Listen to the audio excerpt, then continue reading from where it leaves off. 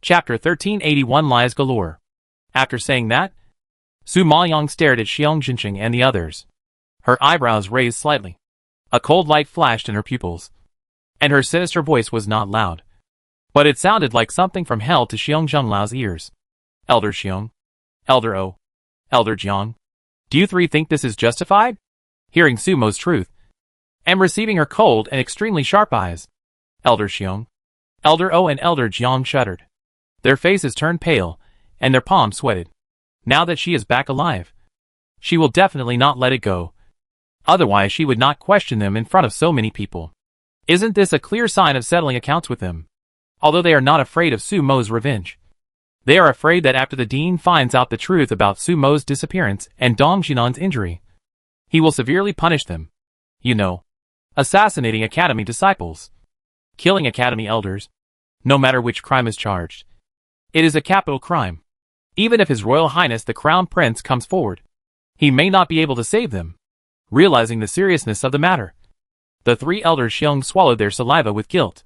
They were obviously very nervous, but they still tried to calm themselves down, afraid of revealing the slightest clue. When the other elders present suddenly heard such a thing, they were all stunned and cast shocked eyes at Xiong Jinqing and others.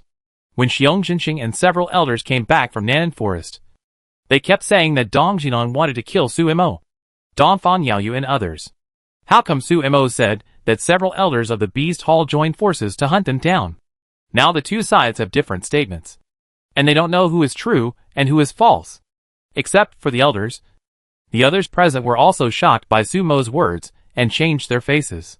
Everyone seemed to smell something unusual, and their eyes wandered back and forth on the elders of the Beast Hall. And then they began to speculate among themselves. The elder who presided over the competition seemed to be the one in charge of the academy. When he heard Su Maoyang's words, he was shocked, frowned, and asked Xiong Jinqing and others loudly, Elder Xiong, shouldn't you give me an explanation? Elder Xiong naturally would not admit it, and immediately stood up angrily and argued, Su Mo, several elders of our Beast Hall kindly want to help you improve your strength and hope that you can get a place in the competition. So they took you to Nanan Forest for training. It's okay if you are not grateful. But why are you slandering me and framing me? What is your intention? Su Maoyang sneered when he heard this, and his dark pupils flashed with sarcasm. Elder Xiong, we are all back. How long are you going to play? Do you have to let me tell you your conspiracy and the process of assassinating us in detail before you are satisfied? Su Mo, you just said that you should talk with evidence. Since you insist that I assassinated you, then you should show me the evidence.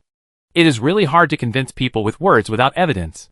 Although Elder Xiong felt guilty, he pretended well on the surface, because he knew that if his momentum was slightly weakened, he would arouse suspicion. Fortunately, their assassination was very covert. There were no outsiders except their people. For the sake of life safety, everyone would keep their mouths shut and never leak a word. So he was still very relieved on this point. Su Maoyang sneered when she heard this. How could she produce evidence? They had been missing for 2 months.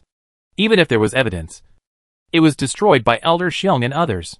Now that they were back in Nanan Forest, it would be a miracle if they could find evidence. I believe that he was relying on this point to dare to confront her so confidently. Thinking of this, Su Maoyang was not panicked and fought back strongly. As soon as we came back, we heard that you spread rumors everywhere, saying that Elder Dong assassinated us in Nanan Forest. But we came back safely. This alone can prove that you are lying. Elder Xiong was shocked by her resounding low shout, and suddenly felt a little flustered, and then pretended to be aggrieved and asked, Su Mo, how can you repay kindness with enmity? At that time, we saw Dong Jinan killing you, and we helped you. How come you turned your face against me in a blink of an eye? The elder who presided over the competition heard them talking one by one, and they were all holding their own opinions. They immediately gave him a headache. Then he frowned and said to Su Mo, Su Mo, Elder Xiong said that he had a dispute with Elder O, Elder Jiang and Dong Jinan in the forest. So Dong Jinan took you away from the team and acted alone. Is this true? Su Maoyang nodded and admitted, it is true. Seeing Su Maoyang admit it, Elder Xiong immediately took over the conversation. See, I didn't lie. The reason why Dong Jinan left the team was to kill Su Mo and others behind our backs. It was because we were worried about the safety of Su Mo and others that we searched for them overnight and wanted them to rejoin the team. We just happened to run into Dong Jinan's conspiracy and found that he was killing Sumo and others. Fortunately, we rescued him, and he failed. However, in order to escape, he took Sumo and others hostage. We were worried that Dong Jinan would really kill people impulsively, so we did not dare to act rashly, which allowed Dong Jinan to escape with Sumo and others. The elder who presided over the competition nodded slightly, obviously believing Xiong Jinqing's words, and said to Su Maoyang, "Well, when we found Dong Jinan later, he was seriously injured and unconscious, but there was no trace of you by his side. Later, the Dongfang family and the academy went out together and searched the Nanan forest, but they couldn't find any trace of you. So, Elder Xiong guessed that you had died and Dong Zinan destroyed your body." Hearing that Dong Zinan was seriously injured and unconscious, Su Maoyang didn't care about exposing Xiong Jinqing's lies at this time. Anger surged from his cold expression, and he gritted his teeth and growled, "What did you do to Elder Dong? Where is he now?" Su Maoyang didn't dare to think about what happened to Elder Dong during the 2 months they were missing. Did he suffer any harm? He was persecuted by Xiong Jinqing and others, or he has been killed by them. Don't worry, he won't die. As soon as Su Maoyang finished speaking, before Xiong Jinqing could answer, a majestic and deep voice came from a distance. Su Maoyang was shocked when he heard the words, and immediately turned his head to look. At this time, a middle-aged man in a white robe strode from a distance. His facial features were sharp and angular, and his deep eyes were black and shiny. He cast a sharp look like a sharp knife in the direction of the judges' seats. Although his temples were gray, his back was straight and his body was strong, which made him look majestic and awe-inspiring. Looking at his appearance and temperament, he was somewhat similar to the head of the Dongfang family and Dongfang Jianbo. Su Maoyang guessed the identity of the person at once. "I think this should be the legendary Dean. Chapter 1382. You should be the one I hate the most." As expected, as soon as the old man appeared, all the elders on the judging panel stood up and greeted him respectfully, with some surprise on their faces. "Dean, why are you here?" In previous competitions, the Dean would only attend the elite competition for the top 10 on the battle list, and sometimes he would not even be seen in the elite competition. Now he suddenly appeared in the advanced competition, which was really surprising. Su Maoyang was concerned about Dong Jinan's safety. When she heard the Dean say that he would not die, it was clear that she knew his situation. At this time, she did not bother to greet him, but asked anxiously, "Dean, how is Elder Dong? Where is he now? Can I go to see him?" The Dean knew that she was worried about Dong Jinan, and immediately comforted her in a deep voice. "Don't worry. Although he was seriously injured, he saved his life, because he was suspected of killing the students of the academy. He is now locked up in the dungeon. However, I have just sent someone to release him." Suemo and others returned safely, which was enough to prove that Dong Jinan did not assassinate Suemo and others. Seeing Suemo so worried about him, it can be concluded that Dong Jinan is not the murderer. Although there is no evidence to find the real murderer now, Dong Jinan has at least been cleared of the crime and can be released. When Elder Xiong and the other two heard that the Dean had released Dong Jinan, they all looked at each other with ugly faces. They had to admit that Dong Jinan was really lucky. When he was in the forest, even though he was seriously injured and almost died, he managed to escape with his last breath. They searched for a long time, but couldn't find him, since they brought a group of disciples from the Beast Hall. In order not to arouse their suspicion, they couldn't let go and chase Dong Jinan.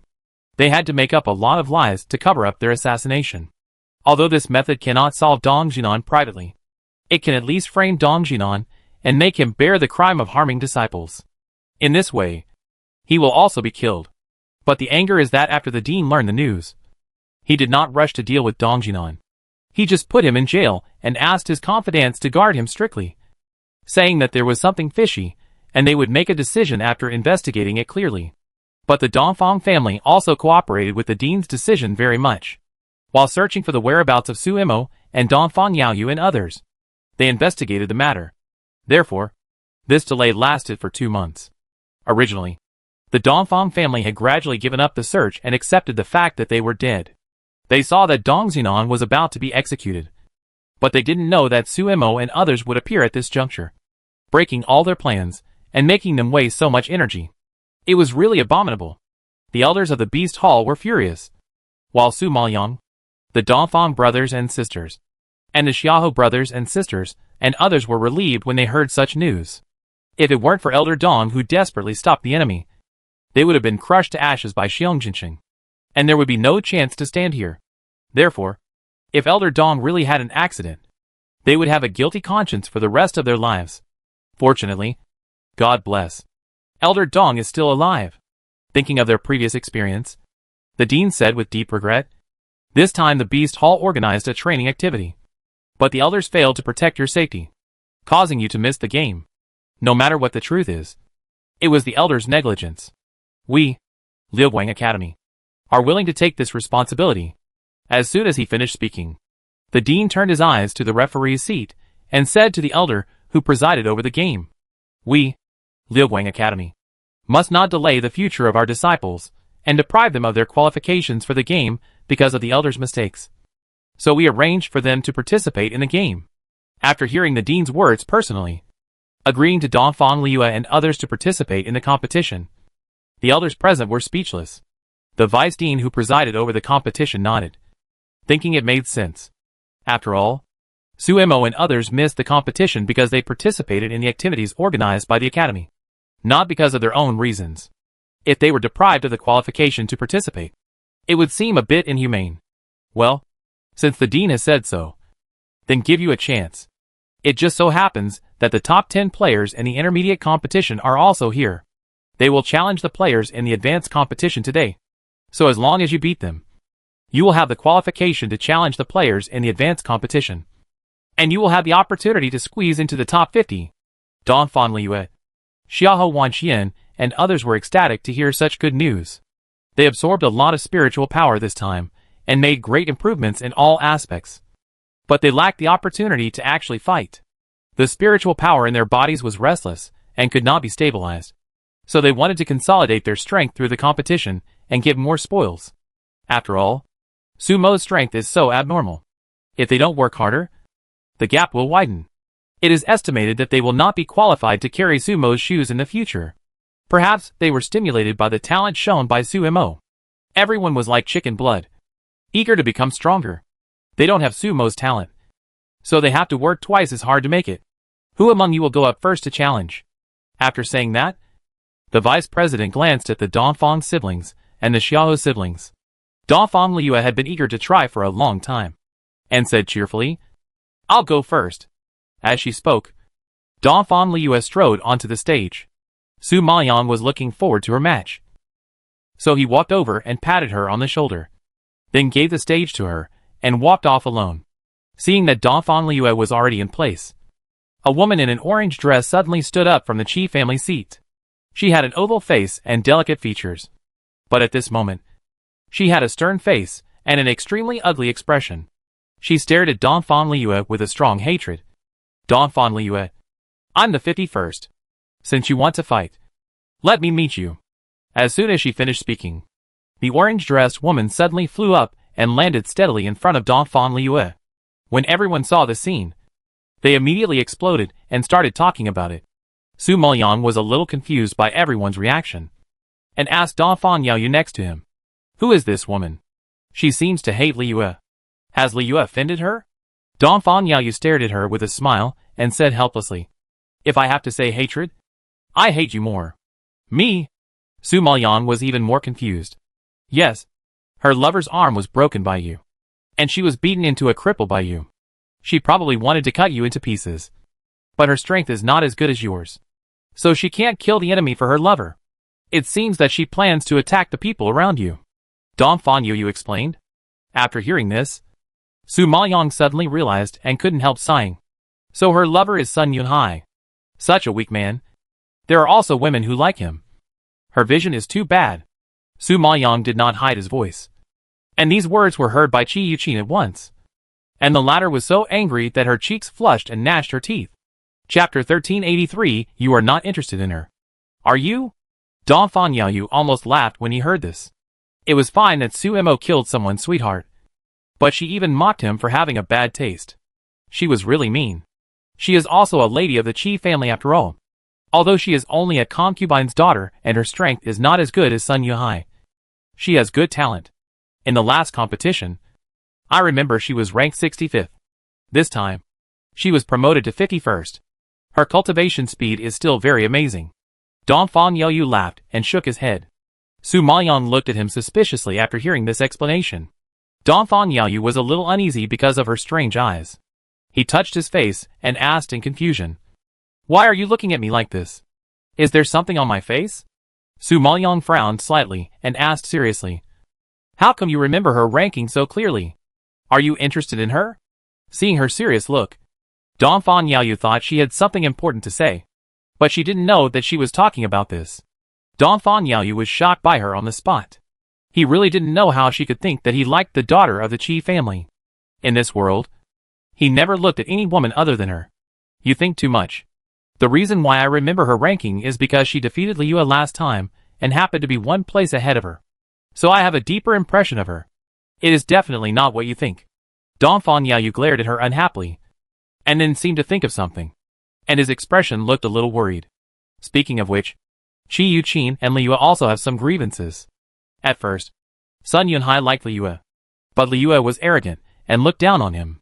In addition, my father and sixth uncle had no intention of marrying Liu into the Sun family, so they rejected this marriage, which led to Sun Yunhai choosing Qi Yuqin as a second choice. Hearing this, Su Maoyang raised her eyebrows in surprise and glanced at the two people on the stage. No wonder Qi Yuqin had such a bad expression when facing her and Dongfang Liu. One of them destroyed the body of her beloved, and the other stole her beloved's heart. The funny thing is that both of them are from the Dongfang family. I think no one can laugh when encountering such a thing. If you count it this way, her hatred with the Dongfang family is indeed irreconcilable. Thinking of this, Su Maoyang nodded gently and understood everything. At this time, Qi Yuqin exuded a fierce and violent aura, and was furious at Su Maoyang's sarcasm. But her strength was not as good as Su Mo. Even if she was angry to death, she did not dare to challenge her directly, and had to transfer her anger to Dongfang Liu. I am defeated. I don't know how you were prepared after 3 months of training. I hope you won't disappoint me like last time. Don't worry. Not only will I not let you down, I will also give you a surprise. Dongfang Liu curled her lips and smiled sweetly. Haha. You speak better than you sing. Don't you know that I have been promoted to the late stage of Junling Shi? You better be careful. Qi Yuqin successfully advanced in just 3 months. Such talent is quite good, at least in front of Dongfang Liu. She has enough confidence. Dongfang Liu pretended to be terrified and widened her eyes, pretending to tremble, and exclaimed, "What? Promoted to the late stage of Junling Shi? Oh, I'm so scared." Dongfang Liu is usually not serious. When she satirizes people, her expression is even more exaggerated and funny, which makes Xiahou Xian, Xiahou Wanqian, and others laugh. Qi Yuqin was so angry at her behavior that she gnashed her teeth. Without saying a word, she burst out the spiritual power of a late-stage Junling Shi and flew towards Dongfang Liu. When everyone saw the dazzling spiritual light, they all sighed at Qi Yuqin's rapid progress. It was not easy for her to advance in such a short time and burst out such a strong spiritual power. Dongfang Liu had always been a mid-stage Junling Shi before, and she suffered such a heavy blow some time ago. I'm afraid she has no time to practice. Even if she has time to practice, she may not be as savvy as Qi Yuqin. In addition, Dongfang Liu was defeated by Qi Yuqin last time, so it would be difficult for Qi Yuqin, who was well prepared, to counterattack this time. Thinking of this, the first wave of attacks broke out on the ring. Facing Qi Yuqin's fierce attack, Dongfang Liu's lotus steps were like the wind, and she quickly retreated. Seeing the power catching up, she swiftly flipped sideways to avoid the attack. At this time, her eyes flashed with brilliance, and the corners of her mouth suddenly grinned into a seductive arc. Then she suddenly protected her arms and burst out with a torrent of power. The low-pitched chuckle was a bit playful, but it pierced Qi Yuqin's heart like a sword. I have also advanced to the late stage of Junling Shi, and even touched the threshold of the peak Junling Shi. Isn't it a surprise? At this time, seeing Dongfang Liu burst out with the same dazzling spiritual light as herself, and the energy fluctuations in it were even more than hers, Qi Yuqin was shocked and stiffened on the spot when she learned the truth.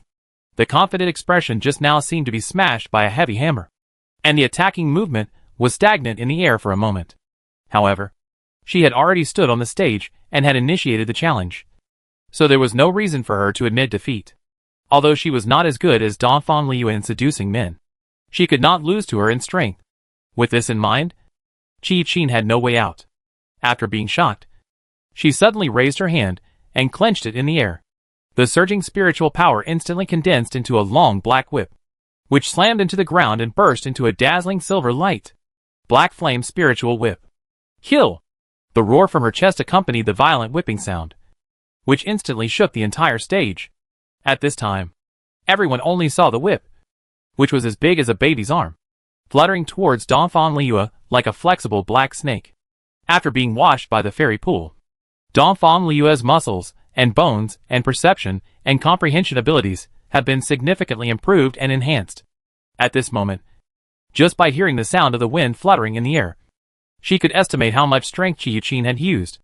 Then, with a wave of her arm, she condensed the spiritual power into armor and covered her arms to defend against Qi Yuqin's attack. Seeing her directly use her arm to block her face, Qi Yuqin could not help but sneer. Humph! Mantis arm to stop a chariot. Stupid! Then, she swung her arm heavily, using all her strength, as if to split Dongfang Liu in half. At this time, there was a loud snap, and the long whip fell heavily on Dongfang Liu's defensive arm. The next second, everyone saw with their naked eyes that Dongfang Liu's condensed armor instantly cracked, exposing her skin. But what was shocking was that the whip fell on her delicate skin, and there was not even a whip mark. However, before everyone could be shocked, Dongfang Liu took advantage of the situation to flip her wrist, grabbed Qi Yuqin's whip, and pulled it hard in her direction. Chapter 1384 I Hold a Grudge. Qi Yuqin's body was completely out of control, and she was pulled over by Dongfang Liu along the long whip. Dongfang Liu saw her rushing over, and suddenly stretched out her hand to hold her small waist. Qi Yuqin's whole body fell into Dongfang Liu's armpit. If she hadn't been held in time by Dongfang Liu, she would have fallen to the ground long ago. Dongfang Liu heard Qi Yuqin's obvious relief, with a mischievous smile on her lips, and whispered in her ear, "Are you very glad that I held you? Then I can only tell you that you are too happy too early." As he said, Dongfang Liu's eyes flashed with cunning, and the arm that was holding Qi Yuqin's small waist suddenly pulled away. And then he raised his foot and kicked Qi Yuqin's butt hard. Qi Yuqin was already staggering and about to fall, and another brutal force kicked her from behind, making her fly out, and she fell to the ground with a bang, and immediately fell flat on her face. It was obvious that Dongfang Liu did it on purpose. If she hadn't stopped Qi Yuqin, she would have fallen less severely. Qi Yuqin knew that Dongfang Liu wouldn't be so kind. It was too early for her to be happy. Thinking of this, Qi Yuqin was so angry that she grimaced and immediately got up from the ground. Dongfang Liu, are these all you can do? What's wrong with little tricks? It's better than you not being able to do them at all. Dongfang Liu was not ashamed, but proud of it, and said with a smug smile. Seeing her smug look, Qi Yuqin was so angry that she gritted her teeth. I forgot that you seduce men by using tricks. In this regard, I am indeed not as good as you. Haha. What do you mean by this aspect? You are not as good as me in every aspect. Otherwise, how could Sun Yunhai like me and not you? Dongfang Liu was also quite good at talking. With just a few words, Qi Yuqin's eyes widened and her face suddenly turned purple. Sun Yunhai's desire to marry Dongfang Liu has always been a thorn in her heart. Now that it was mentioned again, Qi Yuqin was naturally furious and yelled hysterically, "Bitch! I will kill you!" After saying that, Qi Yuqin swung her arms again, and the black whip in her hand was thrown into the air, and rushed towards Dongfang Liu. Dongfang Liu jumped and quickly retreated. But Qi Yuqin was enraged and had already burst out all the spiritual power in her body. Each time she did it, she brought great power, and her arms were also filled with abundant spiritual power, making her whip faster and harder. Facing the violent Qi Yuqin, Dongfang Liu also felt a little bit of difficulty. The whip was too fast, and she was a little overwhelmed. In the process of dodging, she was hit in the thigh by accident.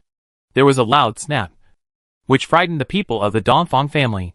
Everyone could see clearly that Qi Yuqin had used extremely terrifying power. If she was hit in the body, she would be crippled. Therefore, when the people of the Dongfang family saw this scene, their hearts were lifted up, and they were all worried.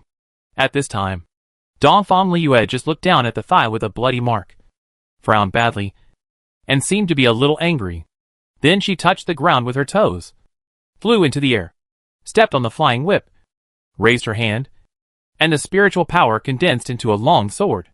She swung her arm down, and a sharp sword light bloomed in the air, which immediately cut the long whip in half.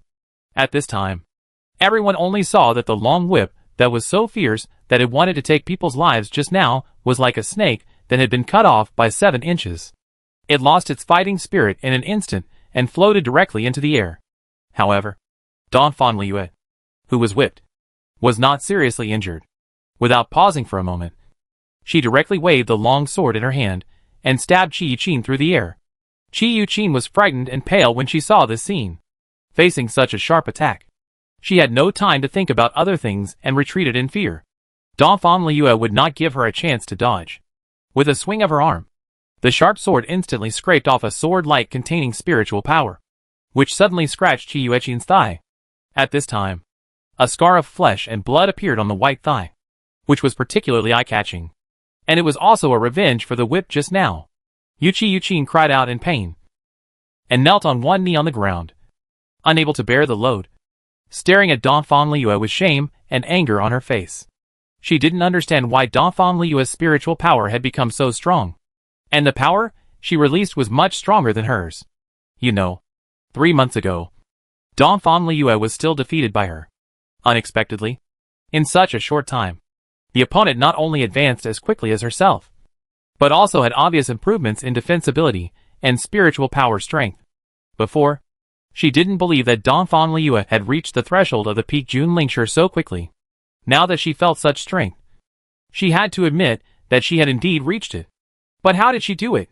However, she didn't know that after Dongfang Liyue was washed by the fairy pool, not only did her spiritual power strength increase, but even her talent was improved. Besides, she had endured the perverted impact in the immortal pond, not to mention Qi Yuqin's spiritual power of the late stage of Junlingshi. So the whip naturally could not cause much damage to her. Dongfang Liyue saw the other party staring at her with shame and anger, and she felt amused. A playful and cruel sneer appeared on the corner of her mouth. I forgot to tell you that I am a very vengeful person. If someone hurts me, I will return it 100-fold. This is just the beginning. You must be prepared for the future. As soon as the playful voice fell, Dongfang Liyue waved his arms again and stabbed fiercely. Everyone only saw the sword light in the sky attacking Qi Yuqin in an instant. Then, screams suddenly rose and echoed over the entire arena. What caught everyone's eyes was not only Dongfang Liyue's fierce sword light, but also Qi Yuqin, who was stabbed and exposed all over, with scars all over her body, because all her clothes were stabbed into pieces and scattered all over the floor. Her delicate and graceful figure was exposed to everyone, which immediately made the men present stare with excitement. Dongfang Liyue, Xiao Zian and Hua Mingyu did not expect Dongfang Liyue to be so treacherous that she actually tore someone's dress. They all avoided their eyes in embarrassment and could not bear to look directly at it. Qi Yuqin was stabbed by the sword and had no power to defend herself. She screamed in fear. I give up! I give up! Seeing Qi Yuqin give up, Dongfang Liyue still did not stop. Qi Yuqin's father was furious and stood up from his seat, shouting to stop her. Stop! Stop! Not only was his daughter seriously injured, but her body was also seen by others. Such a great humiliation. I am afraid she will not be able to face people in the future. Dongfang Liyue heard this, and then put away the sword. He stared at Qi Yuqin, who was rolling on the ground in pain with disdain, and sneered. TSK. So weak. With this strength, you want to take revenge like others. You should be fully prepared first. Chapter 1385, she actually wants to challenge too. The head of the Qi family saw Qi Yuqin being beaten so badly, and didn't want her to be embarrassed again.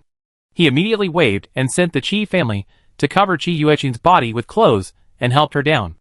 The elders in the audience saw that Dongfang Liyue won the game and announced the result directly. Qi Yuqin was defeated and moved back 1 place. Dongfang Liyue successfully won the 51st place. Among the top 10 players in the intermediate competition, who among you still wants to challenge Dongfang Liyue can stand up? Although Qi Yuqin was defeated by Dongfang Liyue this time, she won the 1st place in yesterday's intermediate competition. So compared with other players, She is still capable, but just not as good as Dongfang Liyue. Therefore, the top 10 players in the intermediate competition should move back one place to make room for Dongfang Liyue. But the following players couldn't even beat Qi Yuqin. How could they be Dongfang Liyue's opponents? Based on the power that Dongfang Liyue had exploded today, it was easy for her to squeeze into the top 50, and the possibility of them defeating her was almost zero. What's more, they had just seen Qi Yuqin being beaten miserably by Dongfang Liyue, and they had already had a shadow in their hearts. Now that they heard the elder's question, how could they dare to stand up and challenge? Looking around, seeing that no one dared to challenge the players in the intermediate competition, the elder retracted his gaze and looked at Dongfang Liyue on the stage. You just finished the game. You can take a break and prepare to challenge the players in the advanced competition. Dongfang Liyue nodded slightly when she heard this. She was injured in the thigh by Qi Yuqin just now. Although it was only a superficial injury, she was injured anyway. In addition, she had consumed a lot of spiritual power just now. If she were to fight against the players in the advanced competition now, she would inevitably suffer some disadvantages. So after hearing the elder's suggestion, she walked down the stage without saying a word and returned to Su Maoyang and others. Seeing Dongfang Liyue coming over with a smile, Dongfang Yaoyu shook his head helplessly and sighed. You are too pitiful. Not only did you beat Qi Yuqin to the ground, but you also ruined her reputation. Your trick is really vicious. For women, innocence is so important. But Qi Yuqin was seen naked by all the men present. To some extent, her life is ruined. Huo Mingyu also smiled and nodded. Uh-huh. I thought Su Mo ruined her sweetheart and ruined a marriage, which was cruel enough. But I didn't expect you to be even more cruel and directly cut off her thoughts of getting married. I think no man is willing to marry Qi Yuqin. After all, no one wants to become a laughingstock in Fenglin Imperial Capital. I learned it all from Su Mo. I used to be very obedient, but it was Su Mo who led me astray. Dongfang Liyue was really blaming Su Maoyang and winked mischievously. Su Maoyang glanced at her speechlessly. I don't want to take the blame for this. Just as Dongfang Liyue was speaking, the elder who presided over the competition asked again, Who among you wants to challenge the top 10? You can start now. Xiahou Wanxian saw that Dongfang Liyue had successfully won a place, and she was also a little eager to make a move. When she heard the elder's words, she timidly raised her hand. I want to challenge. Xiahou Wanxian suddenly spoke, which immediately attracted the attention of many people, and they all cast their eyes on her. When everyone saw her identity clearly, everyone's expressions were full of surprise, and they looked at Xiahou Wanxian in disbelief. Most people still have some impression of Xiahou Wanxian, because the people of the Xiahou family rushed to the academy in a hurry to encircle Xiahou Wanxian, Xiahou Xian and Su Mo, which caused quite a stir in the academy. Later, it was Dongfang Yaoyu who personally came forward to resolve the crisis and save the Xiahou brothers and sisters and Su Mo. There were quite a few disciples watching this scene. So many people knew that the woman in front of them was Xiahou Wanxian, Su Mo's master, who was driven out of the Xiahou family.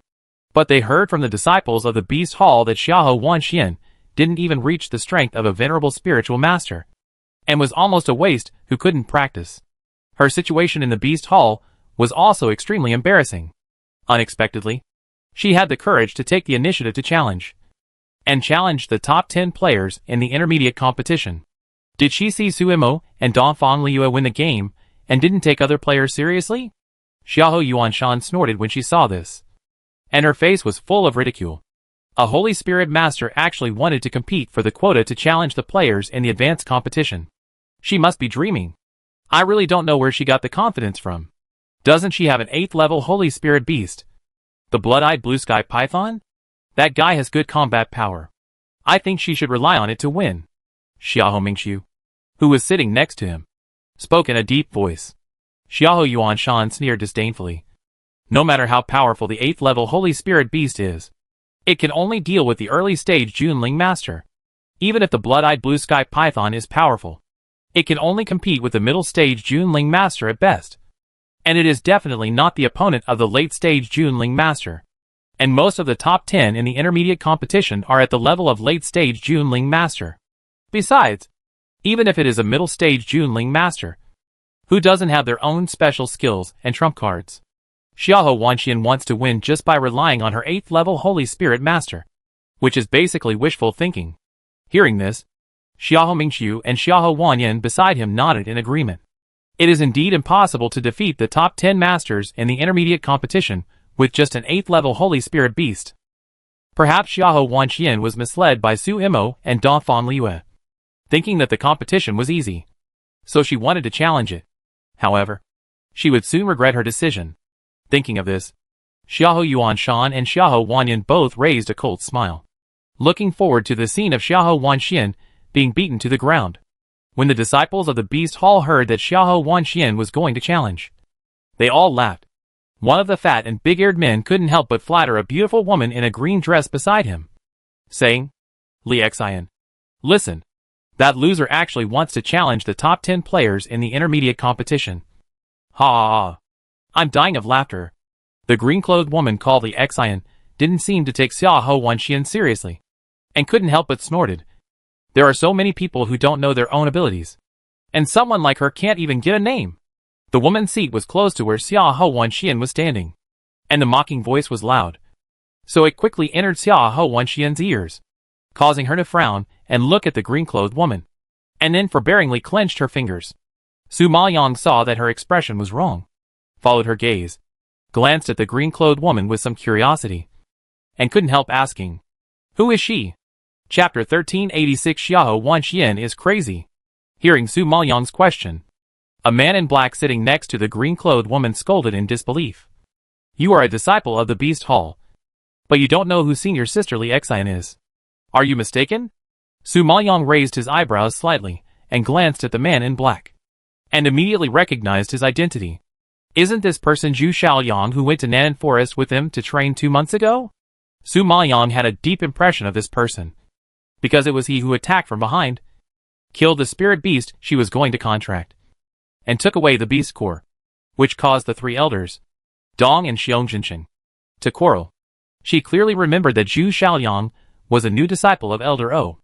At that time, Elder Dong was so angry that he wanted to teach Zhu Xiaoyang a lesson, but Elder O stood in front of him and protected him with all his strength. Elder Dong couldn't stand the style of Elder O and Zhu Xiaoyang, so he took them away from the team and acted alone. It was because of this that Xiongjinshin had the opportunity to assassinate them, and they almost died in Nanan Forest. Now seeing Zhu Xiaoyang sitting next to the green-clothed woman, he seemed particularly angry that she didn't know her identity. Su Maoyang couldn't help but guess the relationship between the two. Is she the number 1 genius on the battle list? Why do I have to know her identity? At this time, she looked at the green-clothed woman and said something faintly, which made Zhu Xiaoyang's face dark in anger. Even the green-clothed woman's face darkened, and her pupils floated with obvious anger, because Su Maoyang's meaning was very clear. Except for the number 1 genius on the battle list, no one could attract her attention.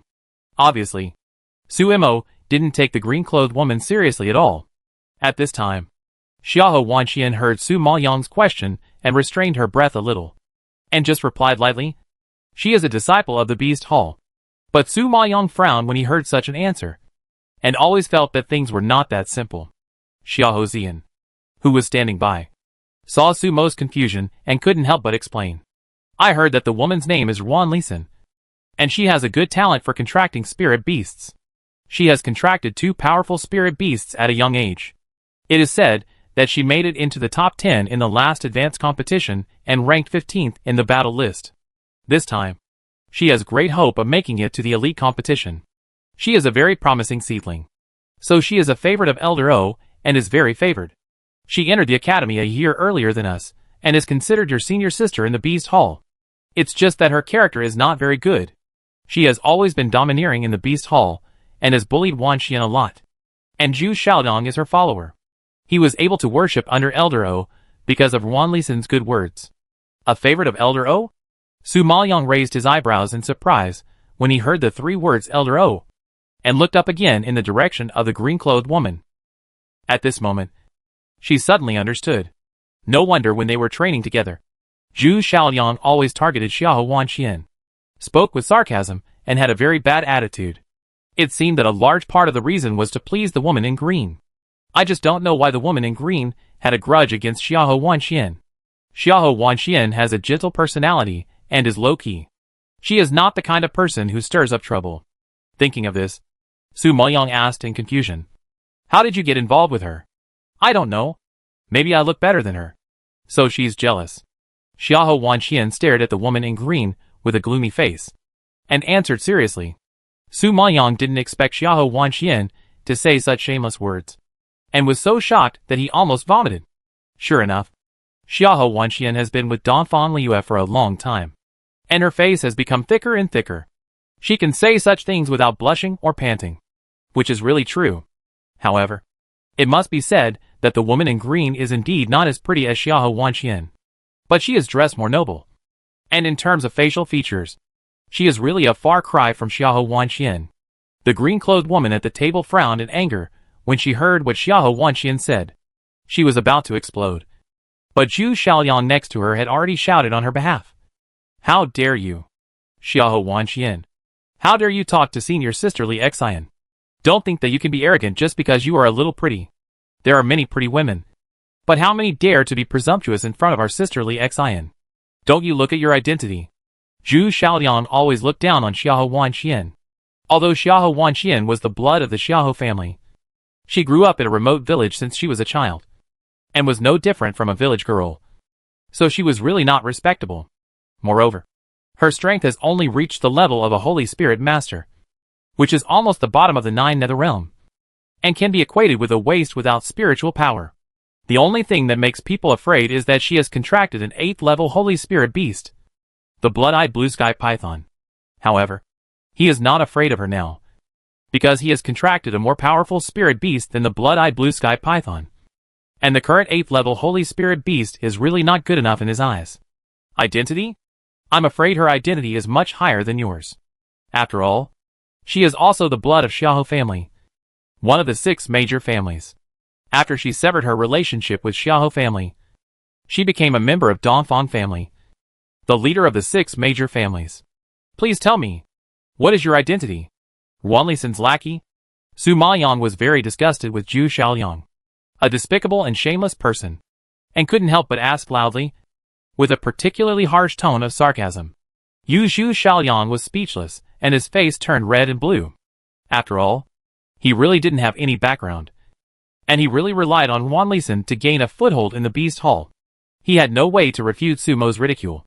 Seeing the other party so arrogant and dared to humiliate her, Wanlisan narrowed her eyes and said coldly, "It is said that you should look at the owner when beating a dog. Zhu Xiaoliang is my man no matter how bad he is. Can you humiliate him at will?" "Ha. Mr. Wan, you are joking. I don't even care about my master. Why should I be afraid of that dog?" Su Maoyang raised a mocking arc at the corner of his mouth, staring at the woman in green coldly, speaking bluntly. And the woman in green was so angry that her eyes were wide open, and she gritted her teeth and roared, "Suemo, if you have the guts, let's fight. I want to see whether your skills are better or my spirit beast is better." As she said that, the woman in green had already stood up from her seat, exuding a fierce and violent aura, which made the people around her change color slightly. When Xiahou Wanxian heard that she was going to challenge Suemo, she couldn't help but raise her eyebrows and took the initiative to speak. "You are not qualified to challenge Suemo. I will help her in this round." As soon as Xiahou Wanxian finished speaking, a storm of excitement instantly arose on the field. Everyone stared at her in horror. Some of them couldn't believe their ears. Xiahou Wanxian actually wanted to challenge Wanlisan, who was ranked 15th on the battle list, on behalf of Suemo. Oh my god! She must be crazy. Chapter 1387, I'll help you teach her a lesson. Wanlisan is not as good as Sun Yezhou. After all, she is the 15th ranked expert on the battle list. Although her own combat power may not be as good as Sun Yezhou, she has spirit beasts, and 2 powerful spirit beasts. Therefore, when Wanlisan fights, it is equivalent to fighting with 3 people, just like turning on the cheat. This is why people from other temples dare not provoke disciples of the Beast Temple casually. After all, if you are not strong enough, a single fight will always be more disadvantageous than a group fight. However, even such a fearful expert, an expert that even disciples with good strength dare not provoke casually, Xiahou Wanxian actually took the initiative to challenge her. Everyone present was shocked and shook their heads, and suddenly wanted to pry open Xiahou Wanxuan's head to see what she was thinking. Xiahou Yuanshan, Xiahou Wanyan, and others were also shocked by Xiahou Wanxuan's feat when they heard that she was going to challenge the top 10 players in the intermediate competition. They already thought that she was ignorant and delusional. They didn't expect that she would dare to challenge the top 10 players in the advanced competition. Xiahou Wanxian was really out of her mind. Wan Lisan never expected that Xiahou Wanxian would dare to talk to her like this. While being shocked, she was even more furious. She said disgustingly, "Bah!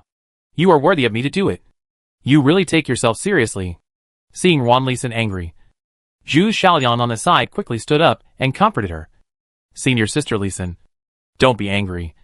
A waste is not worth your anger. Let me do it. I will help you teach her a lesson. Let her know the consequences of offending you, and regret her attitude today." After hearing this, Wan Lisan's expression eased a little, and she glanced at Xiahou Wanxian coldly. "Okay, I'll leave her to you. Show her some color, and let her learn some principles of life." Zhu Xiaoliang nodded and accepted the order, then immediately put away his smile, looked at Xiahou Wanxian with a sinister face, and snorted coldly, "To deal with you, I don't need senior sister Lisan to take action. I can do it." After saying this, Zhu Xiaoliang flew to the ring and hooked his hand at Xiahou Wanxian provocatively. "Come on. Let me see how much ability your ridiculous self-confidence can support." Seeing Zhu Xiaoliang's confidence, although Xiahou Xian was confident, he was still a little worried and couldn't help but warn, "That man is insidious, cunning, despicable and shameless. You must be careful." Xiahou Wanxian smiled. "Don't worry. I am no longer the Xiahou Wanxian of the past. I am now a beast master. I have fighting partners. I am not fighting alone. They are with me." Xiahou Xian smiled with relief when she heard it. Yes, she is no longer the weak woman who was powerless before. She needs to grow up and experience to make herself stronger. Strong enough to face many difficulties and battles alone. "Okay, don't worry, Zhu Xiaoliang. I can handle it. Wait for my good news." Xiahou Wanyan patted Xiahou Xian on the shoulder, smiled warmly at everyone, and then strode towards the ring in front. Dongfang Yaoyu stared at her slender but strong back and couldn't help but growl, "Come on!" Hearing his encouragement, Xiahou Wanxian paused. Her body stiffened slightly, and a warm current seemed to be injected into her heart. A bright smile instantly appeared on her face, and she continued to walk towards the ring. Standing on the stage, compared to Zhu Xiaoliang's smirk, Xiahou Wanxian had a blank expression and clenched her fingers nervously. This was her first time standing on the stage and competing with others. She never dared to think of such a novel experience. She even dared not think that this game was a challenge initiated by her. When did she have such courage? Perhaps it was because Su Mo once told her that her soul power was very strong, and she could become a very good beast contractor. Because with Su Mo's encouragement and help, she did successfully contract 3 spirit beasts with her own efforts, and even greatly improve their strength in such a short time. That means she can do it, and nothing is impossible. Now, although she still feels nervous standing on an unfamiliar stage, Su Mo's words keep echoing in her ears, giving her great encouragement, and Dongfang Yaoyu's words of "come on." How can she live up to their expectations? Thinking of this, Xiahou Wanxian tried to calm her nervous mood and took a deep breath. Zhu Xiaoliang saw that she was tense and at a loss, and couldn't help but laugh at her. "TSK, TSK, TSK. You're so nervous. Isn't this your first time playing a game? If you can't do it, just get off the stage and don't embarrass yourself here. The fight hasn't even started yet. How can you admit defeat as soon as you get on stage? If I was really afraid of fighting you, I wouldn't have come up." Xiahou Wanxian retorted. "Okay, I gave you the chance to admit defeat, but you didn't want to. So don't blame me for not being gentle with you. However, since this is your first time participating in a competitive game, I'll let you go first, so that no one will say I'm bullying a newcomer." Zhu Xiaoliang didn't take Xiahou Wanxian seriously. In his opinion, even if she made 10 moves, she would not be his opponent. Upon hearing this, Xiahou Wanxian didn't bother to be polite to this despicable man. She immediately waved her hand and released the shadow white tiger. Everyone saw a sturdy and burly white tiger suddenly appear on the ring. Its black and white hair was shiny and smooth. The king's seal on its forehead looked majestic and showed the domineering power of the king. Originally, the shadow white tiger had been promoted to the level of the 8th level holy beast. But after this period of training and the assistance of the beast core, It successfully promoted to the 9th level Holy Beast.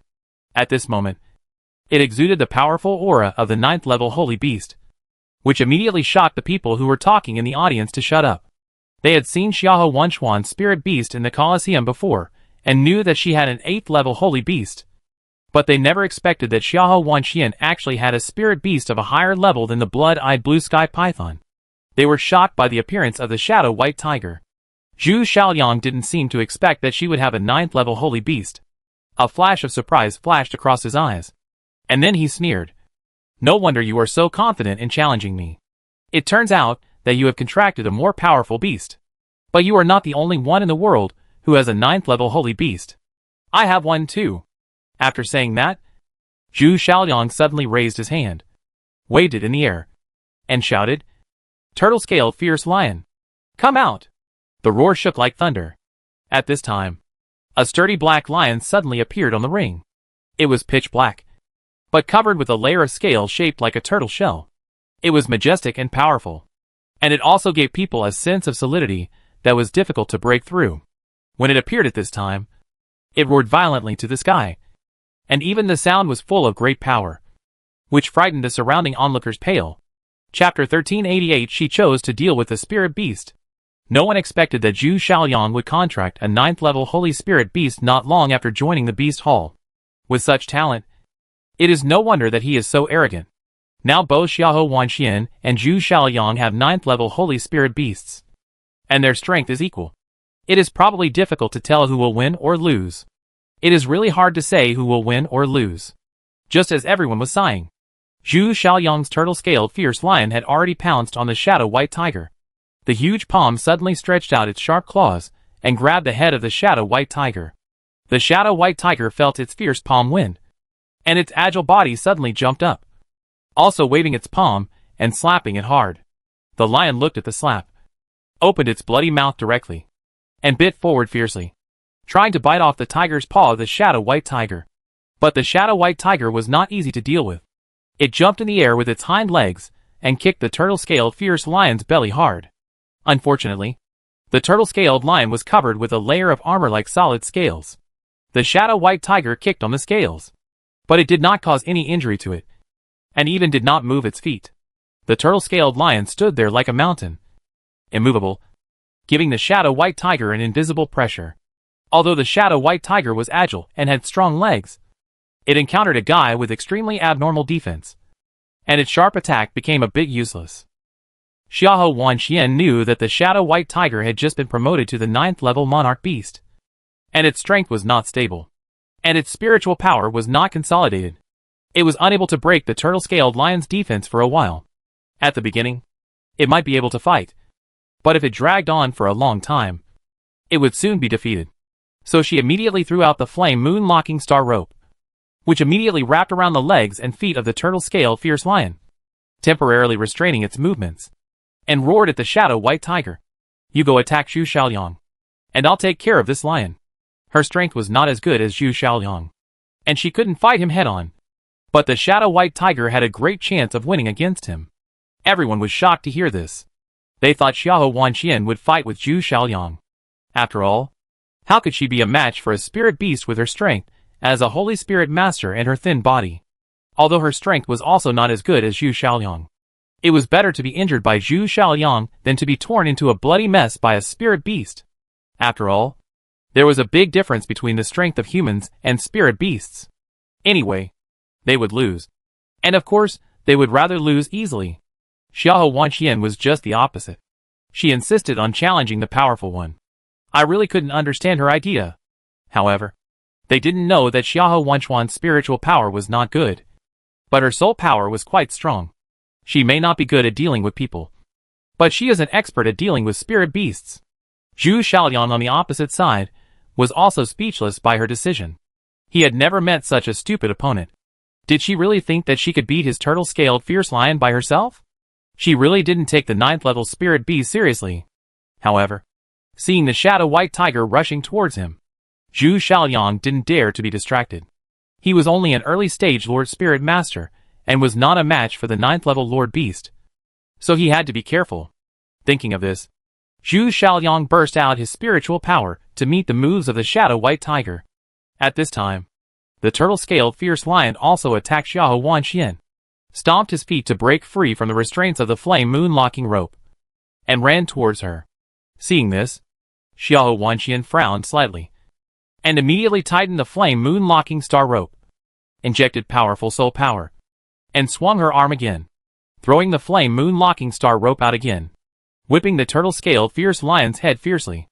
At this time, everyone only heard a loud whipping sound suddenly erupting on the ring, and all of them were shocked, and a touch of surprise jumped into their pupils, because just by listening to the sound, everyone knew that Xiahou Wanxian's power was not small. Sure enough, the turtle-scaled fierce lion, which was hit in the head at this time, paused and stopped in place, swaying dizzily for a few times. At this time, Xiahou Wanxian did not give it a chance to wake up, and waved the flame moon locking star rope again, wrapping it around its limbs. And then she pulled it hard, and there was a loud bang, and the huge body of the turtle-scaled fierce lion fell to the ground.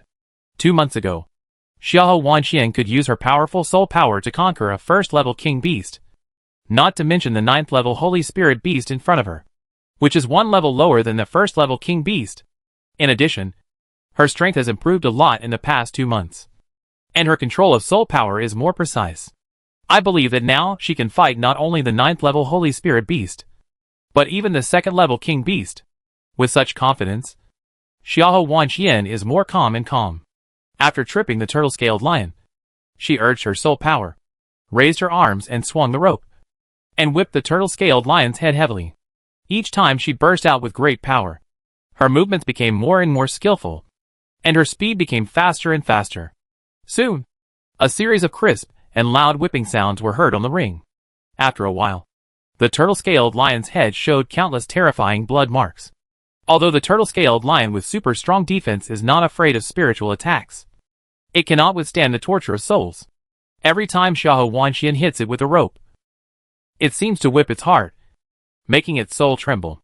So, soon everyone in the audience saw that the majestic and indestructible turtle-scaled lion rolled on the ground in pain. Everyone didn't understand. The turtle-scaled lion was covered in armor, and should have strong defense capabilities. How could it be tortured by Xiahou Wanxian's whips?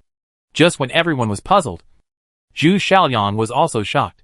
He also didn't understand how Xiahou Wanxian did it with her useless strength. At this time, his face was extremely embarrassed.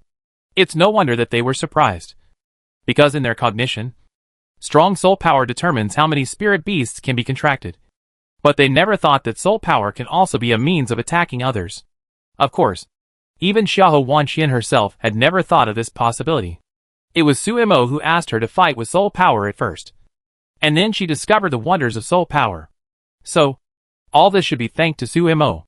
At this time, Zhu Xiaoliang saw that the turtle-scaled fierce lion could no longer withstand Xiahou Wanxian's whipping, and had no ability to resist.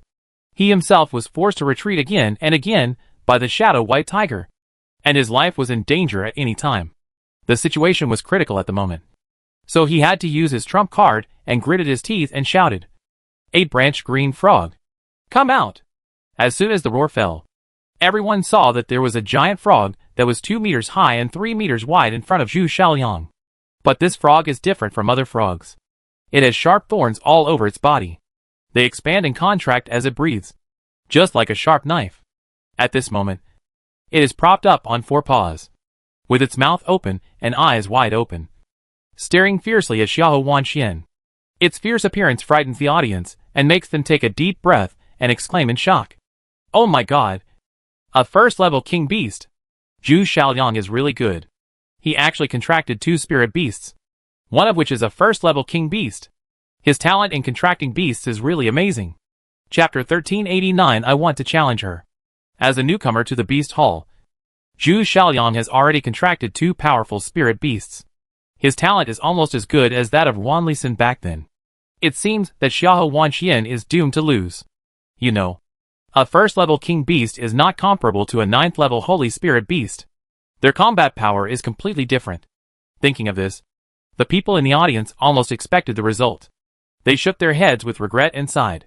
Wan Lisan, who was sitting in the audience, also did not expect Zhu Xiaoliang to have a backhand.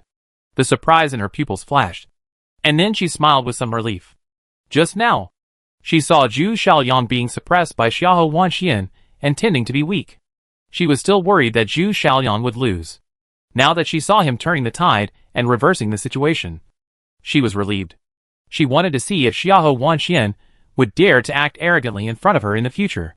At this time, Zhu Xiaoyang saw the 8-headed green frog coming out, and instantly became confident. He couldn't help but sneer. Xiahou Wanxian, you didn't expect that I have successfully contracted a first-level monarch beast, and I am still ahead of you. So, even if you abandon the blood-eyed blue sky python and contract a more powerful spirit beast, you are still not my opponent, and you will still be defeated by me. So, you should admit defeat as soon as possible. He was still very confident in the strength of the 8-headed green frog. In fact, he had no intention of exposing the existence of the first-level monarch beast. He didn't even summon it to fight in the fierce intermediate competition. The purpose was to retain his strength and use it as a trump card to use at a critical moment, hoping to catch the opponent off guard. But who knew that Xiahou Wanxian's strength was beyond his expectations, and he actually forced out all his trump cards. However, no matter how much Xiahou Wanxian struggled, as long as the 8-headed green frog was there, she would never be able to change the outcome. Xiahou Wanxian raised her eyebrows in surprise when she heard his words, and asked in confusion, "Abandon the blood-eyed blue sky python? When did I abandon it?" Zhu Xiaoyang was sneering confidently, and suddenly heard what Xiahou Wanxian said. The smile on his mouth froze, and his expression gradually solidified. "What do you mean by that?" Seeing that he was confused, Xiahou Wanxian didn't hesitate, and weighed directly. "Blood-eyed blue sky python. Someone wants to see you. Come out and say hello." After the words fell, everyone saw that there was another huge monster beside Xiahou Wanxian. It has a fat body that is 5 meters tall, glowing with a faint green light. On its huge snake head, a pair of eyes that seemed to be stained red by blood, projecting a sinister cold light. Just a quick glance makes the people in the audience feel like being thorned, and a chill instantly runs through their backs. But the spirit beast in front of them is not unfamiliar to everyone, and many people recognize its identity at a glance, because it is the blood-eyed blue sky python that won the bet in the Colosseum. Now, feeling the breath of the first-level monarch beast emanating from the blood-eyed blue sky python, everyone in the audience held their breath and was directly shocked in place. After a long time, someone murmured in shock, "My God, am I seeing it right? That's the blood-eyed blue sky python?" The blood-eyed blue sky python was only an 8th-level holy spirit beast at the beginning, but now it has been promoted to a first-level monarch beast in such a short time.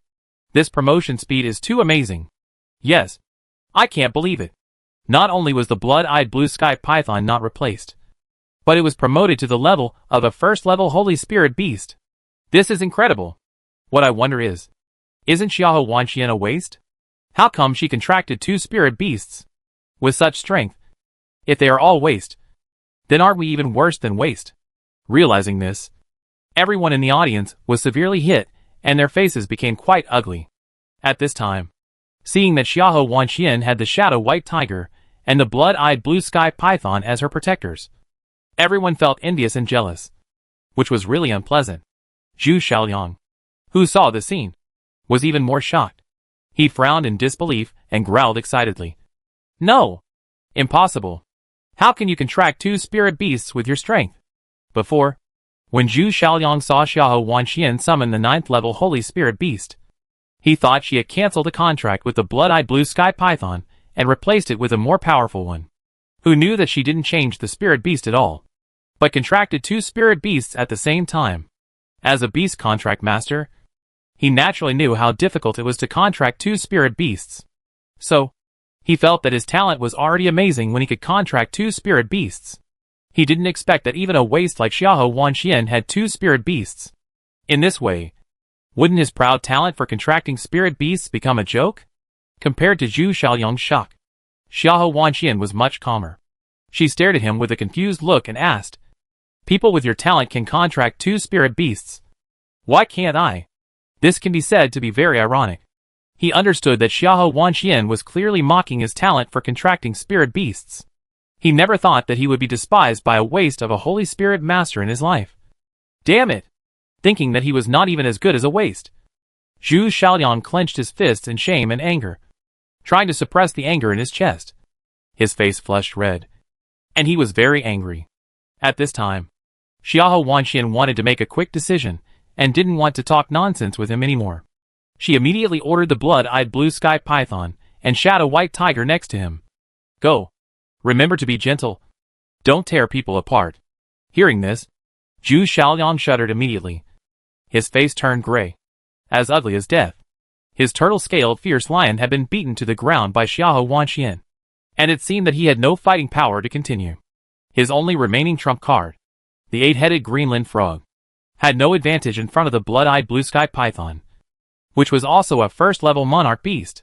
What's more, the shadow white tiger was extremely powerful and could bite him to pieces at any time. If he continued to fight like this, he would have no chance of winning. At this time, seeing the blood-eyed blue sky python and the shadow white tiger both attacking him, Zhu Xiaoliang was frightened and his face changed drastically. He immediately shouted, I admit defeat. I admit defeat. Xiahou Wanxian heard Zhu Xiaoliang admit defeat on his own initiative. But she didn't make it too difficult for him. She immediately stopped the shadow white tiger and the blood-eyed blue sky python. Come back. Don't dirty your mouths. After hearing Xiahou Wanxian's order, the shadow white tiger and the blood-eyed blue sky python stopped and returned to her. Now that the winner had been decided, the audience seats were in an uproar, and there was a lively discussion. The elders in the audience also announced loudly, asking, Xiahou Wanxian won. Is there anyone else you want to challenge? Upon hearing this, Xiahou Wanxian immediately turned around and looked in the direction of Wan Lisan, then pointed at the latter and announced loudly, I want to challenge her. Chapter 1390 Wan Lisan's Strength. As soon as Xiahou Wanxian's decisive voice fell, everyone followed the direction of her finger and looked at Wan Lisan on the seat. Then the whole audience reached a climax again, and the noise like waves rose up layer by layer, filling the entire square. The waist that has always been looked down upon by everyone not only slapped everyone in the face with her actions, but also took the initiative to challenge the genius-level figures of the Beast Hall. This was definitely unexpected. However, after watching the previous battle, everyone who had laughed at Xiahou Wanxian for overestimating her own abilities, because she was going to fight Wan Lisan on behalf of Su Mo, now saw her challenge Wan Lisan, although they were still shocked in their hearts. But they dared not mock her anymore, because Xiahou Wanxian's talent for contracting beasts is obvious to everyone. She has not even reached the strength of a Junlingshi, but she has already contracted a 9th-level Holy Spirit beast and a 1st-level Monarch beast. Such talent is even more powerful than Wan Lisan back then. Maybe her current strength is still not as good as Wan Lisan, but I believe that if she is given more time, it should not be a problem to surpass Wan Lisan. However, although her talent is good, it is still not a wise decision to provoke Wan Lisan before she is fully grown.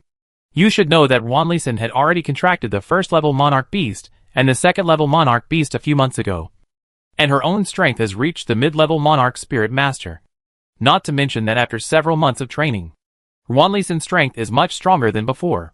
Therefore, even if Xiahou Wanxian can easily crush Zhu Xiaoliang, it is still very difficult to defeat Wan Lisan. At this time, hearing that she was ignorant of the sky and the earth, she dared to challenge Wan Lisan. Zhu Xiaoliang, who was frightened by the blood-eyed blue sky python and fell to the ground, couldn't help but pat his butt, climbed up, grinned and snorted. Humph. Don't be so self-righteous.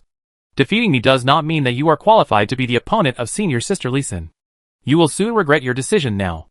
After that, he grinned with a sarcastic sneer, and then limped off the stage and returned to the audience.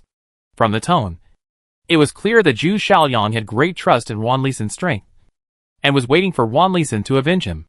However, it was understandable that Wan Lisan was Xiahou Wanxian's senior sister after all, and everyone had seen her strength and contracted spirit beasts.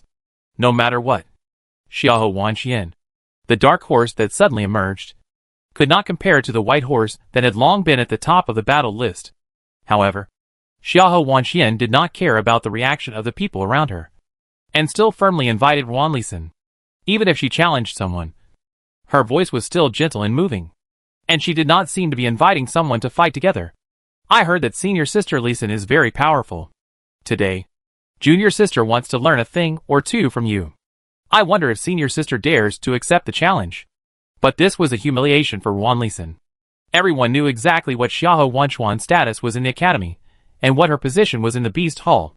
How could she, who was so proud, take Xiahou Wanxian seriously, let alone compete with her? After all, her strength was not something anyone could challenge. It was just that Xiahou Wanxian had beaten her people and humiliated her. If she didn't teach Xiahou Wanxian a lesson, she would have no place to put her face. Thinking of this, Wan Lisan didn't hesitate. She stood up suddenly and jumped onto the stage. Xiahou Wanxian, are you too naive? Do you really think that you can be my opponent just because you have contracted 2 spirit beasts? Wan Lisan admitted that Xiahou Wanxian had the qualifications to be taken seriously by her, but she didn't have the capital to defeat her.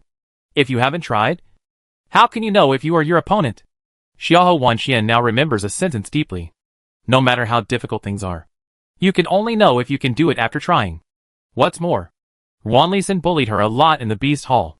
She used to swallow her anger and keep silent because she was afraid that Su Mo would worry and cause unnecessary trouble for her. Now that she has the strength to fight independently, she naturally has to seek justice for herself with her own ability.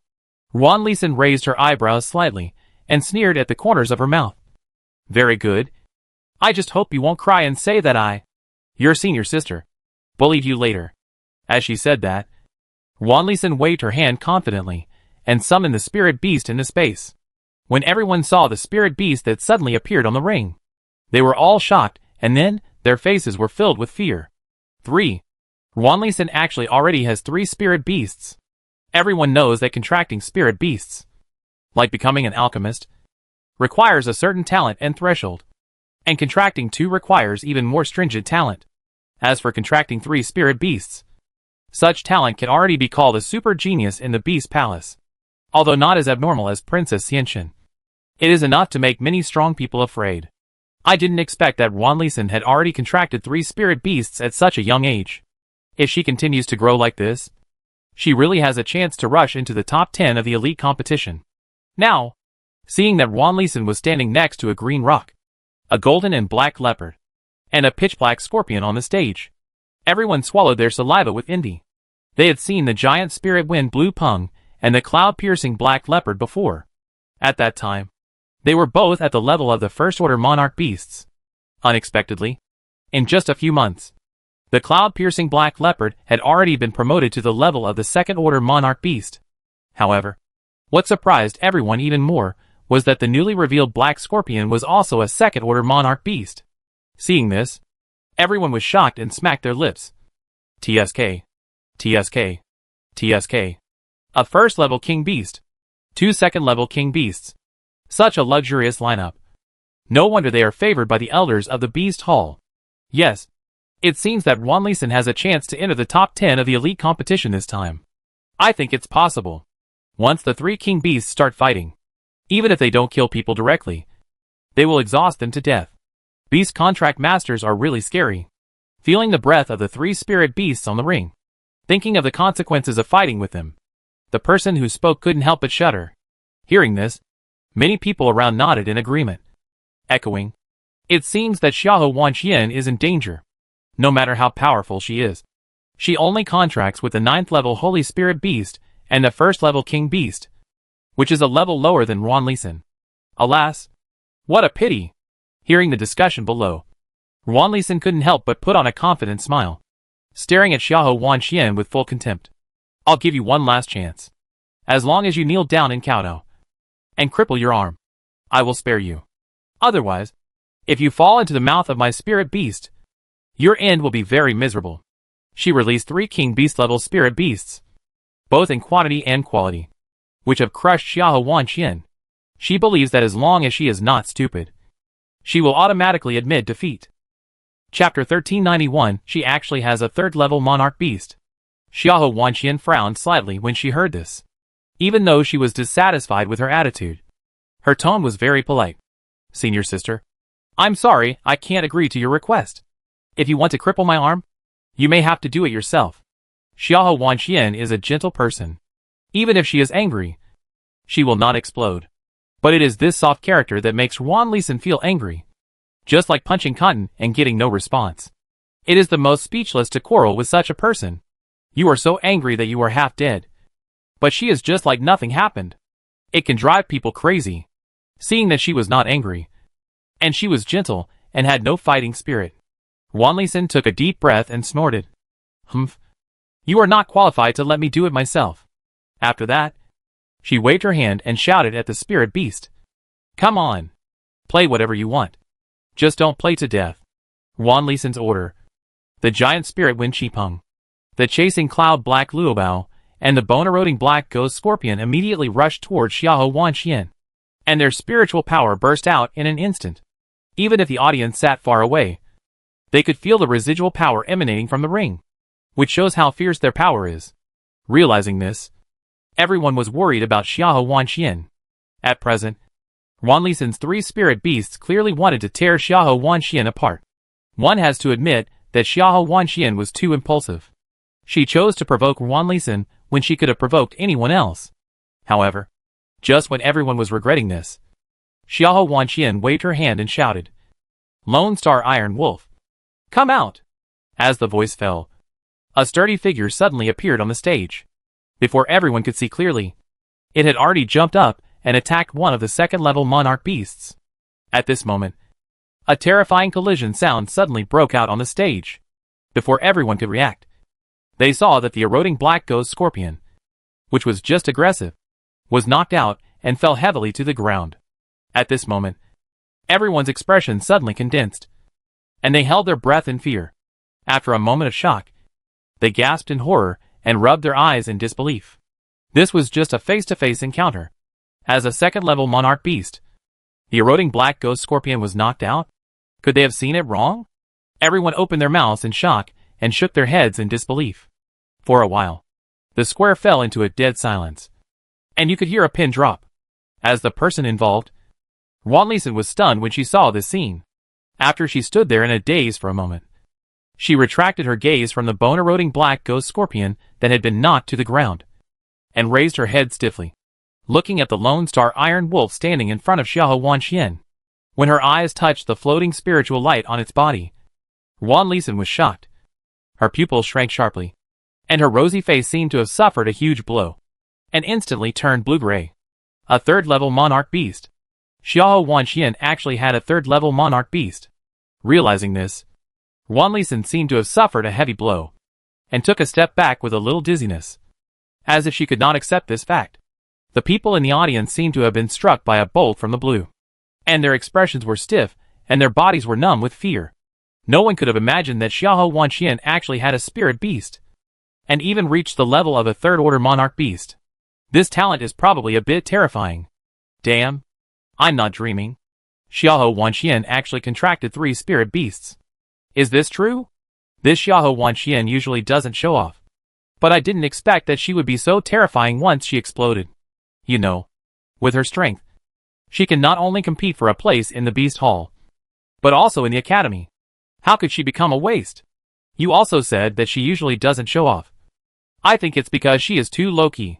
Alas, I really can't imagine what it means to be silent and amazing. And I have experienced it, knowing that Xiahou Wanxian also contracted 3 spirit beasts, one of which was a third-order monarch beast, which was even stronger than Wanlison's spirit beast. Everyone sighed and looked at Xiahou Wanxian with new eyes. In fact, the Lone Star Iron Wolf was promoted to the second-level monarch beast when it was in the Nether City. Later, when Dongfang Yaoyu and the city lord broke the formation, he was lucky to realize something, so he took advantage of that time to upgrade again. However, this was all thanks to the sufficient beast cores and elixirs prepared by Suemo. Otherwise, it would not have been so fast. At this time, Zhu Xiaoliang, who was waiting for Wanlison to avenge him, was looking forward to the scene of Xiahou Wanxian being torn into pieces. Who knew that as soon as the game started, Wanlison's bone-eroding black ghost scorpion was knocked out.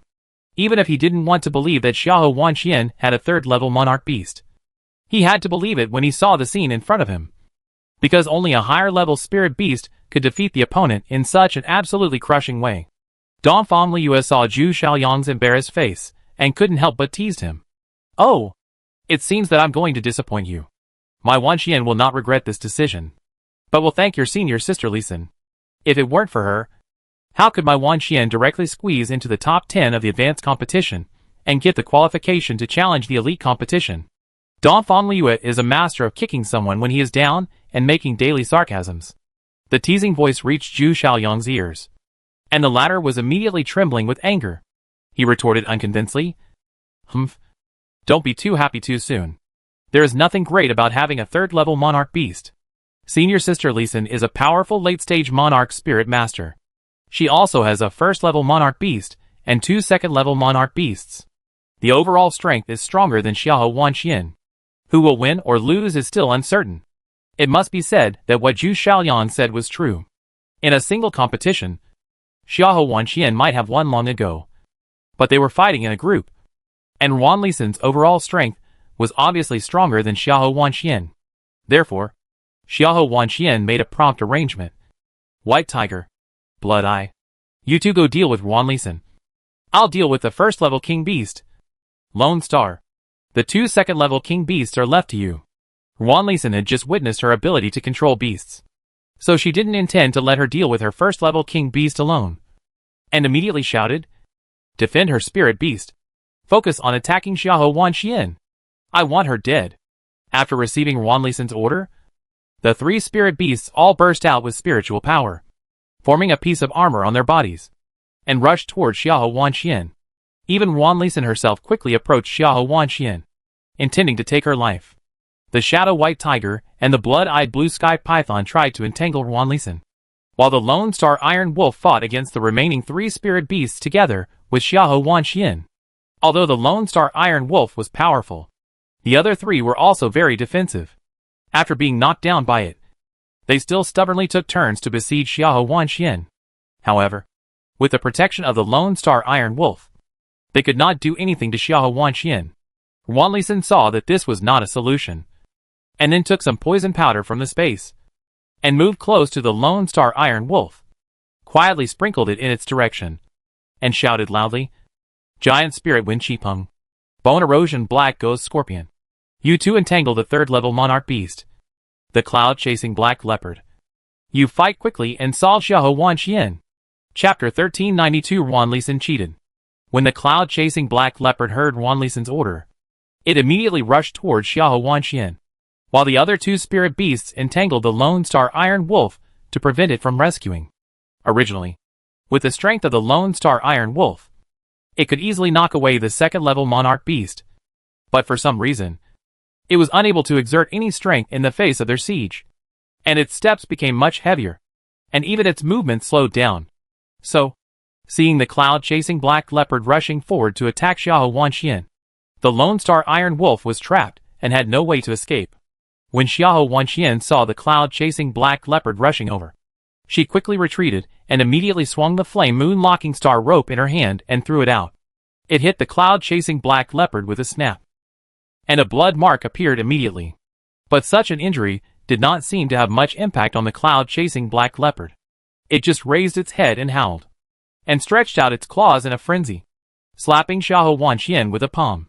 That slap carried the spiritual power and strength of a second-level Monarch Beast, which was not comparable to the first-level Monarch Beast that Zhu Xiaoyang had just used.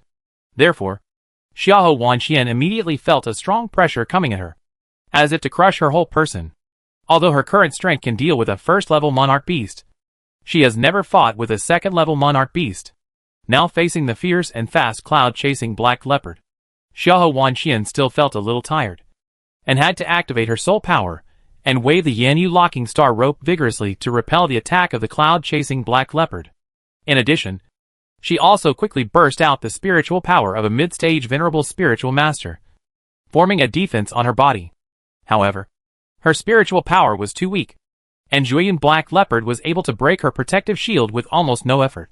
The slap came in the blink of an eye and landed heavily on her body. With a bang, Xiahou Wanxian was slapped and flew out, falling to the ground. Seeing this scene, Xiahou Zian, Donphan Liu and others in the audience were shocked, and their eyes widened in horror, and their hearts were lifted up with nervousness. They had some confidence in Xiahou Wanxian, but they didn't know that Wan Lisan's methods were so amazing that she actually broke through the defense of the third-level Monarch Beast and injured Xiahou Wanxian. It must be said that Wan Lisan's experience in actual combat is still much better than Xiahou Wanxian. Dongfang Liu saw that Xiahou Wanxian was injured, and the Lone Star Iron Wolf was entangled and couldn't get away. She was so worried that she couldn't help shouting, "Suimo, I think the Lone Star Iron Wolf seems to be in a bad condition. How come its fighting power has become so weak? It wasn't like this at the beginning." Before Suimo could speak, Xiahou Zian on the side replied with a gloomy face. The Lone Star Iron Wolf was poisoned by Wan Lisan. What? Poisoned? Dongfang Liu was still wondering why the Lone Star Iron Wolf was entangled by the second-level monarch beast. But she didn't expect it to be this reason. Damn it. Wan Lisan, this bitch, actually used such a despicable method. So hateful. Dongfang Liu learned the truth and couldn't control her temper on the spot, cursing and yelling. Just as she was cursing, Xiahou Wanxian on the ring was attacked by the chasing cloud black leopard again.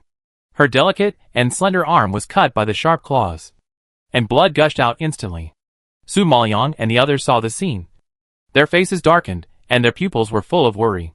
Dongfang Liu could no longer bear it, and immediately shouted angrily to the judges. Elder, Wan Lisan played a dirty trick and poisoned Wanchuan's spirit beast. She cheated in front of so many people, and you didn't do anything about it. Hearing this, Elder O, who was sitting on the jury, frowned slightly and retorted unhappily. Dongfang Liu, Xiahou Wanchuan's spirit beast is still fine. There is no sign of poisoning. Don't slander me here. Fine? Didn't you see that its fighting power has obviously weakened and its movements have become slower? This is clearly caused by Wan Lisan's poisoning. I don't think I am slandering you, but you are lying with your eyes open.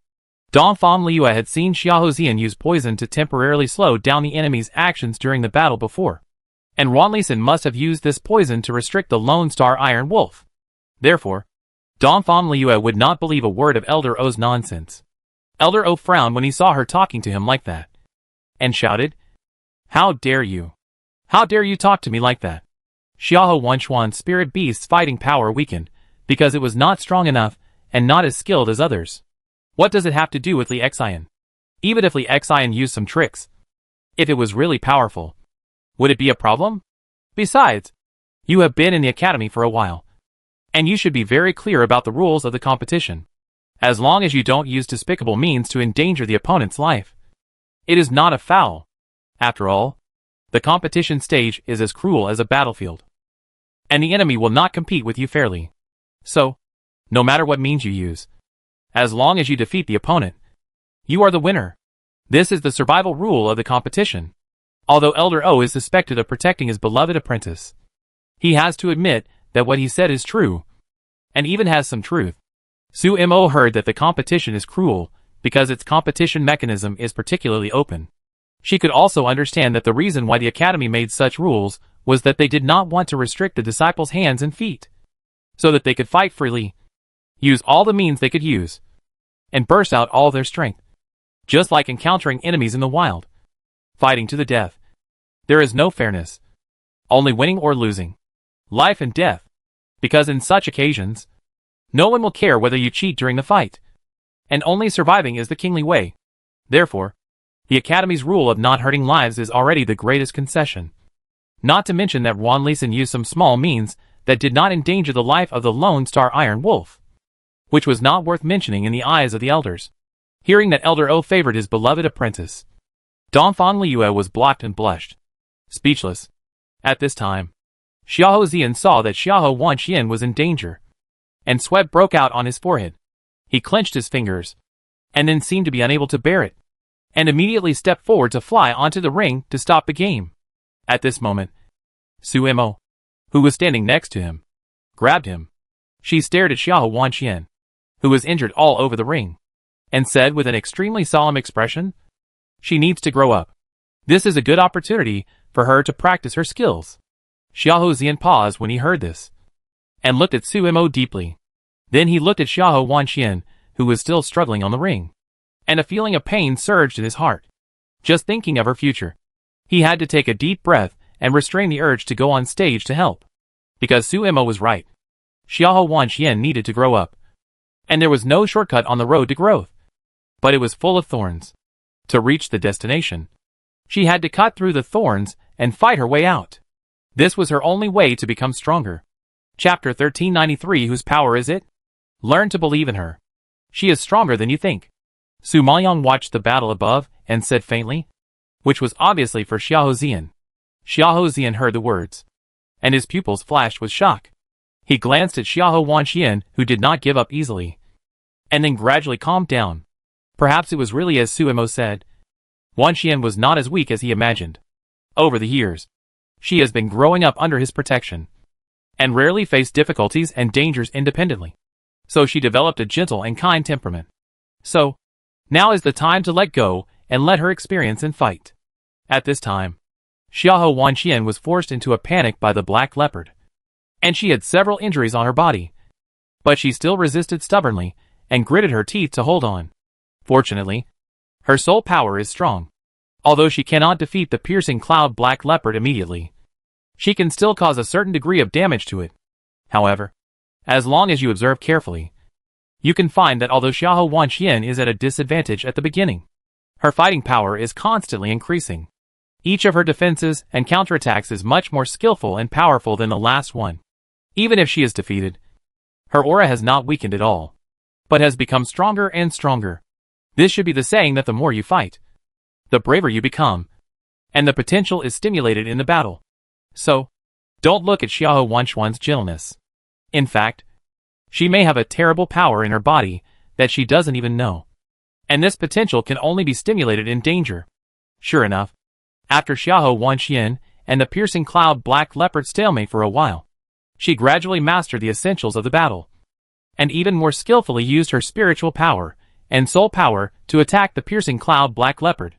Everyone saw that the wounded Xiahou Wanxian was not defeated, but leaped up and slapped the cloud-piercing black leopard desperately. The cloud-piercing black leopard disdained her spiritual power and did not defend too much. But just because of this negligence, his head was hit hard. At this time, the cloud-piercing black leopard suddenly felt a fierce force drilling into his head, rushing around, and bursts of severe pain instantly broke out. At this time, Xiahou Wanxian was waving the flame moon-locking star rope, whipping its body fiercely, and while beating, she shouted loudly, "Death or surrender. I give you one last chance." The roar was accompanied by a crisp and loud whipping sound on the ring, like a magic spell, constantly vibrating in the mind of the cloud-piercing black leopard. And the strange power hit its brain together, as if it was about to explode from inside at any time. The cloud-piercing black leopard could not bear such soul-like torture, and his breath gradually weakened. There was only one thought in his mind: surrender to her. Once he had the idea of surrendering, the cloud-piercing black leopard quickly lost its powerful offensive. Seeing this, Xiahou Wanxian struck while the iron was hot and quickly launched a series of attacks. After a while, the cloud-piercing black leopard was beaten to the ground without resistance. At this time, Wan Lisan, who was entangled by the shadow white tiger and the blood-eyed blue sky python, saw that Xiahou Wanxian had conquered her second-level monarch beast. She was shocked and her face changed drastically, and she bit her silver teeth secretly, just to prevent her from dealing with the remaining two spirit beasts. Wan Lisan had to wave her hand again and sprinkle some poison powder to restrain the shadow white tiger and the blood-eyed blue sky python. Donphan Liyue, who was in the audience, saw that the two spirit beasts that entangled Wan Lisan gradually became sluggish, and she yelled in anger. Well, she cheated again. This bitch is so shameless. No, Wanxian is in danger. At this time, Donphan Yaoyu saw Wan Lisan successfully escape and quickly flew toward Xiahou Wanxian, and yelled in horror. At this time, everyone saw that the spiritual power gushing out of Wan Lisan's hand had been brewing to a certain extent and was ready to be blasted out at any time. If it fell on Xiahou Wanxian, she would be either dead or disabled. However, as soon as Donphan Yaoyu's voice fell, it was too late for the people below to rescue her. Seeing that the bright spiritual light was about to hit Xiahou Wanxian's back, Xiahou Zian and others were terrified. Their throats seemed to be strangled, and they were suffocated and couldn't speak. But at this critical moment, Wan Lisan, who jumped from the air, seemed to be knocked away by some force, and fell backwards to the ground. There was a loud bang, shocking everyone present. They just saw Wan Lisan burst out all her spiritual power, and planned to hit Xiahou Wanxian with a fatal blow. But she was blown away in the next second. You know, Xiahou Wanxian was facing away from her, and had no time to resist. How did Wan Lixin get blown away? This is too unbelievable. Seeing this scene, not only the people in the audience were shocked, but even Xiahou Xian and Dongfang Liyue were stunned by this weird scene. What just happened? Wanxian, a mid-stage venerable spiritual master, blew Wan Lixin away. Dongfang Liyue was shocked and couldn't help but take a breath, asking unwillingly. At this time, Su Maoyang did not expect such a situation. She narrowed her eyes with a serious expression and shook her head slightly. No, it's not Wanquan's power. She knew Xiahou Wanquan's power very well. Even if Wanxian was good at fighting spirit beasts, she was definitely not Wan Lixin's opponent. And the power just now was not spiritual power at all, let alone soul power. If she guessed correctly, it should be the level suppression from the peak strongman. When she was in the southern Sui kingdom, she also felt such a strange power. At that time, she was also competing in the ring. Because of her inferior skills, she was injured by Nanjing Huan. But Nanjing Huan was then beaten black and blue by the inexplicable power. But she knew that it was Jun Haocong who did it. And now the power that saved Xiahou Wanxian was very similar to the means used by Jun Haocong. Could it be that Jun Haocong was nearby? Thinking of this possibility, Su Maoyang was shocked and immediately raised his eyes and looked around. However, unfortunately, after searching for a long time, Su Maoyang did not find Jun Haocong. Then, she sighed with some disappointment, and suddenly felt that she was too sensitive. If it was really Jun Haocong, he would have come out to see her long ago. Why hide? But, if it wasn't Jun Haocong, who else could it be? Dongfang Yaoyu was even more confused when he heard Su Maoyang's denial, and frowned and asked, if it wasn't Wanquan's power, how could Wan Lixin be blown away? She wouldn't blow herself away. Dongfang Liyue and Xiahou Xian nodded in agreement when they heard this, and stared at her with puzzled faces, wanting a reasonable explanation. Chapter 1394. She really won. Su Maoyang faced their questions, and shook her head in confusion. I don't know. Then she looked up at the head of the Dongfang family and Dongfang's sixth uncle in the audience, and saw that they were also stunned and had unexpected expressions. It must be that the person who made the move was not them, although it is unknown who the person who made the move is. One thing is certain, it must not be their enemy. Otherwise, he would not help Xiahou Wanxian. Xiahou Wanxian on the stage was also a little confused, and didn't understand why Wan Lixin flew out by herself. At this moment, she stared at Wan Lixin, who was spitting blood and was seriously injured on the ground. With disbelief, her pupils were filled with shock, and she didn't come back to her senses for a long time. Elder O, who was standing in the ring, had not expected this. He was horrified and stood up immediately, shouting angrily, Xiahou Wanxian, what did you do to my apprentice? Xiahou Wanxian herself was at a loss, shaking her head innocently. I didn't do anything. Asshole. You beat her up and didn't do anything. Do you think we are blind? Elder O gnashed his teeth and glared. Su Maoyang saw Elder O looking for trouble with Xiahou Wanxian, and he couldn't help but frown slightly, and asked coldly, Elder O, the competition is a brutal fight, and it is normal to be injured and thrown away. Are you overreacting? It is normal to be injured. But she was cheating just now. How could she beat Wan Lixin with her strength, seeing that his beloved apprentice suffered a loss? Elder O couldn't sit still and accused angrily. Su Maoyang felt ironic when he heard this, and couldn't help but sneer. Ha. Elder O, what you said is really interesting. What basis do you have to say that Xiahou Wanxian cheated? Wan Lixin was beaten away because of her own lack of strength and skills. What does it have to do with Xiahou Wanxian? Even if Xiahou Wanxian used some tricks, if Wan Lixin is really powerful, would she be so good as to fall for it? Besides, you just taught us the rules of survival in the competition. As long as no one's life is hurt, it is not considered cheating. Elder O is too old. Has he forgotten what he said in such a short time?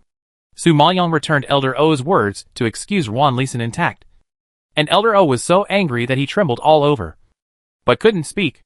Okay, this time it's Wan Lixin's own skills that are inferior to others, so you don't have to be partial to her. The dean saw that Elder O was too partial, and he also blamed him. Then he looked at Wan Lixin on the stage and asked in a deep voice, Wan Lixin, do you want to fight again? At this time, Wan Lixin was lying on the ground, spitting blood from her mouth. She didn't even have the strength to get up, let alone continue to fight. Hearing the dean's question, she replied weakly, "No, I won't fight." Only Wanlison herself knew how terrifying the power contained in that move just now was. She absolutely believed that if it weren't for the rules of the game that prohibited her from hurting her life, she would probably be dead now. She didn't know who had attacked just now, but it was definitely a master she couldn't afford to offend. Although she was still very unconvinced in her heart that she was defeated by Xiahou Wanxian, a waste she never took seriously. She was seriously injured and could no longer support her to stand up, so she had to compromise for the time being. After hearing that Wanlison had given up the game, the dean announced loudly, "This round, Xiahou Wanxian won. Successfully won the 15th place in the battle list, and is eligible to challenge the elite competition." Xiahou Wanxian was still stunned when she heard that she had won, until she heard the excited voices of Dongfang Liu and Xiahou Zian from below. She reacted belatedly and asked in disbelief, "I won. I really won." Dongfang Liu was happy for her and shouted excitedly, "Yes, you won. You really won." Xiahou Zian was moved to tears and nodded at her with satisfaction. This was the first time he saw Xiahou Wanxian's victory and her precious strength. Xiahou Wanxian was so excited that she saluted to the elders and dean in the audience, then quickly stepped off the stage, ran over, hugged Su Maoyang tightly, and choked with gratitude. "Su Mo, thank you." She was able to achieve such results, all thanks to Su Mo's advice and help. Without Su Mo, she would not be where she is today, facing the current victory. The first person she wanted to thank was Su Mo. "Don't thank me. Thank yourself if you want to thank someone. All this is due to your own efforts." Su Maoyang patted her shoulder and smiled to comfort her. Hearing this, Xiahou Wanxian immediately let her go and shook her head hurriedly. "No, I didn't hit her in the last blow. I just defeated her second-level monarch beast and didn't attack Wanlison. So strictly speaking, I am not Wanlison's opponent. No, you are already better than her. You are younger than her, joined the academy later than her, and have not practiced as much as her. But the spirit beast you contracted is worse than her. If Wanlison hadn't poisoned her, she would not be your opponent at all, and you would have won long ago. So, the only thing you are not as good as her is that you don't know how to play tricks. Next time you fight, prepare antidotes and pills, which will come in handy when necessary." Su Maoyang comforted her earnestly. Dongfang Yaoyu agreed with Su Maoyang's words and comforted her. "Su Mo is right. You are already very powerful. Wanlison is a genius-level figure in the Beast Hall. Usually, she doesn't even bother to use poison. But today she cheated in front of so many people. You can imagine how much she has been forced by you." "Uh-huh. Yes. Didn't you see how flustered Wanlison was? If you hadn't poisoned her, she would have been beaten down by you." Dongfang Liu's face was full of smiles. Hearing everyone's comfort, Xiahou Wanxian also nodded with a smile. "Well, I will pay attention in the future, and won't fall for Wanlison's trick again." Dongfang Liu saw that Xiahou Wanxian had won a place, and couldn't help looking at Xiahou Zian. "Your sister is so capable. As a brother, don't you want to compete?" "I don't need to. I'm not interested in the rewards of the spiritual power competition. I'd better participate in the alchemy competition.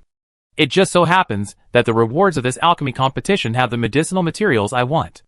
As early as 2 months ago, Xiahou Zian had set his eyes on the rewards of the alchemy palace, so all his thoughts were on the alchemy competition. Su Maoyang heard this and asked curiously, "Can you make pills now?" "Well, the most basic poison pill is still okay, but it's probably a bit difficult to win a place. But this is a good opportunity to practice. And I also want to see what level I am at." Xiahou Zian nodded slightly. Su Maoyang saw that he could only make poison powder before, but she didn't expect that he could already make poison pills.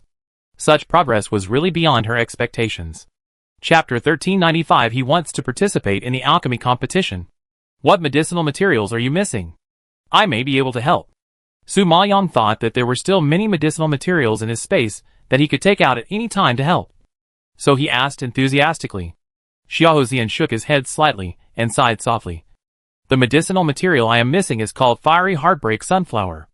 I asked about this medicinal material. It is rarely sold on the market. It is hard to find. Even the elders of the Alchemy Hall treasure it very much and have been treasured in the top layer of the medicinal material warehouse. Last time I went to the medicinal material warehouse, I had the honor to meet it. Unfortunately, the medicinal materials on the top layer of the medicinal material warehouse can only be chosen by the alchemists, who won the top 3 in the alchemy competition. Fiery Heartbreak Sunflower? Su Maoyang had never heard of this name, but he raised his eyebrows with some curiosity. Well, this medicinal material is a dangerous medicinal material. Alchemists can use it to refine offensive pills, while poisoners can refine strong poisons. Seeing that she didn't understand it very well, Xiao Zian explained patiently. Su Maoyang didn't expect that this herb has such a magical effect. Her eyes lit up, and she became interested. Unfortunately, most of the herbs in her space were sent by Jun Haosong, and there was no Fiery Heartbreak Sunflower that Xiao Zian wanted, so she couldn't help much. When she was in the lower plane, she thought that the herbs sent by Jun Haosong were very precious, and he helped her refine a lot of pills. But as her strength grew, those herbs gradually couldn't meet her needs. After all, she has reached the peak of the Dan sect and needs to refine more advanced pills. And more advanced pills naturally require more precious and rare herbs. And the previous herbs are not enough. It can be seen that cultivating spiritual power and becoming an alchemist, in addition to talent, is also a very expensive profession. Sometimes even with money, you can't buy raw materials. So many alchemists can't continue to practice. This is why excellent alchemists are very rare. Therefore, in a country like the Maple Forest Empire, even a Dan Wang alchemist like Han Xian can be called the first genius in the alchemy world. And the old guys in the alchemy guild, who have only reached the level of Dan Sheng, are the peak powerhouses in people's minds. It is enough to see how difficult it is for alchemists to climb up. Dongfang Liu heard that Xiao Zian didn't dare to go up to the competition, and sneered disdainfully. TSK. It's obviously because of your lack of strength and fear of being beaten to the ground that you don't dare to participate in the spiritual power competition. Where do you get so many excuses? Xiao Zian glared at her speechlessly. Your mouth will be poisoned and mute one day sooner or later. You dare. Dongfang Liu put her hands on her hips, frowned and glared. Like a tigress. Xiao Zian was not afraid of her either, and openly challenged her. I just can't find anyone to test the poison with. If you don't mind, you can try it. You pervert. Hearing that she was going to be used to test the poison, Dongfang Liu immediately took 2 steps back and kept a distance from him. Dongfang Yaoyu and Hua Mingyu saw that the two started bickering again, and they both laughed and shook their heads. Now that Xiao Wanxian and Dongfang Liu have won the game, everyone is in a very good mood. On the other hand, Elder Xiong, Elder O and others on the judge's bench, and the 5 major families in the audience are a little depressed. 2 months ago, they thought Suimo and the others were dead. But who knew that they would suddenly appear and scare them?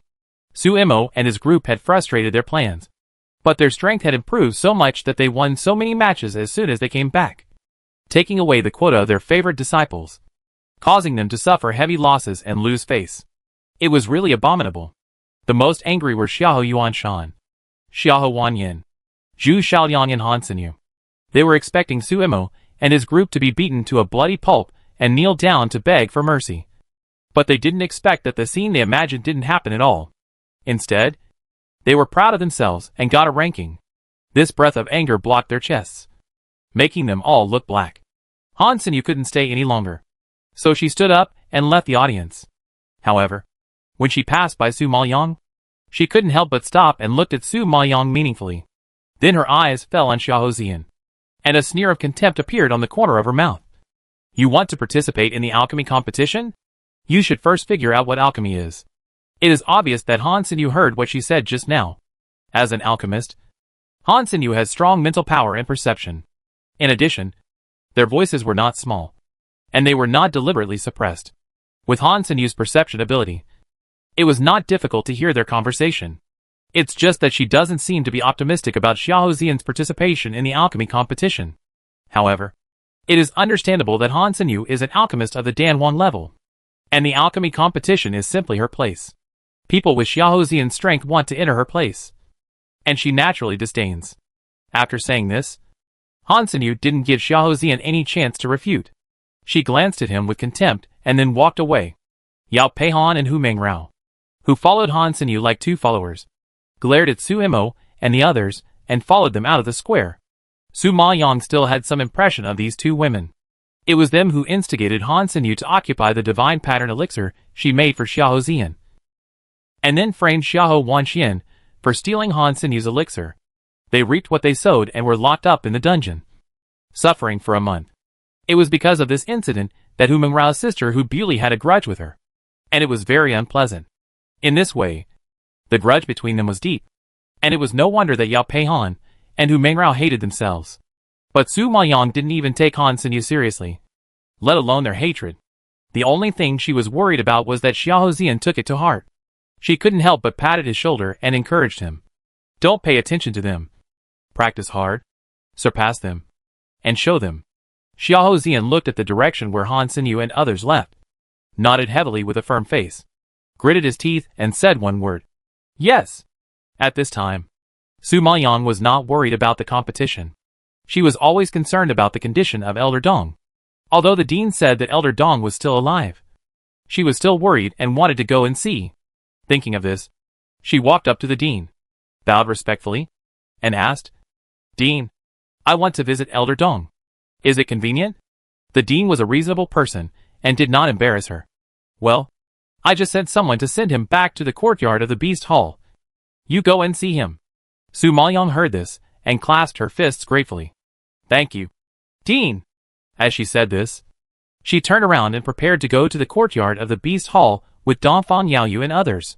However, they had just taken a few steps when they saw several people running down from the audience and immediately rushed towards Su Maoyong. Su Maoyong still had some impression of these people. If I remember correctly, they were all members of the Red Star Alliance. Miss Su, please save our leader, they shouted excitedly before they even got close. Chapter 1396. Something happened to Mu Jichen. Su Maoyong was slightly shocked when she saw their anxious faces. She had a bad feeling in her heart. And then she frowned and asked, What happened to your leader? Because of Mu Jichen. Su Maoyong had a good impression of the Red Star Alliance. Now she suddenly heard the disciples of the Red Star Alliance asking her to save their leader. Su Maoyong's first reaction was that something happened to Mu Jichen. Chu Shengfan and Ding Yankai, who were walking in the front, had a good relationship with Su Maoyong. At this moment, they walked up to her quickly and explained anxiously. Miss Su, 2 months ago, our leader heard the news of your disappearance and murder, and knew that you must have been framed. But the leader did not believe that it was Elder Dong, so he went to Elder Xiong to argue. But Elder Xiong denied it, shirked responsibility, and said a lot of ugly words. The leader was so angry that he attacked Elder Xiong. Well, the leader was so angry at the time that he got into trouble on impulse. You should know that when a disciple fights with an elder, the situation is very serious, and the leader will naturally be punished. Therefore, he is now imprisoned in a dungeon, and will not be released until 3 months have passed. It has been 2 months. We heard that the leader is not in a good situation in there. We are worried that the leader can't hold on for that long. We hope Miss Su can think of a way to rescue him. Su Maoyong heard the words, and her pupils flashed with surprise, and her face suddenly became gloomy. It seems that a lot of things happened in the 2 months when she was missing. Although they did not go into detail about how Mu Jichen fought with Xiong Jinshin, Su Maoyong could also imagine the situation at that time, because she knew Mu Jichen's temperament to some extent, and generally would not do such impulsive things. He couldn't control his temper and fought with the elders, so he must have been extremely angry. Moreover, she knew better than anyone what kind of person Xiong Jinshin was. He could use despicable means to deal with her, so he could naturally use despicable means to deal with Mu Jichen. Mu Jichen was usually close to her, and this time, he went to Xiong Jinshin to argue about their disappearance, and even beat him up. It was obvious that Xiong Jinshin would not let him go. Xiong Jinshin didn't attack Mu Jichen before because he couldn't find a reason to do so. Now that he finally caught him, he would beat him to death. Damn. I'm so angry. Xiong Jinshin, this son of a bitch, almost killed us, and also hurt Elder Dong and Mu Jichen. I think he just wants to catch all the people related to us in one fell swoop. Dongfang Liue was so angry that she gnashed her teeth when she heard that even Mu Jichen was framed and imprisoned by Xiong Jinshin. Dongfang Yaoyu and others all looked unhappy when they learned about Mu Jichen's situation, and they were extremely disgusted with Xiong Jinshin. Suimo, think of a way.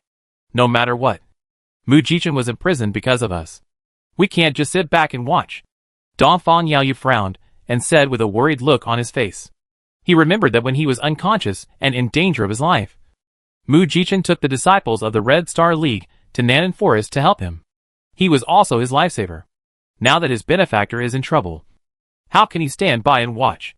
Su Maoyang knew that Mu Jichen's current situation was not optimistic, nodded solemnly, then turned and walked towards the judge's seat, returned to the dean, clasped his fists and saluted. Dean, you just said that the academy has the responsibility to compensate us. I have an unwelcome request now, and I hope the dean will be flexible. Whatever you want to say, just say it. Upon hearing this, the dean raised his hand slightly, motioning him to continue. The leader of the Red Star Alliance, Mu Jichen, once had a conflict with Elder Xiong of the Beast Hall because of our disappearance and murder. As you know, Mu Jichen is young and energetic, and he is also a loyal person. When encountering such a thing, it is inevitable that he will be a little impulsive. In the final analysis, it was because of us that he offended Elder Xiong. Now he has been sentenced for 2 months, and he has learned a lesson. I wonder if the dean can consider our safe return and make a big deal out of a small matter and release him. Su Maoyang asked the dean for his opinion in a sincere manner. The dean is a member of the Dongfang family after all, and naturally heard about Mu Jichen's search for medicine for Dongfang Yaoyu, so he still has a good impression of this person. However, Mu Jichen fought with Xiong Jinxing in front of so many people, which obviously violated the rules of the academy. Several elders of the Beast Hall asked him to be severely punished, so he had to follow the rules. Now that Su Imo and Dongfang Yaoyu have returned, there is really no need to dwell on the past. Thinking of this, the dean nodded slightly and shouted, Come here. Pass on my order. Go to the dungeon and release Mu Jichen. Xiong Jinxing didn't expect the dean to really let Mu Jichen go, and immediately disapproved and stopped him loudly. Dean, this is probably inappropriate. Mu Jichen openly beat his elders, and the circumstances are serious. He was not beheaded, but was imprisoned in the dungeon to be punished. This is already a special mercy. If you show mercy again, where is the prestige of us elders? The rules of the academy are not for show. Su Maoyang knew that Xiong Jinxing would definitely stop him. After all, he had finally defeated Mu Jichen, so how could he let him go so easily? However, after hearing what he said, Su Maoyang suddenly felt ridiculous. He snorted coldly and accused him harshly. Elder Xiong, speaking of the rules, didn't you also violate the rules? You organized the training activities on behalf of the academy and had the responsibility to protect our safety. As a result, you killed us for your own selfish reasons. The situation is much more serious than Mu Jichen's. Right? Should I drag you out and kill you too, so that the rules of the academy will not become a decoration? Su Maoyang's words were sonorous and powerful, and the strong momentum made Xiong Jinxing pale and embarrassed. You are slandering me. Don't frame me for something I didn't do. Besides, you are all unscathed. You don't look injured at all. If I really attack you, do you think you still have a chance to survive? Xiong Jinxing was still struggling. Su Maoyang wanted to visit Elder Dong before dealing with Xiong Jinxing, but when she heard that Mu Jichen was also framed and imprisoned by this old guy, she felt that dealing with this old guy was urgent. Elder Xiong, although I don't have evidence to prove that you sent someone to assassinate us. You said before that you saw Elder Dong assassinating us. But we, as the parties involved, returned safely, which is enough to prove that you are lying. As an elder of the academy, you have deceived your superiors and subordinates and lied to them, which is a serious crime. Not to mention that you have framed Elder Dong with false charges and wanted to put Elder Dong to death, which is a violation of the academy regulations and a capital crime of oppressing colleagues. Elder Xiong, no matter which crime you are charged with, it is much more serious than Mu Jichen's. Since you want to follow the rules, as an elder of the academy, shouldn't you set a good example? Su Maoyang's words were as sharp as a sword out of its sheath. In just a few words, Xiong Jinxing's face turned pale, and he was speechless. Chapter 1397. Finally learned a lesson. Seeing Xiong Jin was so angry that he was speechless, Su Maoyang struck while the iron was hot and questioned him. Elder Xiong, you said that you saw us being assassinated by Elder Dong, so you helped to besiege Elder Dong and injured him. Now we have exposed your lies. Elder Dong did not assassinate us at all. So where did Elder Dong's injuries come from? And how do you explain it? You are not going to frame us again and say that we injured Elder Dong, right? Believe it or not. Not only others will not believe it. Even you will not believe it. However, it doesn't matter if you frame us. Just ask a doctor to check Elder Dong's injuries, and you will know who the person who attacked him is. Am I right, Elder Xiong? Su Maoyang's light question was like a heavy hammer hitting the hearts of Elder Xiong, Elder O and Elder Jiang, which immediately shocked their expressions and made them feel cold in their hearts. A layer of cold sweat oozed out of their foreheads. They didn't understand why this little girl in front of them looked so young, but her momentum and logic were so terrifying. They had to be extra careful when talking to her. Otherwise they would fall into her trap if they were not careful. They knew very well that as elders of the Beast Hall, their moves were quite special. Anyone who was familiar with them could tell at a glance whether the injuries on Dong Xinan were caused by them. Therefore, the fact that Dong Xinan was injured was a fact they could not deny. Now that everyone saw that Xiong Jinqing was speechless and could not give a reasonable explanation for a long time, they all felt that Xiong Jinqing's words were full of loopholes and very suspicious. And they couldn't help but discuss it. After all, if Su Mo and others were really hunted by Dong Xinan, they would not have come back alive. Even if they escaped, they would not have helped their enemies to accuse their benefactors. This really doesn't make sense. However, Su Mo had some grievances with Xiong Jinqing before, so it is not ruled out that she deliberately framed Xiong Jinqing. Of course, it is also possible that Su Mo was hunted and misunderstood that it was Xiong Jinqing who did it. So, whether Xiong Jinqing assassinated Su Mo and others, no one can be sure. But the only thing that can be confirmed is that Elder Dong did not assassinate Su Mo and others. But Xiong Jinqing lied about Elder Dong and even attacked Elder Dong. Therefore, even if Elder Xiong did not kill the disciples of the academy, he also killed the elders of the academy. And such a crime is also not light. After hearing these words, the vice president, who presided over the competition, basically understood the truth of the matter. He immediately yelled at Xiong Jinqing with a frown. Asshole! Xiong Jinqing, you deceived your superiors and lied to your subordinates.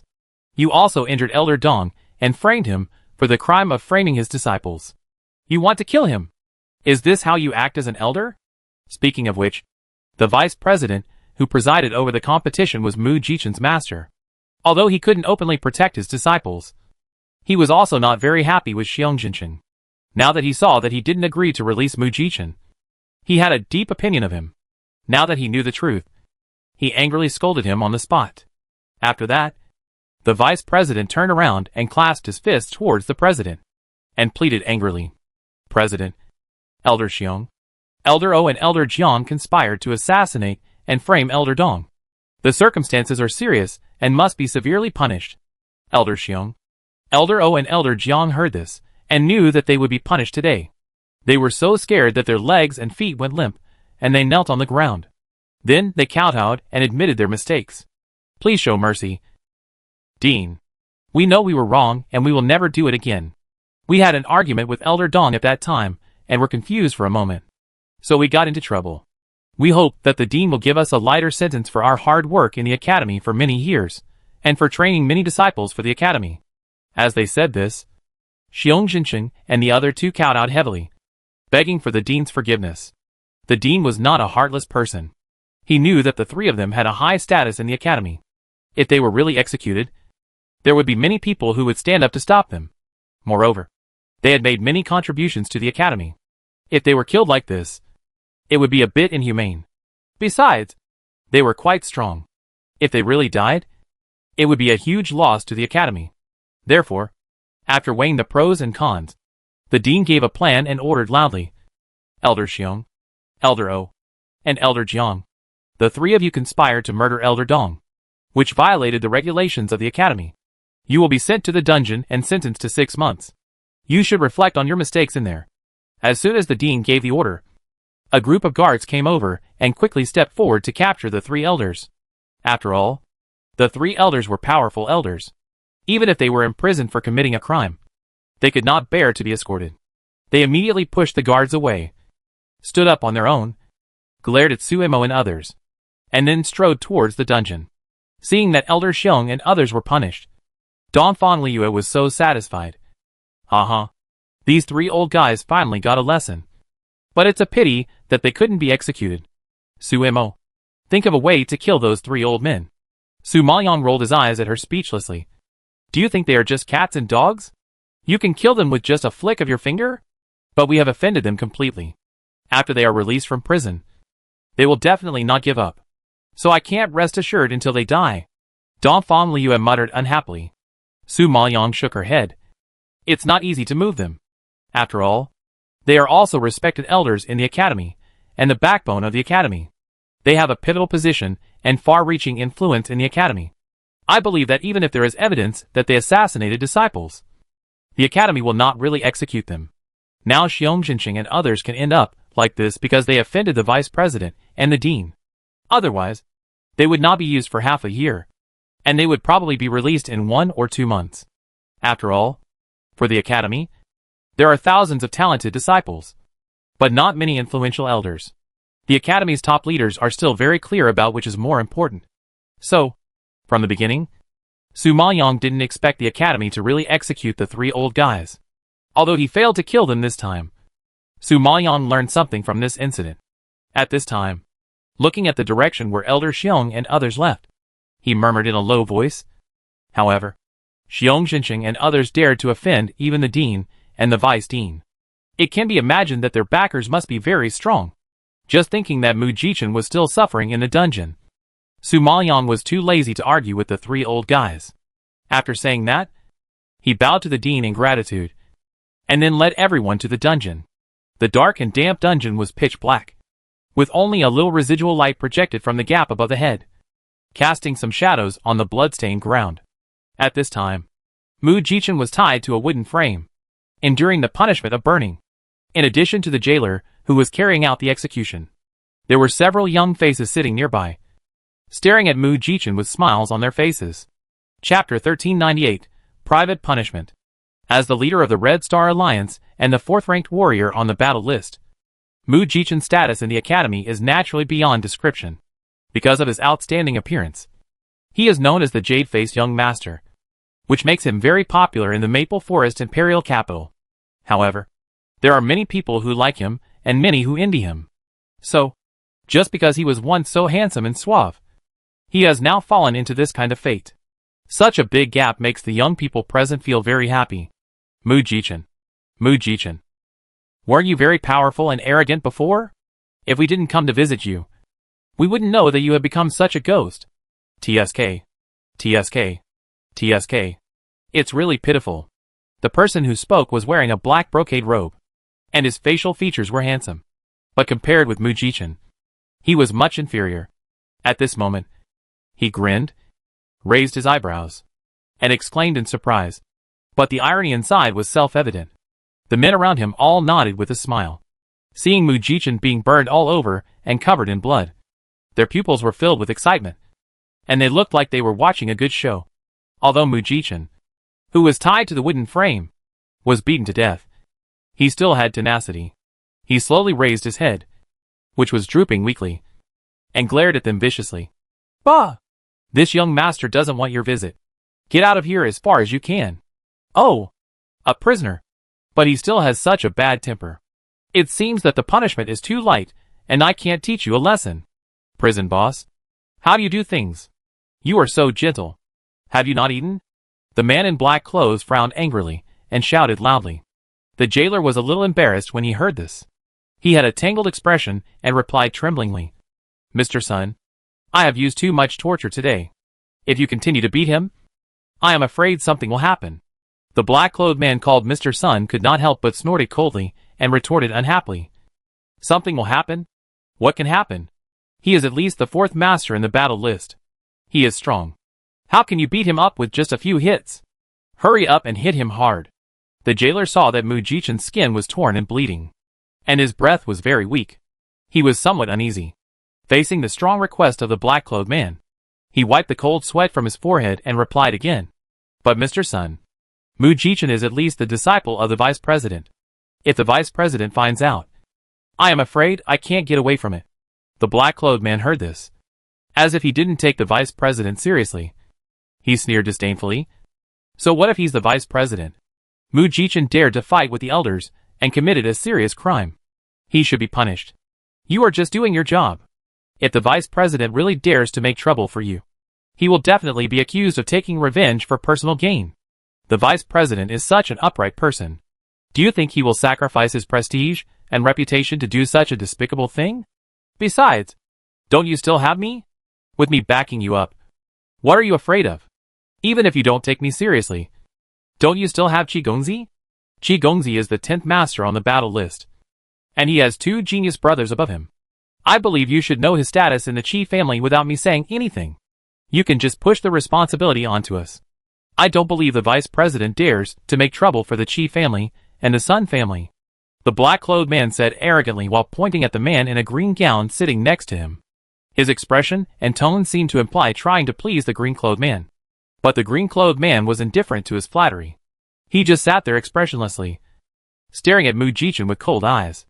And it was impossible to tell what he was thinking. After the black-clothed man's advice, the prison boss seemed to be impressed by the green-clothed man's aura again. So he nodded and said flatteringly, Yes, I will teach him a lesson right away.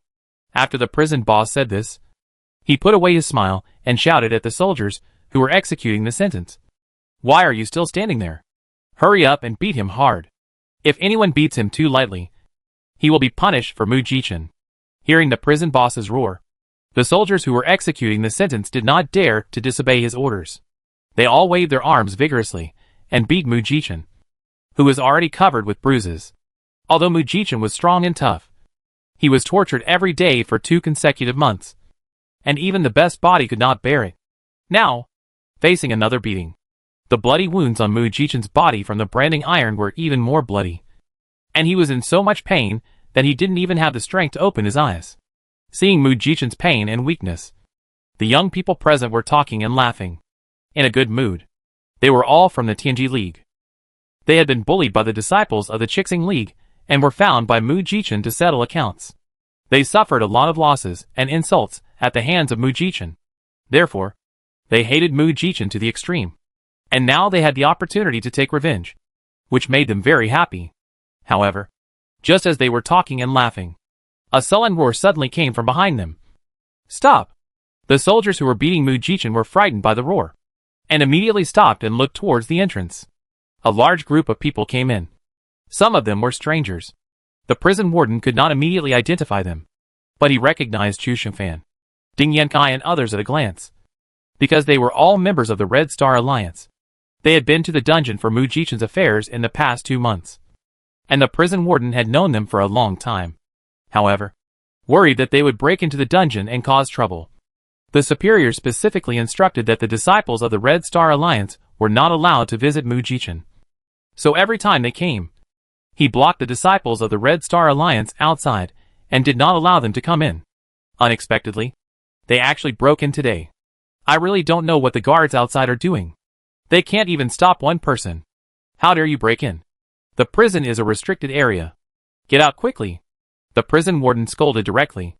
The disciples of the Red Star League were all children of poor families, and they had no background in Fenglin Imperial City. So the jailer naturally didn't take them seriously. Moreover, the superiors had warned him, and he didn't want to be punished.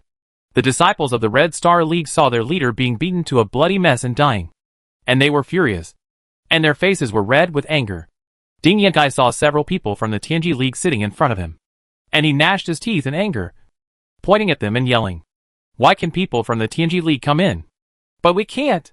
You are so bold that you dare to take advantage of the vice president being busy hosting the competition and team up with people from the Tianji League to lynch his apprentice. Are you tired of living? The Tianji League disciples who were sitting on the side watching the show leisurely saw the people from the Red Star League rushing in.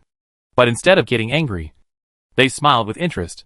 When they heard the other party's rebuke, the black-clothed man said jokingly, What do you mean by lynching? Don't accuse people. We are worried about Mr. Mu and come to visit him with good intentions. Why do you say something different when it comes out of your mouth? Chapter 1399 You are really brave. Bah! You shameless people. You still dare to say you are visiting him. I think you want to kill him. Chu Shengfan heard the other party say such a shameless thing, and he roared in anger. You are wrong. It is not us who put your leader in jail. What does it have to do with us? If you want to blame someone, blame your leader for being impulsive. For a dead bitch. He was stupid enough to fight with the elders. So, with his brain, He can kill himself. Do we need to do anything? Next to the man in green, a man in brown clothes couldn't help laughing at Chu Shenfan's accusation. As soon as the humiliating words came out, everyone in Tianji League laughed. However, in the midst of this laughter, an abrupt and cold voice suddenly interrupted. Is that the bitch you're talking about dead? Me? As soon as the voice fell, everyone saw the few people following the Red Star League disciples suddenly walk to the front. When they saw their faces clearly, the Tianji League disciples immediately froze their smiles and expressions. And then a look of horror surged on their faces, and their eyes widened in disbelief. Su-mo. The man in brown clothes recognized Su Maoyang. When he saw her suddenly appear, he was so scared that his face turned pale, and he screamed incoherently, as if he had seen a ghost. The other disciples of the Tianji League were even more frightened and stared at Su Maoyang in astonishment. They couldn't come back to their senses for a long time. Just now, Su-mo stood behind the crowd, and they didn't notice her existence. When they saw her and heard Su-mo's name, they rubbed their eyes in disbelief, fearing that they had seen it wrong. Su-mo was promoted to a celebrity in the freshman circle in the academy some time ago. Many of them have seen her, because she dared to provoke the prince's sweetheart. They were deeply impressed by Su-mo, but they didn't expect that a dead person would suddenly appear here. Was he mistaken? At this time, even the black-clothed man Sun Jingzhou twitched his mouth with shock. He was in a trance, and couldn't tell whether what he saw was real or a dream. He shook his head in disbelief. No. It's impossible. How can you still be alive? But even if he was extremely reluctant to accept the fact that Su-mo was still alive, when he saw Dongfan Liu, Dongfan Yaoyu and Xiahou brothers and sisters beside Su-mo, his heart was still hit hard, and he was shocked to the spot. Even if Su-mo is fake, it is impossible that the Dongfan siblings and the Xiahou siblings are also fake. Seeing that everyone in the Tianji League was frightened by his appearance, Su Maoyang just glanced at them coldly, and said in a low voice, "Sorry, I disappoint you. I am still alive." Seeing this group of people lynching Mu Jichen, Su Maoyang's anger was also burning in her body, and a murderous aura emanated from her pores. So, don't look at her calm face. But anyone who knows her knows that the calmer she is, the more terrifying she is. Hearing this, the man in green clothes didn't seem to expect Su-mo to appear suddenly. He couldn't help but raise his eyebrows slightly, and a trace of curiosity passed through his pupils. And then he looked at Su Maoyang. However, even if he was sitting there, shorter than Su Maoyang, his eyes were high above her, looking at her with a contemptuous attitude. And then he opened his mouth slightly, questioning in a low and powerful voice. "Are you Su-mo?" As the 10th expert on the battle list, the man in blue had been in seclusion for some time, and was not familiar with what happened in the academy. He knew about Su-mo only after he came out of seclusion, and heard the disciples of Tianji Li gossiping about Han Xinyu. Although he was also a little surprised that someone dared to touch the woman of His Royal Highness the Crown Prince. He did not take her seriously after learning about Su-mo's identity and strength. To him, Su-mo was just a stupid woman who didn't know how high the sky was, and how deep the earth was. If she offended someone she shouldn't have offended, she would die ugly sooner or later. So, when he heard the news of Su-mo's death, he was not surprised at all, because this was the fate of a fool, however, who knew that this woman was lucky enough to appear intact after being missing for 2 months, which was a bit beyond his expectation. Su Maoyang also saw the man in front of her for the first time. She just glanced at him and replied coldly, "That's right. I heard that you dared to hit the crown prince's wife. You are really brave." The man in green narrowed his eyes slightly and said sinisterly. Su Maoyang raised his eyebrows and asked coldly, "Why? Do you want to stand up for the crown princess?" He. "Stand up? With you? You are not worthy of me to take action." The man in green seemed to have heard a joke, and his gloomy face suddenly bloomed into a mocking smile. At this time, Su Maoyang was too lazy to pay attention to his sarcasm. Seeing that Mu Jichen was tied there, and his life was in danger at any time, he did not delay, and directly ordered Chu Shunfan and Ding Yankai. "You go, and help Mu Jichen down." After she rescued Mu Jichen, she would settle accounts with this group of people. She will not let anyone who hurt her friends go. When Sun Jingzhou heard that Su-mo wanted to release him, his eyebrows stood up in shock, and he immediately shouted angrily, "How dare you! Mu Jichen has caused a big disaster, and is being punished in the dungeon according to the rules of the academy. You can't just let him go. You want to rob a prisoner. It's simply ridiculous. Get out of here before I lose my temper. Or I'll make you pay. As he said that, Sun Jingzhou stepped forward and blocked Chu Shengfan and Ding Yankai. Su Maoyang was already suppressing her anger. Seeing someone blocking her way, she had lost all her patience. A piercing cold light flashed across her dark pupils. Her low and cold voice was eerie and terrifying, revealing the breath of death. You are wrong. Not only will I rob the prisoner, I will also kill you. She almost bit out the last 3 words with her teeth. With great force. After that, Su Maoyang's figure flashed and rushed towards Sun Jingzhou like lightning. Sun Jingzhou only felt a murderous aura rushing towards him, as if someone had strangled his throat, causing him to suffocate with death. However, before he could react, Su Maoyang's figure suddenly arrived. The small and tender fist that looked like it was as heavy as 1,000 gold coins, with a great momentum of overwhelming mountains and seas, hit him hard. With a bang, Sun Jingzhou was knocked out and hit the wall of the dungeon heavily. After spitting out a mouthful of blood, he fell to the ground. Suddenly seeing this scene, everyone in the Tianji League was stunned. They didn't expect Su Mo to be so arrogant and dare to take action under the nose of Master Qi. Chapter 1400 Ridiculous Threat. Sun Jingzhou himself was frightened by Su Maoyang's sudden attack. He spit out blood and struggled hard. His pale face was full of fear. He obviously didn't expect Su Mo to attack him without saying a word. Su Mo, you are so brave. How dare you? Sun Jingzhou is the son of the Sun family. Although he is only an early June Lingshi and is not even qualified to participate in the advanced competition, he still has a certain status in the Sun family, and is not someone who can be easily provoked. Now Su Mo dared to fight him. Sun Jingzhou couldn't bear it and roared. However, before he finished his warning, Su Maoyang sprinted again, flashed in front of him, and suddenly raised his leg and kicked down. That kick was like a mountain pressing down on his head.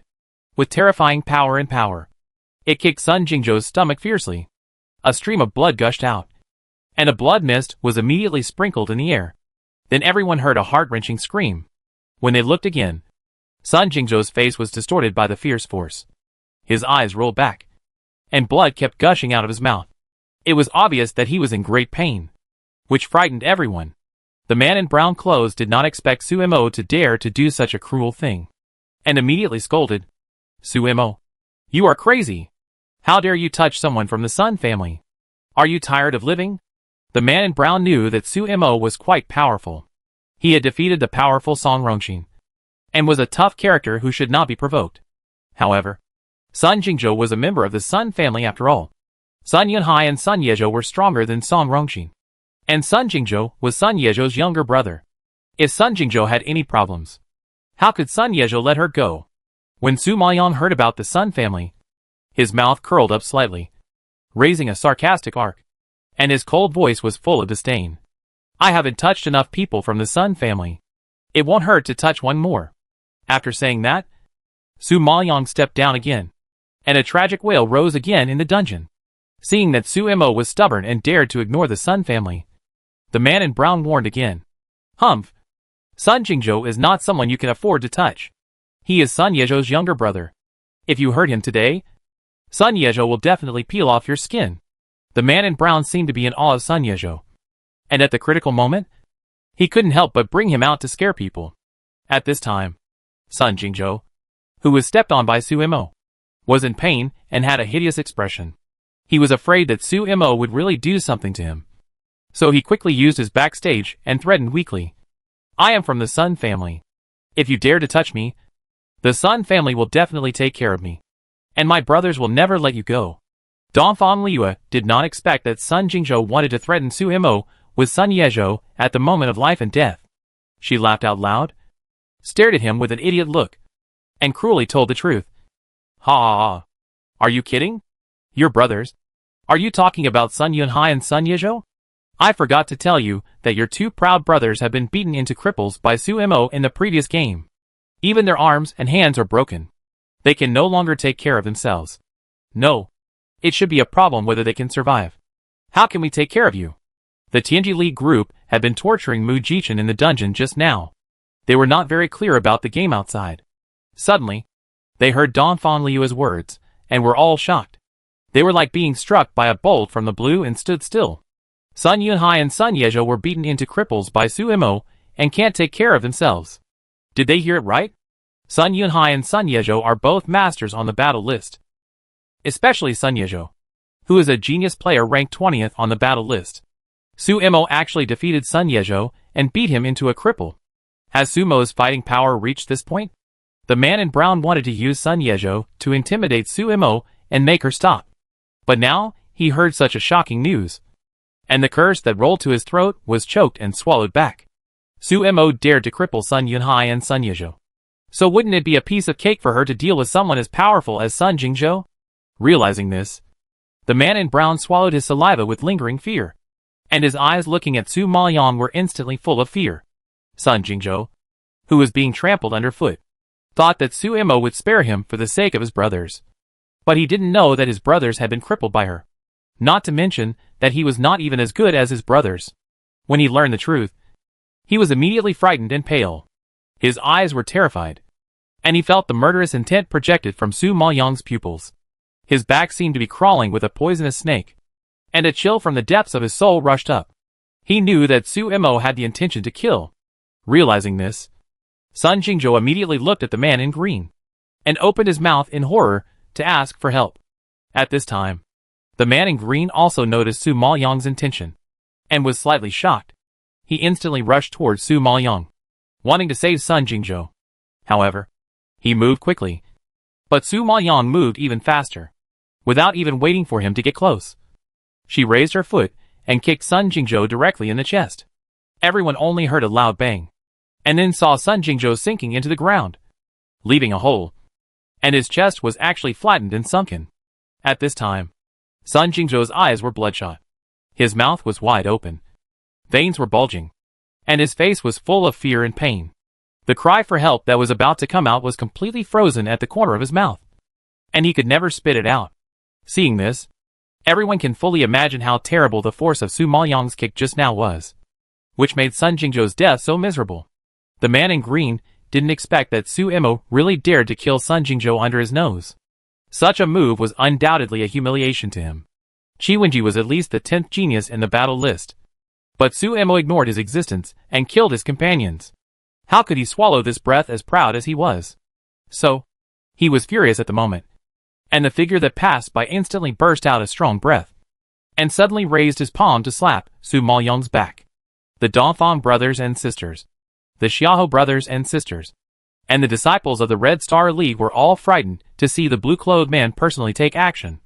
And they all changed their faces, and immediately sweated for Su Imo. After all, Qi Wenji is not like anyone other than the top 10 on the battle list. Once he attacks, he is quite terrifying. The people of Tianji League jumped up and sneered, expecting Su Imo to be beaten into a meat paste by Master Qi. At this time, seeing Qi Wenji's slap about to fall, Su Maoyang, who had his back to the attack, trembled slightly, and his figure swayed, leaving a shadow in front of Qi Wenji, and instantly dodged to the side. His arm was as fast as lightning, and he grabbed Qi Wenji's wrist, then flicked back, and immediately stopped Qi Wenji's steps. Chapter 1401 The 10th Master on the Battle List. Qi Wenji is at least a master on the battle list, and Su Maoyang's skills can't do anything to him. Feeling her moves at this time, Qi Wenji's wrist broke free from her restraints like a loach, brushing past her body, without any intention of dodging, flipping his wrist again, and hitting her chest with a palm. This palm broke through the air with a sharp wind, which was many times more terrifying than Sun Yezhou's spiritual power. Sure enough, the 10th master on the battle list is not comparable to Sun Yezhou's strength. However, Su Maoyang, who had recovered his strength, did not take it seriously. He fell back and drew an arc in the air. At the same time, his arm quickly raised and blocked his slap from the sky. At this time, Qi Wenji's wrist hit Su Maoyang's wrist, and he instantly felt a piercing cold invasion. But what shocked him was not the cold air emitted by Su Imo, but the rock-hard power from his wrist. Don't look at that petite and slender wrist. It seems that there is no killing power. But when he collided with it, he found that her wrist was comparable to a copper wall and could not be shaken at all. He didn't take Su Imo seriously, so he didn't use any spiritual power. Who knew that the other party didn't use spiritual power either? and took his palm. This realization made Qi Wenji shocked. His face became particularly ugly, and he gritted his teeth and roared in anger. Go to hell! Qi Wenji's roar was like a thunder rolling over, shaking the dungeon buzzing. And the arm that was blocked suddenly burst out with spiritual power, trying to break Su Maoyang's defense, while the other hand had already brewed a devastating force, and blasted towards Su Maoyang's face, as if trying to blow her head. Qi Wenji is now an early-stage postnatal master of the spirit. His spiritual power is naturally not comparable to that of a master of the spirit. Therefore, the power he pushed out actually created a strong wind out of thin air, and crushed Su Maoyang with a huge pressure. Su Maoyang, who has recovered her strength, is also an early-stage postnatal master of the spirit. With her spiritual power, she can easily fight against a mid-stage postnatal master of the spirit, let alone an opponent of the same level. Therefore, facing his power like a flood and a beast, Su Maoyang remained calm. Spiritual power surged out of her palm instantly, mixed with the biting cold air lingering around her arm, ready to fight back. At this time, seeing that the slap with the power of thunder was about to fall on Su Maoyang's small face, everyone held their breath and couldn't help but gasp. The face was blown pale by the strong wind that broke out from Qi Wenji, like a knife cut. But at this moment, Su Maoyang didn't even squint his eyes. He just raised his hand and punched out. Everyone only saw that the small fist seemed to be covered with a layer of ice, emitting a cold and chilly air, and rushed straight to Qi Wenji's palm. The next second, a sound of breaking ice suddenly exploded, and Qi Wenji's palm, which was surging with spiritual power, was actually punched through by Su Mo, and blood gushed out, which immediately frightened everyone present. Even Qi Wenji himself did not expect that he would be injured by a woman. Shock surged in his pupils, and he stared at Su Mo in disbelief. Fortunately, he was strong enough, and even if he was injured, he would not be completely crushed by others. Then he retreated and did not dare to fight in close combat. But Su Mo did not intend to let him go. This man in green dared to use private punishment on Mu Jichen, and she never thought of letting him walk out of this dungeon alive. Then Su Maoyang tapped his toes and followed lightly. The spiritual power in his hand burst out fiercely. He pressed the air, and his movements were light and elegant. But only Qi Wenji knew how much power was contained in it. Therefore, he had to be on guard, burst out all his spiritual power, and resist with all his strength. However, when his spiritual power collided with Su Mo's spiritual power, he felt numbness in his arms and tingling in his skin, which was difficult to resist. There was also a piercing chill sweeping through his body, as if to crush his internal organs. Unable to bear such torture, Qi Wenji's mind trembled, and he was blown away and fell to the ground accidentally, just as miserable as Sun Jingzhou just now. Seeing Qi Wenji's miserable state and the spiritual power lingering on Su Maoyang, everyone was stunned as if they were running fast. Oh my god! She is a postnatal Junling Shi in the initial stage. The brown-clothed man recognized her spiritual power level and exclaimed in horror, his jaw almost dropping to the ground. The disciples of Tianji League were also shocked, and they were afraid of Su Mo's fighting power, and they couldn't help but take a step back. On the other hand, the disciples of Qixing League were still worried, but when they saw the scene, the haze on their faces disappeared instantly, and all that was left was the excitement and ecstasy that they couldn't hold back. They didn't expect that Su Mo had only been missing for 2 months, and she was already so powerful. 2 months ago, she was only a mid-stage Junling Shi, but now she has been promoted to the postnatal Junling Shi in the initial stage, which is 3 levels higher. Although they also saw Su Mo's strength in the previous game, they didn't know her spiritual power level. Now seeing it, it was beyond their expectations and gave them a huge surprise. Of course, not to mention the shock of the disciples of the Red Star Alliance. Even Dongfang Liu and the Xiao siblings were all shocked and smacked their lips with emotion, although they had already sighed many times. Dongfang Liu couldn't help but blurt out 2 words. Pervert. After all, many people can be called geniuses if they can improve 1 level in 3 months. And Su Mo has improved 3 levels in 2 months. I think, except for the strong men who stand at the top like Emperor Yunlu and Lord Fenshin, there should be no one more perverted than her. The abominable thing is that she is perverted, and she also kidnapped Emperor Yunlu. I really don't know what it would be like if 2 perverts were added together. It's exciting to think about it. Dongfang Liu and others were excited. And Qi Wenji, who was beaten to the ground, was in a mess. Even if he spit out blood, he still wanted to get up and fight again. Su Maoyong saw that he was still unwilling to admit defeat. So he strode over, kicked him over, stepped hard on his face, and crushed his handsome face out of shape. It seems that you want to go down to accompany him, Su Maoyong murmured while crushing his face. Everyone understood that the he she was referring to was naturally Sun Jingzhou, who had just died. Such an action was an unprecedented humiliation for Qi Wenji. Hearing that she still wanted to kill him, he growled unconvincedly. Su Mo, my elder brother is the leader of the Tianji League, the second strongest man on the battle list. If you dare to kill me, he will never let you go. Hearing this, Su Maoyong couldn't help but scratch his ears and said impatiently, Can you change the line? I'm tired of hearing this. But don't worry. Your elder brother will go down to accompany you soon. After the words fell, Su Maoyong immediately raised his hand, intending to kill Qi Wenji with a palm. But at this moment of life and death, a fierce gust of wind blew in his face, like a strong wind, and suddenly hit Su Maoyong's body, instantly knocking her back 2 meters.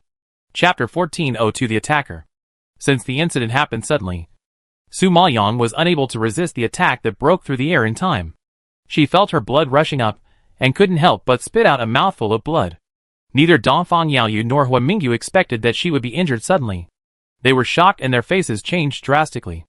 They shouted in unison, Su Mo! At this time, Su Maoyong was secretly shocked.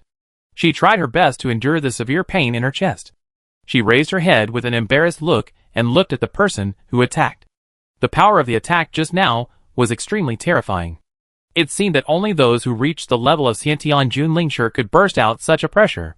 Therefore, she guessed that the identity of the person who attacked was probably not simple. However, although Su Maoyong was mentally prepared, when she saw the 3 figures coming from the entrance, her pupils still jumped into a touch of surprise. The disciples of Tianji League were stunned when they saw the newcomers. And then, they were surprised. They hurried forward and saluted the 3 people in turn. Greetings to His Royal Highness the Crown Prince. Greetings to His Royal Highness the Princess. And then to the Deputy Alliance leader. Hearing this, His Royal Highness the Crown Prince glanced at them indifferently. His cold voice without any ripples. This is the Academy, not the court.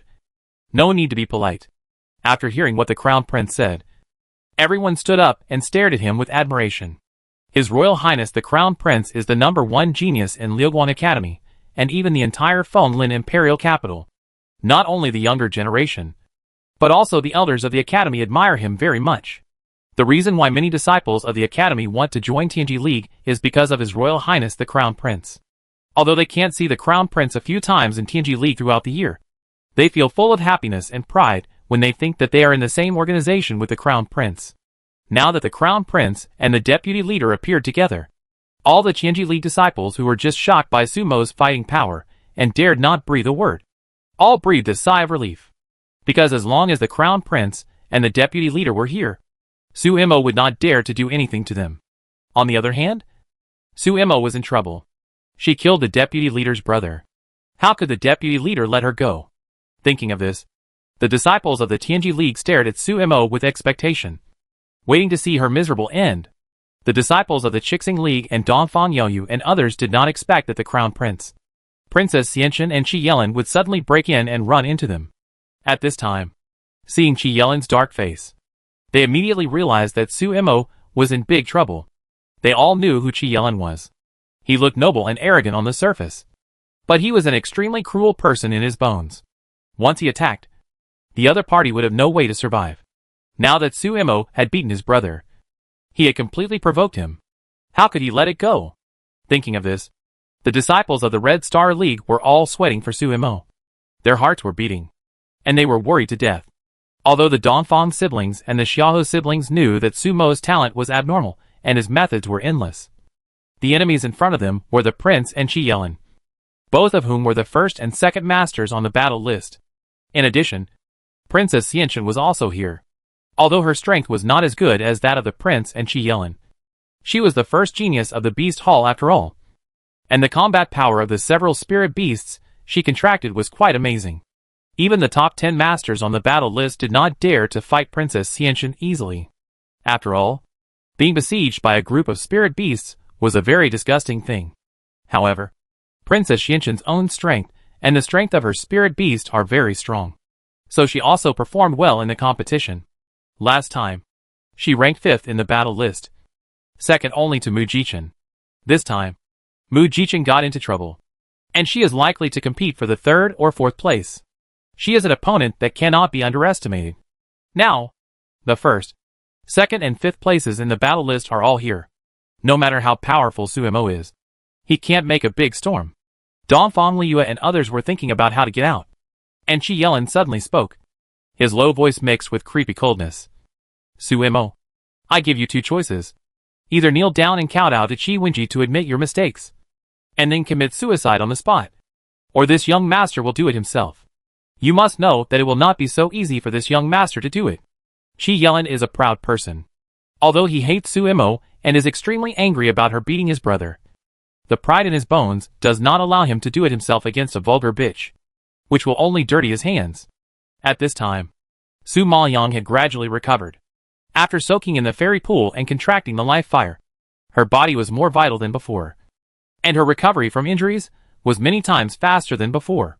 Now facing Qi Yelin's warning, she just sneered. Why?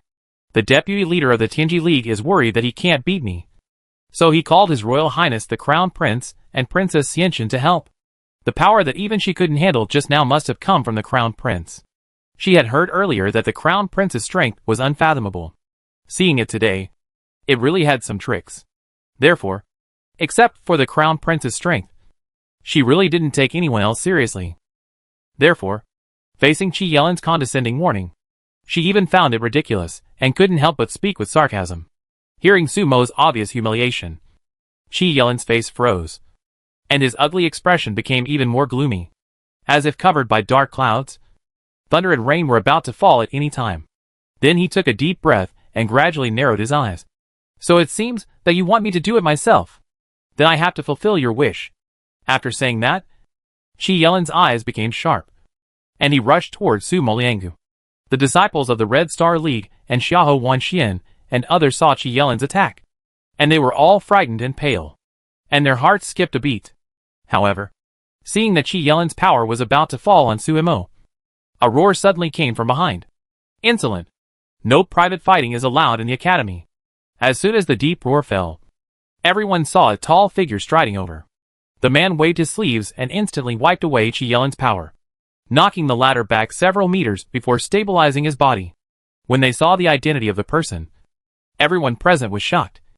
Their faces were filled with guilt, and they saluted nervously. Dean. Originally, the academy had a rule that disciples were not allowed to fight privately in the academy. But now they were fighting in the dungeon, which must have angered the dean. Now facing the dean's obstruction, Qi Yelin was worried that he could not cure Su Mo. So he quickly said, Dean, Su Mo killed the son of the Sun family, and just now, he was going to kill my brother. His behavior was bad, and he should be executed. Please give justice to the Sun family and my Qi family. As he said that, Qi Yelin clasped his fists and bowed. His attitude was very sincere. Su Maoyang heard the words, frowned, and asked back, Mr. Qi, you are the villain who complained first. If it weren't for your brother and the disciples of the Tianji League running to the dungeon to lynch Mu Jichen, why did you make so many troubles? Chapter 1403 The Truth of the Note. Qi Yelin heard this. With a straight face, snorted coldly, Don't spit blood on me. My brother kindly brought disciples from the Tianji League to visit Mu Jichen. You didn't appreciate it, but you killed people. Such behavior is really abominable. Su Maoyang sneered as if she heard a joke, and then shamelessly lied. I was just kind enough to spar with Mr. Qi and exchange martial arts. Who knew that Mr. Qi was not as skilled as others, and couldn't afford to lose. So he wanted to kill me to save face. And I was just protecting myself. At the critical moment, it's understandable that I used some heavy hands and feet. The other party was so shameless. She didn't need to be polite to them. Su Mo, stop quibbling here. This princess saw it clearly. Qi Wenji was beaten so hard that he had no power to fight back. But you still refused to give up and killed him. If you don't give an explanation to the Qi family and the Sun family today, don't even think about leaving this dungeon. Princess Xianxin was furious when she heard Su Maoyang's nonsense. She frowned and shouted in a delicate voice. Because of Jun Haocong, She hated Su Mo to the extreme, and had been looking for a chance to kill her. Later, she finally got the prince to send Elder Xiong and others to assassinate them during the training activities. Finally, she got the news of their death. She thought she could rest easy. But who knew that when she arrived at the academy today, she heard that Su Mo and others came back alive. When she heard this news, she didn't believe it at first. But everyone spread it with details. So she couldn't sit still. Without saying a word, she rushed over to find out the truth. However, they didn't expect that as soon as they entered the dungeon, they saw Su Mo killing someone. And the person he killed was Qi Yelin's younger brother. Qi Yelin was the deputy leader of the Tianji League and had a good relationship with her brother, the prince. This was a well-known fact, and Su Mo couldn't have been unaware of it. But she was so arrogant, still not planning to let Qi Wenji go. Obviously, she didn't take Qi Yelin and His Royal Highness the Crown Prince seriously. It's fine that this woman competed with me for the Emperor. But now she dared to climb over her brother's head and do evil. If she didn't teach her a lesson today, where would her brother His Royal Highness the Crown Prince and Her Royal Highness the Princess put their faces? Su Maoyang heard Princess Xianxin scolding, and her face darkened impatiently. She didn't like this woman either. Last time in Gongyan, in public, this Princess Xianxin was wearing revealing clothes, winking and seducing Jun Haosong. It's hard to imagine that during the time when Jun Haosong was temporarily staying in the palace, she didn't know how many small actions she had done in private. She was even caught by her once, and found a small note she hid in Jun Haosong's food, which also wrote extremely ambiguous and shameless words, such as inviting Jun Haosong to a tryst late at night. However, the princess would never have thought that the food she carefully prepared for Jun Haosong fell into her hands. Thinking of this, Su Maoyang sneered in his heart. His pupils jumped into a disgusted look, and his strong voice was loud and clear. Your Highness, you and I know it well. The people of Tianji League knew that Mu Jichen was the apprentice of the vice president, but they dared to run to the dungeon to lynch Mu Jichen. If it weren't for the princess and the prince's backing, I don't think they would have such courage.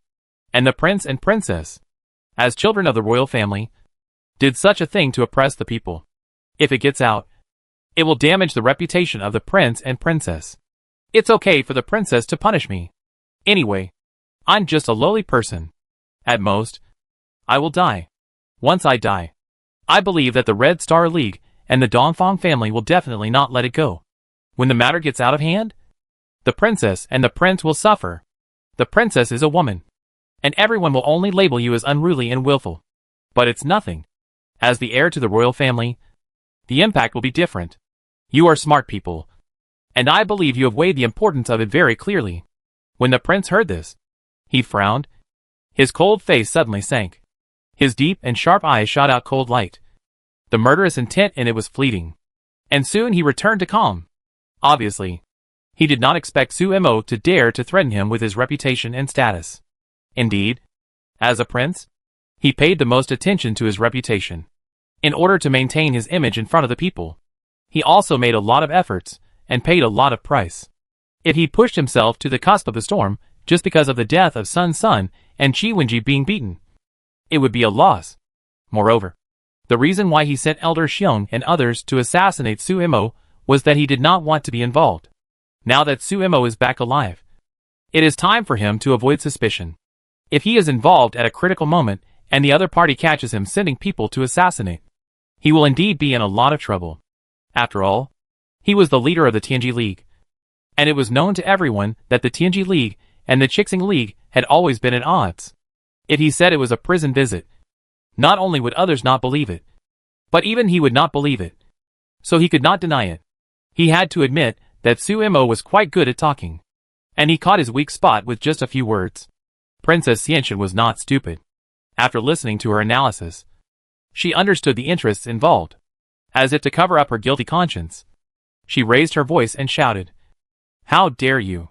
When did this princess do such a dirty thing? You slandered the reputation of this princess and the prince. It's simply treason. Just for this crime, you could be beheaded."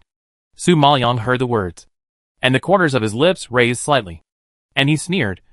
"Dirty? Haven't you done enough dirty things? I really don't know who put a note in the emperor's food and invited her to meet in the boudoir in the middle of the night. Such shameless things can be done. Sending people to lynch Mu Jichen should be considered light. After all, you don't have to show up yourself. Thinking of how she seduced Jun Haotsong and made Jun Haotsong see many eye-catching scenes, Su Maoyang was furious and immediately made a rude, sarcastic remark. Hearing this suddenly, Princess Xianxun was obviously shocked. And then she widened her eyes in surprise, opened her mouth, and yelled in disbelief. How did you know? Only her personal maid and the imperial chef knew that she had prepared a note in the emperor's food. How did Su Mo know such a secret? How did you know? Of course I ate it. However, the taste is not very good, and the imperial kitchen has to continue to work hard. Su Maoyang raised his eyebrows and said coldly, with a hint of disgust in it, which immediately made Qi Xianxun tremble all over. Eaten. It turns out that the dinner prepared by Emperor Yulu was for Su Mo. When she heard Emperor Zun ask the imperial kitchen to prepare food, she thought he wanted to eat it himself. So she specially asked the imperial kitchen to make sure it was delicious and filling, and also asked the imperial kitchen to make a few more nutritious dishes. She didn't expect that the dinner she carefully prepared would be eaten by Su Mo. Damn it! Chapter 1404 Humiliating Princess Xianxun. The people around were confused, and their doubtful eyes wandered back and forth between Su Maoyang and Princess Xianxun. Dongfang Liu smelled something fishy, and asked curiously, Su Mo, what is the note? It's hidden in the food. What's the matter with inviting the emperor to the boudoir in the middle of the night? Tell me clearly. Hearing the excited tone, Su Maoyang knew that Dongfang Liu's gossip factor began to boil. Princess Xianxun was already furious, and when she heard Dongfang Liu's question, her pretty face turned red, and she yelled hysterically, Shut up. If you dare to mention it again, I will tear your mouth apart. Although Qi Xianxun's behavior is relatively unrestrained, and she is shameless in seducing men, but if her shameless seduction of men is brought to the table, I think even the most shameless person can't stand such humiliation. Besides, there are so many people standing here. Where is her princess's face? Su Maoyang sighed softly and compromised helplessly. Okay. If you feel ashamed, I will never mention you stuffing notes in the food and seducing the emperor to have a tryst in your boudoir again. Hearing Su Maoyang's words, everyone present suddenly realized that the princess in their minds actually used such a foxy method to seduce the emperor, and even wrote a note to invite the emperor to have a tryst in her room. This is too shameless. Just like a prostitute. Suddenly knowing such a thing, everyone present stared at Qi Xianxun with a shocked face, and their eyes became a little strange. Dongfang Liu was so amused by Su Mo's evil deeds that she couldn't straighten her back. The princess asked her not to say anything, but she said she was addicted. She was afraid that everyone didn't understand, so she repeated it clearly. It was too poisonous. At this time, Qi Xianxun received everyone's surprised eyes, and felt that her blood was rushing up. Her pretty face was flushed as if it was about to drip blood. Her beautiful eyes were staring like cow eyes, and there was uncontrollable anger in them. At this time, she was grinning like a lioness whose tail was stepped on, and she roared angrily, Su Mo, I'm going to kill you. She was so embarrassed that she would not be satisfied even if she cut Su Mo into pieces. At this time, Qi Xianxun's body had already burst out with the spiritual power of a peak Junlingshi, and she rushed towards Su Maoyang. However, before she rushed 2 steps, she was blocked by a figure that suddenly flashed out, and her arm, that was brewing spiritual power, was also suddenly grabbed and froze in midair. Qi Xianxun didn't expect that someone dared to stop her. She was shocked and looked up. She saw a handsome face in front of her. Qi Xianxun searched her memory and found that she didn't know the man in front of her. She frowned and shouted, Who are you? How dare you block the way of this princess? Who am I? You don't deserve to know. I don't care if you are a boar or a sow. If you dare to touch Su Mo, I will destroy you. Hua Mingyu grabbed Qi Xianxun's wrist with force, and warned him with a cold expression. Qi Xianxun was so angry that his face froze, and then he nodded in sudden realization. It turned out to be Su Mo's flower protector. Su Mo, I didn't expect that there is another man working for you now. I really don't know what cheap and seductive tricks you use to seduce so many men to revolve around you. Ha. Lowly? Then you put a note in the food to seduce the emperor. So it's not lowly. No matter what. Su Mo is much better than you showing off your beauty and getting no response. Princess, I think you should learn from Su Mo. Don't be rejected again. It's embarrassing.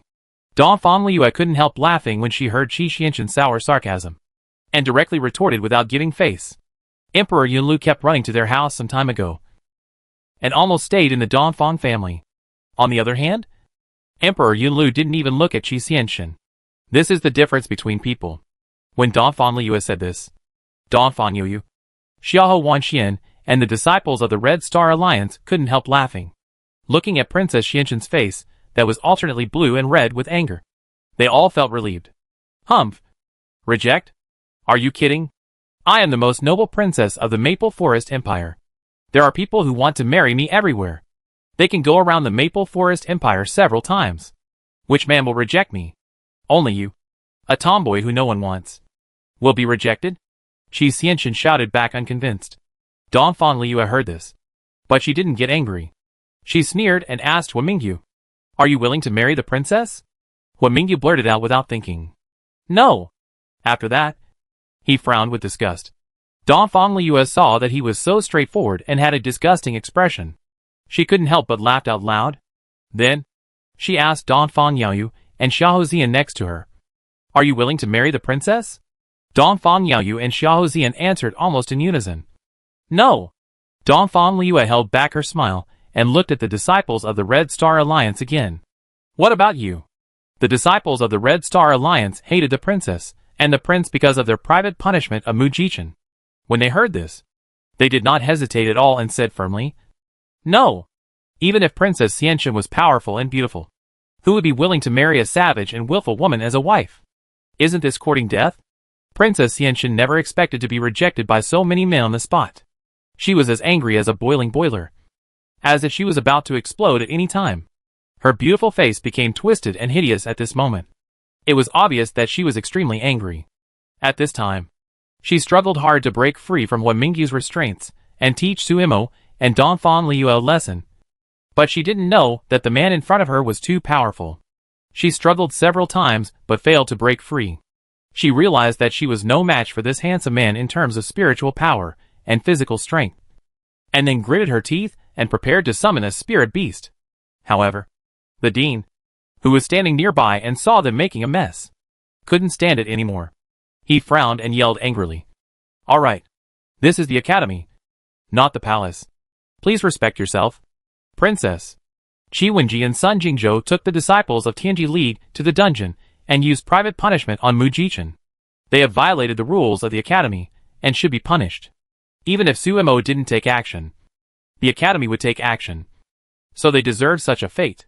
The prince, as the leader of Tianji League, also has a great responsibility in this matter. So I hope the prince can manage Tianji League well, and don't let such incidents happen again. Princess Xianxin heard that the dean obviously favored Suimo and others, and wanted to refute it unconvinced. Who knew that before she could speak, the prince grabbed her and clasped his fists respectfully to the dean. Disciple will remember the dean's teachings. Disciple will definitely teach them a lesson in the future, and will not make the same mistake again. Chapter 1405. Let's wait and see. Seeing that the prince was a sensible person, the dean didn't want to hold on to him anymore, and then nodded. "I don't want to pursue the rest of you. But don't be lucky. Go back and reflect on yourself." Sun Jingzhou was killed, and Qi Wenji was seriously injured. I believe that they have learned a painful lesson. Now only by making a big thing small can the dispute be settled. Besides, he also believes in the prince's ability, and will handle this matter better than him. Because Tianji League is his power, and Qi family is the prince's supporter. Since the death of the third prince, the Sun family has also joined the prince. To calm their anger, it is much easier for the prince to come forward than for him to come forward. Princess Xianxin was so angry that she had nowhere to vent. When she heard that her brother, the crown prince, was actually planning to settle the matter peacefully, she gnashed her teeth in anger. "Brother, Suimo killed your people and humiliated me so much. How can you just let it go?" Suimo knew that she had slipped a note to the emperor, and it was possible that she would go out and make a big fuss to ruin her reputation. So Suimo must die. "Your Highness, Suimo beat my brother so badly that if she was let go, wouldn't it be too easy for her?" Qi Yelin also shouted unconvinced, staring at Su Maoyang with a sharp knife, ready to pierce her heart at any time. In his opinion, Suimo didn't hit Qi Wenji, but hit his face. How could he swallow this anger? Qi Yin's face suddenly darkened when he heard this. His cold eyes shot out a cold light, and he growled fiercely, Haven't you caused enough trouble?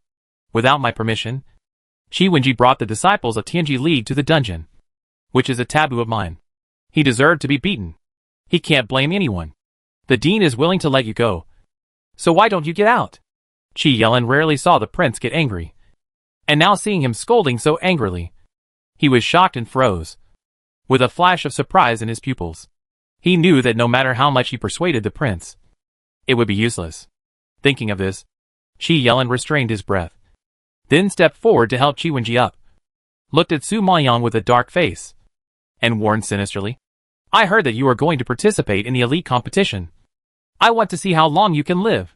After that, Qi Yelin glared at Su Maoyang fiercely, and walked out of the dungeon with the embarrassed Qi Wenji. Seeing that the prince had spoken, the disciples of Tianji League naturally did not want to make the prince angry, and followed Qi Yelin to leave this place of right and wrong. Qi Xianchen saw that everyone had left one after another, but Su Imo and the others were safe and sound. She was so angry that she almost broke her teeth and shouted unwillingly, Brother! She wanted to say something, but Qi Yinya interrupted her and shouted angrily, Isn't it embarrassing enough? Hurry up and leave. As he said that, Qi Yinya nodded politely to the dean and walked out of the dungeon. Qi Xianchen saw that the prince had left and the dean was standing here again. She knew that even if she attacked Su Imo, she would definitely not get any advantage. So, in desperation, she could only take a deep breath, suppress the anger in her heart, and warn Su Maoyang fiercely, Su Imo, you are cruel this time. Let's wait and see. After saying that, Qi Xianchen followed him out angrily. As soon as he left the academy, Qi Xianchen couldn't control his emotions and shouted to Qi Yinya unwillingly, Brother, how could you let Su Imo go so easily? You could have made a big fuss about her killing Sun Jingzhou this time. Why did you? Okay. Stop talking. This is not the best time to kill her. Qi Yinya sullenly rejected the request in a cold voice. His attitude was so tough that there was no room for negotiation. Qi Yinya was a perfectionist. He would not allow his reputation to have any flaws. And he would not allow himself to show any flaws. He still had to inherit the throne and had many important things to do. He could not destroy everything he had worked so hard to build because of a woman. Besides, why would he have to kill her himself? But Qi Xianchen, who was stimulated by Su Imo and lost his mind, was anxious. When is the best time to kill her? At first you told me to rest assured. But after waiting for so long, 2 months have passed, and she actually came back alive. In addition, after the last assassination, Su Imo must have been alert. It will not be so easy for us to kill her in the future. We will have to make new plans and arrangements at that time. But I can't wait any longer. I want her dead now. Qi Xianchen thought of today's humiliation, and the anger in his chest burned wildly, and his beautiful face became a little distorted. Seeing her furious look, Qi Yinya frowned slightly and reminded her in a deep voice, Calm down. Didn't you hear Qi Yelin say that Su Imo is going to participate in the elite competition? You don't have to do anything at that time. Qi Wenji's second brother can help you deal with her. Qi Wenji's second brother is ranked 8th on the battle list. But he is a powerful man with super combat power. Although Su Imo can beat Qi Wenji, it is not easy to beat his second brother. Hearing this, Qi Xianchen suddenly remembered that many of the top 10 on the battle list were their people. As long as Su Imo participated in the elite competition, they would have the opportunity to attack at any time, because of the danger of the elite competition. Everyone knows that although the academy stipulates that no one can hurt their lives, it is not too strict in reality. After all, none of the top 10 players on the battle list are easy to deal with. If they don't go all out, they may be in danger of their lives. Therefore, everyone is attacking desperately, and naturally there is no lightness in the attack. Those who decide to challenge the elite competition must be prepared to risk their lives. Therefore, if they are not sure, many people will not easily challenge the top 10. What's more, once a person dies, he has no value. The academy will not embarrass the surviving genius for the sake of a worthless dead person. The reason why Su Imo challenged the elite competition shamelessly is probably because he has only been in Fenglin Imperial Capital for a short time, and does not know the horror and cruelty of the elite competition. However, this also gave them the opportunity to wipe out Su Imo. Thinking of this, Qi Xianchen gradually calmed down, and then a cold and confident arc appeared on the corner of her mouth. Yes, it's too easy for her to die like this. I can only relieve my hatred by torturing her to death in the ring. An ugly village girl also dreamed of flying up the tree and becoming a phoenix. She dared to compete with her princess for the emperor. Now she even humiliated her in public. She was so arrogant and daring. If she didn't vent her anger, she would not be named Qi. Therefore, in this elite competition, she must give her some. See her color. Tell her with action who is the woman worthy of God. Su Maoyang and others who stayed in the dungeon watched the prince and princess Xianxin leave, and all bowed to the dean with gratitude. Thank you for helping me. Don't be polite to me. Mu Jichen is Yao Yu's benefactor. I will not allow anyone to attack Mu Jichen. However, the prince, the princess and Qi Yelin are not easy to mess with. You have to be careful in the elite competition. The dean waved his hand. Thinking of the elite competition, he was a little worried. Chapter 1406 What happened to your leg? Su Maoyang was even more grateful when she saw that the dean was worried about her. She smiled and nodded. Don't worry, Dean. I will do my best and nothing will happen. Well, be careful. I can only help with some small things. The rest depends on you. The dean sighed helplessly, then looked at Dongfang Youyu and Dongfang Liyue, as if he had a lot to say. But he didn't know what to say. Thousands of words turned into one sentence. You escaped from death this time. But you scared the head of the family and the sixth uncle. The head of the family fell seriously ill because of you some time ago. When you go back, accompany them well. Hearing this, Dongfang Youyu and Dongfang Liyue's hearts trembled, and they frowned immediately, and their pupils jumped into a worried look. The news of their death this time must have hit the Dongfang family hard. And of course, they couldn't help but bear external pressure. Over the years, the position of their Dongfang family in Fenglin imperial capital has become increasingly awkward, because they are a family of generals. They hold military power and understand the relationship between formations. The royal family has always been suspicious of them and has many precautions against them. The other 5 major families have joined the crown prince and the third prince respectively. The Dongfang family did not want to become a victim of the court and did not stand in line. So they were alienated and even excluded by the other 5 major families. Therefore, when other families heard the news that the Dongfang family suffered a heavy blow, it was inevitable that some people would come out to take advantage of the situation. And the Dongfang family was focused on finding their whereabouts, so they should not have time to deal with them. Therefore, it is needless to think that the Dongfang family has encountered many difficulties in the past 2 months. And everyone is probably overwhelmed. Well, I've made Uncle San worry about me during this period. Dongfang Youyu clasped his fists in guilt. What's the point of worrying? As long as you can come back safely. Uncle San has nothing else to ask for. Well, I still have a lot of things to deal with. I'll leave first. Be careful. The dean waved his hand, patted Dongfang Youyu on the shoulder, and walked out of the dungeon. At this time, Chu Shumfan and Ding Yankai had already let Mu Jichen, who was tied to the wooden frame, down. Seeing Mu Jichen's injuries, the disciples of the Red Star League were so angry that they gritted their teeth and hated the people of the Tianji League to the extreme. Dongfang Liu also cursed angrily. I'm so unwilling to let that group of people go. Su Maoyang narrowed his eyes slightly when he heard this, and a hint of coldness flashed from his dark pupils. Then he murmured coldly, Don't worry. I won't let anyone who harmed Elder Dong and Mu Jichen go. Hearing this, everyone looked at Su Maoyang and shuddered at the murderous aura emanating from her. Although she had a blank expression and looked indifferent, Dongfang Youyu and others knew that she was really angry this time. However, seeing that Mu Jichen was seriously injured and fainted, Su Maoyang had to try his best to suppress his anger. He quickly stepped forward, took out a pill, and stuffed it into his mouth, and then instructed Chu Shumfan and others. I have just given him a healing pill. After a period of recuperation, there shouldn't be any big problems. It's just that the external injuries are a bit serious. We need to find a doctor to take a look and apply some ointment to him. Yes. Thank you, Miss Su. This time thanks to you. Otherwise we don't know what to do. Okay. No more polite words. Just take him back to heal. Su Maoyang sighed and waved his hand. The disciples of the Red Star League nodded when they heard this. And Ding Yankai carried Mu Jichen on his back and left the dungeon with everyone. Seeing them leave, Huamingyi walked up to Su Imo, frowned, and stared at Su Maoyang's injured chest with an unhappy look. Although his expression was angry, his tone was inevitably a little worried. Why are you so careless? Is the injury serious? Su Maoyang was suddenly stunned when he asked about her injury. She was so focused on dealing with that group of people that she forgot that she was injured. When he asked, she reacted and smiled and shook her head. No. Just a minor injury. Minor injury? You just vomited blood. And this is called a minor injury.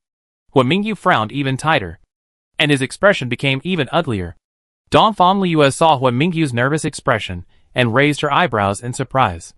Suddenly, she smelled something unusual, and then teased Huan Mingyu with an ambiguous look.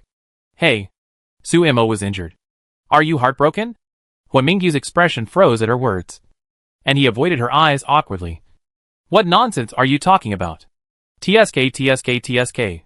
You still don't admit it. Dongfang Liu seemed to have discovered a new world. Her expression was excited, and she kept smacking her lips. Dongfang Liu took a deep look at Huan Mingyu, and a complex look flashed in her eyes. Su Maoyang felt that Dongfang Liu was addicted to gossip, and glared at her speechlessly. You only know how to think about nonsense all day long. Can you think about something serious? What's wrong with what I think about? Dongfang Liu retorted unconvinced. Haha. In my opinion, I really need to marry you off and let someone take care of you. Xiahou Wanxian on the side couldn't help but tease. Didn't you hear the princess say that I'm a tomboy that no one wants?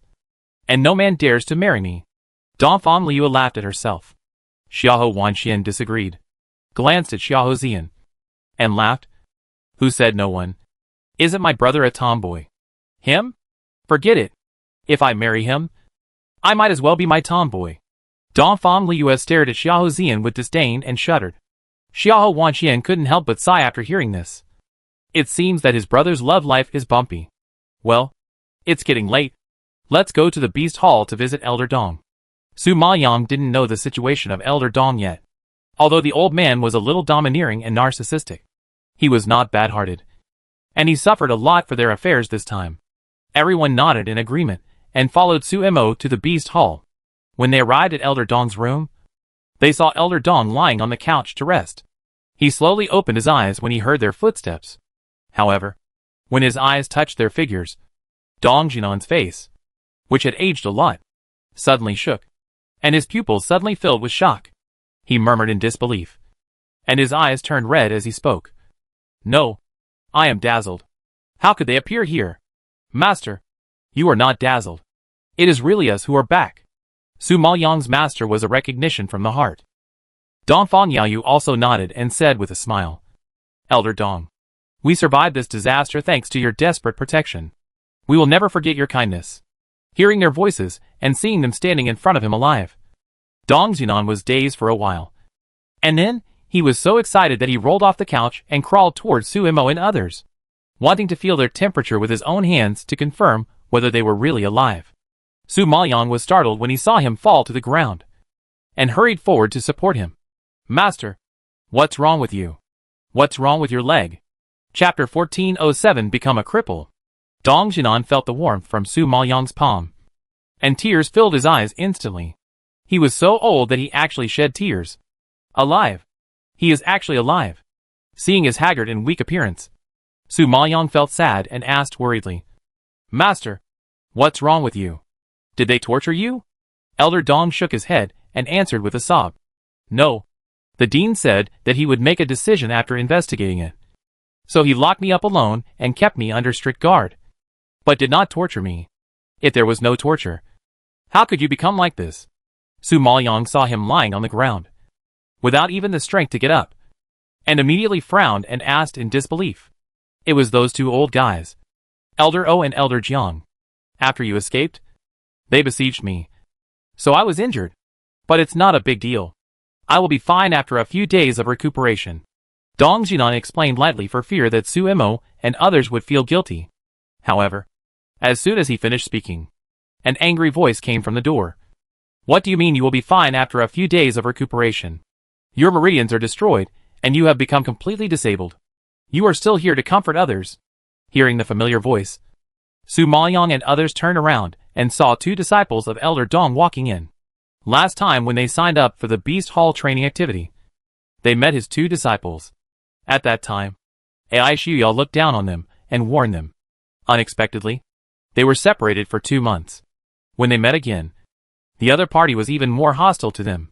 As soon as Ai Shuya walked in, her beautiful eyebrows were twisted together. Her beautiful eyes were staring like longans. And she roared at Su Maoyang with an angry face. What are you doing here? Get out now.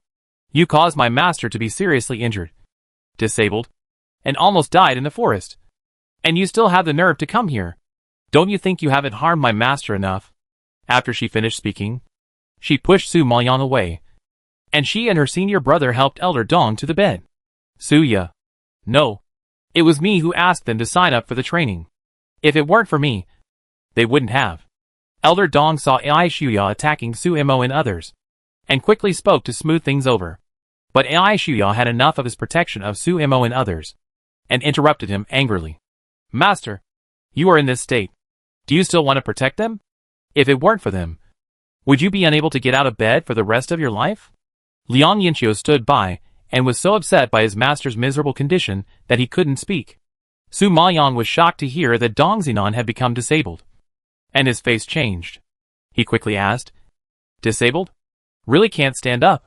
Have you asked a doctor to see you? Have you applied medicine or taken medicine? Is this kind of thing going to lie to you? The dean had invited many doctors for him before, but they were all helpless. Besides, his meridians were destroyed. How could he be cured by taking medicine or applying medicine? If you still have a conscience, get out of here and don't show up in front of my master again. If you have anything to do with those evil people, I'm afraid it won't be as simple as disability next time. Ai Shuya was furious when she talked about it. Su Maoyang frowned and shook his head. I don't believe it. There must be a way to treat it. Master, don't worry. I will find a way to cure you. She was once beaten by a group of Xiantian Jun Lingshi, and her meridians were destroyed. But she recovered slowly. Now she can refine divine pattern pills. She believes that as long as she can refine pills to repair meridians, there is hope to cure his legs. Su Mo was still very confident about this point. It just took some time. Ai Shuya couldn't help but sneer when she heard this. You cured him? Haha. What else can you do besides bragging? When you signed up for the training last time, I warned you to focus on improving your strength and not to embarrass your master. Because in this world, it is the strength that speaks, not the mouth. As a result, you are so good. Not only are you not strong enough, but you also implicate your master and hurt him badly. You are so useless. And you still come here? Don't you feel embarrassed? Hearing that Ai Shuya's words were a bit unpleasant, Liang Yinqiu on the side also pulled her and advised. Junior sister, forget it. It's over. There is no point in getting angry. Besides, the junior sisters don't want to do that either. Ai Shuya was already angry. When she heard that her senior brother was still considering them, she was even more furious and waved his hand away. What's useless? From the beginning, I didn't agree with Master accepting Su Mo as a disciple. Master was so overwhelmed that it would be fine if he didn't listen to advice. But you still followed Master's nonsense, and said that you were optimistic about her, and that she might be talented. You should believe in Master's vision. In the end, this is the genius you are optimistic about? Liang Yinqiu was scolded by Ai Shuya, and was speechless. He knew that Master's vision was always good, and he was very accurate in selecting people. In addition, he heard that Su Mo had defeated Song Rongxin, so his strength must be good. Besides, Master could accept someone as a disciple with a shameless face. So Su Mo must have something extraordinary. But who knew that such a thing would happen later? Ai Shuya, how can you blame all the faults on Su Mo? At that time, we were besieged by the three elders led by Xiang Jinqing. We, a group of disciples, were no match for the elders. We were lucky enough to be able to come back alive. What else do you want? Dongfang Liu felt sorry for Su Mo. Su Mo was the most gifted genius she had ever seen. How could he become a good-for-nothing fool in the words of Ai Shuya? Ai Shuya glanced at Dongfang Liu and snorted sarcastically. If my master hadn't risked his life to protect you, would you have come back alive? How dare you bring it up? Do you have any shame? You? Dongfang Liu's cheeks flushed with anger. Su Maoyang knew that Ai Shuya had always disliked him, and looked down on him from the bottom of her heart. So no matter how she explained, it was useless. She immediately stopped Dongfang Liu and advised. Okay, say less. This incident was indeed caused by me. If I hadn't offended Xiong Jinqing, he wouldn't have done such a vicious thing. It's my fault that Elder Dong was implicated. I will take all the responsibility. Take responsibility? How are you going to take it? Do you dare to kill Xiong Jinsheng? Ai Shuya glanced at her and sneered. Su Maoyang ignored her questioning and handed Elder Dong a pill directly. Master, this is a healing pill. Although it can't completely repair your meridians, it still has a certain effect on the injuries in your body. You take good care of your injuries, and I won't bother you anymore. I'll take my leave first. Su Maoyang bowed and asked the Xiahou siblings and the Dongfang siblings to leave. Dong Jinan was worried that she would really go to Xiong Jinsheng to settle accounts. So he immediately stopped her. Su Mo, where are you going? Don't provoke those 3 old guys again. Don't worry. Those 3 old guys have been imprisoned, and I don't need to take action for the time being. I'm going back to the Dongfang family and preparing for the elite competition. Su Maoyang knew that Dong Jinan was worried about his safety, so he explained thoughtfully. When Ai Shuya heard this, a trace of surprise flashed across her eyes, and then she sneered. What? Did I hear it wrong? You still want to participate in the elite competition? Chapter 1408. People call her the Queen of Flowers. As a player in the elite competition, Ai Shuya didn't bother to join the excitement of the advanced competition in the square, so she didn't see the whole process of Sumo's battle. Suddenly, she was a little surprised to hear that she was going to participate in the elite competition. Yes, you heard it right. Our Sumo is going to challenge the elite competition and has already obtained the qualification to challenge. In terms of talent, you are not even as good as Sumo's fingernails. You still have the nerve to ridicule Sumo. You are the shameless one. Seeing Ai Shuya's surprised expression, Dongfang Liu immediately stepped forward and stood in front of Sumo, holding her little head high and proudly retorted. Ai Shuya knew that Dongfang Liu was a tough talker, so she chuckled twice without saying anything. Although she didn't look angry, her pupils were full of contempt. Sumo is praised so highly by you. I want to see how far she can go in the elite competition. I hope she can hold on for a while. If she doesn't even have a chance to play against me, I will be very disappointed. Dongfang Liu saw the other party's arrogant look and bared her teeth in anger. Then she didn't want to talk nonsense with Ai Shuya. She made a face at the latter and pulled Su Maoyang out of the room. As soon as she left the room, Dongfang Liu angrily instructed. Sumo, you must do your best in the elite competition. Show your strength and give her a taste of your own medicine. Ai Shuya is so annoying. Su Maoyang asked curiously. What is Ai Shuya's ranking in the elite competition? Before, she had only met this nominal senior sister once. She only knew that this person was arrogant and had some talent in contracted beasts. But she didn't know much about the details. After hearing what she just said, she realized that Ai Shuya was actually a master in the top 10 of the battle list. Seeing that she didn't know Ai Shuya, Dongfang Liu quickly gave her information about her opponent. Although Ai Shuya's personality is not pleasing, it must be said that her strength is indeed good. She ranks 7th on the battle list. Maybe her talent in contracting spirit beasts may not be better than Wanlisen's, but she wins because of her own spiritual power and skills. So, don't look at her beautiful appearance, but she is definitely not an embroidered pillow. Her methods are quite sharp.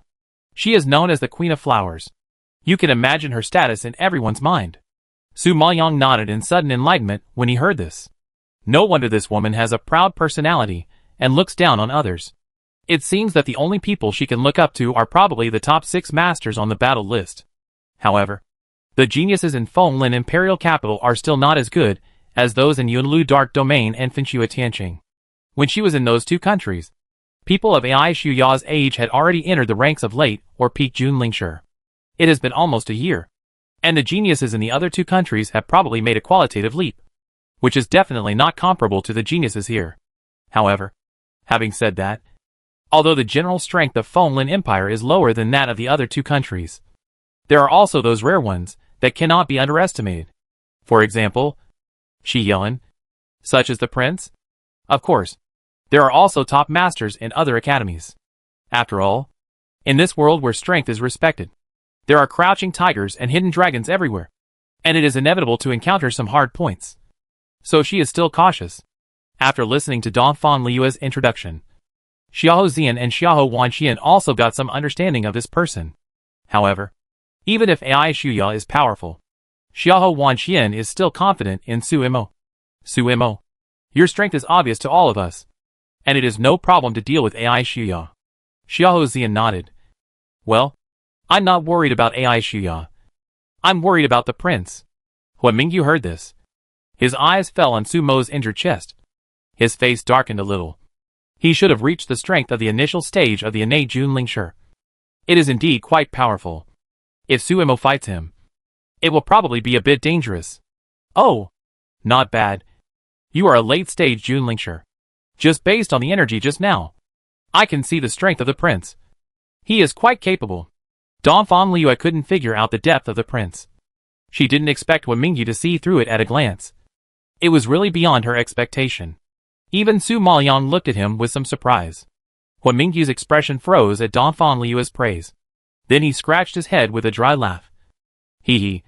I'm often in the Nether City, and I've seen a lot of fighting. Although my strength hasn't improved, my eyesight has improved a lot. Haha. That's how it is. That's right. Your place is full of fighting all day long. And even the worst ones are still a few levels. Dongfang Liu thought of the environment he lived in before and smiled knowingly. Okay. Don't talk about me. Isn't Su Mo going back to the Dongfang family? Wen Mingyu changed the subject and looked at Su Maoyang. Su Maoyang nodded. Well, at this time, the game is over. The head of the family and the sixth uncle know that we are in the dungeon to visit Mu Jichen. So they should go home and wait for us first. Well, let's go quickly. My father and the sixth uncle must be waiting anxiously. Dongfang Yaoyu nodded, quickened his pace, and rushed towards the direction of the Dongfang mansion. Seeing that Dongfang Yaoyu and others returned safely, the Dongfang family at this time swept away the previous haze and became lively. As soon as Su Maoyang and others walked into the gate of the Dongfang family, they were stopped by housekeeper Fan to break the fire basin, saying that they were going to get rid of bad luck. The head of the family, the sixth uncle, and the brothers and sisters in the family all went to the yard to greet them in person, making it very grand. Seeing their happy faces, Dongfang Yaoyu and Dongfang Liu were moved and their eyes gradually turned red. Dongfang Yaoyu felt even more guilty, and walked forward directly, bowed deeply to the two elders in the family. Father, sixth uncle, I made you worry. Haha. Don't be polite. As long as you can come back.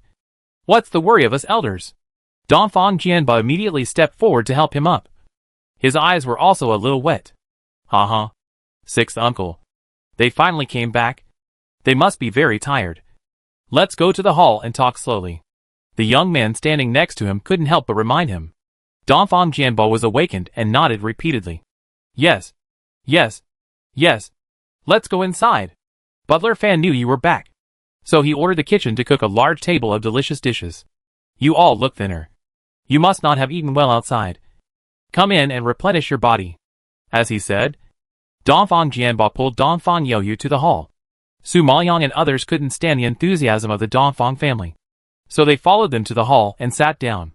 In the past, Jun Haocong still disliked the Dongfang family's food for not being delicious.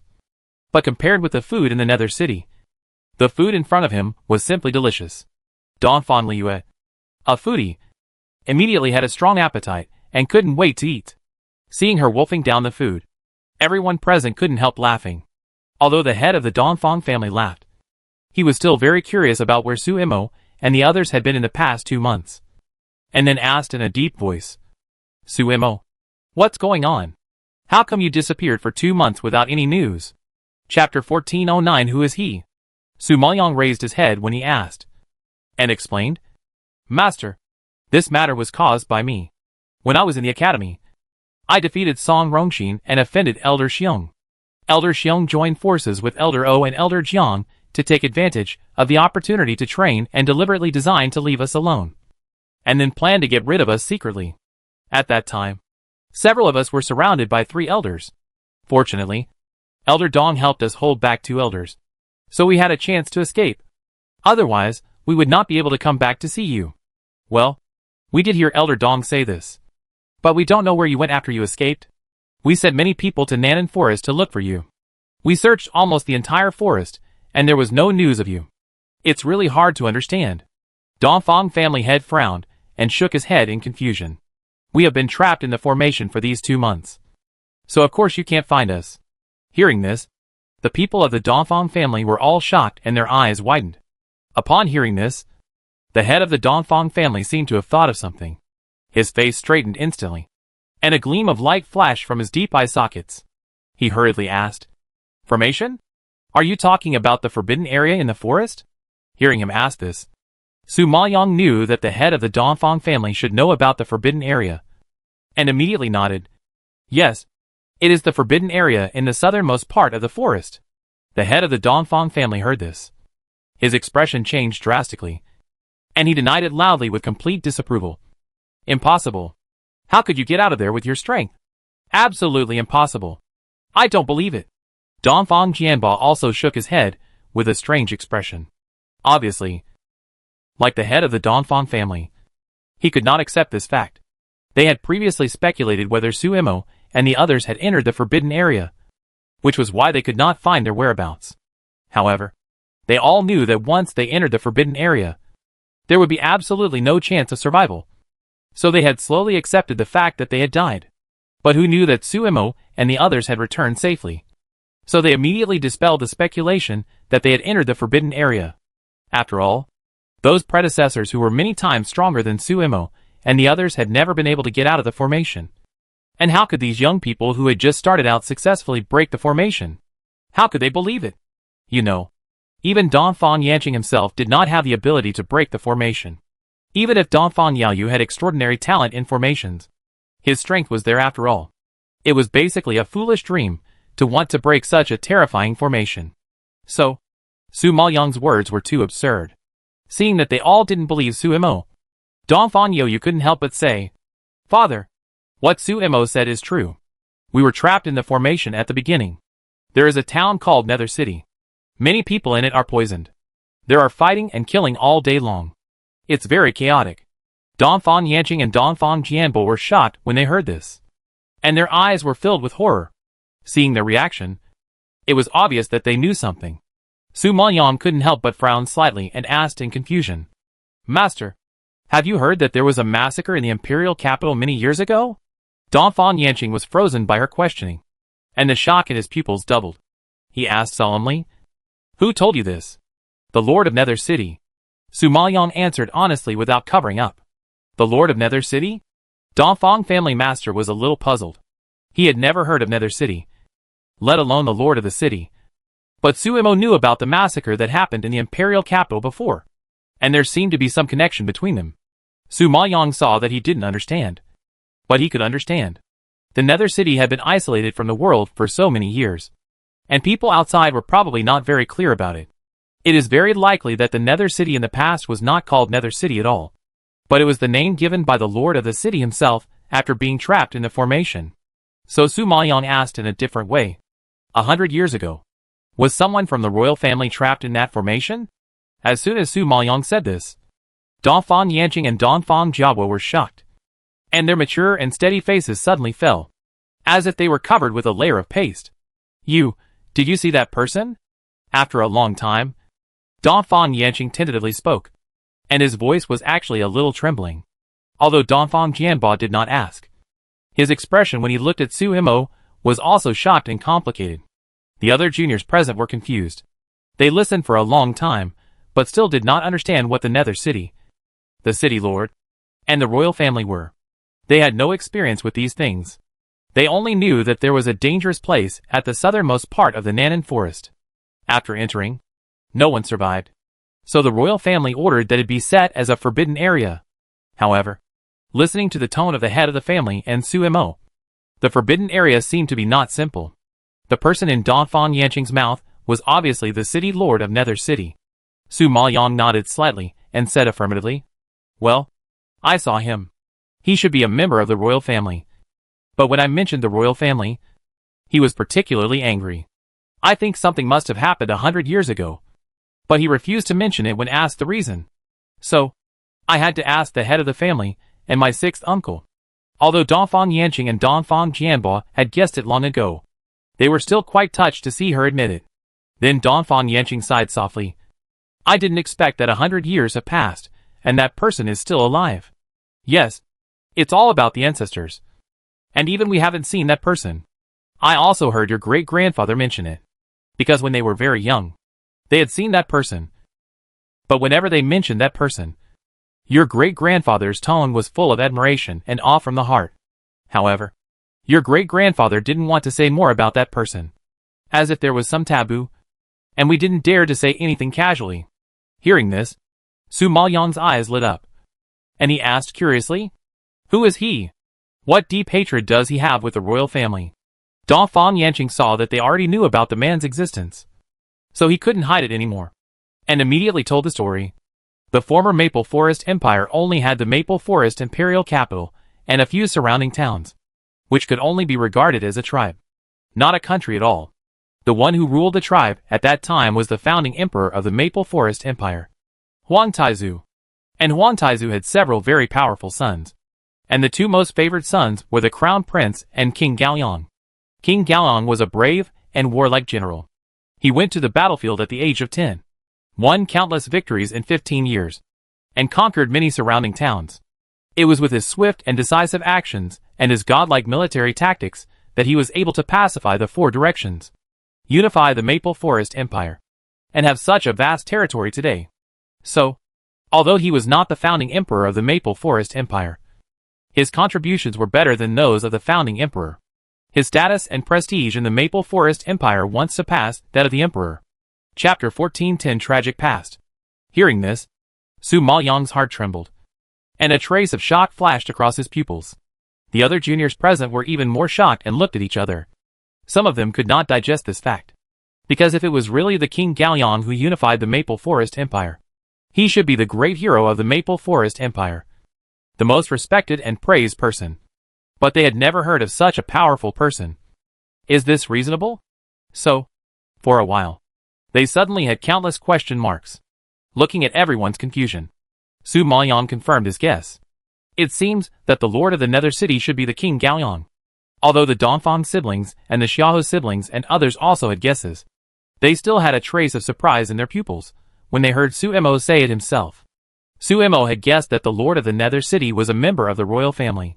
If he was really the King Gaoyang, it seemed to be just right, because the lord of Nether City happened to be trapped in the formation for 100 years, and his own strength is very strong. Plus, there are some unclear grievances with the royal family, which is somewhat similar to King Gaoyang. What happened back then? Why did someone who made such a great contribution to the Maple Forest Empire get stuck in that formation and couldn't get out? After guessing his identity, Su Maoyang was even more confused. Dongfang Yanqing sighed softly, and his tone became a little heavy. King Gaoyang is powerful and talented. He was the undisputed #1 genius in the Maple Forest Empire at that time. But he was born in a humble family, and could not become the prince. But even so, with his record, many people ignored his background, and wanted to support him as the prince. His Royal Highness the Prince at that time naturally felt threatened and tried every means to get rid of him. I don't know much about the process, but I heard your great-grandfather mention that a brutal massacre broke out in Fonlin imperial capital. It seems that the cause was that the prince had just ascended the throne and wanted to make achievements. So he sent King Gaoyang to pacify the south.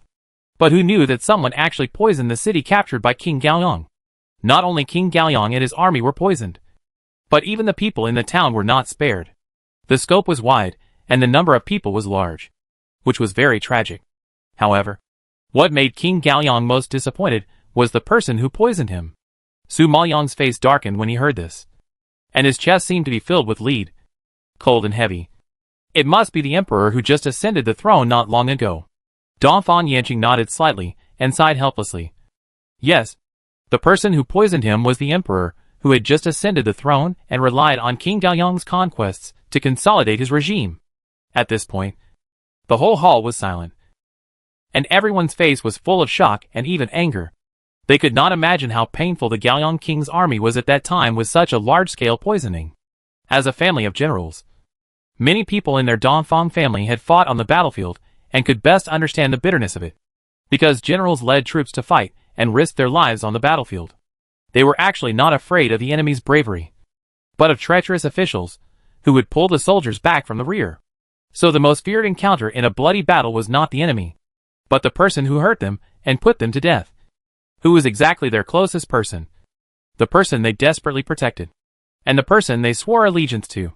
The feeling of dying at the hands of one's own people might be more despairing than death itself. Oh my god! Does this emperor still have a conscience? King Gaoyong fought for him to consolidate his regime. But he actually sent someone to poison him. He was ungrateful.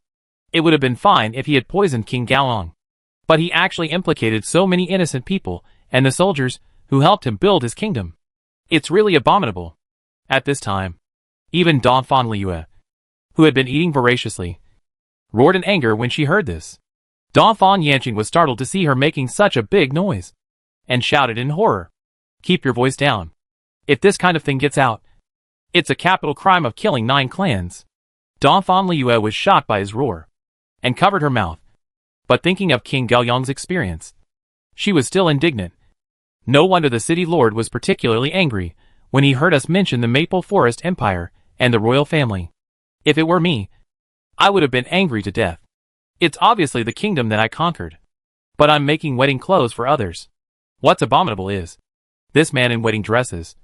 He still wants to root him out. He even abandoned the people of the world in order to get rid of him. This is clearly a tyrant.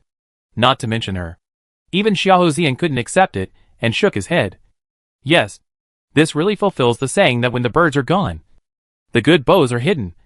And when the cunning rabbits die, the running dogs are cooked. Attacking so many people and soldiers, it can be said to be extremely vicious. Su Maoyan also had to admit that the prince was indeed cruel and ruthless. Speaking of it, she had heard a lot about the fights between princes, and it was not uncommon. It is understandable that the prince ascended the throne and eliminated the brothers who were a threat to him. But the cruel thing is that he didn't even let the soldiers and civilians go. They were also his soldiers, and they were also his people. She didn't understand what kind of hatred made him implicate so many innocent people. Since it was poisoning, why didn't they die? Su Maoyan was silent for a moment and continued to ask. Dongfang Yanqing frowned, also puzzled. I don't know about this. Although the poisoned people were not killed immediately, they suffered from a rare disease, which was worse than death. Maybe being poisoned to death is a relief. Hearing this, Su Maoyan immediately recalled the people in the Nether City who ate human bones and blood every day and relied on killing to relieve their pain, and couldn't help feeling a chill in his heart. Dongfang Yaoyu was curious about what happened next, and asked again, what happened next? Dongfang Yanqing took a deep breath, and some sorrow surged in his eyes. Later, King Gaoyong found out the truth about the poisoning, and he couldn't accept this fact. In a rage, he led all the soldiers back to Fenglin imperial capital, intending to ask the emperor for an explanation. The emperor saw that he was coming with such a strong momentum, so he accused him of treason and rebellion, and dispatched all the troops left in the imperial capital to prevent him from entering the city, intending to kill him and his soldiers in one fell swoop.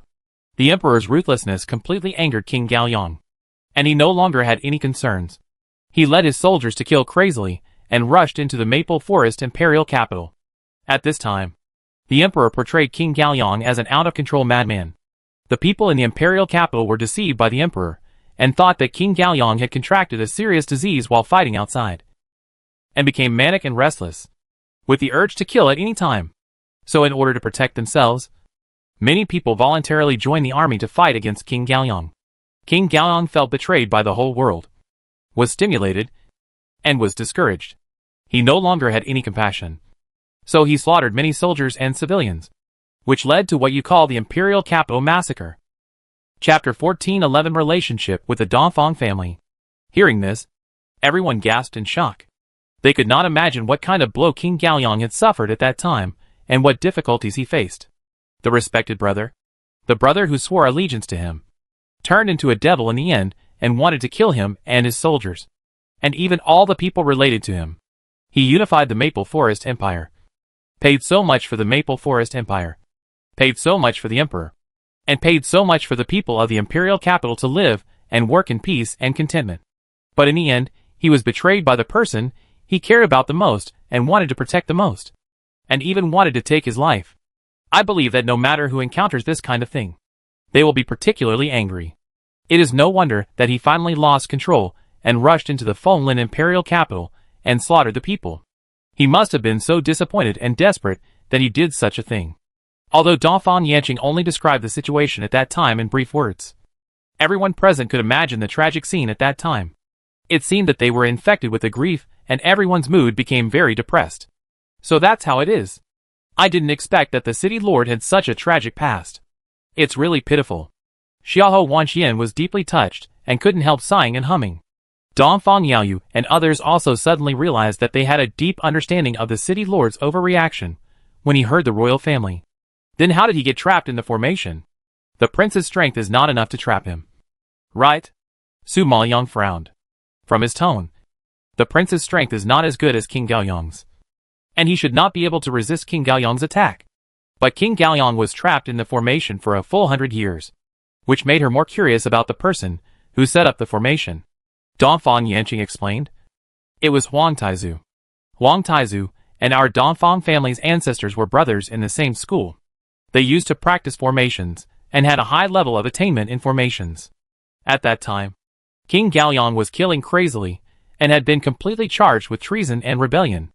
Even if Huang Taizu liked him, he could not let him kill the people. So he finally came out to suppress it personally. Perhaps because of the father-son relationship. Huang Taizu did not kill him. But in order to protect the people who were not poisoned, he had to set up a formation to trap King Gaoyang and those poisoned soldiers and people. Su Maoyang heard this and nodded in understanding.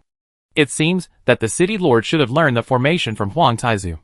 But unfortunately, his attainments in formations are not as high as his father's, and he has not been able to successfully crack it for so many years. Thinking of this, Su Maoyang pondered and said, Master, the reason why we can come back this time is all thanks to the help of King Gaoyang. He broke the formation. In other words, he is also our benefactor. What? It's him. Has he come out? Dongfang Jianbu exclaimed in shock. Hearing this, Dongfang Yanqing was also shocked. He suddenly opened his eyes wide and asked, He came out? Where is he now? King Gaoyang has a deep hatred for the royal family, and even the entire Maple Forest Empire. If it weren't for the Emperor Taizu who trapped him, he would have slaughtered the royal family and the people of the imperial capital. Therefore, if such an evil spirit came out, the Maple Forest imperial capital would probably set off a bloody storm. Thinking of this, Dongfang Yanqing and Dongfang Jianbo were sweating coldly, staring at Su Imo anxiously. Dongfang Yaoyu did not wait for Su Maoyang to answer, and explained, He did not come out, because we have not yet completely comprehended the formation. We could only hold on for a short time after breaking the formation. And he himself was worried about the people of Nether City. So he sent us out, knowing the past of the city lord. At this moment, they can deeply understand the city lord's apology to the people of Nether City. It seems that in his opinion, those innocent people who were poisoned were implicated by him. He always felt sorry for his people and soldiers. So he couldn't leave them alone. Caring for and protecting them should be his lifelong responsibility. But it is better to say forgiveness than responsibility. Thinking of this, Xiahou Wanxian, Dongfang Yaoyu and others felt bad and sad.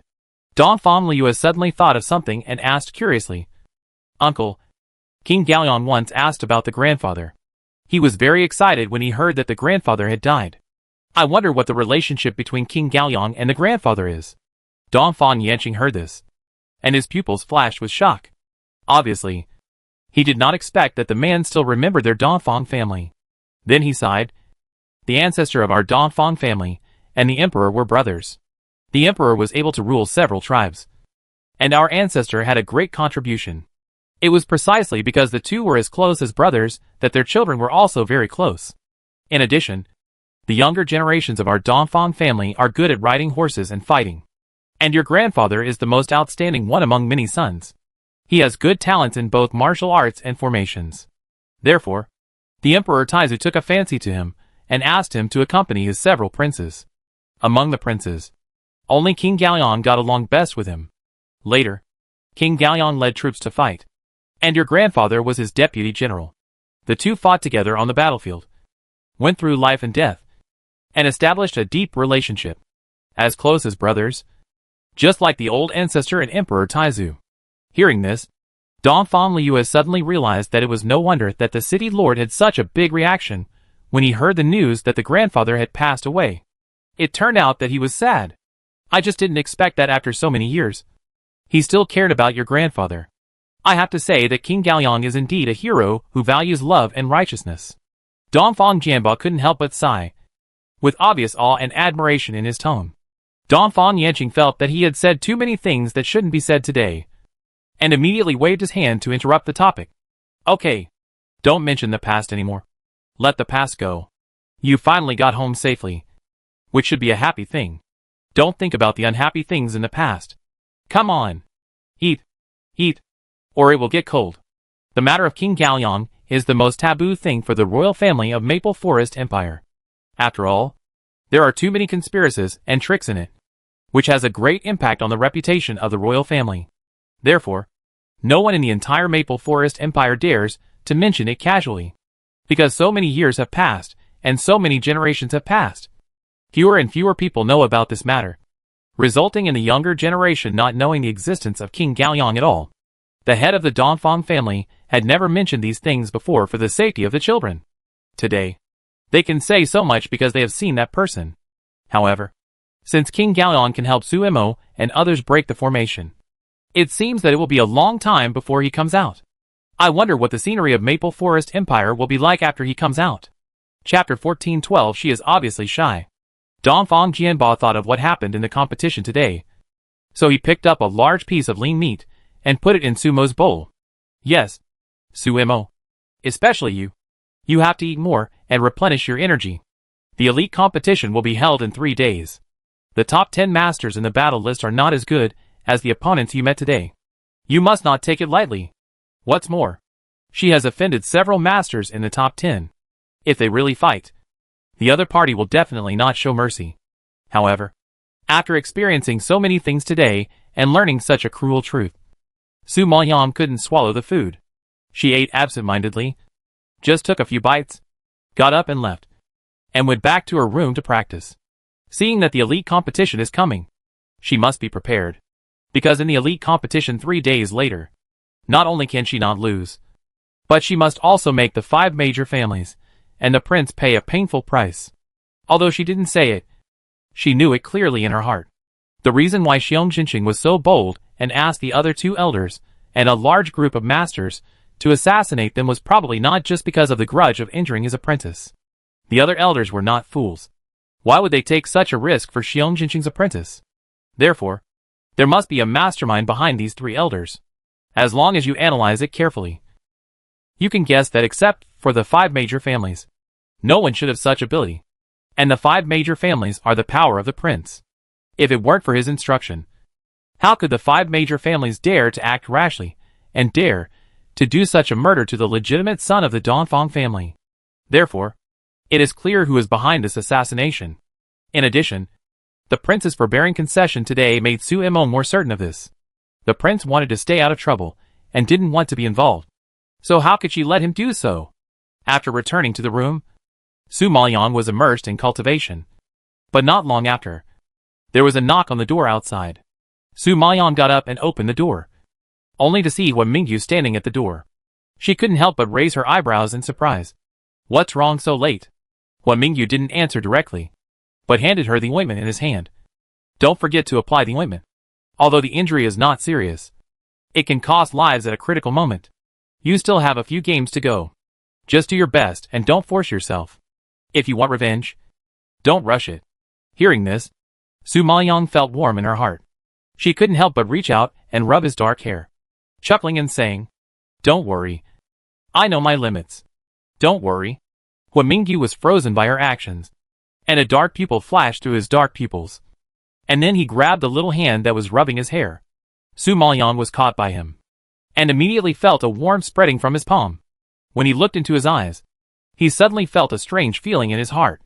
Just when Su Mo was surprised, Hua Mingyu let go of her hand and muttered angrily, "I'm not a child anymore. Don't rub my head casually." After saying that, without waiting for Su Maoyang to react, he quickly left the yard as if he was angry. Su Maoyang's hand was still frozen in midair, and he was stunned for a moment by his sudden words. Finally, looking at his departing back, he murmured incomprehensibly, "What's wrong with him? Is he angry?" The demon Martin in the space rolled his eyes and admired his master's emotional intelligence. "What do you mean you are angry? I am obviously shy." Su Maoyang was a little surprised when he heard this and laughed. "Little brat, you are actually shy. How can I be young? I am almost 20 years old.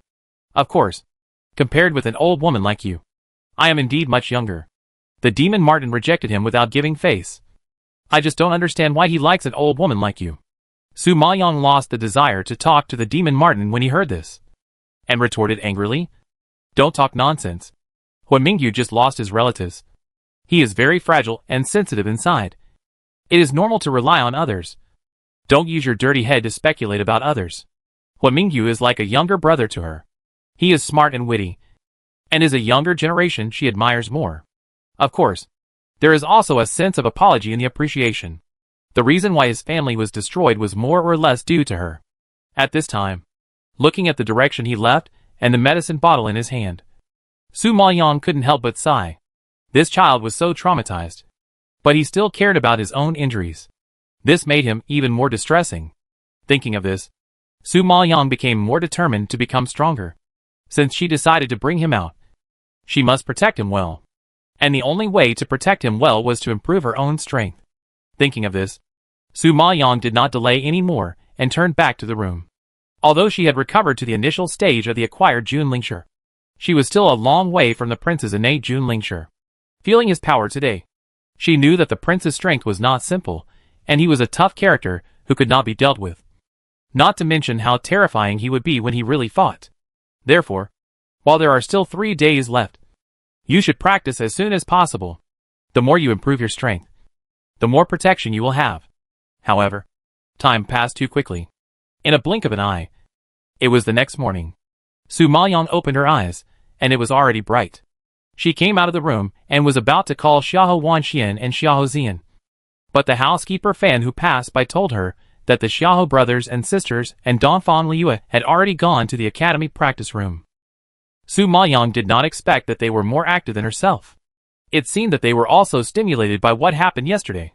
Thinking of this, Su Maoyang nodded in understanding and said to housekeeper Fan, "I will go to the academy later. I should stay in the academy to practice for the next 3 days. You don't have to wait for me to come back for dinner." "Yes, I will convey the master's message." Housekeeper Fan nodded. After that, Su Maoyang also strode towards the academy. Since she came back yesterday and killed the 2 sons of the Sun family in a high-profile manner, the news that she came back alive has spread throughout the academy. So Su Maoyang attracted a lot of attention and discussion as soon as she appeared in the academy. However, Su Maoyang now seems to have become accustomed to such scenes. She ignored the people around her and went straight to Lingbao Pavilion. Now she has successfully squeezed into the top 20 of the battle list. Logically, she should be able to enter and exit places with ranking restrictions. So she plans to go to Lingbao Pavilion to choose some martial arts that suit her. Although the secret technique she practiced is more powerful than ordinary martial arts, the difficulty and speed of practice are not as good as ordinary martial arts. As the saying goes, more skills are worse than less. Having more means of fighting will not be too much, and it will be easier to deal with. Chapter 1413, Martial Arts of Mental Attack. Thinking of this, Su Maoyang went directly into the Lingbao Pavilion. Since she had been here before, she found the floor where martial arts were sold easily this time. The Lingbao Pavilion was particularly lively today. Perhaps it was during the competition period, and everyone was trying to improve their strength. So whether it was the floor selling weapons, the floor selling martial arts, or even the floor selling elixirs, they were all crowded. Su Maoyang had just walked into the door of the 3rd floor, and what caught her eye was the dense crowd. She took a rough look, and then followed the sign hanging in the air, walked directly through the crowd, and went to the innermost. The place where martial arts were sold was the same as the place where weapons were sold, and it was also divided into several areas. The only difference was that it was divided according to the level of martial arts. And there were 4 major areas in total: ordinary skills, spiritual skills, immortal skills, and dangerous areas. Since divine skills were too rare, there was no area for divine skills here. In addition, each area is further divided into 3 areas: low grade, medium grade, and high grade. Here, ordinary skills and spiritual skills are free and open, and anyone can enter to choose. As long as they can afford it, they can take it away at any time. But the immortal skills are not okay. The area of low-grade immortal skills requires disciples who are in the top 50 of the battle list to enter. The middle-grade immortal skills require the top 30 of the battle list. And as for the top-grade immortal skills, They need to be in the top 20 of the battle list. Now Su Maoyang has successfully squeezed into the top 20, and has the qualifications to choose the top grade immortal skills. However, she couldn't help but stop at the entrance of the dangerous area, and her eyes fell on the sign next to her, Dangerous Martial Arts. Choose carefully. If you feel uncomfortable, you will be responsible for the consequences. Seeing this, Su Maoyang raised her eyebrows slightly. She found that although there was no ranking restriction for the martial arts in the dangerous area, at a glance, the whole road was empty, and there were no people at all. It seemed that no one dared to choose dangerous martial arts casually, fearing that it would hurt the body. After all, cultivation is not easy. It took more than 20 years of hard work for everyone to achieve today's results. If there were any problems after practicing dangerous martial arts, wouldn't the previous efforts be in vain? Therefore, practicing dangerous martial arts is indeed too risky. But for some reason, Su Maoyang was somewhat interested in dangerous martial arts, and planned to go in to see what was going on. Thinking of this, she couldn't help but walk in. The number of martial arts in the dangerous area is obviously much less than that in other areas. So there are only 3 rows of bookshelves in the entire area. Su Maoyang quickly browsed through the martial arts in the entire area, and finally couldn't help but be attracted by a book with the words mental attack written on it. She knew that she had a good talent in spirituality, so she was very good at refining pills. However, she had only thought of spiritual power in the past, and had never thought of using it for attack. And she had rarely seen martial arts such as spiritual attack. At this time, seeing the martial arts related to spiritual attack, Su Maoyang's black eyes flickered, and a touch of surprise flashed across her, and she reached out and took it out. But as soon as she touched the book, she felt a fierce spiritual power rushing towards her, which made her daze for a moment. At this moment, Su Maoyang immediately straightened her face and looked at the martial arts book with shock. She found that there was no pattern on the cover of the book, but only the 4 words spiritual attack were simply written.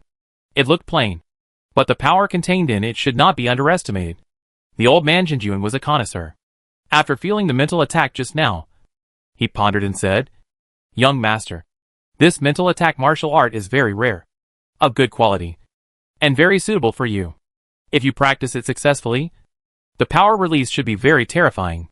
However, it is not easy to practice it successfully.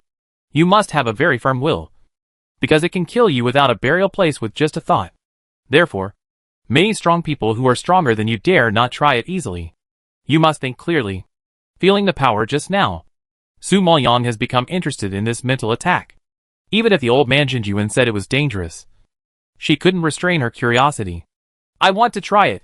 She needs to improve her strength as soon as possible. The revenge of the blood battle group and the spirit beasts is still waiting for her to take revenge. The old guys in the burning blood city are not easy to deal with. If she wants to defeat them, she must become very powerful. Besides, she didn't want to be a burden to Jun Haocang anymore.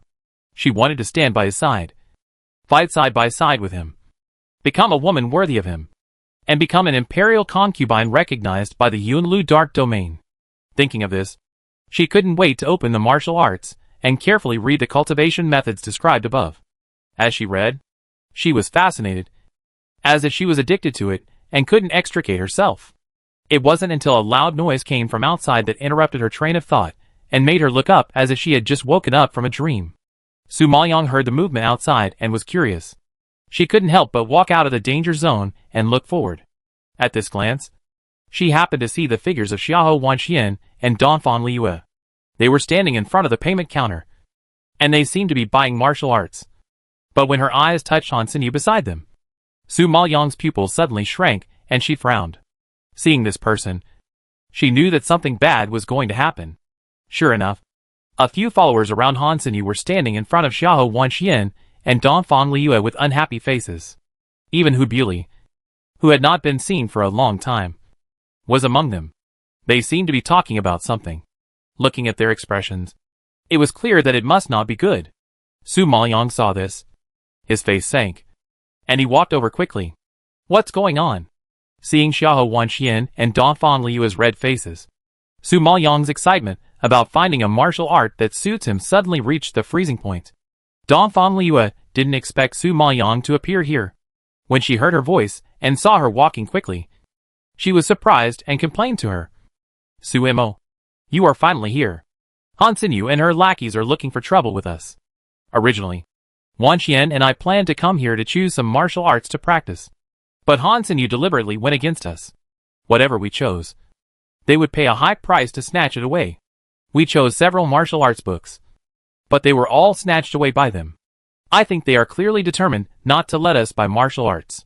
Hearing this, Su Maoyang glanced at Han Xinyu and her lackeys, and saw that Hu Mengrao, Yao Peihan, and Hu Buli were holding several martial arts books, which should have been snatched from Xiahou Wanxian and Donphan Liyue. Knowing that Han Xinyu and the others were deliberately picking a fight, Su Maoyang's expression became even colder, and the look in his eyes, as he stared at them, was piercing and sharp. Miss Han, you guys are all alchemists. There's no need to compete with the disciples of the Spirit Hall and the Beast Hall for martial arts. Right? Chapter 1414, I'll pay double the price. Hearing this, Han Xinyu raised her beautiful eyebrows and glanced at Su Maoyang with a haughty look. Her clear voice was pleasant to the ears, but the meaning of her words was stinging.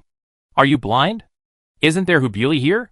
She is cultivating her spiritual power and just needs martial arts. I'd buy it for her. Isn't it okay? Hearing this, Hu Buli nodded and took over the conversation like a puppy wagging its tail to please its owner, and said arrogantly, Yes, I am also a disciple of the spiritual palace. Miss Han is willing to give me martial arts. Is it your business? Last time in Nanan Forest, Hu Buli and Su Maoyang had a very unpleasant quarrel. In her mind, Su Maoyang is her #1 enemy. Because she was originally staying well in the Red Star Alliance, she could continue to enjoy the treatment and protection of the Red Star Alliance and practice in peace. But she didn't know that Su Mo would interfere and destroy the relationship between her and the Red Star Alliance. Although she took the initiative to withdraw from the Red Star Alliance in order to survive. All this was caused by Su Mo. If Su Mo hadn't asked the Red Star Alliance to help find the Golden Spirit Fruit, there wouldn't be so many things. So, in the final analysis, she ended up like this today, all because of Su Mo, the evildoer. She was very happy when she heard the news of Su Mo's death, but she didn't know that the other party would suddenly appear 2 months later. Now that she saw Su Mo standing in front of her safely, Hu Buli was even more angry. She couldn't be killed like this. She was indeed a disaster for thousands of years. Seeing that the other party was not giving up, Su Maoyang was too lazy to talk nonsense with them, but directly said to the elder, who was collecting money at the counter, Elder, how much are their martial arts in hand? I will pay double the price. Hearing this, Hu Mengrao sneered and said with disdain, Su Mo, you have to open your eyes and see clearly. What we have in our hands are all top-grade immortal skills. The value of them cannot be measured by money. Do you think you can buy them with your little black crystals? Ha. You think you are so great with a few stinky money? You think you have a few stinky money and dare to show off in front of Miss Han. Don't you see what Miss Han is like? She is a great alchemist. She can make precious elixirs at the first shot. Do you think your few stinky money can compare with her? Yao Peihan also snorted coldly, with a look of disgust on her face. Although Su Mo had taken out the divine pattern pill before, the divine pattern pill was too rare. They saw with their own eyes that she gave the last divine pattern pill to the old Dan Sheng of the Alchemy Guild. It seems that she can never take it out again. After all, the divine pattern pill is not available whenever you want. But Han Xinyu is different. She is an alchemist and can make pills at any time. She can make as many pills as she wants. Naturally, she is much better than Su Mo, who gets pills by luck. Therefore, among the young generation in Fenglin Imperial Capital, if you want to say who is the richest, Han Xinyu is the richest woman. In addition, the profession of alchemist is rich. Not to mention that Han Xinyu is a genius in the alchemy world.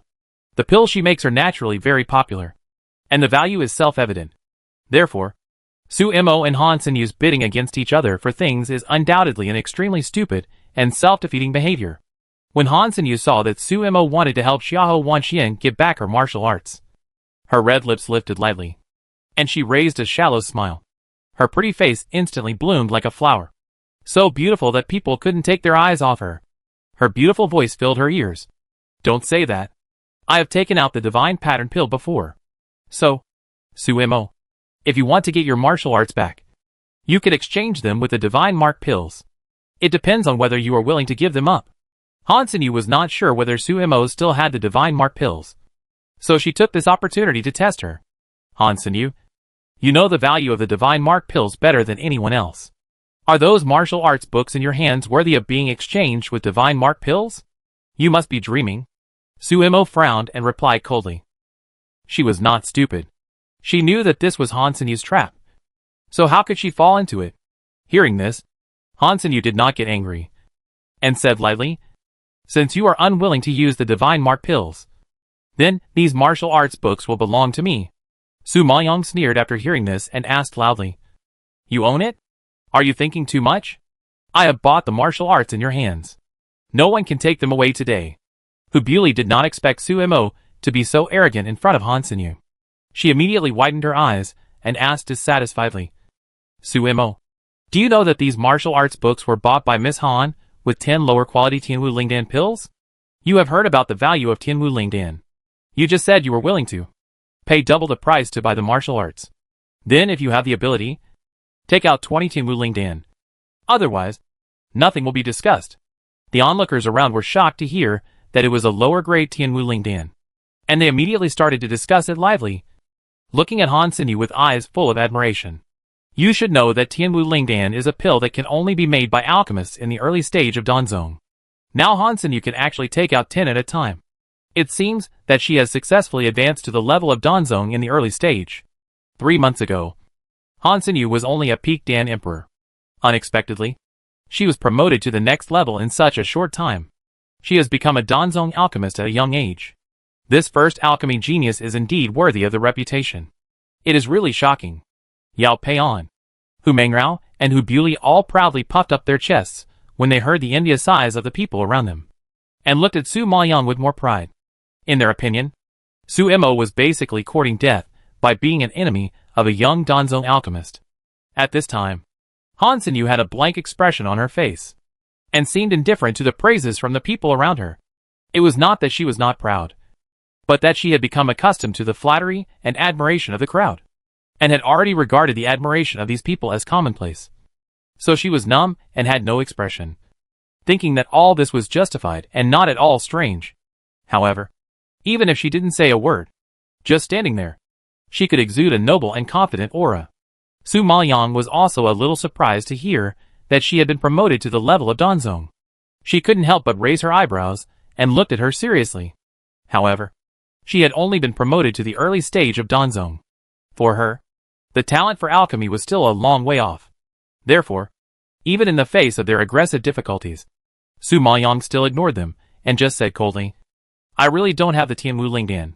Hearing this, Hu Buli and others all curled their lips and sneered. They had long expected that Su Emo could not have the Tianwu Lingdan, because the Tianwu Lingdan not only requires a Danzong level alchemist to refine it, but also the medicinal materials and the refining process are very complicated, and it is difficult to find it even if you buy it on the market. Chapter 14:15. It's just a joke.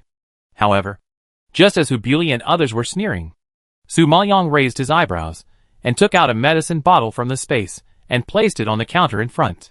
Although I don't have Tianwu Lingdan, I happen to have 55 elements Hao Yuan Dan. I believe I can buy the martial arts in their hands. This bottle of medicine was made by her in the Nether City for emergency use. It is not particularly important to her, and it is not troublesome to make. If Xiahou Wanxian and Dongfang Liue need those martial arts, it is okay to use them for exchange. At most, it will take some time to refine it again. For Su Maoyong, it is not a big deal. But for Yao Peihan, Hu Mengrao and Hu Buli, it was like a bolt from the blue, which shocked them on the spot. Their pretty faces that were just smiling stiffened instantly, and they couldn't help but stare at the medicine bottle on the stage with wide eyes. And some couldn't believe their ears. 5 elements Hao Yuan Dan. Su Emo said she had 55 elements Hao Yuan Dan. What a joke. As alchemists, they knew the difficulty of refining 5 elements Hao Yuan Dan. Moreover, 5 elements Hao Yuan Dan itself was a high-grade pill that required a master at the top of the Dan sect to refine. It was 2 levels higher than the Tianwu Lingdan they mentioned. So, no matter how precious the Tianwu Lingdan was, no matter how complicated the refining process was, and no matter how rare the medicinal materials were, it was incomparable to the 5 elements Hao Yuan Dan. After all, the lower-grade pills could not compare to the upper-grade pills. So, when everyone suddenly heard Suemo say that there was a 5 elements Hao Yuan Dan. Their first reaction was shock. Even Han Xinyu frowned at Su Maoyang's behavior, and a hint of surprise flashed across her clear and beautiful eyes. She also didn't expect Suemo to suddenly mention the 5 elements Hao Yuan pill. The elder at the counter was stunned for a moment when he heard that it was a top-grade pill. And then he looked shocked and looked at Su Maoyang in disbelief. And then quickly took the bottle, opened it quickly, and poured out a pill and spread it in his palm.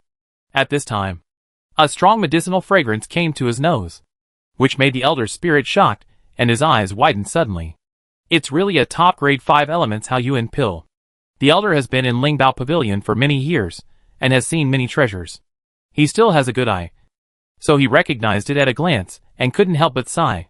Hearing the elder personally confirm the quality of the pills, everyone around was shocked and dumbfounded. The eyes looking at the medicine bottle, and Su Maoyang became a little strange. After a while, everyone whispered and discussed in a low voice. Of course, the most discussed thing was the origin of these pills. After all, this is not an ordinary pill, but a top-grade pill. Suemo casually took out 50 pills. Such a huge number is hard not to be suspicious. Hu Mengrao and Yao Peihan were shocked when they saw this. They shook their heads in disbelief. No! Impossible. Where did you get these 5 elements Hao Yuan pills? Hearing their questioning, Su Maoyang just glanced at her coldly. Where it came from is my business. Why should I tell you? Hu Mengrao was so angry that she was speechless. Han Xinyu didn't expect Suemo to take out a pill that was 2 levels higher than her own. She felt as if she had been slapped in the face. Her face was burning, and anger rose in her heart, making her clench her fingers. Strictly speaking, this was the second time that Suemo had embarrassed her in front of everyone. This woman was really disgusting. But Han Xinyu was arrogant and proud. Even if she was slapped in the face, she refused to show the appearance of a loser. She still held her head high and her arrogant demeanor did not change at all. She had heard before that Suemo knew an alchemist senior. The last divine pattern pill came from that senior. Presumably, these 5 elements Hao Yuan pills also came from there. What surprised her was that Suemo seemed to have a good relationship with that senior. She was able to get so many benefits from him. This made her a little jealous. However, in her eyes, Suemo was just a guy who relied on his backstage to show off his power. He was naturally incomparable to her. A genuine and talented alchemist. Su Maoyang saw that Han Xinyu and others were speechless because of her. So she turned to look at the elder at the counter. Elder, can I buy the martial arts in their hands with these pills? The elder was asked suddenly, and he had not completely recovered from the shock. His expression was blank for a moment. And then he nodded repeatedly as if he woke up, and said excitedly, Yes, yes, of course. So many 5 elements Hao Yuan pills are more than enough to buy a few martial arts. Su Maoyang saw that he agreed, nodded with satisfaction, and then put the martial arts of mental attack on the counter. Since it is more than enough, do you mind paying for this martial arts for me? The elder saw that it was a dangerous martial arts, and his excited expression changed slightly. He looked at Su Maoyang with some surprise, and solemnly reminded, Girl, this is a dangerous martial arts. If you are not careful, it will be fatal. If you have any problems, our academy will not be responsible. You should think it over carefully. Well, I've thought it through, so I'll buy it. Su Maoyang nodded solemnly and replied seriously. You? Seeing her determination, the elder was embarrassed. Hu Beauty, who was standing by, saw the words mental attack and sneered. She asked in contempt, Suemo, you are really funny. As a disciple of the Beast Hall, you actually chose a martial art of mental attack.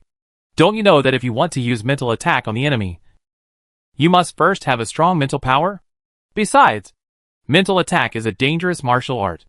If you don't have extremely strong mental talent and are very proficient in controlling mental power, it is easy to lose your life. You don't even have the most basic common sense. And you are still embarrassed to come here to choose martial arts. And you are not afraid that others will laugh at your ignorance. Suemo, do you know that even a talented alchemist like Miss Han dare not practice this mental attack? And you are not even an alchemist, but you still want to practice this very dangerous mental attack. If you want to die, tell us and we will help you. You don't have to use such a stupid method. Yao Peian couldn't help but ridicule. As an alchemist, Han Sinyu was naturally familiar with martial arts such as mental attacks. When she saw that the book Sumo chose was exactly the one she had wanted to practice, she couldn't help but sneer with the sarcasm, because she had only practiced the beginning chapter at the beginning. And before she even got started, she was attacked mentally and seriously injured.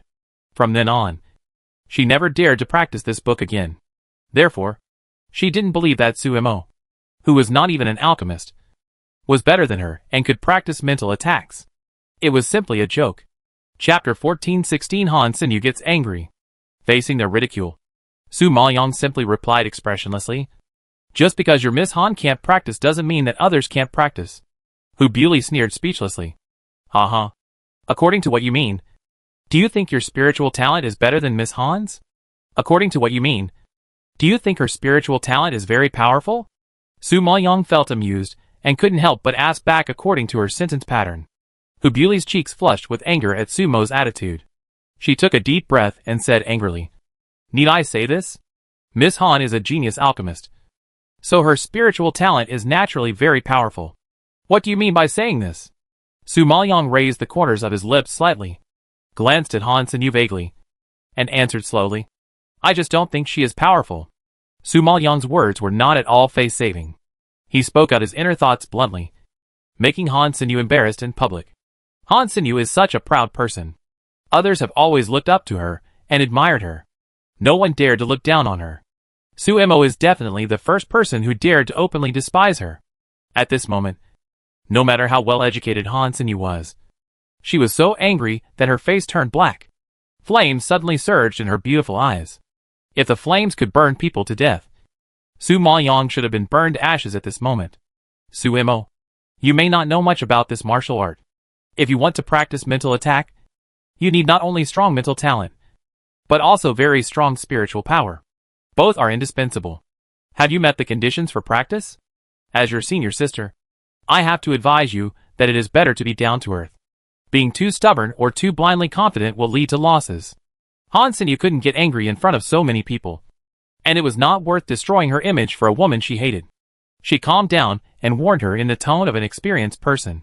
Su Maoyong was firm in his attitude, and they couldn't shake him with a few words. He just replied coldly, "How can you know if it works if you haven't tried it? Ha. You're so stubborn. Forget it. I persuaded you. It's up to you whether you listen or not. Let's go." Han Sinyu is only an early Danzong now. She can't produce a higher level elixir than the upper level one. If she stays here and continues to pester, she will only lose face. It's better to leave as soon as possible. Hu Beauty, Hu Mangrao, and Yao Peihan are Han Sinyu's followers. Seeing that Han Sinyu has left, they naturally can't stay any longer. They immediately glared at Su Maoyong and quickly followed. Yao Peihan had some questions about Sumo's pills. After leaving Lingbao Pavilion, she asked Han Sinyu, "Sinyu, where did Sumo's pills come from? How could she have so many top-rate pills? This is too strange. Could she have made them herself?" Hu Mangrao heard this and immediately retorted as if she had heard a big joke. "What are you kidding? Sumo is the only one who can make pills at the top of Danzong? Are you crazy?" Originally, Sinyu was promoted to Danzong at a young age, which was a rare talent in 1,000 years. If Sumo was better than Sinyu, wouldn't she be a monster? If she really had a talent for alchemy, why didn't she choose Dan Palace instead of Beast Palace? What's more, I have never heard of her being able to make pills, and the people around her have never mentioned it. Donfam Liue is usually a chatterbox. If she had a Danzong Peak master by her side, she would be so arrogant. She would have ridiculed us long ago. So how could it be our turn to ridicule her? Hearing this, Yao Peihan thought it made sense and nodded repeatedly. That's right. If Sumo is really a Danzong Peak master, according to Donfang Liu's personality, she would want to show off to the whole world. However, they didn't know that even Donfang Liu didn't know Su Maoyong's true level. At the beginning, Donfang Liu only saw Su Maoyong show off her skills at the alchemy competition in Nether City. However, Su Maoyong was refining spiritual elixirs at that time, so Donfang Liu thought she was a Dan Wang alchemist. Compared with Han Sinyu, who has been promoted to Danzong, a Dan Wang alchemist is much worse, which led to her lack of confidence to show off Sumo in front of Han Sinyu. Han Sinyu was slapped in the face by Sumo, and she was in a bad mood. Now she heard their guesses. test, and glared at them irritably. Can you use your brains? Do you really think it's easy to reach the peak of Danzong? Those old guys in the Alchemy Guild are incredibly talented. After so many years of practice, they have reached the level of Danxing. If Suemo has reached the peak of Danzong, wouldn't he be on par with the old Danxing? Don't say that there is no such genius in my Maple Forest Empire. I believe that there is no such genius in the entire Joyo realm. Seeing Han Sinyu angry, Yao Peian immediately nodded like pounding garlic, and said flatteringly, Yes, yes, yes, my brain is not clear. I think Sumo's pill should have come from the alchemy master behind her. Didn't she say that she knew an alchemist who could refine divine patterns? Hu Mengrao analyzed. Hu Bewley nodded in agreement. Even if it's not that master. I heard that Suemo gave the divine mark pill to the old Dansheng last time. And the old Dansheng gave her a bottle of top-grade pill in return. So it's possible. Hearing this, everyone nodded in agreement. They just forgot that Suemo had used the divine mark pill to please the people in the Alchemy Guild. Han Sinyu listened and didn't say anything, but her expression said it all. What she disdained most was people who relied on relationships. So Su Maoyang's actions made her very sick. But she had to admit that jealousy had taken root in her heart. She was jealous that Su Maoyang could meet an alchemy master who could refine divine mark pills, and that she could get so many benefits from him. Outside, she didn't want to get angry for the sake of her image. But as soon as she got home, she couldn't control her anger anymore. And she waved her hand and overturned the porcelain in the house. The maid waiting outside heard the noise and hurriedly pushed the door open and walked in. Miss, are you okay? Seeing the porcelain fragments all over the floor, the maid asked in panic, seeing someone breaking in. Han Sinyu, who was angry, threw a porcelain piece at random, and it fell in front of the maid with a bang, scaring the maid so much that her legs went limp, and she knelt on the ground. Get out! Get out! The maid was trembling with fear after being yelled at. She stood up in shock and was about to turn around and leave the room. Who knew that as soon as she turned around, she bumped into the head of the Han family who strode in. She was so scared that her face changed drastically, and she begged for mercy. Master, please forgive me. Master, please forgive me. Seeing that the maid was very scared and seeing a large piece of porcelain fragments in front of him, the head of the Han family shook his head helplessly and asked unhappily, Who is so bold as to make our first genius angry? Seeing that it was his father who came in, Han Sinyu restrained his anger a little and glared at him unhappily. What genius? The genius you are talking about is worthless in the eyes of others. Chapter 1417, Cultivating Mental Attack. Hearing this, the head of the Han family looked a little surprised. There is such a thing? Who is so bold that he dares not take our alchemy genius seriously? Who else could it be? It's that annoying Suemo. Last time, I was beaten in public and sent to prison. This time, he ridiculed me in public and made me lose face.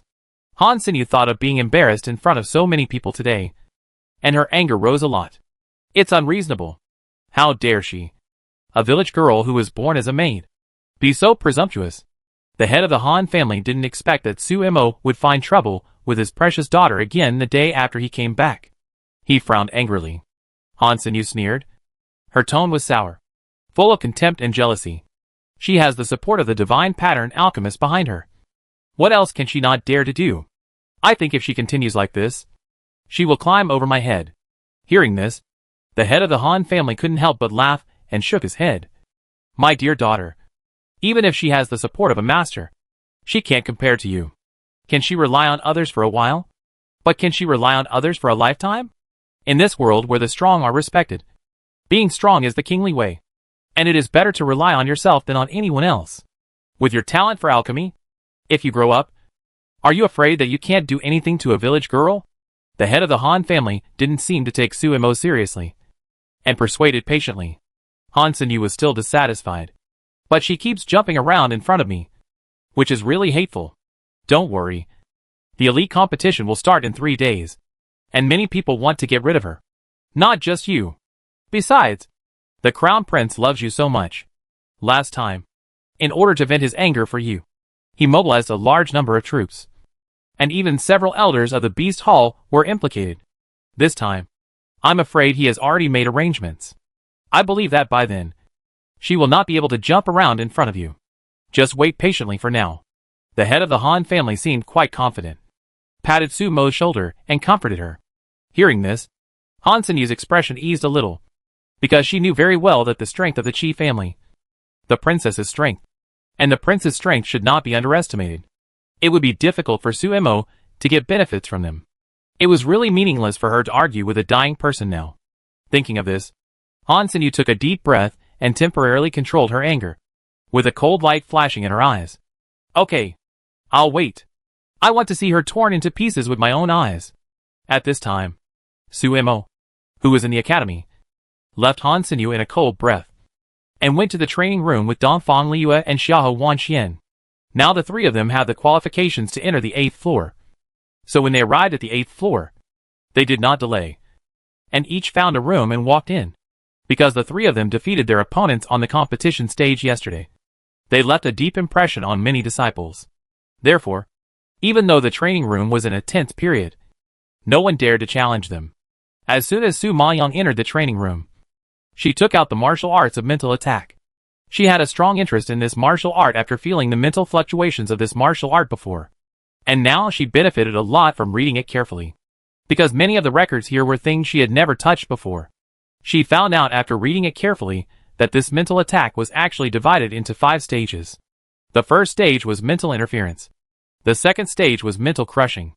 The third stage was mental control. The fourth stage was mental hallucination. And the fifth stage was mental blasting. Mental interference means interfering with the enemy's brain nerves, causing people to have a short-term dizziness and tingling, and may even paralyze the opponent's nerves and perception, causing the enemy to slow down or make wrong judgments. This stage is the easiest to practice, but the effect of the performance is only a moment, which is the shortest and weakest among the stages. But Su Maoyang knows that in a battle with a master, perhaps just that moment can decide life and death. So the power of this first stage should not be underestimated. As for the mental crushing in the second stage, it is somewhat similar to level suppression. Therefore, after practicing this stage, if you encounter an opponent of the same level as yourself but with strong combat power, you can completely rely on mental crushing to suppress the opponent. If you encounter an enemy with a stronger level than yourself, you can also catch up with the enemy's level suppression of yourself. Therefore, this stage is used to deal with opponents of the same level or higher level than yourself, and it has an amazing effect. And the third stage of mental control, as the name suggests, is to use mental power to control physical objects. After all, people only have 2 hands and 2 legs, so they are bound to be in a state of panic and overwhelmed in battle. However, mental control can solve this urgent problem. When you are out of reach, you can control weapons to attack. Not only can you respond to the enemy's attack in time, but you can also catch the enemy off guard. Of course, the fourth stage of mental hallucination is easier to understand. It is to make the opponent hallucinate, which is similar to the illusion array. The only difference is that the illusion array has an eye and can be broken, but the mental hallucination has no eye. If you want to break through the shackles of mental hallucination, you should have a strong willpower. Therefore, this kind of method can only be fought hard, and there is no way to take shortcuts. Some people may even be driven crazy by hallucinations, self-harm, and go crazy. It is conceivable how lethal this mental hallucination is. However, the most terrifying is the 5th stage of mental explosion, which is the legendary one thought turns to ashes. With just one thought, the enemy can be reduced to ashes. Su Maoyang couldn't imagine what realm she had to reach to exert such power. However, this is not something she can look up to with her current strength, so she should start practicing from the first stage down to earth. Thinking of this, Su Maoyang sank into Dantian and began to practice according to the introductory chapter of mental attack. It must be said that the power released by this mental attack martial art is indeed overbearing. Even a strong person like Han Sinyu stopped at the sight. It really has some tricks. At this moment, she only felt that there were countless sticks in her brain, hitting every nerve of her fiercely. And every time it seemed to break her nerves. She felt terrible pain. The nerves in the human brain are fragile, so how can they withstand such a beating? After a while, she felt a splitting headache, cold sweat, and rolled on the ground unbearably. It's just that she had been on the edge of life and death too many times, and her mind had been sharpened to be very tough. Moreover, after being immersed in the fairy pond and taming the fire of life, her body was full of vitality. How could she be knocked down easily? So, Even if the pain was unbearable, Su Maoyang still gritted her teeth and held on, and survived wave after wave of attacks. Even so, she tried to stay clear-minded and focused on the practice method. She didn't dare to relax for a moment, for fear that if she was distracted, she would lose her life. Chapter 1418, They Are Here Again. In this way, Su Maoyang endured this perverted mental torture for 2 days and 2 nights, and finally survived. However, at this moment, she was sweating profusely, and her face was pale. In order to make herself highly focused, she had pinched countless blood marks on her body with her nails. At a glance, her arms, waist, and thighs were all bloody and horrible. Although she was the only one here, her condition was like she had experienced a battle of hundreds of beasts, which was horrible. Su Maoyang felt the power of dangerous martial arts for the first time. And even as tough as she was, she couldn't help but curse it as a pervert. She didn't expect that she still underestimated the power of this martial arts, because this was only the first stage, and she had been tortured like this. She didn't dare to imagine how terrible it would be in the later stages, because just thinking about it was creepy. Although she survived the first stage, Su Maoyang knew that if she had not soaked in the immortal pool and subdued the fire of life, it would be impossible to survive with her spiritual talent alone. Therefore, she had to admit that it was indeed too risky to choose to practice spiritual attack this time. No wonder Han Xinyu and her group said that she was overestimating her own abilities. What they said was not completely unreasonable. So, at this moment, Su Maoyang was extremely grateful that she had encountered so many dangers. If she had not suffered so many misfortunes, experienced so many difficulties, and had not been strong and survived so many times on the edge of death, she would not be as strong as she is now. Of course, she was more grateful to the 3 elders of Xiongjinshan. If it were not for their pursuit, she would not have entered the Nether City, would not have encountered the immortal pool, would not have subdued the strange fire, and would not have successfully practiced spiritual attack now. Such an opportunity is not available to everyone. So, she completely understood what it means to say that a blessing in disguise is a blessing in disguise. At this moment, although her body was tired, her spirit was particularly excited, as if she had been injected with a strong vitality, which made her brain full of power. Feeling that her mental power was stronger than before, Su Maoyang exhaled with satisfaction, closed her eyes, and rested for a while. After her emotions stabilized, she began to consolidate her mental interference and used her mental power to refine some pills that might be used. 3 days passed unknowingly. Seeing that tomorrow was the elite competition, Su Maoyang planned to distribute the refined pills to Xiahou Wanxian and others, and then ended her practice, stood up, and walked out of the practice room. Who knew that as soon as she walked out, she saw Donphan Liu running over in a hurry. Suimo, something bad has happened. Go and have a look. Donphan Liu looked anxious, and Su Maoyang's face was shocked, and some doubts surged. What's wrong? If you have something to say, tell me slowly. Su Maoyang soothed. Donphan Liu panted and hurriedly explained. Several elders of the Xiahou family have all come to the academy. Su Maoyang's face darkened and his brows furrowed when he heard about the Xiahou family. What? They still won't give up? They didn't kill us last time, but they came again this time. No, you misunderstood. They didn't come here to kill people this time, but to invite people. Donphan Liu saw that Su Imo had misunderstood her meaning and waved her hand quickly. Su Maoyang frowned even more when he heard this, and asked back in confusion. Invite people? Yes, they are here to invite Xiahou Wanxian and Xiahou Zian back to the Xiahou family.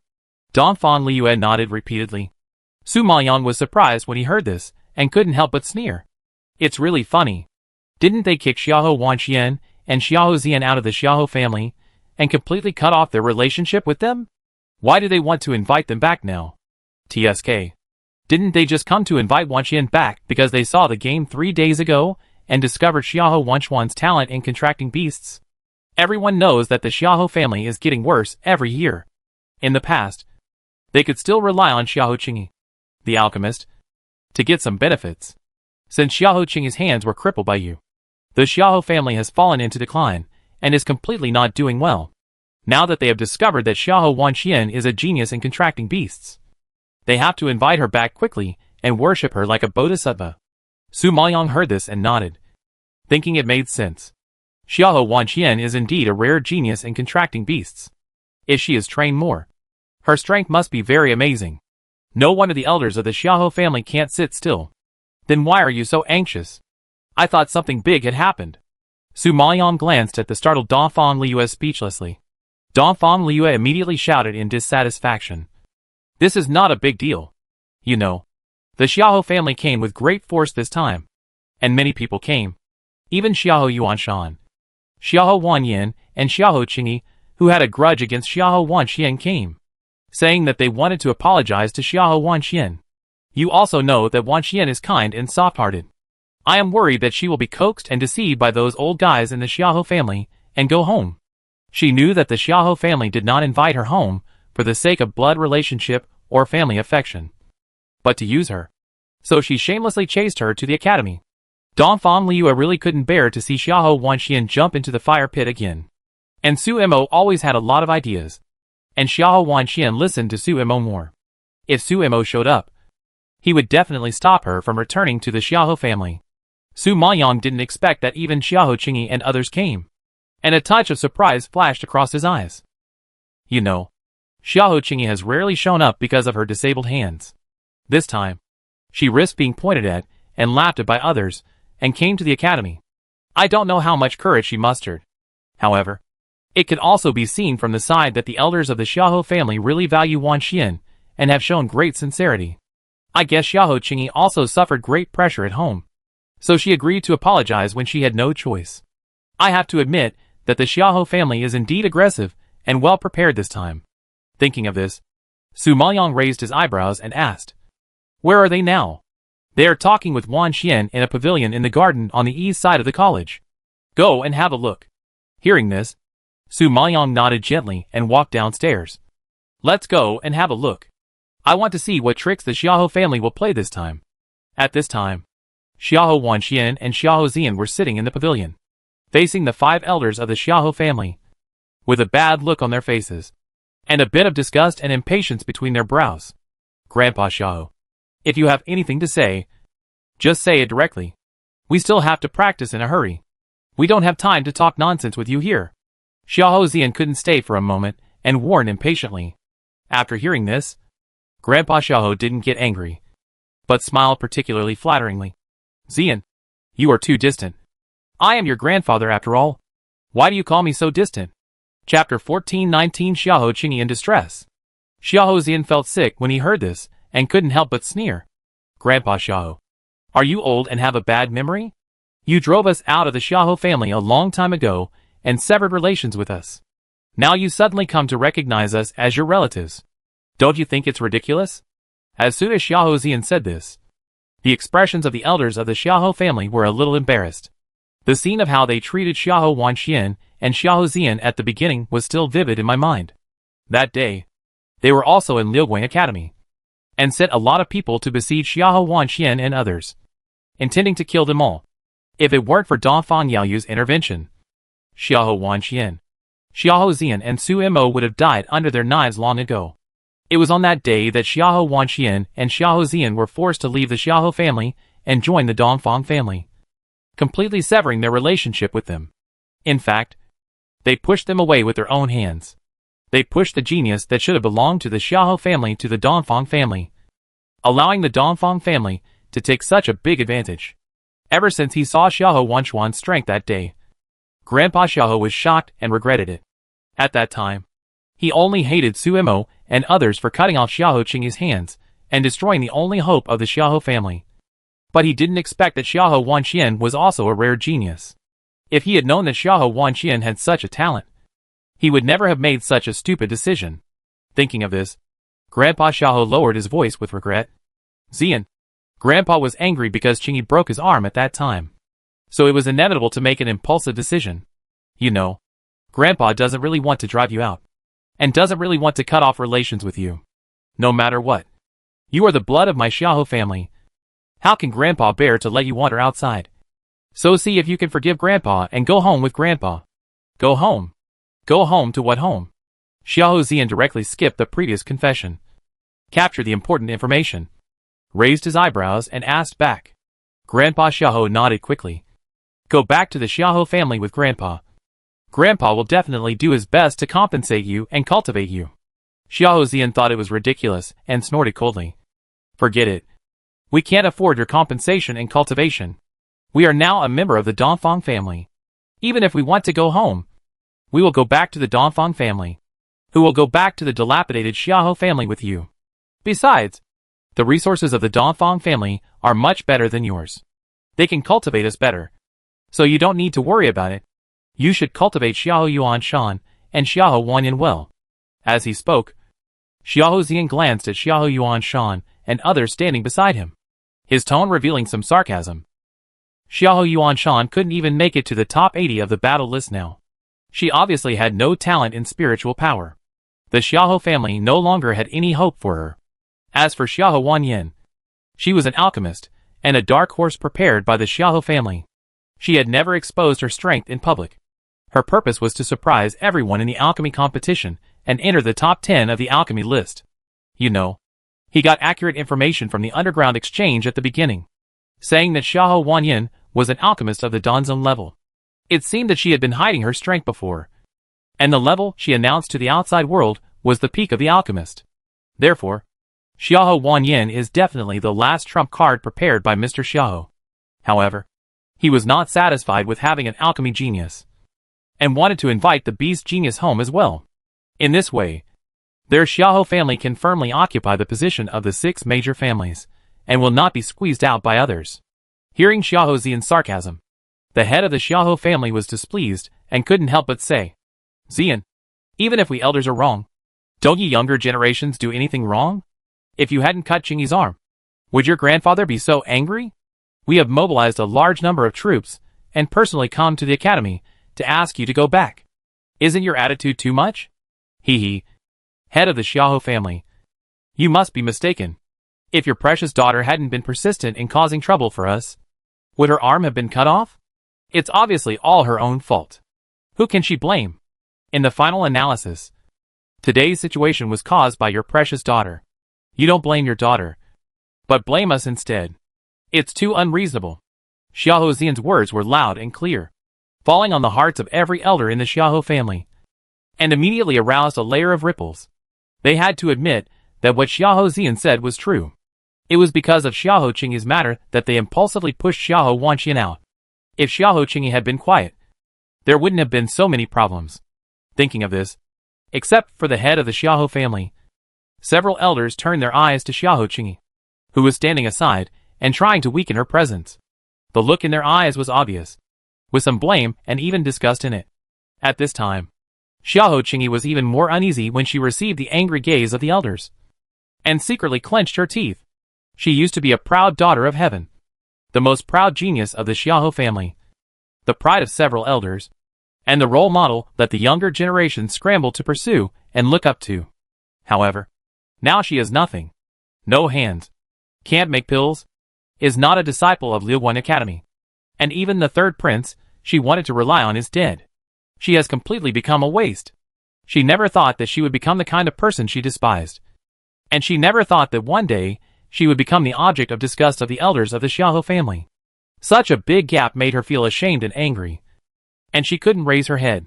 Although Xiahou Qingyi has become a disabled person, she is still the daughter of the Xiahou family master.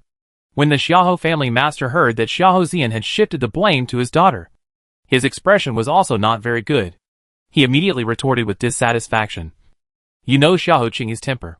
Wouldn't it be fine if you just gave her some leniency? But you indulged Su Imo to commit such a murder. So far, this is the first time I have heard of a maid daring to attack her master.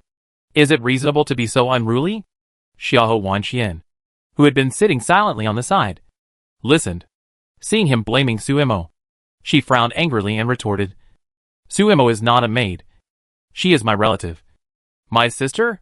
Seeing her emotional and defending Su Imo in her words, Mr. Xiahou waved his hands anxiously and pointed at Xiahou Wanyan, Xiahou Yuanshan and others. Wanxian, no matter what, you are the daughter of my Xiahou family. How can Su Imo, a vulgar maid, be your relative? Open your eyes and look. All your relatives are standing here. Wanyan, Yuanshan and Qingyi are your real sisters. Chapter 1420, You are not even worthy of being my maid." Seeing that old Master Xiaohou was pointing at Xiaohou Wanyin and Xiaohou Yuanshan, Xiaohou Wanchuan's face darkened, and her eyes were filled with disgust when she looked at Xiaohou Wanyin and the others. Usually, Xiaohou Wanxian felt sick just thinking about them, let alone seeing them with her own eyes, because Xiaohou Wanyin had abandoned them and fled alone when they were in danger, and stole the elixir in the academy to frame them, and wanted to wipe them out. She still remembered it vividly. She really couldn't look directly at this sister who was born to the same father as her, grew up together, and depended on each other. Since Xiaohou Wanyan deceived her and framed them, she was completely disappointed with this person, and no longer had any thoughts about him.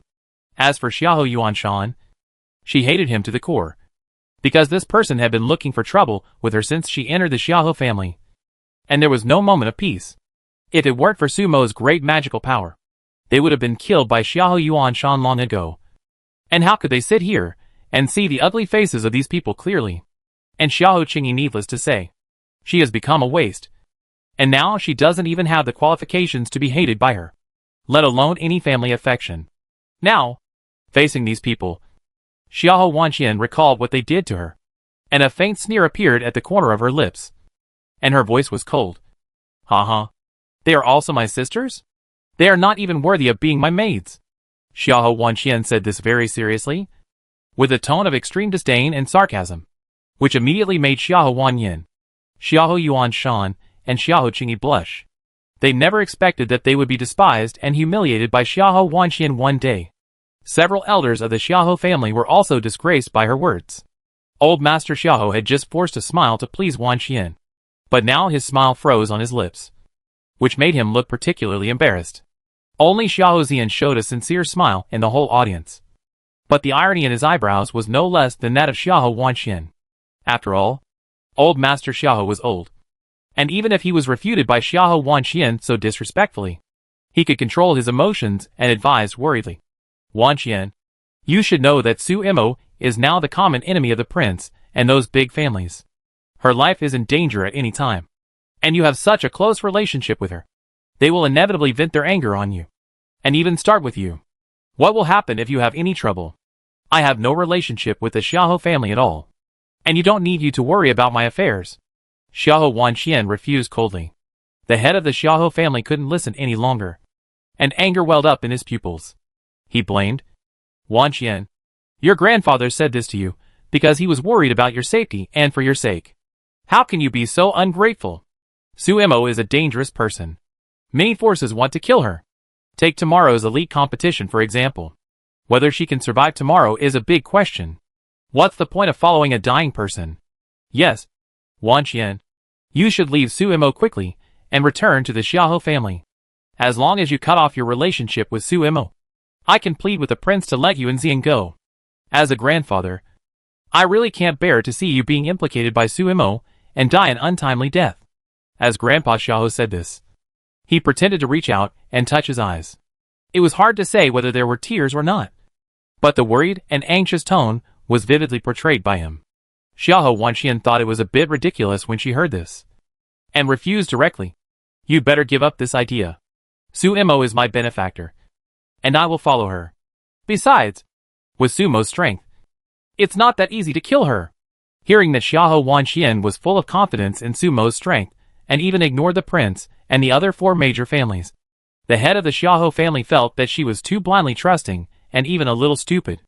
"Wanxian, even if Su Imo is strong and has two brushes in fighting, she has offended the prince, the princess and the Qi family. The Qi family has two crazy people on the battle list, and the princess is a genius in contracting beasts.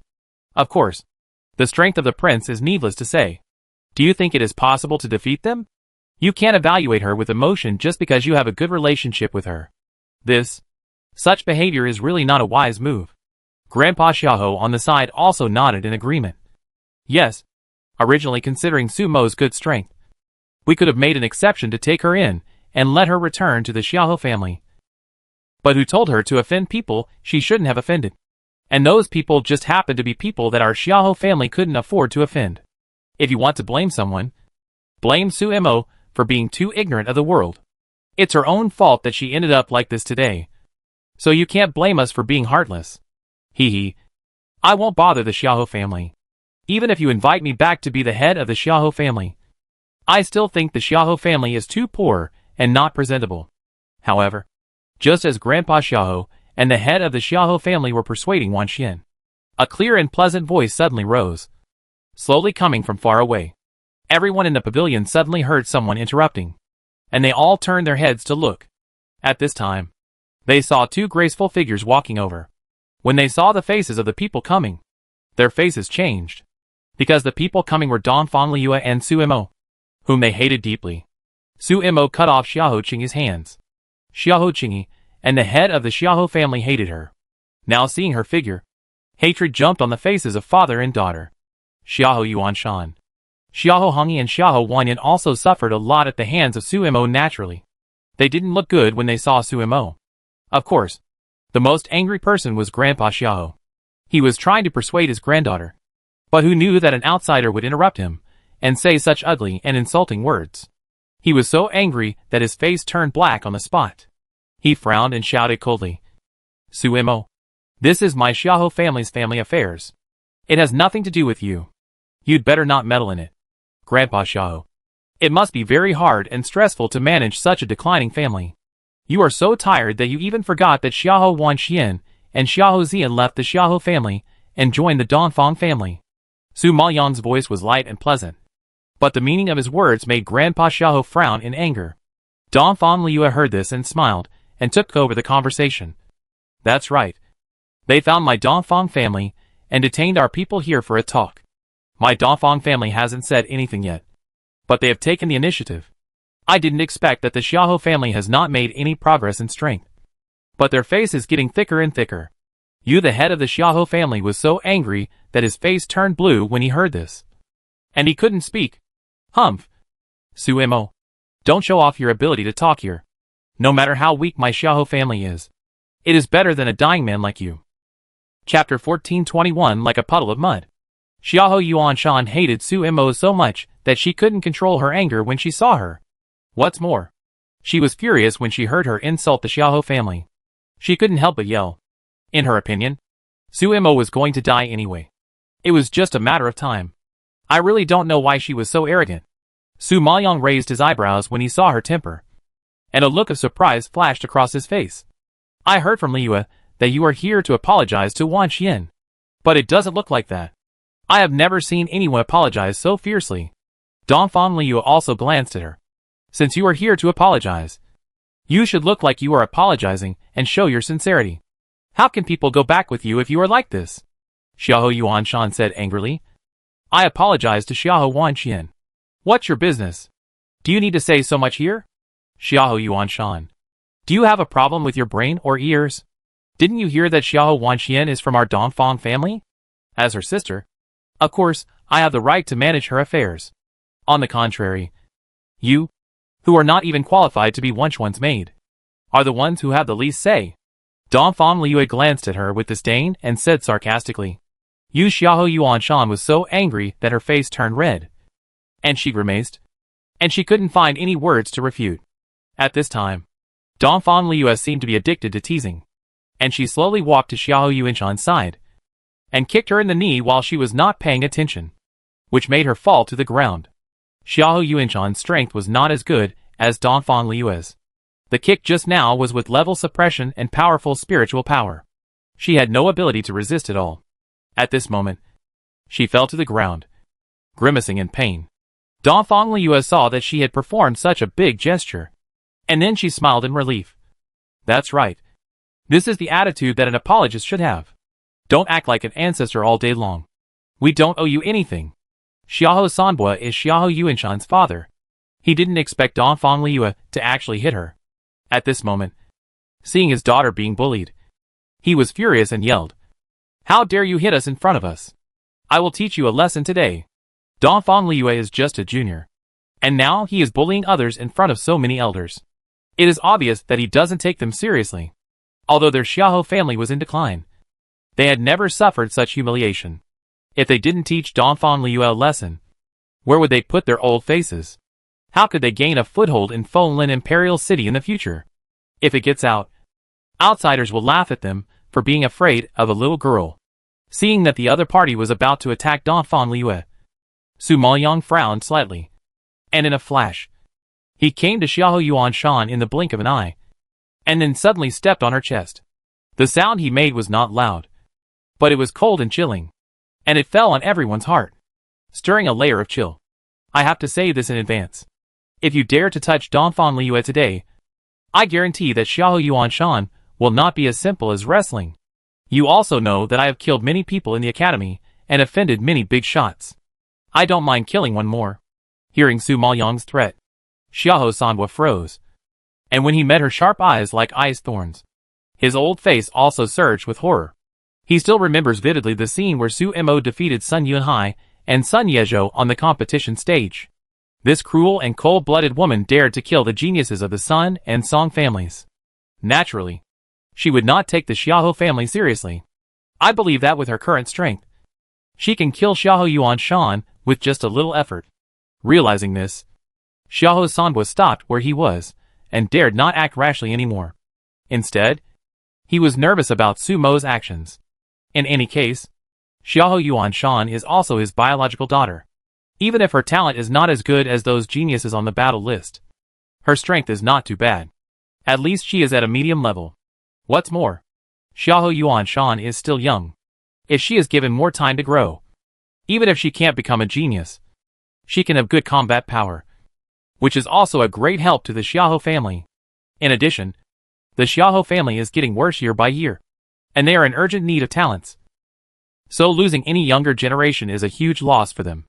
Xiahou Qingyi is already useless, so we can't let Xiahou Yuanshan be useless too. Xiahou Yuanshan was stomped by Su Maoyang until he vomited blood. Feeling the threat of death, he was in a state of panic. He stretched out his hand to his father with great effort and called for help with difficulty. Dad, help me. Save me. Seeing Xiahou Yuanshan's painful look, Uncle Xiahou couldn't bear it and quickly calmed Su Maoyang. Su Mo, don't be impulsive. We are here to invite Xiahou Wanxian home, not to fight and kill people. Xiahou Yuanshan is also a disciple of the academy after all. You privately harmed disciples and violated the rules of the academy. You will be expelled from the academy. You'd better think it over. Since you are not here to fight and kill people, then get out.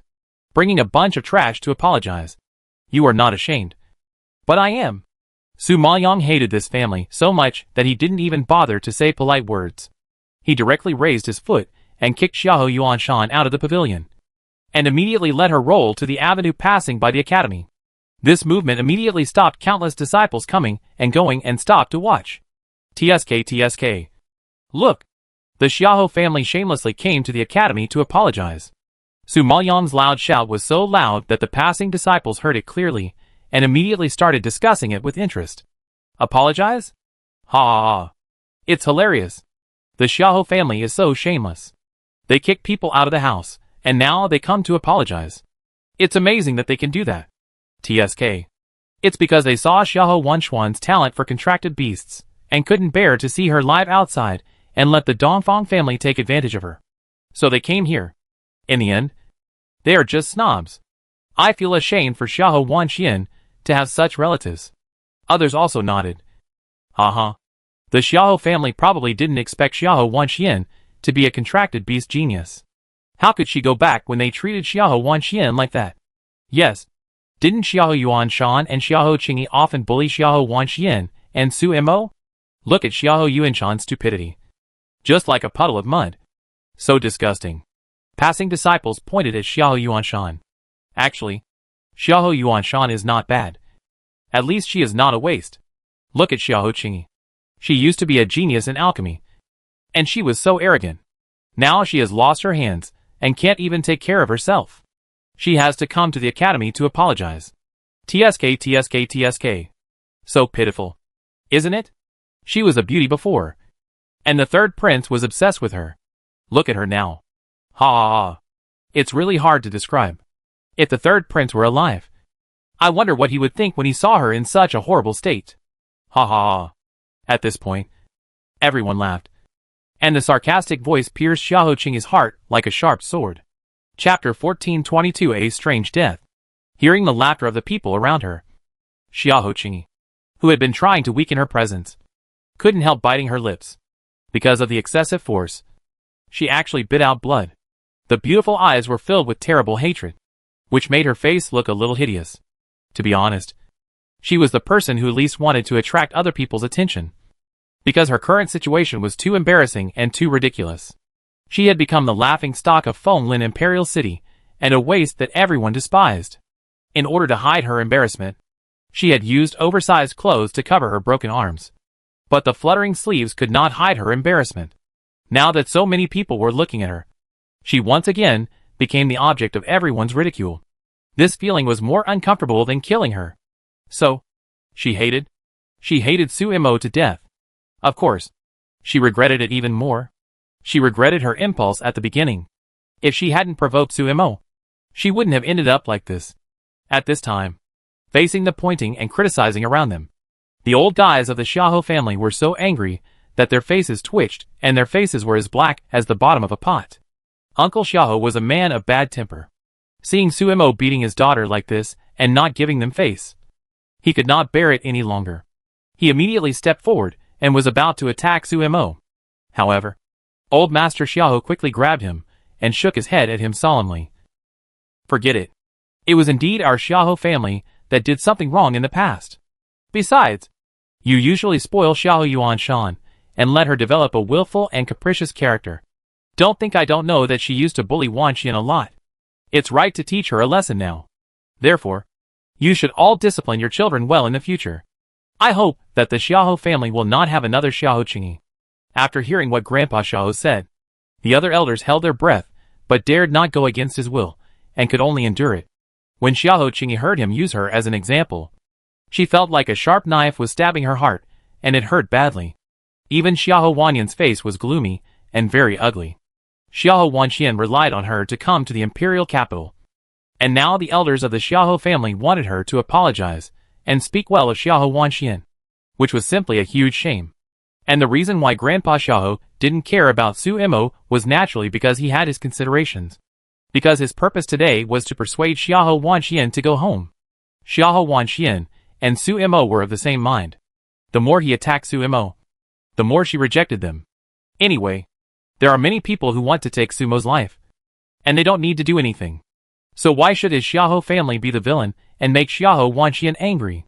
I believe that as long as Suimo dies tomorrow, Xiahou Wanxian will lose her support, and they will persuade her from the side. And Xiahou Wanxian will probably agree to let them go back to the Xiahou family. There is really no need to intensify the conflict now, which will only push Xiahou Wanxian further and further away. Thinking of this, Grandpa Xiahou looked at Xiahou Wanxian again and advised earnestly. Wanxian, Grandpa sincerely invites you to go home. No matter how good the Dongfang family is, you are an outsider after all, and you can't compare to your own family no matter what. So you should think it over carefully. No need. I have thought it over very clearly. I feel sick and want to vomit when I think of having relatives like you. Please don't appear in front of us in the future. And don't claim to be my relatives, because you don't deserve it. Xiahou Wanxian bit the word very hard, and the contempt in it was self-evident. After she finished speaking, she did not give Mr. Xiahou a chance to speak. She stood up suddenly, pulled Dongfang Liu and Su Maoyang, and walked out of the pavilion without looking back. Seeing her leave, Xiahou Xian glanced at the people of the Xiahou family with contempt, and followed her. Standing with these people also made him feel ashamed. Walking on the road, Xiahou Wanxian felt guilty and said sullenly, "Sorry, I have caused you trouble." Dongfang Liu patted her shoulder happily. I was worried that they would persuade you to go home. I didn't expect you to be so domineering today. It really makes me look at you differently. Su Maoyang laughed and shook her head. In fact, she knew in her heart that Xiahou Wanxian was a kind and soft-hearted person. She must have been hurt to the extreme by them to be able to refuse so straightforwardly and decisively. Thinking of this, Su Maoyang felt a little distressed, and then handed the refined pill to Xiahou Wanxian. "Wanxian, we are a family. You don't have to apologize to us. I have a bottle of pills here. Some can be used to temporarily improve strength. Some can be used to detoxify. All of which are pills that are often used in battle. Tomorrow is the elite competition. Keep it with you for emergency use." Xiahou Wanxian took the bottle of medicine and heard Su Mo's instructions. and her heart was warm. She knew that Suemo had no time to practice in the past 3 days. But he still thought of preparing pills for her. How could she not be moved? Seeing that Xiahou Wanxian had pills, Donphan Liu immediately refused and shouted unwillingly. Biased. Why does she have it? But I don't. Su Maoyang rolled his eyes at her. Who told you not to practice hard? This only rewards diligent people. Why don't I work hard? These past few days, I've worked so hard that I forgot to eat and sleep. But you only see Wanchuan's efforts. Not mine. You're biased. Donphan Liu's pretty face was suffocated with anger. Su Maoyang heard this, smiled and shook his head, took out 2 bottles from the space again, handed one to her and one to Xiao Zian. Don't worry. I prepared it for you a long time ago. You look so impatient. You really should change. Donphan Liu got the pills. And then she smiled again, nodded with satisfaction. That's about right. Xiao Zian was grateful. Suemo, we let you spend money again. How can we feel at ease? You should learn from Liu. You see, she is at ease.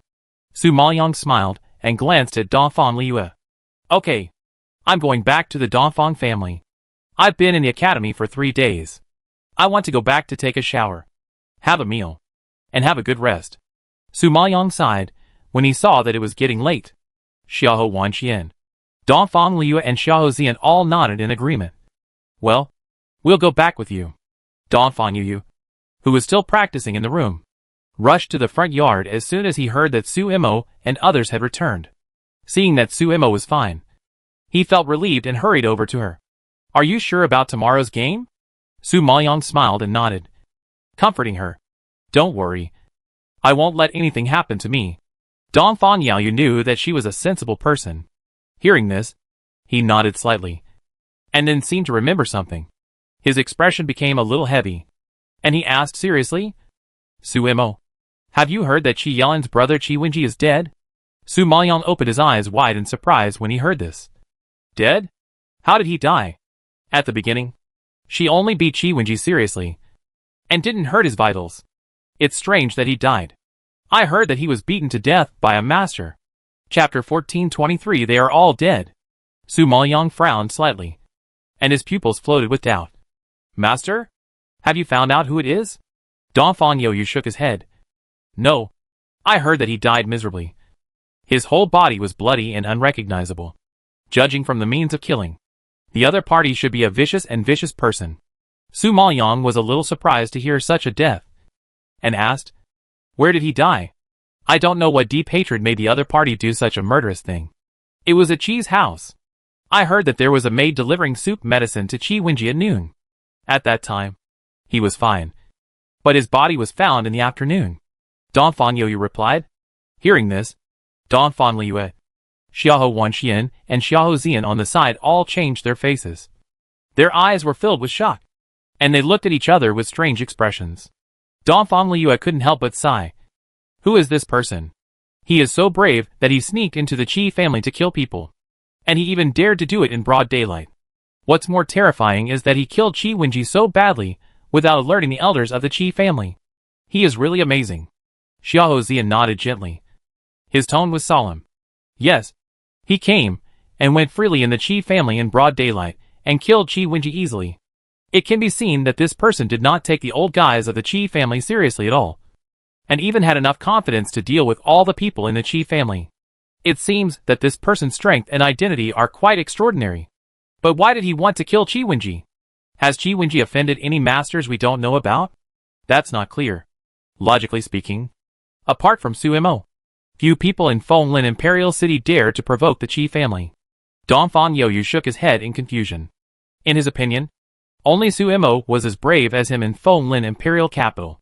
Xiahou Wanchuan's expression changed drastically when she heard this, and she asked nervously, if you say so, will the people of the Qi family suspect Suemo? Didn't Suemo just have a conflict with him? Donphan Yu laughed. No. The result of the coroner's examination showed that the strength of the person who made the move was above the Xiantian Junlingshi, and it was very likely that he was a supreme Junlingshi. Such a big shot. No matter how you guess, you can't guess that it is Suemo. So she is safe. You can rest assured. Su Maoyang frowned when he heard this. and a trace of surprise flashed across his face. He whispered in a low voice, "Supreme Junling sure?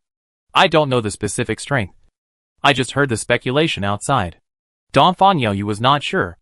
Su Maoyang nodded slightly when he heard this. But he felt strange in his heart. Ever since someone secretly helped Xiahou Wanxian win the arena match last time, she felt something was wrong. Now this feeling is even stronger. But she can't tell what's wrong. However, it's good that Qi Wenji is dead. Who made him so arrogant before? He ran to the dungeon to lynch Mu Jichin and dared to attack you. He deserved it.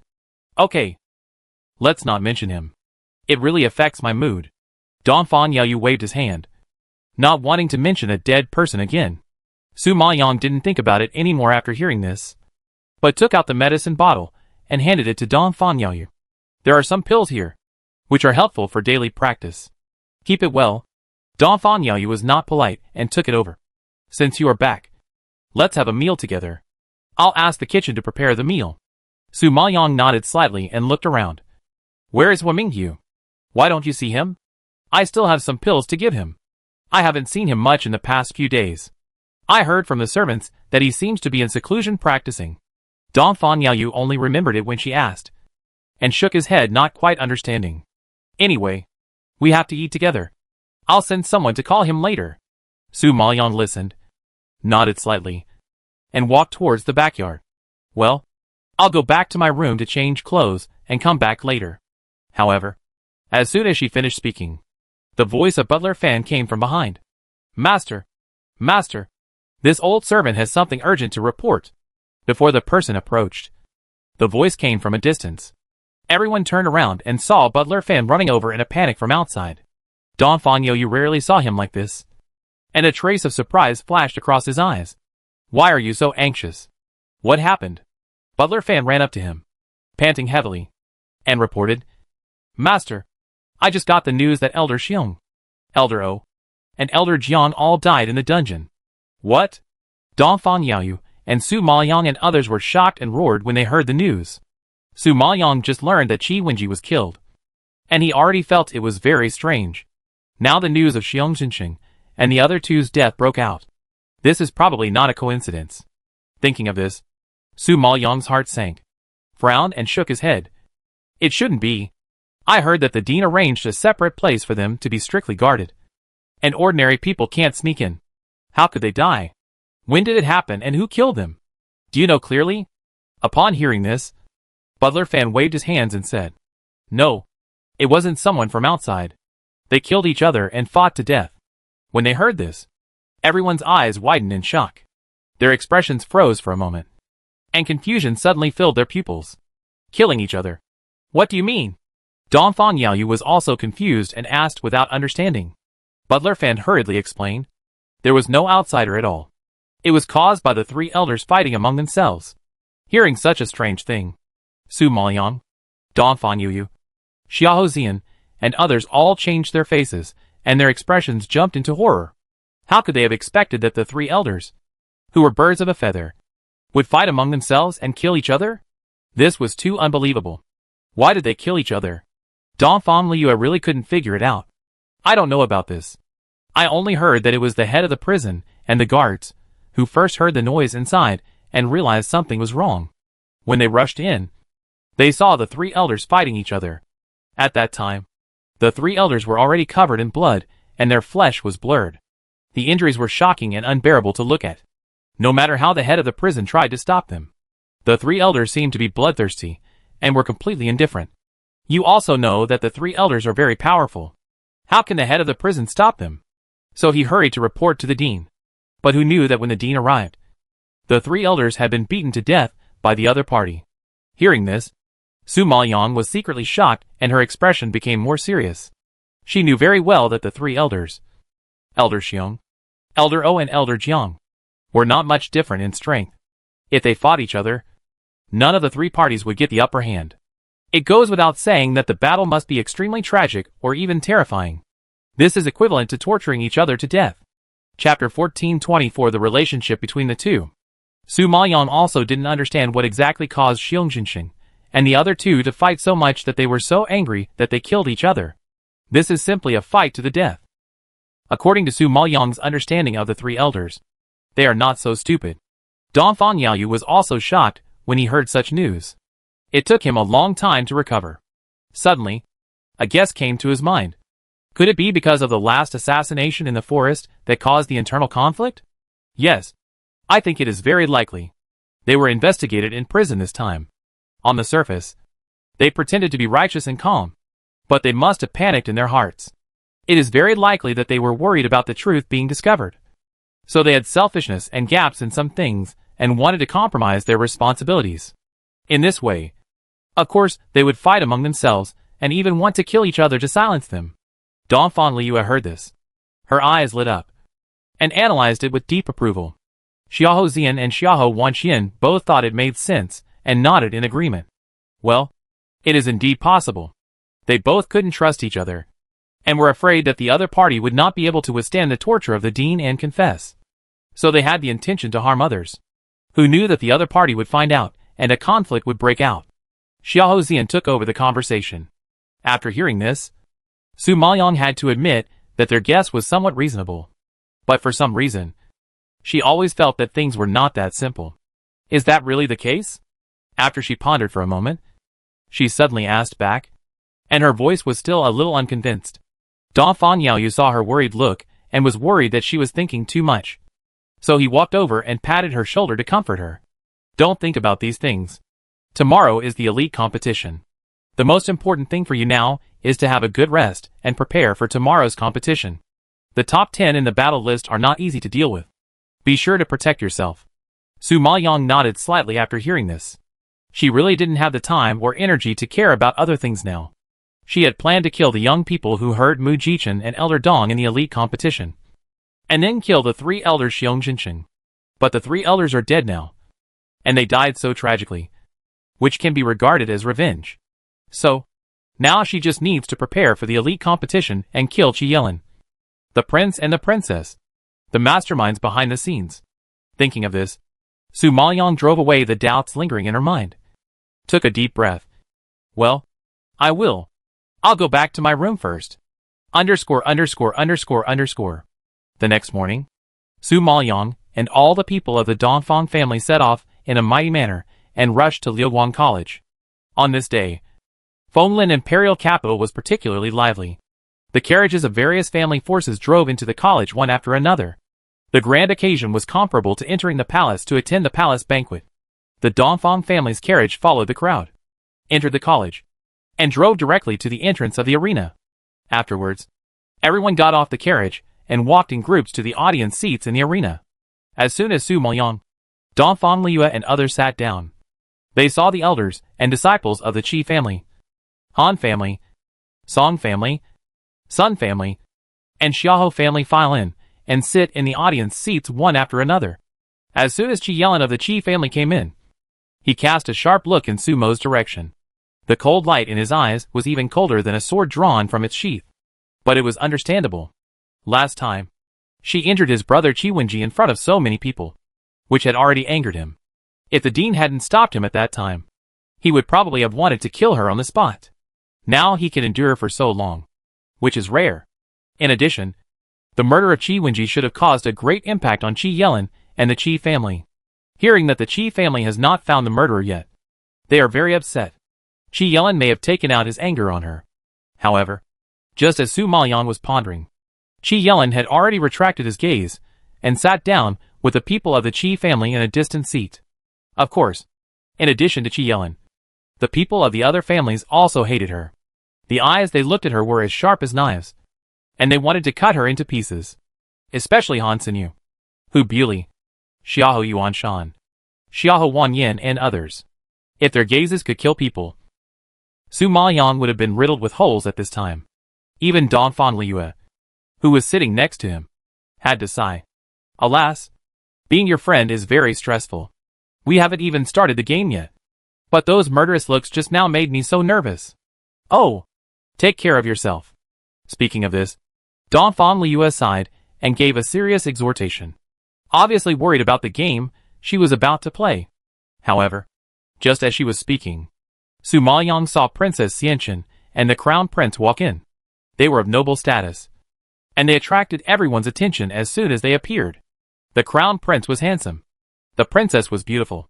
And the handsome man and beautiful woman walked together, forming a beautiful landscape, instantly making the arena lively.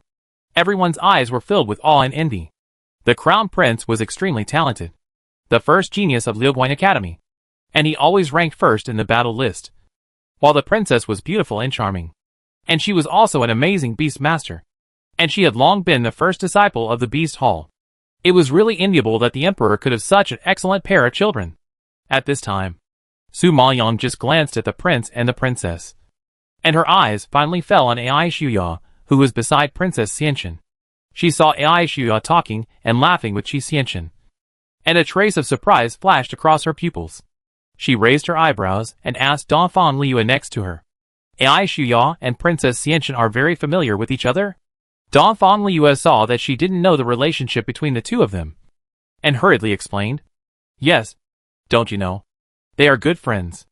Although Ai Shuya has no background, she has a good talent for contracted beasts, and her personality is compatible with Princess Xianchen. The two have a very close relationship, so everyone automatically regards Princess Xianchen as Ai Shuya's background. Su Maoyang was obviously a little surprised when he heard this, and couldn't help but look deeply at Ai Shuya and Qi Xianchen. Now that she knows their relationship, she nodded with great understanding. As the saying goes, birds of a feather flock together, and people are divided into groups. This is indeed true. The arrogant, willful princess and the arrogant, proud and lonely Ai Shuya are indeed of the same odor. At this moment, Su Maoyang suddenly realized that it was no wonder that Ai Shuya had so many dissatisfactions with her when she first met her. She must have been influenced by the princess, because she remembered that the princess had a lot of opinions about her because of Jun Haosong, and Ai Shuya had such a good relationship with the princess, so she naturally knew the grudges between them. Chapter 1425 The most poisonous one is in front of you. Su Mo. You have to be careful. The princess and Ai Shuya are both geniuses of the Beast Hall. Don't look at their beautiful appearance. They are actually sinister and vicious women in their bones. Usually, they can be very heavy-handed to disciples who have no grudges against them, let alone you who have a deep hatred with them. Donphan Liu reminded with some worry. Although Donphan Yu, the Xiahou siblings, and Hua Mingyu and others did not say anything, their expressions became solemn when they heard Donphan Liu's words.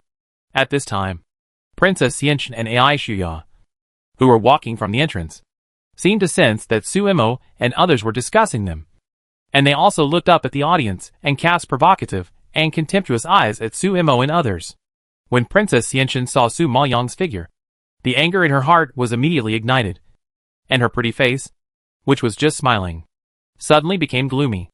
Ai Shuya felt the princess's mood change, and naturally knew where her anger came from. She immediately comforted her. Don't worry. That bitch will definitely not survive today. If Qi Yanxian can't teach her a lesson, I'm still here. Hearing this, Princess Xianxin's beautiful eyes were filled with irony and coldness, and her beautiful red lips drew a contemptuous arc. Of course I'm relieved. I can't even teach a maid. Is that reasonable? After a cold snort, Princess Xianxin had already withdrawn her gaze from Su Maoyang with disdain and walked straight to her exclusive seat. Ai Shuya parted ways with her and walked towards the seats of the disciples of the Beast Hall. When she passed by Su Maoyang, she stopped involuntarily and looked down at her. I heard that you were going to participate in the elite competition before, and I thought you were just talking and showing off your ability to talk. But I didn't expect you to really come. It seems that you are not just being stubborn, but really stupid. I overestimated you before. After saying that, without waiting for Su Maoyang to speak, Ai Shuya raised her head and chest and walked proudly to the back. Donphan Liu was so angry when she saw the other party's arrogant attitude that she wanted to stand up and fight back. But Su Maoyang grabbed her and said, Forget it. The game will start soon. Why bother to start a meaningless dispute? Yes, forget it. Don't delay the game. Donphan Liu couldn't help but persuade her. Hearing that the game would be delayed, Donphan Liu forced herself to suppress her anger and pouted at Ai Shuya. What the hell? A beast master is so great. Our Su Mo and Wan Qian are both beast masters. You really look down on others. Disgusting. Su Maoyang just laughed and shook her head when she heard Donphan Liu cursing. But she didn't take it to heart at all. Dongfang Liu saw that she looked calm and even laughed. And looked weird. And asked in disbelief. Su Mo. You have such a good temper. So kind. Aren't you angry when she looks down on you like that? Hearing Dongfang Liu. At this, the heavenly demon Martin and the sky-high flamingo in the medicine cauldron space shuddered with a chill. Their expressions were stunned. So far, this is the first time they have heard someone say that their master is kind. The heavenly demon Martin and the sky-high flamingo have been with Su Mo the longest. And they know her temperament best. As long as they think of her past deeds. Even an ancient beast and the fifth-ranked beast among flamingos feel creepy and terrified. Not to mention humans. So, when they heard Dongfang Liu say that Princess Xianchen and Ai Shuya were poisonous women, they couldn't help but add in their hearts, the most poisonous one is in front of you. Dongfang Liu could say such naive words. Obviously she had never seen Su Mo's brutal methods, which were even scarier than the devil. However, it is understandable that Su Maoyang was always gentle and polite to her own people. But it was a little different to treat enemies. So, Dongfang Liu should be glad that she was Su Maoyang's friend. Not his enemy. What's there to be angry about? He's just a person who is not worth mentioning. Have you heard that a lion would care about the thoughts of a sheep? Su Maoyang chuckled lightly. Without any emotion. Just a simple rhetorical question. But this word was heard by Ai Shuya behind her. And she frowned in anger. Ruan Lisan, who was standing aside, saw that Ai Shuya was angry. And hurriedly comforted her. They always have a bad mouth. Don't argue with them. You will beat Su Mo so hard that she can't get up. And she will know how powerful it is to say harsh words. Hee hee. Me? I'm afraid I don't need to do anything to deal with her. Ai Shuya sneered when she heard this. Ruan Lisan nodded repeatedly. Yes. Yes. Sister Shuya is at least the 7th-ranked expert. I think Su Mo will definitely lose in one game. Hearing this, Ai Shuya did not answer. But the anger on her face was obviously not dissipated. She just glanced coldly at Su Mo and others. And then set her sights on the competition stage. At this time, an old man had already walked onto the competition stage. Everyone was familiar with this old man. He was the vice president who presided over the advanced competition 3 days ago. And also Mu Jichen's master. In the past, he presided over the competition. And this time was no exception. He stood on the competition stage and looked around.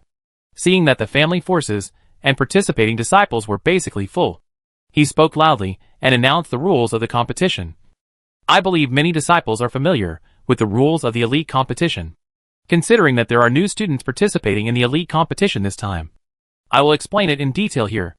The lower-ranked players can challenge the higher-ranked players at will. And the higher-ranked players must accept the challenge. This is mandatory and cannot be refused. Of course, the higher-ranked players can also invite the lower-ranked players to challenge. But this is not mandatory. If the lower-ranked players feel unsure, they can directly refuse and do not have to accept the challenge. However, no matter who challenges whom, all contestants have the right to take a halftime break and recover their physical strength after each game. There is only one requirement for the entire game. That is, if the opponent voluntarily admits defeat, you cannot kill him. For the rest, you can play to your heart's content. As he said this, the vice president stretched out his hand and made a gesture of invitation to the disciples below. Who will be the first to go to the elite competition this time? Hearing this, everyone present tensed up their nerves, looked around curiously, and their expressions jumped into anticipation, as if they all wanted to know who was willing to start this. I believe that after so much training, the top 10 geniuses on the battle list must have made great progress in strength. Every year their competition is extremely fierce, and the battles are also very exciting. This time, the competition for the Yellow Spring Road is estimated to be even more terrifying. Just thinking about it, everyone couldn't hold back their excitement and wanted to see the geniuses. Just as everyone was discussing and speculating, a man in navy blue clothes sitting in the Spirit Hall area suddenly stood up and said, "I'll be the first one to go." Chapter 1426 Strong Suppression. As soon as the man in green stood up, he immediately attracted the attention of the whole audience. Then he flew to the stage and stood still under the attention of everyone, revealing his strong aura. Su Maoyang had never seen this person before, and was a little curious about his identity. She couldn't help but look at him. Dongfang Liu, who was standing next to her, knew that she was not familiar with this person, and explained kindly, This is Chung Yifeng, from the Spirit Hall, and is considered one of the geniuses of the Spirit Hall. He is stronger than Qi Wenji and ranks 9th on the battle list. Su Maoyang was a little surprised when he heard his last name. Isn't he from the 6 major families? Well, he is the same as Mu Jichen and Ai Shuya.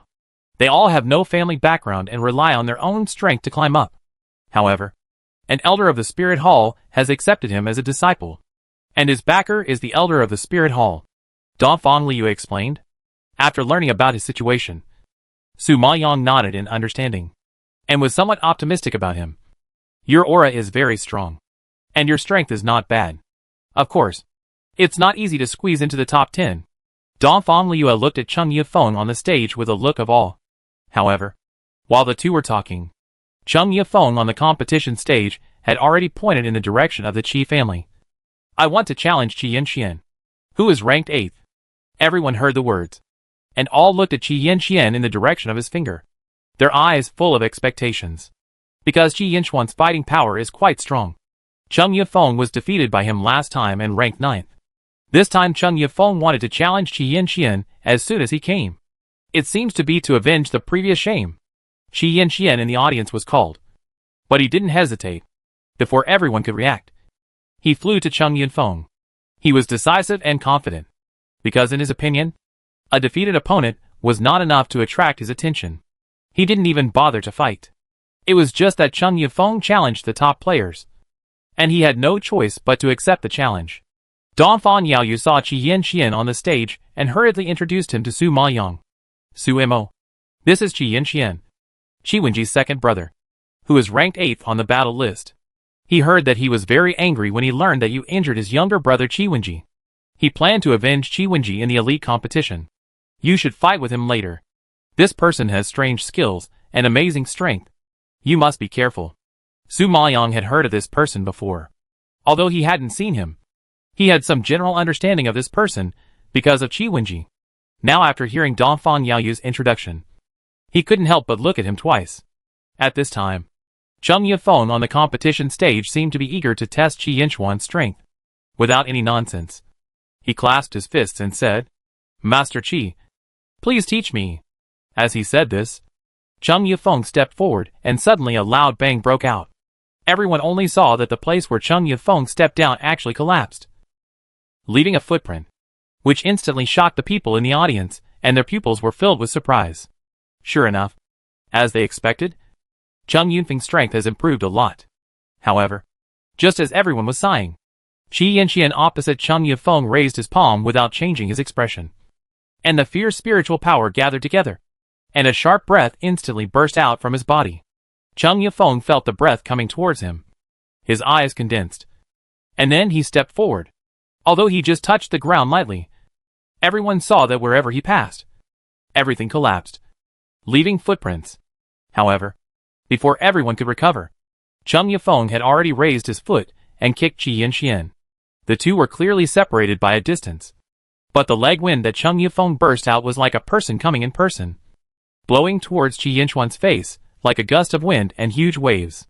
A huge footprint appeared in the air, which seemed to have a crushing momentum, and was about to hit Qi Yanxuan's body.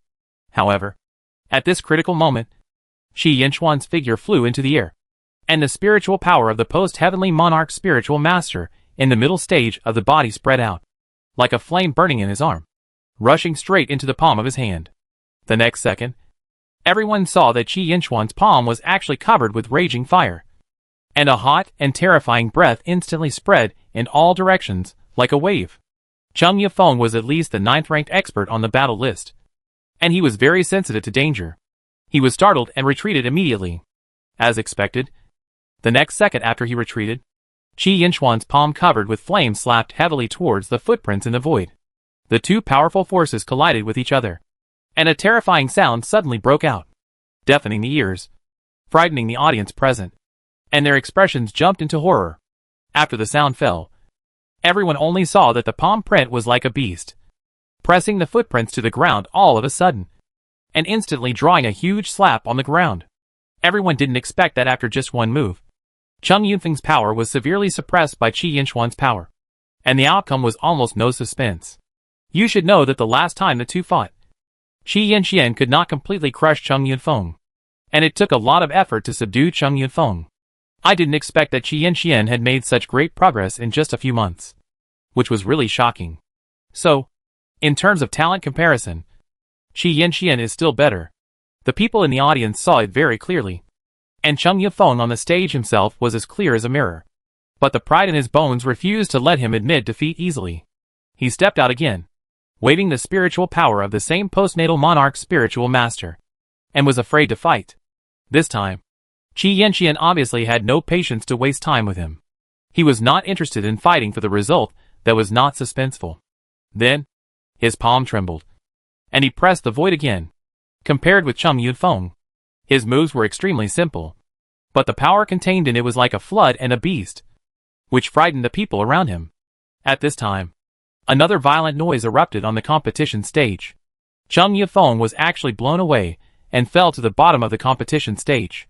He was seriously injured, and it was difficult for him to continue the game. The vice president saw that the winner had been decided, and he did not delay and announced directly, Qi Yanxian wins. Excuse me, who else wants to challenge Qi Yanxian? As soon as the vice president finished speaking, the disciples in the audience were silent, and they looked at each other with fear in their eyes. Originally, some of the top 10 disciples in the advanced competition did have the intention of challenging him. But seeing Qi Yanxian defeat the enemy with one move and strongly showing his fighting power to everyone abruptly extinguished their thoughts. Seeing that no one took the initiative to stand up, the vice president asked Qi Yanxian, "Since no one has challenged you, you can now choose the person you want to challenge." Hearing the vice president's words, Qi Yanxian did not hesitate at all, as he had already chosen a candidate. He then looked directly in the direction of Su Maoyang and shouted loudly, "Su Mo, I heard that you are very powerful, and even my brother is not your opponent. I would like to learn your skills today. Do you dare to fight me?" As soon as Qi Yanxian said this, the eyes of the whole audience gathered on Su Maoyang. Chapter 1427 I'm afraid of winning unfairly. What's coming will come. Su Maoyang had expected that he would take the initiative to invite her to compete, and she was mentally prepared, so she acted very calmly. But others who had seen Qi Yanxian's fighting ability were worried for Su Mo. Just now, everyone saw clearly that Qi Yanxian's strength was many times stronger than before. Whether it was the level of spiritual power, or the power he burst out, even a genius with amazing talent like Cheng Yunfeng was crushed by him, and he had no power to fight back, which was enough to show how strong Qi Yanxian was. Although Su Mo had crippled the two sons of the Sun family in the advanced competition a few days ago, their fighting power was not even comparable to Qi Yanxian's toes. After all, Sun Yunhai and Sun Yezhou were much weaker in strength, and their skills were far behind Qi Yanxian. Su Maoyang had the upper hand in skills and martial arts, and it was understandable that he defeated the two sons of the Sun family. But Qi Yanxian is different. He is excellent in all aspects. If you want to shake his position, you must be better than him in all aspects. And Su Mo has not revealed her spiritual power level so far. Everyone also learned that she is a mid-stage Jun Lingshi in the battle where she defeated Song Rongxin 2 months ago. However, Qi Yanxian has now reached the mid-stage realm of the acquired Jun Lingshi. Even if Su Mo has a good spiritual power talent, in such a short time, he can only advance 2 levels at most. But that is only the strength of the peak Jun Lingshi, which is still far from the mid-stage acquired Jun Lingshi. What's more, Qi Yanxian just showed 2 hands, and his true strength has not yet erupted. But he has already made the acquired Jun Lingshi of the same mid-stage realm become his defeated opponent. In this way, only the acquired Jun Lingshi, who has reached the late stage, has a chance of winning. Thinking of this, everyone looked at Su Maoyang with gloating eyes, with an expression of watching her laugh. When she heard people around her talking about her, they also mentioned the midterm Jun Lingshi. Su Maoyang knew that the news of her beating Qi Wenji in the dungeon had not been spread, and it was likely that the prince and the Qi family blocked the news. However, it is understandable. Qi Wenji is at least the 10th on the battle list, and one of the prides of the Qi family. Such a proud and arrogant person was beaten and seriously injured by a maid. If it really spread out, he would be ashamed to stay in Fonlin Imperial City. In addition, the prince and the princess were also at the scene that day. They personally showed up, but couldn't do anything to her. I believe that for the prince and the princess, this is absolutely a huge shame. How could they allow someone to spread such a shameful thing? Therefore, It is reasonable that the disciples of the academy don't know much about her and Chi. At this time, the dean who was sitting in the center of the referee's seat was worried that she would get hurt. So he kindly reminded her, which was also a way for her to save face.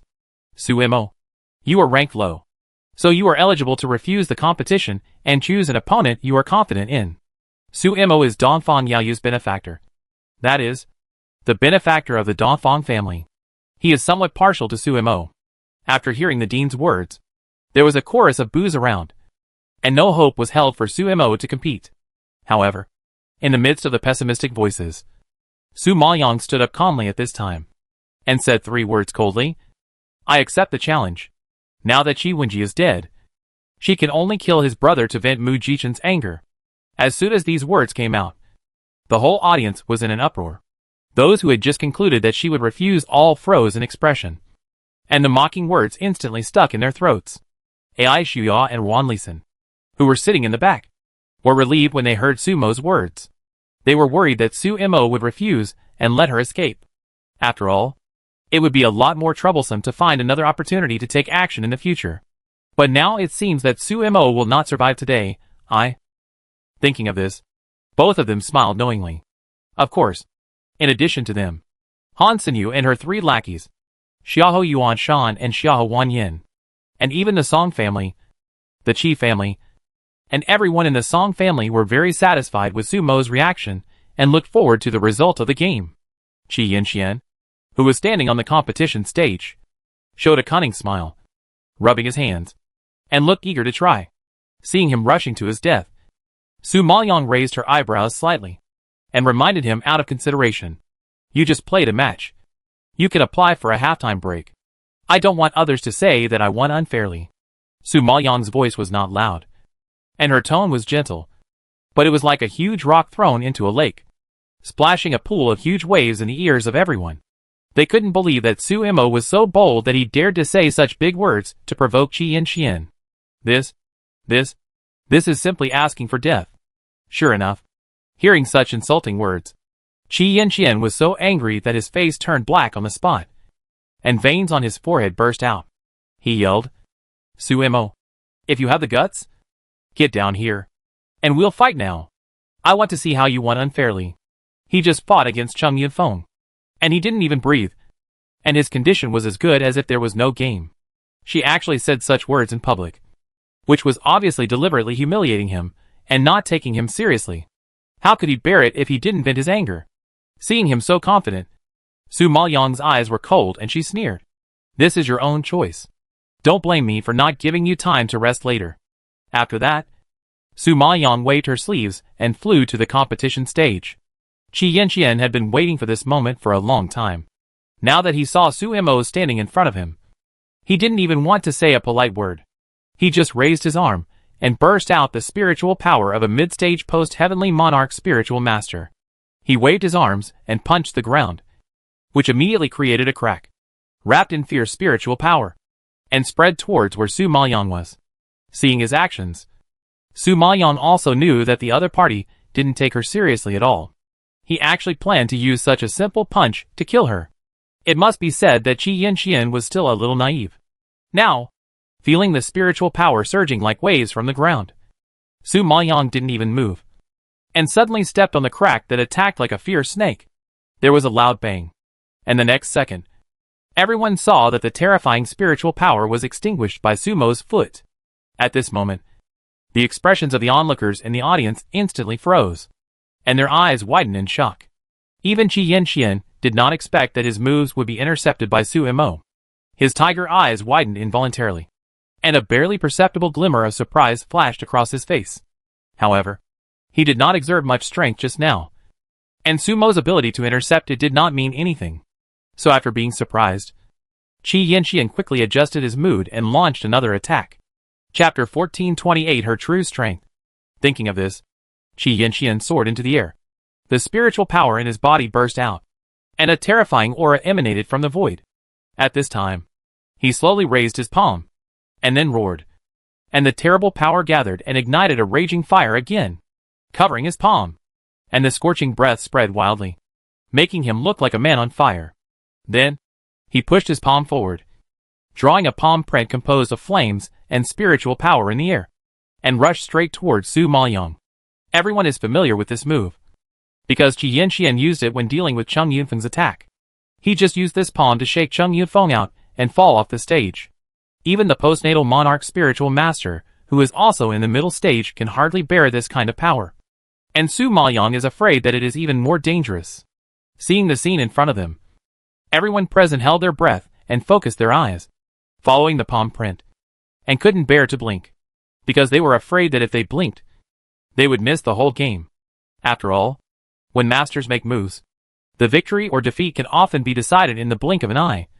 So they have to be more focused, so as not to miss every detail of the battle. At this time, Su Maoyang faced his sharp palm prints without changing his expression. His slender arm suddenly stretched out and punched into the void. At this time, everyone only felt a cold and sharp wind blowing like a storm, piercing their cheeks. On the arena, Su Maoyang's clothes were flying. His black hair was flying, and his ordinary face seemed to be covered with a layer of ice, and his expression looked cold and resolute. Qi Yanqian was like a fireman, emitting the power from the flames, while Su Imo was like an iceman, releasing the power of ice and snow. Now the contrast between the cold and the hot instantly formed two extremes, and everyone was terrified. Alas, Su Imo has really met her nemesis this time. The reason why she was able to defeat Sun Yezhou before was because of the ice-attributed martial arts. But Qi Yanqian himself has fire attributes, and can easily melt her ice spikes and resist her coldness. She wants to defeat Qi Yanqian. It's simply a foolish dream. Yes, Su Imo has kicked a hard bench this time. Who told her to be so arrogant before? Now someone is taking care of her, which can be regarded as a lesson for her. Seeing the collision of fire and ice, the balance in everyone's heart completely leaned towards Qi Yanqian. However, while everyone was discussing, Su Maoyang's fist had already collided with the palm print that broke through the air. There was a loud bang, shaking the earth and the sky, and even the air was shaken faintly. At this time, everyone only saw that the slender and petite fist, which seemed to have no lethality, burst out a bright spiritual light, and suddenly broke through the palm print covered with flames. The flame condensed into ice at that moment, and when Su Maoyang's figure floated, it exploded and dissipated in the air, leaving no residual power, only the echo of the ice shattering. At this moment, everyone present was shocked by the current movement, and then saw the spiritual light surging out of Su Maoyang's fist, and they were all shocked and opened their mouths, and their chins almost fell to the ground. Oh my god! Am I seeing it wrong? Su Imo is actually a mid-stage postnatal monarch spiritual master. Suddenly seeing Su Maoyang's spiritual power level, some people exclaimed in disbelief. Afterwards, the entire arena set off a climax, undoubtedly shocked by Su Maoyang's spiritual power. No! Impossible. She was only a mid-stage monarch spiritual master 2 months ago. How could she become a mid-stage postnatal monarch spiritual master 2 months later?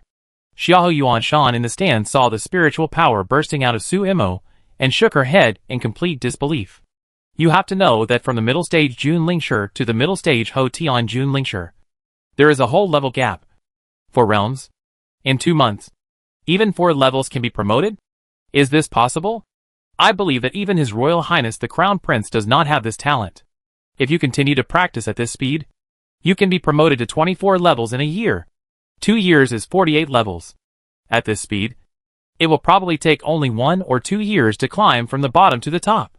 Therefore, Xiao Yuanshan does not believe that Su Imo can be promoted to the middle stage Ho Tian Jun Lingshi in such a short time.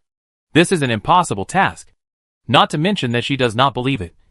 Ai Shuya, Ruan Lisan, Han Sinyu, Princess Xianchen, His Royal Highness the Crown Prince and others.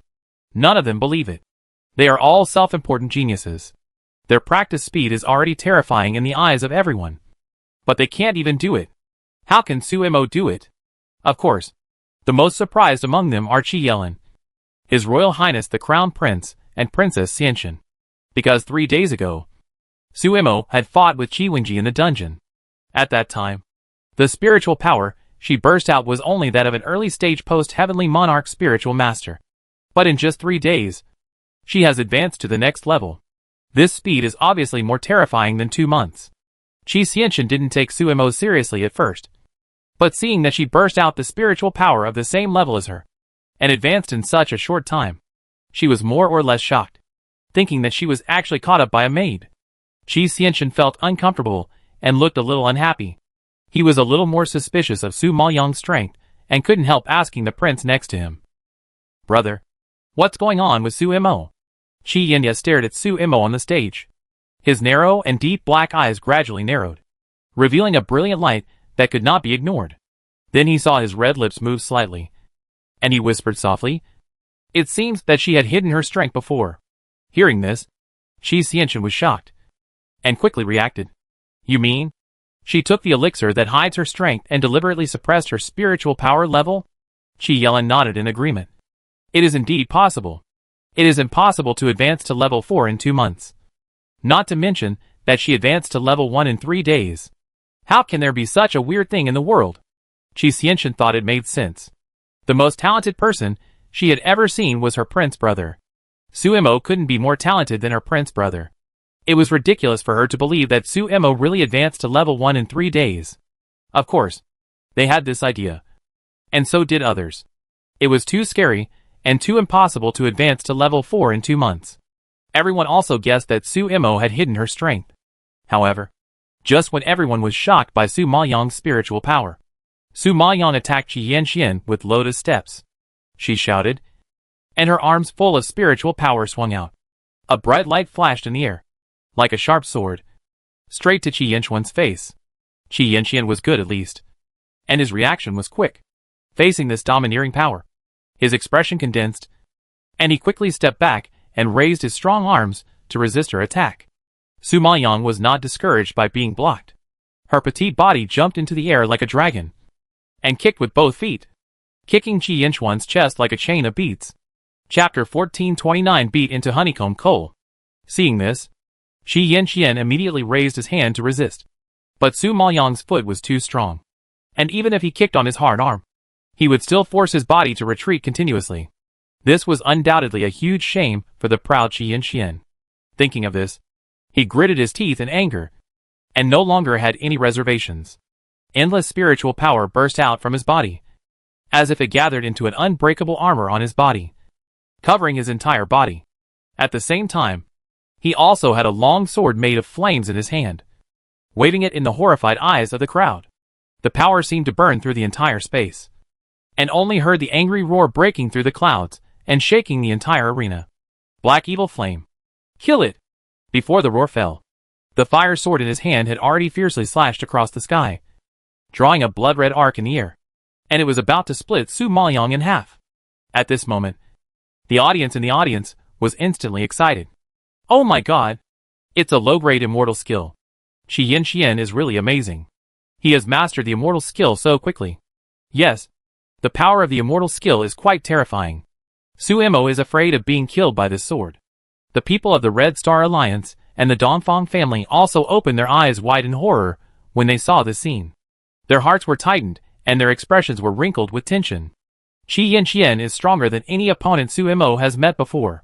Now he has immortal skills, so it is really hard to say who will win. At this moment, Su Maoyang suddenly felt a sharp and hot heat wrapped around her, and the suffocation of death seemed to descend on her, as if strangling her beating heart. I have to admit that Qi Yanxian's spiritual power is indeed very strong, not to mention his strong spiritual power, agility, and terrible strength. Even the pressure he exerts with each move is terrifying enough. No wonder even Cheng Yufeng of the same level is suppressed by him. It's just that Qi Yanxian is unlucky. He met Su Maoyang, who has cross-level combat capabilities. As an ancient spirit body, Su Maoyang absorbs many times more spiritual power than others, because the requirements for promotion are relatively high. Her spiritual power level is not high, but the spiritual power in her body is more abundant and rich than that of high-level players. Therefore, no matter how powerful Qi Yanxian's spiritual power is, it can't pose any threat to her. Now, hearing Qi Yanxian's killing word, Su Maoyang's eyes flashed with a hint of sarcasm, and the petite figure tumbled in the air, and raised her foot again, kicking fiercely towards the void. The handsome figure was cold, but the spiritual light on his feet was blooming, and the power was even more terrifying than the fire sword.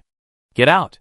Su Maoyang roared fiercely, and the powerful word "get out" popped out.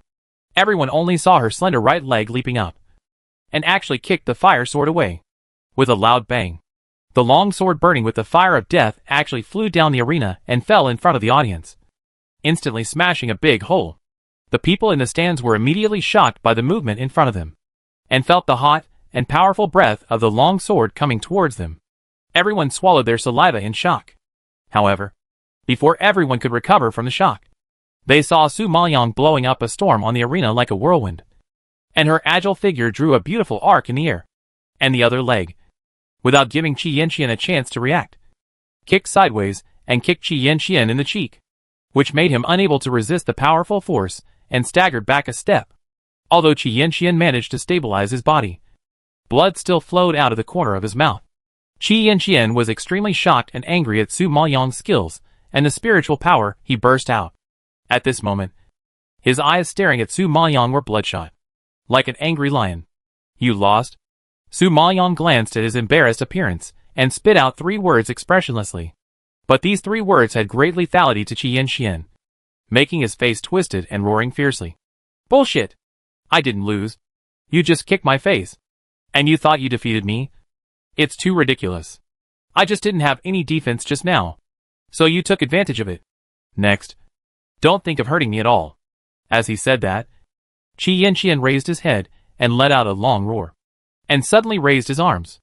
The spiritual power on his body instantly turned into flames, covering his entire body, like a person burning in fire, looking extremely terrifying. Then, everyone saw with their naked eyes that the boiling flames actually formed a bright red armor, and even the head was covered with a red helmet. The armor was as hard as a burning iron, spraying suffocating heat. In this way, let alone attacking Qi Yanqian, I believe that even getting close to him would be difficult to withstand such a terrifying temperature. When everyone saw the scene, they were shocked by the strength that Qi Yanqian burst out, and they were all shocked by such defense. Qi Yanqian's progress was really beyond their expectations. Compared with the shock of others, Su Maoyang, as an opponent, was particularly calm. He glanced at his armor indifferently, raised his eyebrows slightly, and whispered in surprise, "Can I hurt you at all?" As if to verify her doubts, Su Maoyang swooped down towards Qi Yanqian. When the people in the audience saw Su Maoyang's actions, they immediately realized that she was preparing for a close fight, and they were instantly shocked. What is she going to do? Xiaohou Yuanshan widened her eyes in shock, and asked in a low roar of disbelief. Xiaohou Wanyin and Xiaohou Hongyi and others beside him shook their heads stiffly, unable to figure out Sumo's thoughts. Even Wan Lisan and Ai Shuya in the Beast Hall area frowned solemnly. "Oh my god! Sumo, that bitch! Wouldn't she want to attack Qi Yanqian in close combat? Is she crazy?" Wan Lisan's mouth twitched slightly, and she sighed with a sense of ridiculousness. Upon hearing this, Ai Shuya snorted coldly. "Humph! A fool who only knows how to show off. Blind confidence will pay a price." However, as soon as her disdainful voice fell, a terrifying sound suddenly exploded on the stage. At this time, everyone only saw that Su Maoyang's body had approached Qi Yanqian and punched on the hard armor. Her fingertips quietly flashed with strange fire, and immediately punched a hole in the armor. Because of the excessive force, Qi Yanqian couldn't resist, and was unable to bear the load and shot out. At this time, Su Maoyang didn't even give him a chance to breathe. She chased after his flying body and stuck to him again. Her fists hit Qi Yanqian's body like raindrops, and a hole was made with each punch. After a while, everyone saw that the red armor was beaten into a honeycomb coal. At this moment, everyone in the audience was stunned by Su Maoyang's fierce means. Chapter 1430. It's just a joke. Qi Yanqian used a lower-grade martial arts, but was beaten through by Sumo's bare fists. Such an attack power is too terrible. Realizing this, everyone gasped in shock. Their expressions completely froze, and their expressions became strange when looking at Su Maoyang. They didn't understand how Su Imo did it. Such a solid defense must have been broken by a martial arts of the immortal grade. How could it be broken by fists?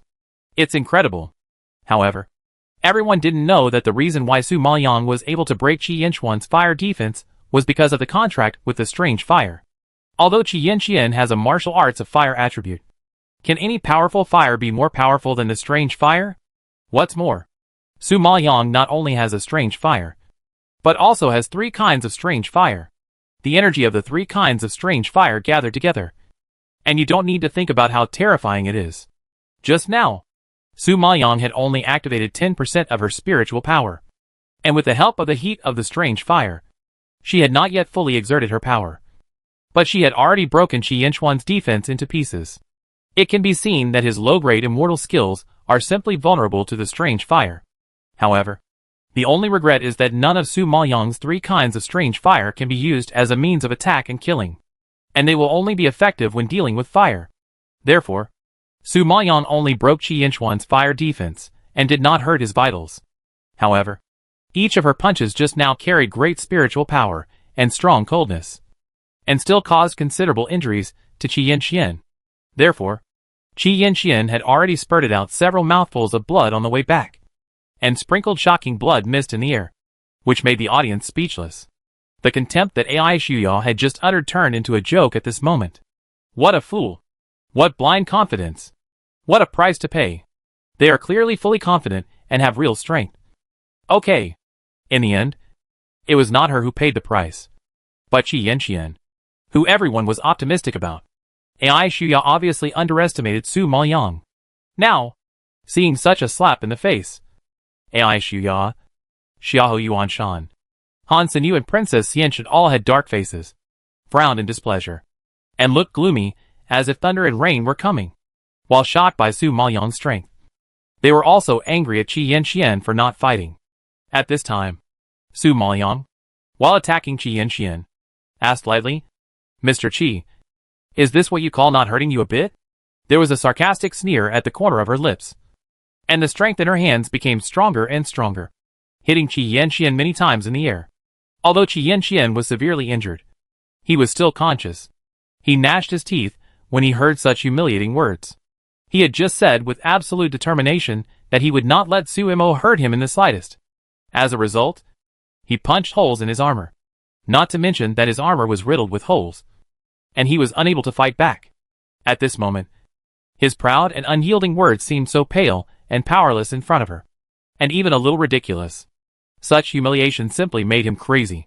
"Su Mo, you stop!" Qi Yinxian wanted to yell, but he had just uttered a few words when Su Maoyang raised his leg and kicked him directly in the handsome face. The fierce force immediately knocked him to the ground and slammed him hard on the ring, and everyone's mood trembled with his body. At the same time, Su Maoyang also landed steadily on the ground, with a long and sharp ice spike in her hand. With a cold face and cold pupils, she dragged the ice spike and slowly walked towards Qi Yinxian. The ice spike drew a dazzling silver light on the ground and made a sharp sound, which hurt everyone's eyes and ears. In the Qi family area under the stage, a middle-aged man in a gray robe saw that something was wrong, stood up suddenly, and shouted angrily, "Su Mo, stop it!" Su Maoyang heard the angry shout, just raised her eyes and glanced at him coldly, then retracted her sight and continued to walk towards Qi Yinxian, not giving the Qi family another chance to stop her. In the angry sight of the Qi family, she suddenly raised her hand and pierced the ice spike in her hand into the kneecap of Qi Yinchuan's right leg. A shrill scream broke through the sky, scaring many disciples on the field pale. "Su Mo, you bitch! If you dare to hurt my son, I will tear you into pieces." The gray-clothed middle-aged man was furious and roared with his teeth bared. After saying that, he was ready to fly onto the arena to kill Su Mo. Seeing this, the head of the Dongfang family immediately glanced at Dongfang Jiabua. Dongfang Jiabua was well prepared and flew into the air to intercept the gray-clothed middle-aged man. With the help of Dongfang's sixth uncle, Su Maoyang had the opportunity to continue to torture Qi Yinxian. He raised his hand and stabbed into his other leg again, drilling into his flesh and bones. Thinking of Mu Jichen's injuries and Elder Dong's disabled legs, Su Maoyang's hatred gradually expanded. He had to vent his anger on Qi Yinxian, thinking that she was still unwilling to give up. He continued to raise his hand and prepared to stab Qi Yinxian in the chest. Seeing that Su Maoyang didn't listen to the advice at all and was going to continue the crime, an elder sitting in the referee's seat couldn't sit still anymore, and suddenly jumped onto the ring, slapped him back, and blocked Qi Yinxian. The man was quite powerful. And Su Maoyang was injured by his spiritual power when he was not careful. And he spat out a mouthful of blood in embarrassment. Then a loud voice, like a bell, suddenly burst out from the ring. "You bastard! You dared to harm my disciple! I will kill you today!" The elder who came to the stage to stop Su Mo had gray hair, dark complexion, and wrinkles all over his face. He was old at first glance. At this moment, his eyes were red with anger. His cheeks were twitching. And he was so angry that he wanted to cut Su Mo into pieces. As he said that, the elder raised his hand with a sinister face and stretched out his claws towards Su Maoyang. The violent power attacked as fast as lightning. And the people of the Dongfang family and the disciples of the Red Star League were all shocked and screamed, "Su Mo!" No matter how powerful Su Mo was, he would not be the opponent of the elder. What's more, this elder was powerful and had a high status in the spirit hall. If Su Mo fell into his hands, there would be no way for him to survive. However, just when everyone was frightened and at a loss of their wits, and there was no time to rescue, a figure swept up like a gust of wind, waved his sleeves violently, dissipated the elder's power, and protected Su Maoyang behind him. A deep voice slowly rose, reverberating on the arena, with an unquestionable force. "Elder Yang, as an elder, you attacked your disciple. How can you be so disrespectful?" Chapter 1431. Let Xiahou Wanxian take his place. The old man called Elder Yang saw the dean personally come on stage to stop and defend Su Mo. His old face became terribly gloomy, and he retorted with resentment, "Dean, Su Mo killed my apprentice. She violated the rules of the academy, and should be sentenced to death. What do you mean by protecting her now? I am not protecting her, but the academy. The fact that she can defeat your apprentice is enough to prove that she is stronger and more talented than your apprentice. Therefore, for our Liuguang Academy, Su Mo is a good seedling that is more worthy of our expectations and cultivation than your disciples.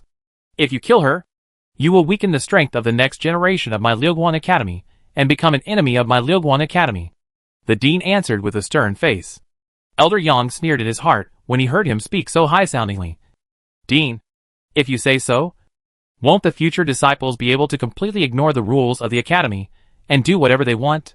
The dean frowned slightly when he heard this, glanced at Qi Yanxian, who was lying on the ground with his teeth bared in pain and almost fainted, and said coldly, "Elder Yang, have you forgotten that your disciple directly wiped out a disciple in last year's competition? If you follow the rules of the academy, won't your disciple also be sentenced to death?" When Elder Yang heard this, his anger was immediately choked in his throat, and he couldn't spit it out for a long time. Seeing that he was speechless, the dean pointed at Princess Xianxian in the audience and said, "Princess Xianxian, didn't you kill a disciple on the competition stage before? Do you mean to punish Princess Xianxian too?" Hearing this, another elder in a white robe in the referee's seat suddenly darkened his face and said unhappily, "Elder Yang, there will inevitably be bumps and bruises in the competition, and it is natural that there will be no severity when you attack. What's more, Su Mo only injured your disciple and didn't kill him. How can he kill him? If your disciple can't afford to lose, he shouldn't come to participate in the competition. Now that he has been injured, you have to hold others responsible. Will this competition be held in the future?" This elder in white is also one of the vice presidents of the academy, and Qi Xianxian's master. Now that he heard that his apprentice was involved in Qi Yanxuan's matter, he was naturally very unhappy. Mu Jichen's master, who was sitting next to him, heard this and immediately joined in. "Elder Yang, you have held so many competitions. As an elder, you should know that various situations will occur on the competition stage, and injuries and even deaths are very common. If you are not sure, don't stand on this competition stage. This is why we stipulate that the lower-ranked disciples can refuse the invitation of unsure opponents.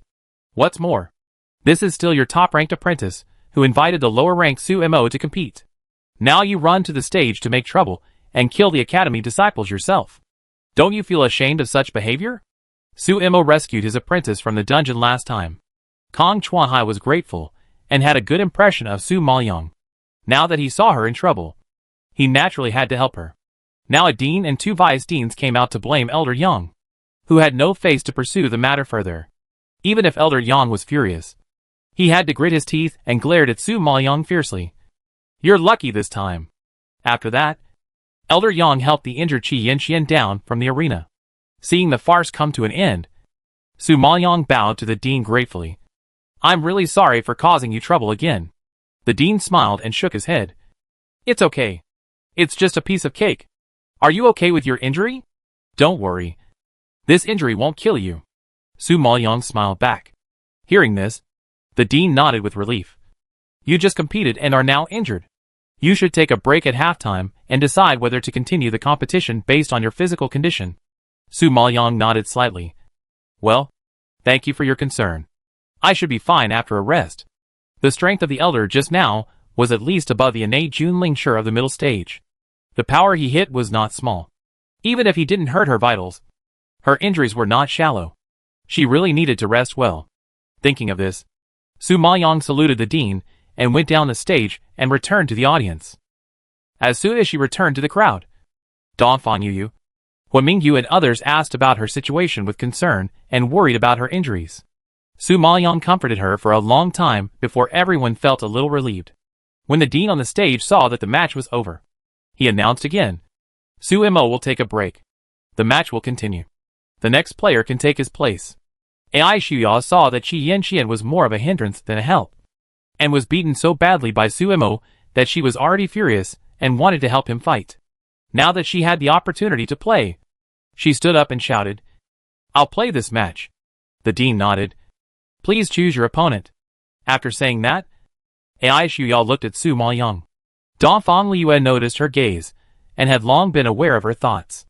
Before she could speak, she warned her angrily. Su Mo just had a match and was injured. Now it's halftime. Don't try to take advantage of her. Ai Shuya saw how nervous she was and just sneered with contempt in her eyes. Humph. Su Mo doesn't even have the qualifications to be my opponent, and I don't even bother to fight her. I heard that Xiahou Wanxian contracted 3 spirit beasts and defeated Wan Lisan. I really want to learn a thing or two. As a disciple of the Beast Hall, Ai Shuya has a good talent for contracted beasts. She has an advantage over other disciples in combat, so she feels very superior. She once heard that Su Mo only has 1 contracted beast and defeated Song Rongxin. But such a talent for contracted beasts is really insignificant for a genius like her. So, she didn't take Sumo's spirit beast seriously at all. If she didn't want to teach Sumo a lesson, Ai Shuya would not have bothered to fight with her. However, Sumo is taking a break now, so she has no chance to teach her a lesson, and has to let Xiahou Wanxian take her place. When she solves Xiahou Wanxian, she can directly kill Sumo in the next game. Thinking of this, the corners of Ai Shuya's mouth gradually tilted into a cold arc. Seeing that Ai Shuya wanted to challenge her, Xiahou Wanxian stood up readily. Ai Shuya had been humiliating them from the beginning, and her words were extremely unpleasant. Even she couldn't stand it anymore. Okay. I'll fight you. Su Maoyong frowned when he heard that Xiahou Wanxian actually accepted Ai Shuya's challenge and grabbed her. You step back. I'll do it. Xiahou Wanxian had just grown up. Even though she had a good talent for contracted beasts, she lacked practical experience and was easily exploited. Chapter 1432. Only 10 breaths are needed. What's more, the Ai Shuya in front of him is not an ordinary opponent, but the 7th beast genius on the battle list. It is obvious that her fighting power is very strong. So Su Maoyong doesn't want Xiahou Wanxian to take this risk. Xiahou Wanxian was shocked to see Sumo actually taking the initiative to fight, and immediately stopped him. Sumo, you just got slapped by the elder. It's not good to fight now. You should rest well. Let me do it. Yes. Yes. It's too disadvantageous for you to fight her with injuries. You also know that Ai Shuya is in the same group with the princess. If you go up, she will kill you. Dongfang Liu also stopped him with a face full of anxiety. Dongfang Yaoyu was worried that Su Mo would do something stupid, so he advised her worriedly. Su Mo, don't be impulsive. You just took the elixir. Even if you want to go back on the field, you have to rest for a while. What's more, Wanxian has already contracted 3 spirit beasts, and her strength is not weak. Su Maoyong shook his head and interrupted him. Even if Wanxian replaces me, will Ai Shuya let Wanxian go? Ai Shuya is determined to take my life. Even if I escape this game, I can't escape the next one. I believe that you who have a relationship with me will not be spared. In this case, it is better to deal with her directly, so that she doesn't have to jump around here. When Ai Shuya heard Su Maoyang's words, her beautiful eyebrows frowned instantly, and a trace of anger flashed across her face. Hee. Su Mo. You are so arrogant. Just because of you. You want to deal with me. Are you thinking too much? Whether you think too much or not, we will see the result on the field. Su Maoyang directly extended his hand toward the competition stage and made a gesture of invitation. Ai Shuya heard this, as if she heard a joke, and laughed out loud, her tone full of disgust. Su Mo. Come on. You are not my opponent. And now you are injured. I don't want to win too easily, lest others say that I bully my injured junior sister. Su Maoyang heard this and chuckled. His tone was particularly polite, but the content of his words made Ai Shuya angry. Haha. Senior sister doesn't need to have any ideological burden, and no one will say that you bully me, because even if I am injured, I will still crush you. What's more, I am Xiahou Wanchuan's maid. You should beat me first, and then see if you are qualified to compete with my lady. You are so good. Su Mo. I will give you a chance today. See how you can crush me. Ai Shuya was stimulated by Su Maoyang's words and became angry and glared. After saying that, she jumped onto the competition platform in the center of the square. Seeing that Su Mo was really going to fight Ai Shuya, Xiahou Wanxian grabbed Su Maoyang worriedly, refusing to let her take risks. Su Maoyang patted her hands and comforted her. Don't worry. I'll be fine. Hua Mingyu, who was standing by, seemed to have confidence in Su Maoyang and helped persuade her. Let her go. Ai Shuya's strength is not enough to hurt her. What do you mean by Ai Shuya's strength? From your tone, it seems that you look down on her. Although Ai Shuya is annoying, her strength is not low. Don't mislead Su Mo and let her take it lightly. Dongfang Liu saw that Hua Mingyu didn't take Ai Shuya seriously at all, and couldn't help but remind her. Hua Mingyu was taught a lesson by Dongfang Liu, so he shut up immediately and touched his nose awkwardly. At this time, Su Maoyang broke away from Xiahou Wanchuan's hand. Don't worry.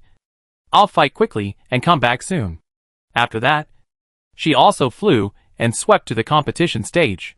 Seeing Su Maoyang in place, Ai Shuya sneered, and murderous intent emerged in her pupils. She had long disliked this woman, who was born as a maid. No matter what, she still had a certain status in Liuguan Academy. How could she tolerate a lowly maid to become her junior sister? Not to mention that this bitch not only took away the master's favor, but also made her master suffer such a tragic experience. She had to vent her anger. Besides, Su Mo offended the princess, and she promised the princess to help her deal with Su Mo. Now that she finally had such an opportunity, how could she show mercy? Thinking of this, Ai Shuya raised her eyebrows slightly, staring at Su Maoyang with cold eyes. You offered it to me voluntarily, so don't blame me for being rude. Su Maoyang heard this and humbly clasped his fist towards her. Please teach me, senior sister. Seeing this, Ai Shuya sneered, waved her hand domineeringly, and shouted, Come out! As soon as the roar fell, everyone saw three huge figures on the stage in an instant. One was a dark, fat giant rat, and one was a long and narrow pangolin with scales all over its body and a high bulge on its back. The other was an 8-legged spider covered with long gray hair and disgusting patterns. The audience on the field saw this scene and the spiritual light floating on the three spirit beasts, and their expressions changed drastically. They gasped and their expressions jumped into fear. Many people present were very familiar with these three spirit beasts, because in the last competition, Ai Shuya was able to secure the 7th place with them. But at that time, these three spirit beasts were not so powerful. Unexpectedly, in the blink of an eye, the soul-stealing black dragon rat and the iron scale panic armor had actually been promoted to the level of the 3rd level monarch beast, and the heavenly wolf gray hidden spider had even been promoted to the level of the 4th stage monarch beast. You should know that Wanlisan only had 1 1st level monarch beast and 2 2nd level monarch beasts. But Ai Shuya in front of him had already contracted 2 3rd level monarch beasts and 1 4th level monarch beast. This strength is not just a little bit worse. Such a luxurious lineup and such a talent for contracting beasts are indeed not comparable to Wanlisan. No wonder Ai Shuya has no background and is not from the 6 major families, but can thrive in Fenglin Imperial Capital and become friends with Princess Xianxin. I believe that if she didn't have 2 brushes, how could she deal with that unruly and willful princess? In the past, when Xiong Jinqing mentioned Elder Dong's apprentice. His tone was full of envy. At this moment, Su Maoyang realized that although Ai Shuya was not a genius in contracting beasts, her strength was indeed quite good. However, it depends on who she is compared with.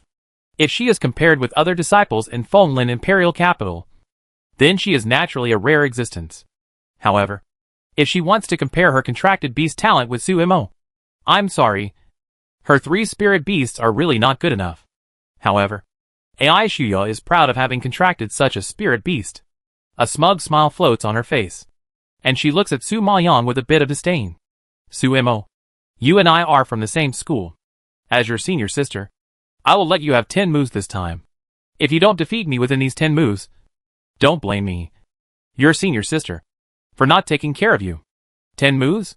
Su Maoyang raised his eyebrows slightly in surprise, then curled the corners of his lips slightly, and shook his head gently. No, just 10 breaths are enough. Chapter 1433. It's more than enough to beat you. As soon as Su Maoyang finished speaking, there was an uproar in the arena. Everyone didn't expect Su Mo to be so arrogant and dare to claim to defeat Ai Shuya within 10 breaths. I think even Qi Yelin, who is second on the battle list, doesn't dare to say such a cruel word. This Su Mo is really arrogant. Ai Shuya felt humiliated when she heard this. She was so angry that her eyes bulged and she gritted her teeth and said, Su Mo, at this critical moment, you still dare to talk big. It seems that giving you 10 moves is really redundant. The best way to deal with people like you is to make you shut up forever. That will probably disappoint senior sister. I'm afraid your ability is not enough to shut me up. Su Maoyang curled his lips and grinned coldly, then waved his hand and shouted, Little Martin, come out. As he said that, everyone only saw a white figure flashing in the air and landing steadily on Su Maoyang's shoulder. When everyone looked carefully, they found that it was a chubby, furry white marten. At this moment, the field was noisy again. Look! It's the snow marten that defeated Song Rongxin. Yes, that's it. That's it. It beat Song Rongxin's spirit beast badly last time. Its fighting power is very strong. Well, I've seen it with my own eyes. But I don't know what kind of species it is, and what level it is. The appearance of the demon marten immediately caused a commotion on the field, because many disciples had seen the competition between Su Mo and Song Rongxin. At that time, the demon marten had strongly crushed Song Rongxin's spirit beast, leaving a deep impression on many people. Therefore, when they saw it again, many disciples recognized it at a glance. Ai Shuya was in seclusion at the time, and had not seen Su Maoyang's spirit beast. She only heard that she defeated Song Rongxin with a snow ferret. Now that she saw the snow ferret in person, and heard the discussion of the disciples off the field, she immediately raised her eyebrows, and confirmed the identity of this spirit beast. Then, she looked at the heavenly demon marten seriously. Seeing its chubby body, it had no killing power at all. Just like an ordinary pet. Her face instantly turned mocking, and she sneered and asked back, could this be the snow ferret that defeated Song Rongxin? The heavenly demon marten hates people mistaking it for a snow ferret. When it hears the word snow ferret, its hair instantly explodes, and it arches its soft and fat body, grinning at Ai Shuya, revealing its fierce appearance. But its chubby face, round and black eyes, and snow-white hair are cute no matter how you look at it, even if it looks fierce. Everyone thinks it is very cute, and has nothing to do with fierce beasts. Su Maoyang heard her question and admitted generously, yes, it is it. Ai Shuya on the opposite side heard the words, and saw the demon marten's small show, and laughed on the spot. Ha ha ha. Su Mo, don't tell me. You really plan to use this snow marten to fight me? You won't send other spirit beasts, right? Yes. It's more than enough to beat you. Su Maoyang replied coldly. Ai Shuya only had 2 third-level monarch beasts, and 1 fourth-level monarch beast, which was more than enough for the current demon marten. So she didn't plan to mobilize a large number of people, and let other spirit beasts come out. Even if they came out, they could only stand aside and watch, and it was not their turn to take action. However, when Ai Shuya heard Su Mo's contemptuous words, the expression on her face, that was full of ridicule, suddenly condensed, and suddenly became gloomy, gritting her teeth and said, Humph! If I don't beat you to the ground and kneel down to beg for mercy today, I will take your last name. Perhaps she was so angry that even Ai Shuya couldn't help but swear. After that, She waved her hand and ordered loudly, "Tear them apart."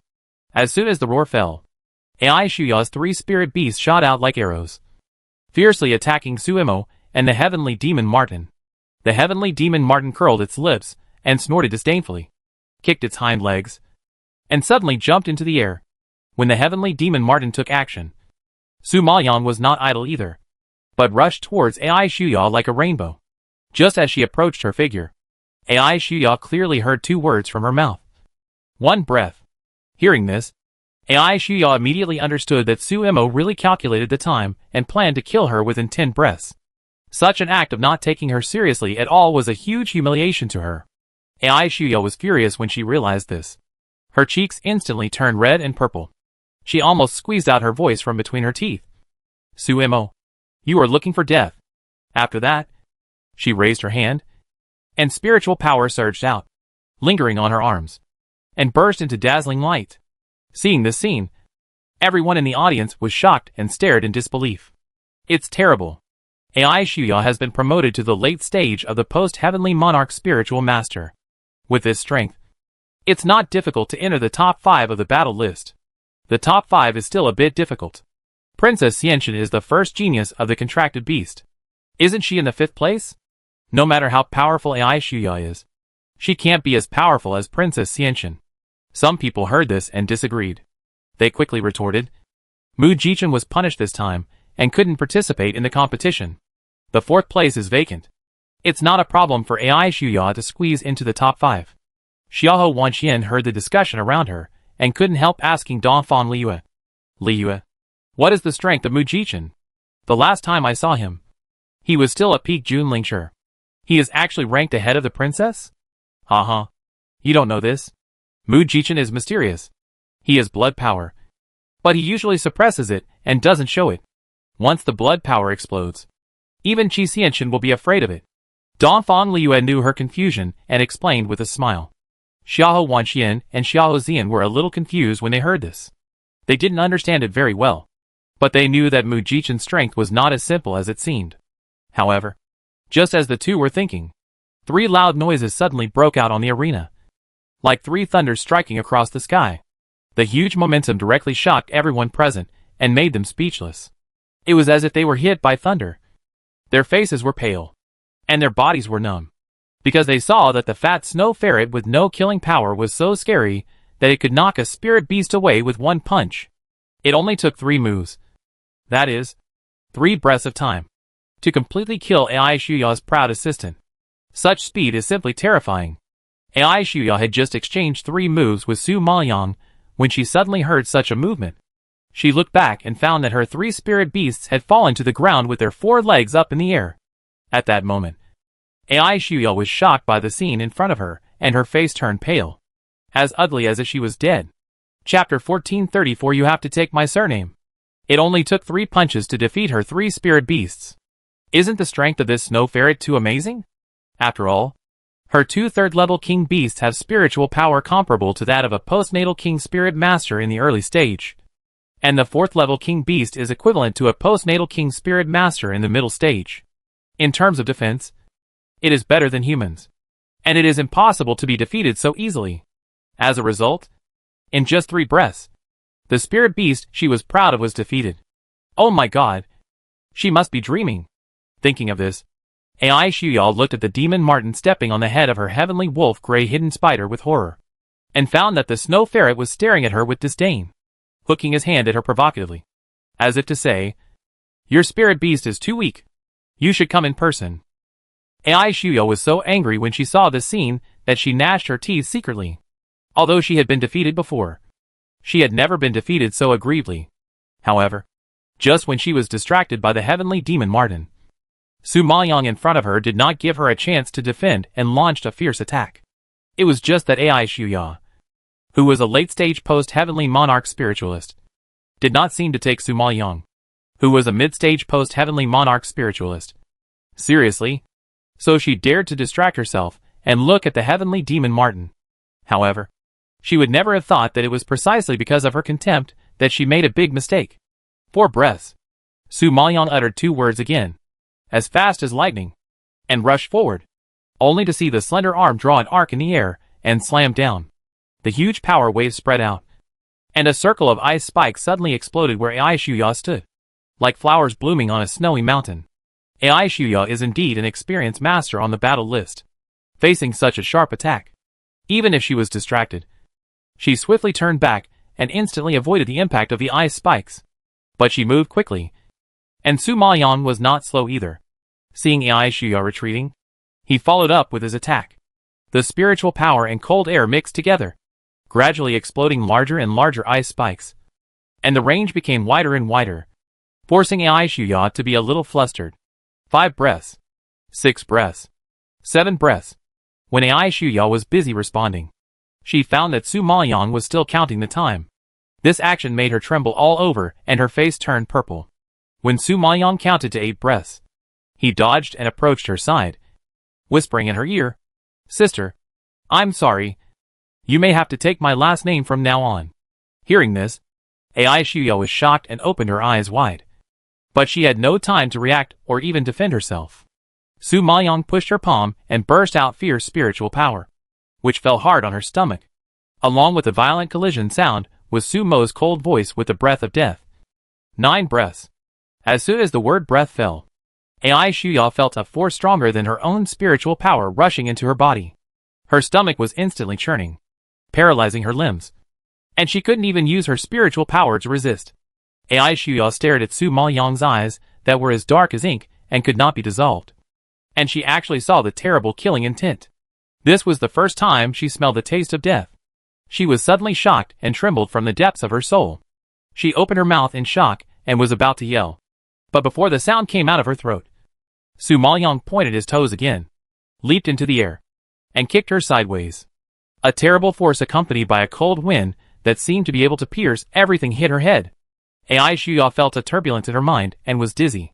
Then, there was a loud bang, and she was finally blown to the ground. After the violent sound, Su Mayan's low and cold voice slowly floated out from the arena. The voice was not loud, but it was as heavy as 1,000 gold in the hearts of the people below the stage. 10 breaths. As soon as the word breath fell, everyone's heart trembled, and their expressions gradually changed from astonishment to horror. From the beginning of the fight with Ai Shuya, Su Mo took a total of 10 breaths to seriously injure Ai Shuya and roll her to the ground. And her snow ferret took 3 breaths to defeat her spirit beast. And the fat ferret took advantage of Su Mo's attack on Ai Shuya to forcibly break off the 8 legs of the wolf gray hidden spider. The iron-scaled panic scorpion was weaker than the others, and suffered a worse fate. All the scales on its body were stripped off, and it was exposed naked in front of everyone. Trembling with fear, the soul-snatching black dragon rat was covered with wounds, and there was no intact place. Everyone finally saw with their own eyes what it meant to run away in panic. However, their master was not much better. Ai Shuya fell to the ground, foaming at the mouth, blood gushing out, and he didn't even have the strength to move a finger, let alone get up. Seeing Ai Shuya's miserable state, everyone was shocked, swallowed their saliva with astonishment, and stared at Su Mayan with a bit of fear in an instant. Su Mo's strength is unfathomable to be able to defeat Ai Shuya in such a short time. Princess Xianxian was also shocked when she saw this scene. In addition to shock, her beautiful eyes were also filled with anger. She thought that with Ai Shuya's personal attack, Su Mo would definitely not survive 10 moves. But who knew that it was Ai Shuya who could not survive 10 breaths? Such a reversal was completely beyond her expectations. She was so angry that her face turned black, and she hated Su Mo to the extreme. Humph. A bunch of trash. At the same time, Han Sinu, Hu Buli, Ruan Lisan, Xiao Yuan Shan and others were also frightened. They stared at Su Mayan on the stage with ugly faces, and they were so angry that they almost bit their silver teeth. In addition to anger, they were more unbelievable and unwilling to accept it, because Su Mo was only a postnatal monarch spiritual master in the middle stage, and Ai Shuya was already a postnatal monarch spiritual master in the late stage. The female queen who was known for her vicious tactics actually lost to an opponent who was 1 level lower than her, and could not even last 10 moves in the opponent's hands. Is this possible? Is this true? However, when everyone was still in shock and could not digest this fact, Su Mayan walked to Ai Shuya with a cold face and indifferent expression, and stepped on her face. "Senior sister, I didn't expect that we are so predestined. Not only do we have the same master, but now you have to follow my surname. Then we will be a family in the future. You can kill me or shave me. It's up to you. Ai Shuya will not bow to you. Ai Shuya is arrogant by nature and cannot stand humiliation. Now, in front of so many people, she is stepped on by a junior sister who is of low status and one level lower than her. It would be better for her to die. Seeing that she was actually seeking death, Su Maoyang couldn't help but sneer and said lightly, "Kill you? Senior sister, you and I are from the same sect. How can I bear to kill you? No matter what. You are also a disciple that Master values. In order not to make Master sad, I will still let you go." Chapter 1435. The Emperor will be jealous. What Su Maoyang said was true. Even if Ai Shuya wanted to kill her, she would not do anything to Ai Shuya for Dong Jinan's sake. At most, she would teach her a lesson. However, Ai Shuya did not appreciate it at all. She grinned and said, "Don't call me senior sister. It's disgusting." Disgusting? You should look in the mirror and see what you look like now. Then you will know what disgusting means. Su Maoyang stepped on her cheek even harder, crushing her beautiful face and deforming it. The once arrogant and domineering Queen Flower has now ended up in such an embarrassing situation. Such a big gap immediately made the disciples in the audience sigh. Su Maoyang saw that she was still stubborn even though she was being stepped on. So he snorted coldly and said sarcastically, "Ai Shuya, you should know that the reason you are alive now is that you should thank the identity of senior sister. Otherwise, you are already a dead dog." Ai Shuya was humiliated by Su Mo like this, and she suffered a huge blow both physically and mentally. Her proud self-esteem was shattered by Su Maoyang, which was more painful for her than death. "Su Mo, you bitch. I will double the humiliation today. You wait for me." Su Maoyang just chuckled after hearing her hysterical roar. "Okay, I'll wait. I hope senior sister won't let me down again next time. At least don't lose within 10 breaths." Ai Shuya gnashed her teeth in anger, but she no longer had the confidence to refute. And Su Maoyang didn't want to talk nonsense with her anymore. Frowned and growled, "Get out." After that, she kicked Ai Shuya off the stage. Seeing Ai Shuya rolling off the stage, the whole audience was in an uproar again, and many disciples were discussing with great emotion. Because of this battle, everyone had a deeper understanding of Su Maoyang, knowing that this woman was not as simple as she seemed, and that the snow ferret, whose strength could not be seen, was even more unfathomable. At this time, Su Maoyang had used too much force in the fight just now, which caused the wound to be affected, and she suddenly felt a burst of pain in her body. Then she immediately pressed the acupuncture points to stop the blood from surging, and swallowed another pill. According to her current condition, she really needed to rest before she could continue to fight. Thinking of this, she also walked down the stage and returned to the audience. Dongfang Liu saw her coming back, as if welcoming a hero, and immediately stood up and shouted excitedly, "Ha ha ha! You Su Mo, you are so handsome. Even with injuries, you beat Ai Shuya to the ground. So awesome. And our little snow marten is so impressive. 3 punches to deal with 3 spirit beasts. Emma, sister really loves you," Dongfang Liu said, and moved towards the demon marten on Su Maoyang's shoulder, pouting her lips, ready to give a big kiss. When the demon marten saw that she wanted to flirt with him, his little fat face wrinkled together, and he avoided it with a look of disgust, then stretched out his fat paw and pressed it on Dongfang Liu's face, pushing it away, and said unhappily in a voice that only a few people around could hear, "You are so ugly." When the Xiahou brothers and sisters and others heard this, they immediately laughed, while Dongfang Liu had a hurt and sad face, and muttered unconvinced, "How am I ugly? I am obviously beautiful. But you don't appreciate it." Hearing Dongfang Liu's words, everyone laughed even more happily, and Mu Jichen, who was sitting on the side, also said with a smile, "It's only been 2 months since we separated. Su Mo, your strength has improved so terribly, and you are still hitting people as usual. Do you want us to live?" He had fought with Su Mo in Nanan Forest, and knew that Su Mo was only a mid-stage Jun Lingshi at that time, when they encountered a frenzied 5th-level monarch beast. Su Mo had to temporarily practice martial arts to defeat the Black Thunder Explosion ape and save everyone's lives. So he knew very well that Su Mo did not hide his strength, and was a real mid-stage Jun Lingshi. But in a blink of an eye, she was promoted 4 levels and reached the middle stage of the postnatal monarch spiritual master. Such a speed can no longer be described as terrifying. Hearing Mu Jichen's voice, Su Maoyang was shocked. Only then did he realize Mu Jichen's existence and asked in surprise, "Why are you here instead of recuperating in your room?" Mu Jichen's complexion was obviously much better than when he saw him in the dungeon that day. But his breath was still relatively weak. After all, he had endured 2 months of torture, and it was impossible for him to recover completely so quickly. So, Su Maoyang frowned in dissatisfaction when he saw him coming out so quickly. Mu Jichen didn't take the injury on his body seriously at all. Hearing Su Maoyang's question, he couldn't help but chuckled and said, "Haha. I arrived when you were competing with AI Shuya. I heard that you were going to participate in the elite competition, so I had to come to support you. If I missed your game, wouldn't I regret it for the rest of my life?"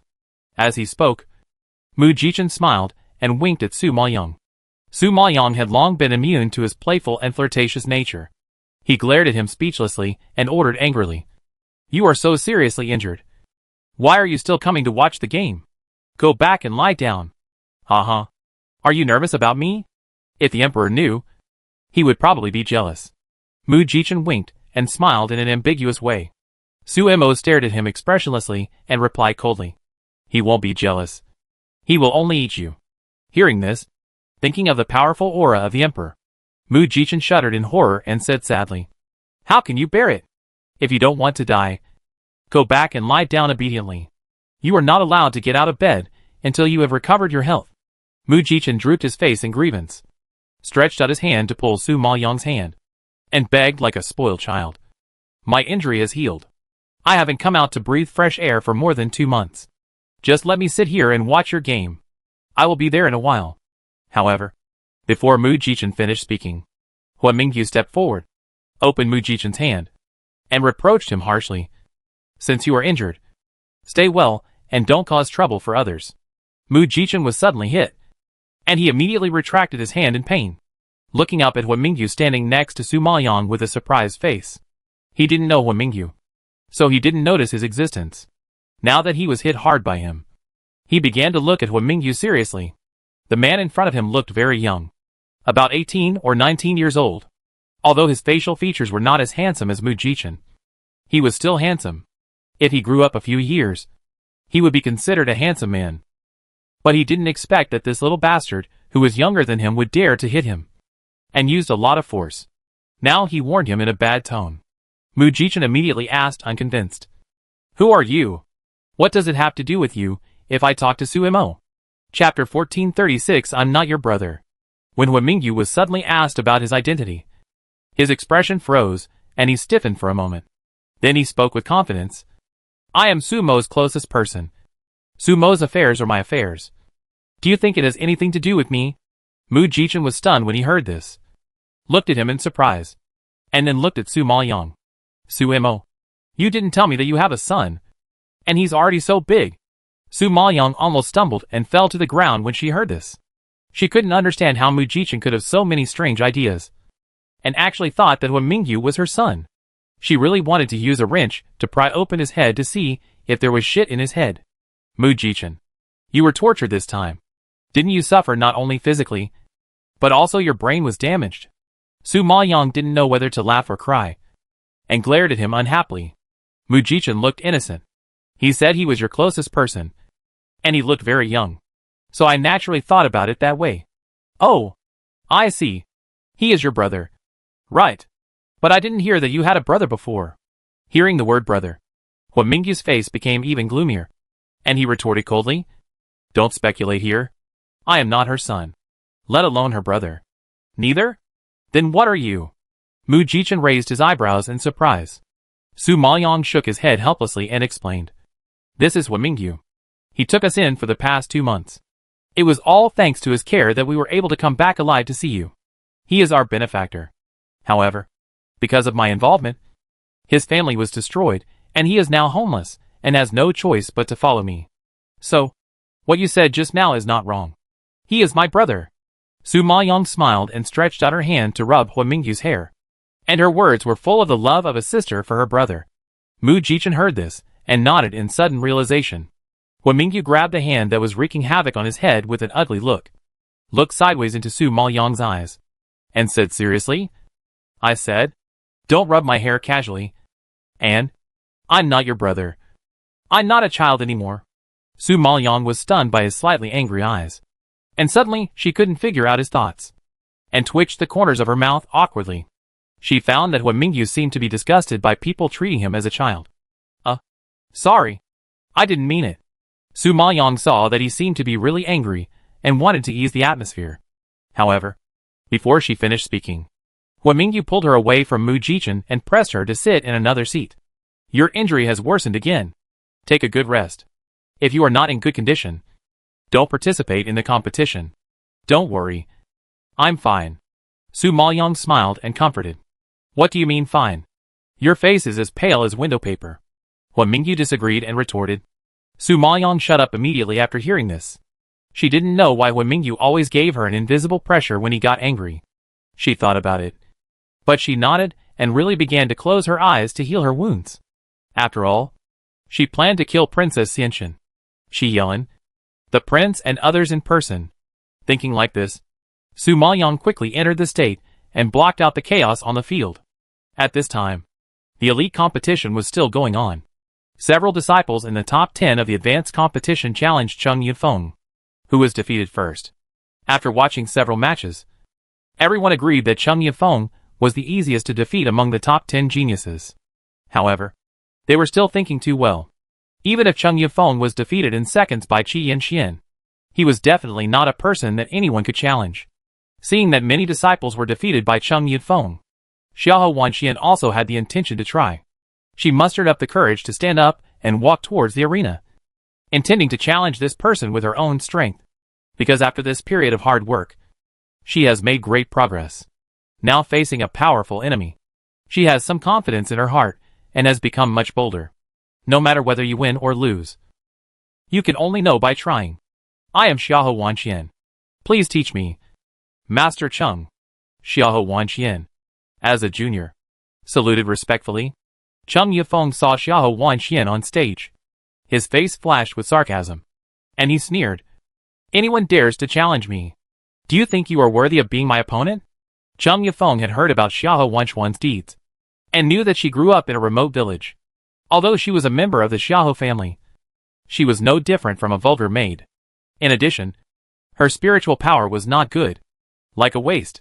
Even in her father's eyes, her status was very low. Later, she had the opportunity to come to the imperial capital because of the relationship her sister had said. I just don't know what kind of shit luck she had. But she actually contracted 3 spirit beasts and got the qualification to challenge the top 10 in the advanced competition. However, getting the qualification to challenge does not mean that she has the qualification to be in the top 10. It is not so easy to squeeze into the top 10. You will know whether you are worthy or not after the fight. Xiahou Wanxian replied coldly, ignoring his contempt, and directly summoned 3 spirit beasts with a wave of her hand. Cheng Yifeng saw the 3 spirit beasts, which were at the 9th, 1st and 3rd levels respectively, and could not help but snorted coldly, not taking them seriously. You want to defeat me with your 3 spirit beasts? Haha. Naive. He is now at least a postnatal monarch spirit master in the middle stage. If you want to defeat him, you must have the strength of a 4th level monarch beast. Levels below the 4th level are really not enough. Xiahou Wanxian heard this, but she was not panicked. Instead, she took out the medicine bottle and threw a pill to each of the 3 spirit beasts. Then she looked at Cheng Yifeng, raised her eyebrows slightly, and asked, Am I qualified to fight you now? As soon as the words fell, the shadow white tiger, the blood-eyed blue sky python, and the lone star iron wolf, who had swallowed the pills, instantly burst out with a fierce breath, and their spiritual power expanded as if fermented, blooming with dazzling spiritual power, which instantly burned Cheng Yifeng's eyes. When he saw it clearly, he found that the 3 spirit beasts of lower levels had all been forcibly promoted to the 1st, 2nd and 4th level monarch beasts.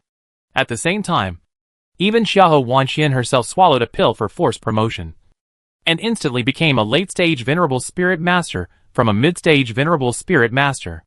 Cheng Yifeng did not expect Xiahou Wanxian to have such a powerful pill, and his face was filled with shock. He stared at Xiahou Wanxian with a look of disbelief.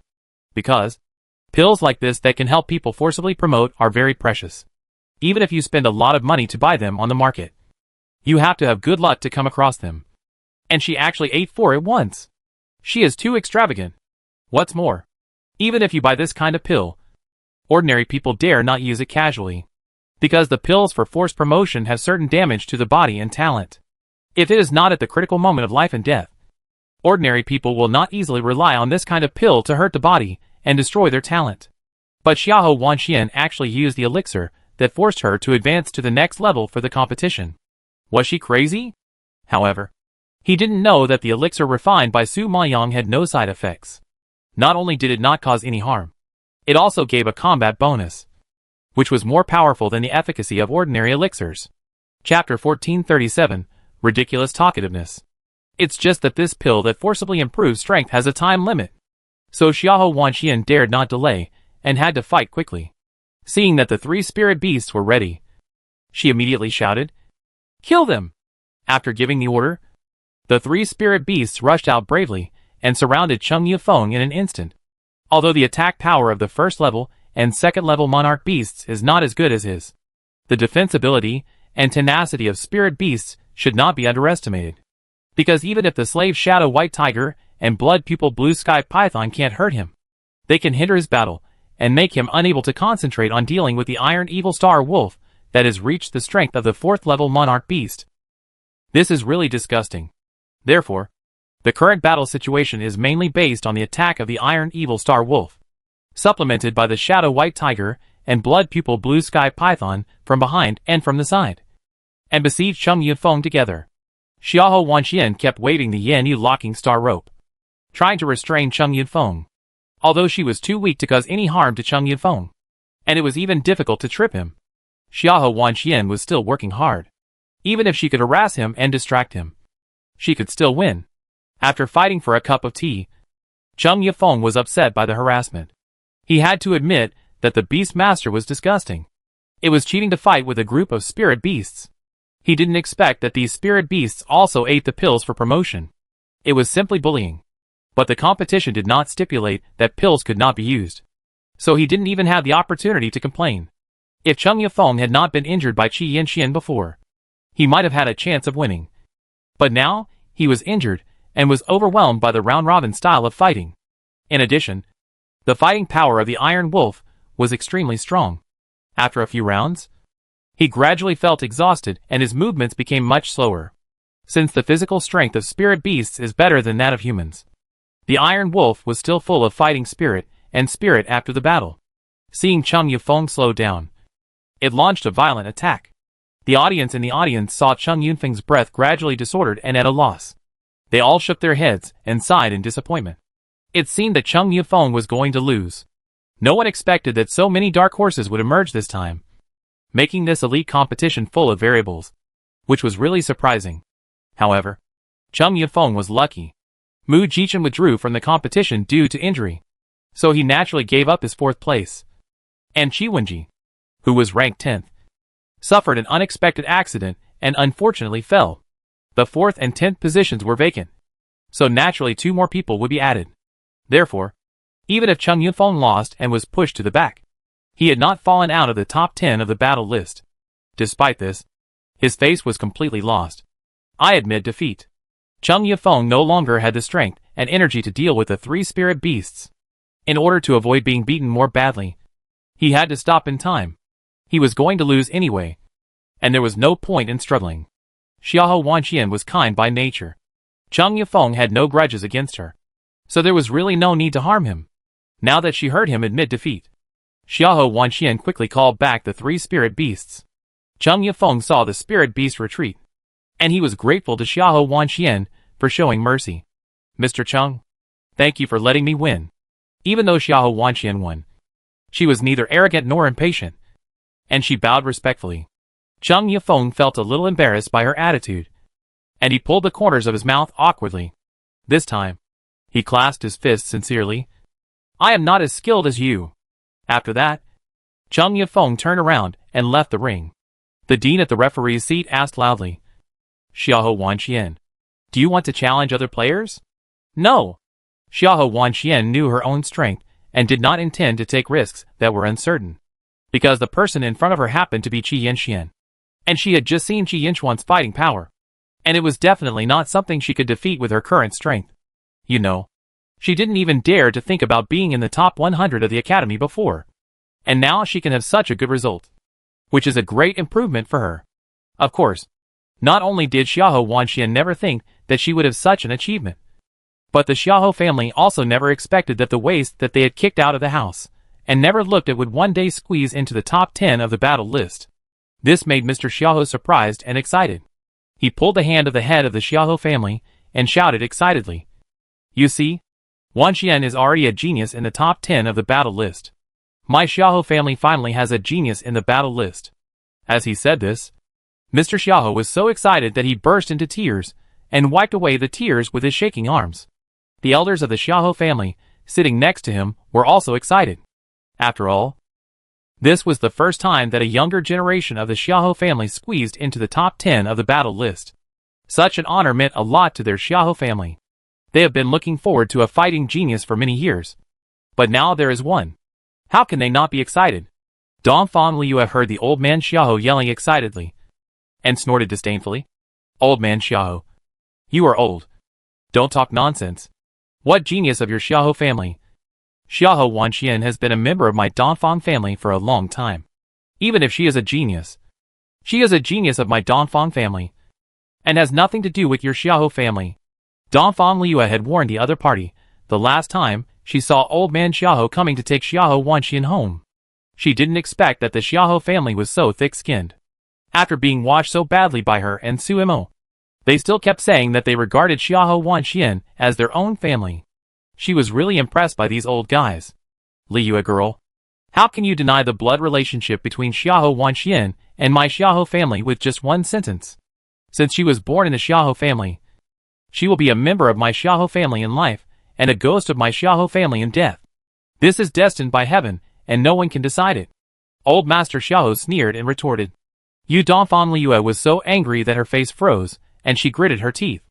Xiahou Zian patted Dongfang Liu on the shoulder and comforted her. "Don't worry.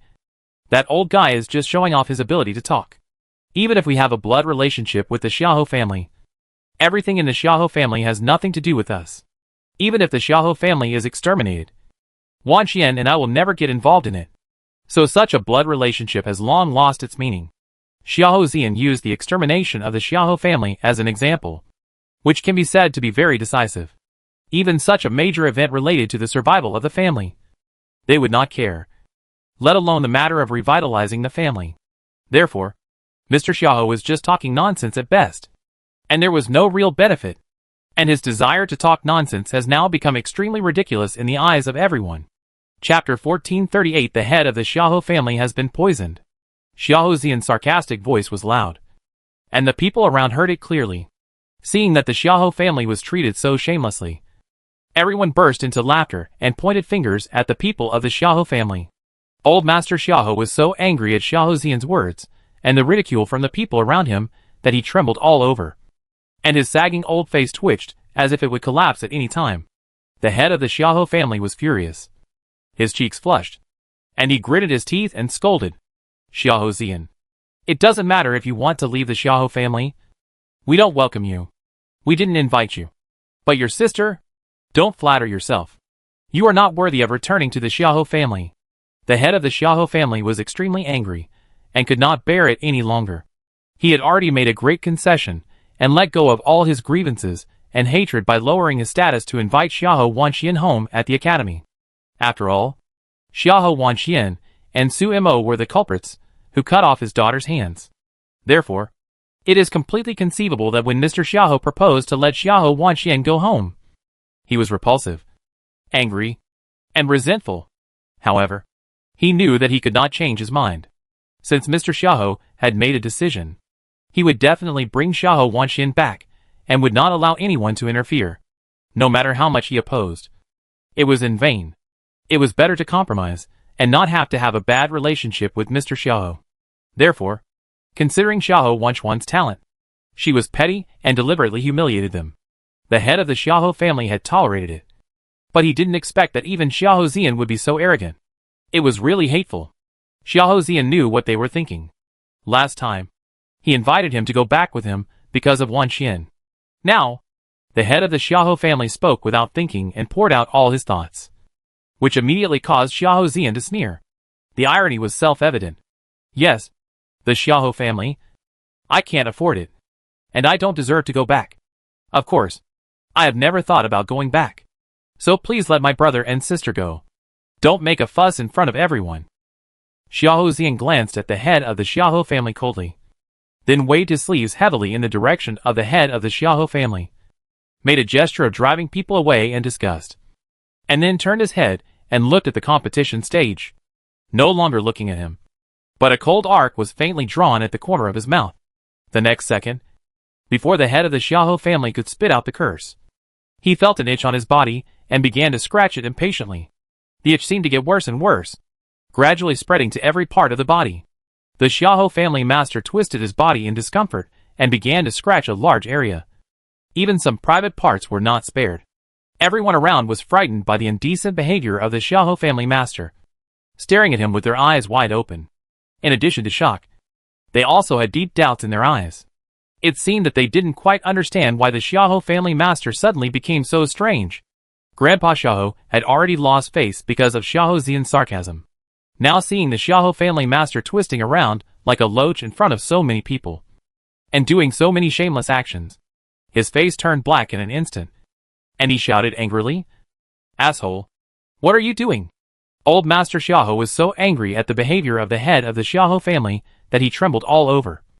His face turned purple, and it was obvious how angry he was. After all, the head of the Xiao family was also an old man. If he did such an indecent behavior in public, his reputation would be basically ruined, and the Xiao family would also be embarrassed. How could he not be angry? However, as the person involved, the head of the Xiao family could not stop at all, because the itching on his body gradually made him lose his mind. He wanted to relieve the pain in his body, and he could not control himself and began to tear his clothes. Seeing such an exaggerated scene, Old Master Xiao was frightened and his face changed drastically. He immediately shouted, "Quick! Hold him down. Don't let him scratch again." The second uncle, the third uncle, and the fifth uncle around him were stunned by the behavior of the head of the Xiao family. Suddenly, they heard the roar of the old man Xiao, and then they came to their senses and hurried forward to tie the hands of the head of the Xiao family. It's just that the head of the Xiao family was in great pain, struggling all over, making the three uncles very tired. Old Master Xiao found that something was wrong, frowned and looked at him carefully, and finally came to the conclusion. No, he was poisoned by the poisonous heart vine. It must be said that Old Master Xiao did not live in vain. Seeing the symptoms of the head of the Xiao family, he recognized it at a glance. When the three uncles heard that he was poisoned, their faces changed, and their pupils jumped into shock. The second uncle frowned and asked in disbelief, "Poisoned? How could he be poisoned suddenly? Wasn't he fine just now?" This poisoning was too sudden and too strange. Old Master Xiao was also full of questions and confused. This scene was indeed too weird, since the elders of the Xiao family did not know Xiao Zian's strength. And of course, they had never tried to understand it. They did not know that Xiao Zian was developing in the direction of a poison master, so they did not associate it with Xiao Zian.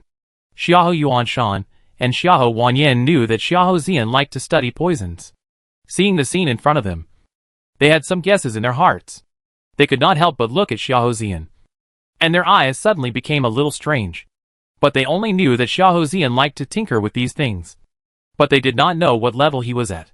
You know, it is not easy to poison silently like this. At least you have to reach the third level poison master to have such strength. Besides, it is more difficult to become a poison master than an alchemist, with a waist like Xiao Zian. Can he do it? Xiao Wanyan has lived with Xiao Zian for so many years. She knows his strength best, and what level he is at.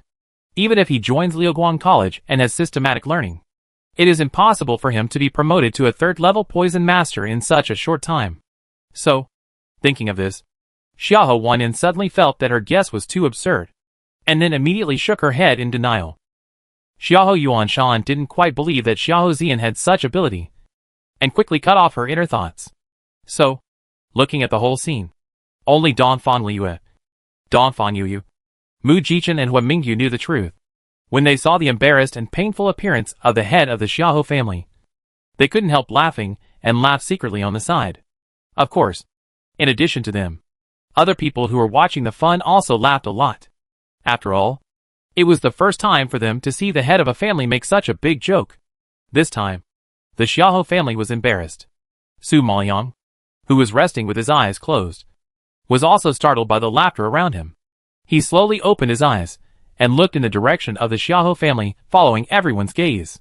Seeing the situation of the head of the Xiahou family, he immediately realized that it was Xiahou Zian who made trouble, and couldn't help but smile.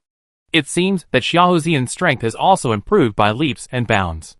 Chapter 1439 Shameless Threats. When Xiahou Wanxian came back from the competition arena, she saw that the seats of the Xiahou family were in chaos. After learning more about it, she shook her head with a smile. She found that her brother was getting more and more naughty, and his tricks were getting better and better. It was just that the Xiahou family was really annoying. She had said it so clearly before, but they still wanted to catch her attention. They were so shameless. Punching them was also a lesson. Thinking of this, Xiahou Wanxian ignored it and sat down directly, as if she didn't see it. At this time, Mr. Xiahou saw that the head of the Xiahou family was in great pain, and he didn't have time to find out who poisoned him.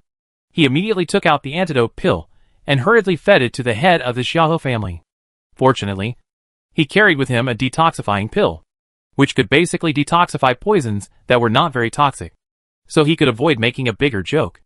Otherwise, his son would be too ashamed to stay in Fenglin Imperial City. Seeing that the head of the Xiahou family gradually recovered after taking the pill, Grandpa Xiahou and the other three uncles breathed a sigh of relief. But their faces were extremely ugly. After today's incident, their Xiahou family was afraid that they would become a laughing stock after dinner. Thinking of this, Grandpa Xiahou took a deep breath in anger, frowned, and looked at Xiahou Zian. The sinister anger shot out from his deep eye sockets, as sharp as a knife, and his deep voice was even more furious. Xiahou Zian, Xiahou Wanxian, you want to sever ties with the Xiahou family, but have you ever thought about your father in Yuxing Town? He raised you up with great difficulty, and you don't want to see him get into trouble. Hearing this, Xiahou Zian and Xiahou Wanxian, who had never taken him seriously, straightened their faces and stared at Grandpa Xiahou in shock. What did you do to my father? Xiahou Zian knew from his tone that the Xiahou family had taken action against their father, and immediately asked loudly and seriously. Seeing that they had some reaction, Grandpa Xiahou smiled and explained slowly. Don't worry. I just invited your father back to Fenglin Imperial Capital, and I haven't done anything to him yet. However, whether he comes to enjoy happiness or to suffer this time, the decision is in your hands. Hearing that Grandpa Xiahou actually threatened them with their father, the two brothers and sisters were very angry, and they were even more disgusted with the Xiahou family. Master Xiahou, you are also a respected elder, but you actually did such a despicable thing. Don't you feel ashamed? Xiahou Wanxian asked angrily with disgust on her face. Old Master Xiahou snorted coldly, as if he no longer cared about his old face. I have lost face recently because of your affairs. Originally, he planned to talk to them nicely and coax them back, but who knew that they would not listen. Not only refused to go home, but also made the Xiahou family lose face, and their attitude was extremely tough. So, he had to use some extraordinary means to control them, because Xiahou Wanxian is a genius in contracted beasts. The Xiahou family will never tolerate such a genius to join other forces and make waiting clothes for others. So, Xiahou Wanxian has only two endings. One is to go home, and the other is to die.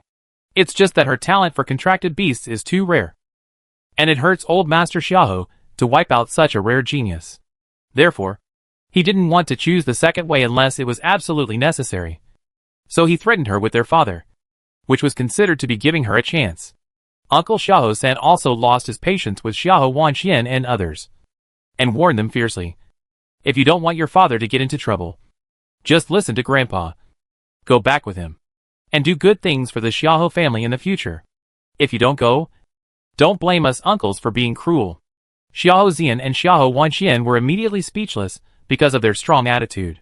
However, at this moment, a deep and heavy voice sounded slowly. mixed with a more domineering warning. Grandpa Xiao, are you trying to provoke my Dongfang family? Today, I'm going to say this. If your Xiaohou family dares to threaten him with Wan Xian and Xian's father, my Dongfang family doesn't mind destroying your Xiaohou family and making your Xiaohou family completely disappear from the Maple Forest Empire. If you don't believe it, we can try it.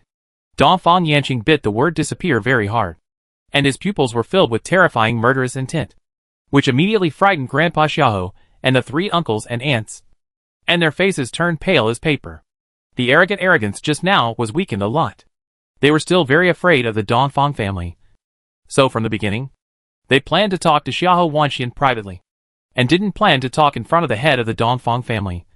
But today they were so angry that they blurted out these words. Now facing the anger of the Dongfang family head, Mr. Xiaohou also felt a little regretful. He was too impatient. Xiaohou Wanxian and Xiaohou Xian were deeply moved when they heard the Dongfang family head defending them. Their worried faces gradually relaxed. Dongfang Yaoyu patted Xiaohou Wanxian on the shoulder and comforted her. Don't worry. You are from my Dongfang family. Your affairs are my Dongfang family's affairs. I promise you, my Dongfang family will not let your father get into trouble. Hearing this, Xiaohou Wanxian smiled and nodded gratefully. Thank you. Dongfang Liyue was worried that Xiaohou Xian would think too much. So she also stepped forward and punched him, saying carelessly, with our Dongfang family here, they can't do anything to you. Xiaohou Xian looked down at her fist, raised his eyebrows slightly, and looked up at her. Dongfang Liyue was stared at like this, and she felt very nervous. She jumped away with lingering fear. For my own safety, I better not touch you. Even the head of the Xiaohou family was made like this. If it was her, I really didn't know how miserable she would be. Hearing this, Xiaohou Wanxian couldn't help but tease Dongfang Liyue with a smile. Don't worry. My brother can't bear it. Your life is still very safe. Dongfang Liyue's cheeks turned red at her ambiguous tone, and she glared at Xiaohou Wanxian in shame and anger. What nonsense are you talking about? Whether it's nonsense or not, my brother knows it best.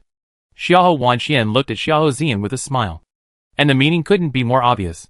Xiaohou Xian couldn't do anything about his sister, and glared at her unhappily. You only know how to make fun of your brother.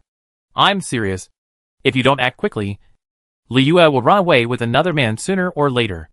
Xiaohou Wanxian likes Dongfang Liyue. If there is such a cheerful and straightforward good woman as her sister-in-law, she will agree with both hands. Hey, Xiaohou Wanxian, what are you talking about? What ran away with someone? Don't make up rumors about me here. Dongfang Liyue stomped her feet in shame and anger. Seeing her so excited, Xiaohou Xian felt amused. A sly look flashed across his eyes. He raised his eyebrows and asked in a low voice. You are so anxious to explain. Are you afraid that I will misunderstand?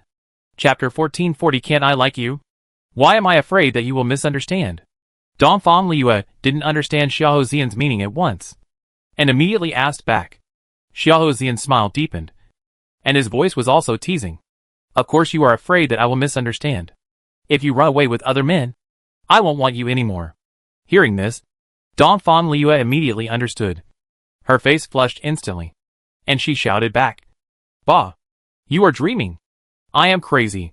So I am afraid that you will misunderstand. You are so self-indulgent. Xiaohou Xian didn't argue with her this time, but stared at Dongfang Liyue's blushing face, and a surge of. She was trembling for a while, then nodded and admitted. Yes, you are right. I am just being sentimental. Dongfang Liyue thought he would refute her words and ridicule her like usual, but who knew he would suddenly say such a sentence, which frightened her so much that she froze in her place. Her angry face froze for a moment, and her beautiful eyes widened, looking directly at Xiaohou Xian's affectionate eyes, as if there was an electric current passing through, making her heart tremble and her pupils surge with shock. Not only Dongfang Liyue was shocked, but even the onlookers beside her, Xiaohou Wanxian, Dongfang Yaoyu and Su Maoyang, were also surprised. Before, they were just guessing and just heard Xiaohou Wanxian teasing Xiaohou Xian, but now they heard Xiaohou Xian say this with their own ears, which was still a bit surprising. It seems that Xiaohou Xian really cares about Dongfang Liyue. Dongfang Liyue was still in shock, and asked in disbelief. Xiaohou Xian, do you know what you are talking about? Are you stupid? Or are you kidding me? This joke is not funny at all. The two of them have been together for so long, always insulting each other and disliking each other. But now Xiahou Zian said that he was being sentimental. What did he mean? Dongfang Liu couldn't accept such a change, and she was completely confused. Xiahou Zian saw that she was confused by him and looked unbelievable, frowned slightly, and sang, "I'm not stupid, and I'm not joking." In fact, he wanted to say these words a long time ago, but he couldn't bring himself to do it before, and because of the man's self-esteem, he didn't know how to take the initiative to speak. After all, this was the first time he liked someone, and it was inevitable that he was awkward in expressing his feelings. Since Xiahou Wanqian took the lead this time, he couldn't hide it anymore, and simply admitted it frankly. You can't do this?" Seeing that he was so serious, Dongfang Liu was a little panicked and stopped in a hurry. Xiahou Zian saw that she was a little repulsive, and frowned immediately. "What can I do? Can I like you?" Dongfang Liu was speechless by his question. "Your move is too sudden. I'm not prepared at all. I need to digest it." Dongfang Liu was embarrassed by his gaze. She immediately avoided his gaze and sat down in a panic. Xiahou Wanqian saw that the atmosphere suddenly became awkward and didn't know what to say to adjust the atmosphere. At this time, she suddenly saw someone walking up to the arena to prepare for the next game. She pointed to the front and quickly changed the subject. "Look! Someone else is coming up to challenge." Dongfang Yaoyu next to him nodded in support and took over the conversation. "That's the eldest son of the Han family. Han Sinyu's eldest brother, Han Jingfei. He is very strong and ranks third in the battle list." Hearing that it was someone from the Han family, Su Maoyang couldn't help but straighten his face. He looked at the other person curiously, and found that this person was a handsome young man. He looked much better than Han Jingcheng. His facial features were somewhat similar to Han Sinyu. His upright posture exuded a charming temperament. Just standing there gave people a sense of comfort. As expected, he is Han Sinyu's brother. This gene is still very strong. Speaking of which, Su Maoyang's grievances with the Han family are not shallow. She had Han Sinyu beaten in public, and made her stay in the dungeon for a month. Later, she killed Han Jingcheng and Han Xinji in Nanan Forest, and robbed Han Jingcheng's spirit beast. In this way, she should be regarded as the #1 enemy of the Han family. But I didn't expect that the younger generation of the Han family was so competitive. Han Sinyu was the first on the alchemy list, and his eldest brother was the third on the battle list. The top 10 of the two lists had the shadow of the Han family. Such strength is indeed good. No wonder the prince wants to marry Han Sinyu. I believe that in addition to her talent for alchemy, the power of the Han family also attracted him. However, just as Su Maoyang was thinking, Han Jingfei on the competition stage had already announced loudly, "I want to challenge Master Qi." As soon as this was said, the eyes of the whole audience fell on Qi Yelin, because Han Jingfei was in third place. He wanted to challenge Qi Yelin, who was ranked in front of him. This was almost a matter of no suspense. Qi Yelin, who had been quietly watching most of the game, saw Han Jingfei on stage and had already expected a fight. So, when he heard his name being called, he stood up and came to the competition stage. Although Han Jingfei wanted to challenge him, he was very humble and bowed to him. "I have heard that Brother Qi's strength has reached a new level. I wonder if I have the opportunity to learn from him and appreciate the style of Master Qi." Looking at this posture and listening to this tone, you can know that Han Jingfei respects Qi Yelin very much. Qi Yelin, who has always been aloof, rarely clasped his fists in return and spoke very politely. Brother Han is seriously ill, but he has made a little progress, which is not worth mentioning. Although Qi Yelin is close to the prince, he dare not offend the people of the Han family casually. Han Sinyu is the future princess, and many of the elixirs of their Tianji League are provided by the Han family. Therefore, the relationship between the Han family and the Qi family is not bad. Haha. Brother Qi is too modest. Let me learn from Brother Qi's skills today. Qi Yelin nodded with a smile and stretched out his hand to make a gesture of invitation. "Please." After saying that, Han Jingfei raised his hand and drew a spiritual power in the air, attacking Qi Yelin like a spirit snake. Although it was just a light stroke, everyone saw the spiritual power fluctuations of the peak post-heavenly monarch spiritual master surging in the air. Seeing this scene, the whole audience was shocked and opened their mouths wide, and then smacked their lips and exclaimed, "Mr. Han, You have actually reached the peak level of the post-heavenly monarch spiritual master. Your strength is really amazing. However, before everyone's exclamation fell, Chi Yelin, who was opposite him, took a step forward and slapped a palm towards the void, hitting the fierce spiritual power heavily. At the same time, his figure flashed, and a terrifying spiritual power burst out from his body, with a devastating force, shaking around. Oh my god! Chi Yelin has also advanced to the peak post-Tianjuan spiritual master, but judging from the fluctuations in his spiritual power, it seems that Chi Yelin's spiritual power is even stronger. Chapter 1441. Is it too early to be happy?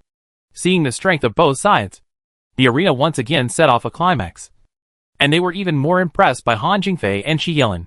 Even Su Maoyang raised his eyebrows slightly in surprise, and a touch of surprise flashed across his eyes. It seems that the second and third place in the battle list are indeed very capable. Such a young post-heavenly monarch spiritual master who has reached the peak level is indeed a genius. However, fortunately, she took advantage of these 3 days to work hard to improve to the middle level of the post-heavenly monarch spiritual master. Only 2 levels away from the peak post-heavenly monarch spiritual master. If she adds her spirit beast and martial arts, it should be no problem to deal with him. Just when Su Maoyang was evaluating their strength, Chi Yelin waved his arms again and smashed down a fierce spiritual power. There was no fancy movement at all, and the residual power alone could make the air whimper. At this time, facing Chi Yelin's fierce counterattack, Han Jingfei was unwilling to fall behind. A trace of coldness flashed across his handsome face. He retreated quickly and raised his hand to resist Chi Yelin's spiritual attack. After receiving the first wave of spiritual power, Han Jingfei rushed to the side like lightning, leaving a residual image directly on the arena. When everyone saw clearly, he had already punched hard, leaving a huge fist mark in the air. The fist mark was like a 5-finger mountain, with a huge momentum, crushing towards Chi Yelin. It can be seen that both of them are self-righteous and proud people. They disdain to use too complicated moves and only use the most primitive power to collide. What they want to compete is who has stronger power, who fights more steadily, and who controls spiritual power the most sharply. Seeing this, Chi Yelin's eyes condensed, and his angular face became more murderous. Then he quickly turned his palm and slapped it. The surging spiritual power violently hit the fist print shaped like the 5-finger mountain, and a sound like an earthquake broke out. Then, Chi Yelin's arm seemed to have doubled in size, and spiritual power burst out from the palm of his hand, like 1,000 arrows, as if to shoot through Han Jingfei's fist. Han Jingfei did not expect Chi Yelin's spiritual power to be so terrifying. He was shocked and immediately withdrew his hand. But he was fast, and Chi Yelin was faster. He only heard him shout coldly with an expressionless face, "Black Punk Demon Flash." Then, he saw the demonic energy behind him was surging, and it turned into a pair of illusory black wings. With a flap of wings, it swooped towards Han Jingfei. The speed can be described as terrifying. When everyone saw the scene, they all roared in shock. Oh my god! It's a top-grade immortal skill known for its speed. Black Punk Demon Flash. Chi Yelin is too scary. His strength is already amazing. Now with the addition of speed, who can beat him? The audience in the arena was shocked by Chi Yelin's burst of strength. Seeing this, Han Jingfei's face also changed slightly, and his cold brown pupils jumped into horror. He knew that if he was hit by this power, he would have no chance of winning. Thinking of this, Han Jingfei did not dare to delay and roared immediately. Ironclad Lion Roar Beast. Come out! As soon as the roar fell, a spirit beast wearing iron armor, with a head like a lion and a body like a tiger, suddenly blocked Han Jingfei in front of him and met Chi Yelin's violent power. At this time, a violent sound suddenly broke out on the arena, shaking the eardrums of the people below the stage. Xiahou Wanqian, who was sitting next to Su Maoyang, murmured in shock, "It's actually a 6th-level monarch beast." During the time in the academy, Xiahou Wanqian not only improved her strength, but also broadened her horizons. When she saw the spiritual power of the spirit beast on the stage, she immediately identified its level. Of course, not only she, but also others who saw this scene were shocked, because the last time the Lion Roar Beast was still at the level of a 5th-level monarch beast. It has reached the 6th level in a blink of an eye. It seems that not only Han Jingfei's talent is amazing, but even his spirit beast's talent is not weak. However, Just as everyone was sighing, they saw Qi Yelin clapping his hands and attacking again. And the demonic aura on his body seemed to be stronger than the breath of the spirit beast. As a 6th level monarch beast, the lion roar beast has spiritual power comparable to the peak level of the acquired monarch spirit master, and can completely deal with Qi Yelin. So, facing his attack, the lion roar beast rushed forward without any retreat. Seeing this scene, the audience on the field was so nervous that they held their breath and their hearts were almost lifted up. Han Jingfei now has such a powerful spirit beast as an assistant. Qi Yelin's victory may be a bit risky. However, just when everyone was sweating for Qi Yelin did not dodge at all, and went straight to the iron-armored lion roar beast and slapped it hard. At this time, another terrifying momentum shook up. Then, there was a loud bang, and the iron armor on the lion roar beast's skin was shattered and fell to the ground. The defense was broken, and even the huge body of the lion roar beast could not withstand Qi Yelin's pressure and retreated a few steps. It can be seen how sharp Qi Yelin's fighting power is. Sure enough, his second place in the battle list was not undeserved. The violent sound echoed on the arena and in the hearts of the audience below, shocking everyone's face pale, expression stiff, and numbness. This was the most terrifying battle they had seen today. Neither of them had any fancy moves, but the momentum was huge and amazing. Han Jingfei really didn't expect Qi Yelin to break even the defense of his spirit beast, and a trace of disbelief surged on his cold face. However, he knew that he had actually lost. He had already noticed from the lightning-fast fight just now that he was slightly inferior to Qi Yelin in not only speed, strength, but also spiritual power. If he continued to fight, he would only be asking for trouble. Therefore, after fighting to this point, he had no intention to continue. So he simply stopped, sincerely clasped his fists towards Qi Yelin, and frankly praised, "Brother Qi's strength has indeed improved a lot. Han is not as skilled as you, so I admit defeat." Seeing him so free and easy, Qi Yelin's face also jumped into a smile, and he smiled and waved his hands. "Brother Han, you are too polite. If you and the spirit beasts besieged me together, I'm afraid the outcome would be uncertain. Brother Han is too modest." Hearing this, the two of them laughed heartily. Brother Han congratulates Brother Qi here.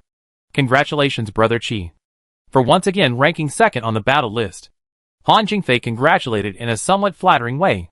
Qi Yelin was so happy when he heard this that he couldn't hide the smile on his face.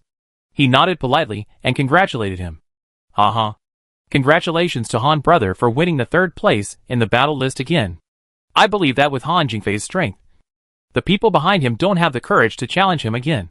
So the 2nd and 3rd places are basically no suspense."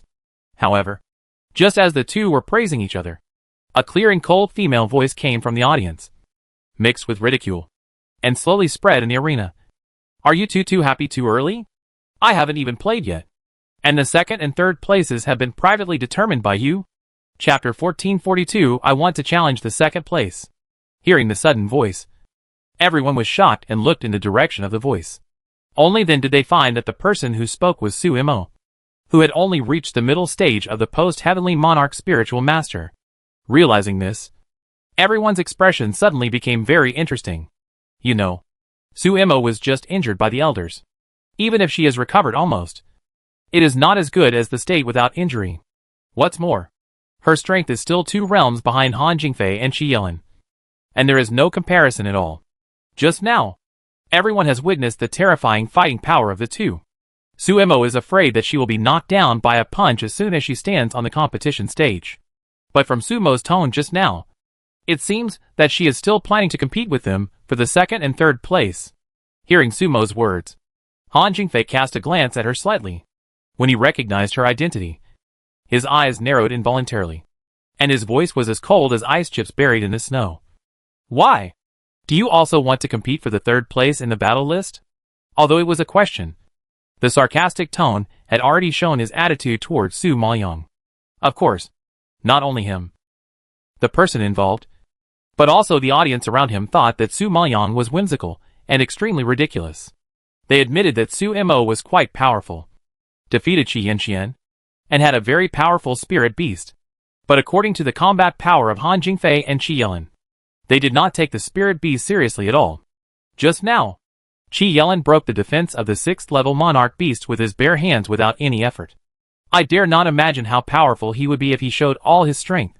Although Han Jingfei is slightly inferior to Qi Yelin, everyone can see how powerful he is. It is probably difficult to win the third place from him. Moreover, Sumo has a powerful spirit beast, and Han Jingfei has one too. However, with Sumo's current strength, it is absolutely impossible for him to break the defense of the iron-armored lion roar beast as easily as Qi Yelin. Thinking of this, everyone started to discuss it absurdly. However, facing Han Jingfei's questioning, Su Maoyang glanced at him indifferently and replied expressionlessly, "You think too much. I don't plan to compete for the third place." Hearing this, Han Jingfei's face flashed a trace of disdain and snorted contemptuously. He knew that with Sumo's strength, it was simply a foolish dream to want to compete with him for the third place, which was ridiculous. No one would be so stupid as to try such a skill that has no chance of winning. However, before he could open his mouth to mock Sumo, he heard Sumo continue, "I want to compete for the second place." At this moment, Su Maoyang had already withdrawn his gaze from Han Jingfei and fell on Qi Yelin. Last time, when she saw Mu Jichen being lynched and beaten all over, Su Maoyang swore that she would make the Qi family pay the price. This time, there was a chance to challenge Qi Yelin openly. How could she let it go? However, when Su Maoyang's words came out, they exploded in the entire arena like thunder, frightening everyone's expression, and their eyes staring at Sumo instantly surged with disbelief. What did they just hear? Compete for the second place? She actually planned to compete for the second place? Realizing this, everyone's shocked expressions froze for a moment, and some of them couldn't believe their ears. Of course, Han Jingfei was also shocked. His painted eyebrows suddenly frowned, and his expression was very stiff and ugly. He never expected that Sumo would be so crazy that she ignored the third place and wanted to challenge the second place directly. She automatically ignored him and didn't even have the desire to fight him. This was completely a sign of looking down on him. Thinking of this, Han Jingfei was so angry that his face turned black and he shouted, "Sumo, based on your strength, you are not qualified to challenge Brother Qi. Since you have the guts to talk big, come down and fight me. Only if you beat me, you are qualified to challenge Brother Qi." Qi Yelin is not someone that everyone can challenge. Based on Sumo's strength, even he disdains to fight, let alone Qi Yelin.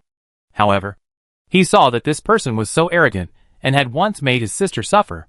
Since she wanted to die, he had no choice but to fulfill her wish, which could be regarded as Sinyu's revenge.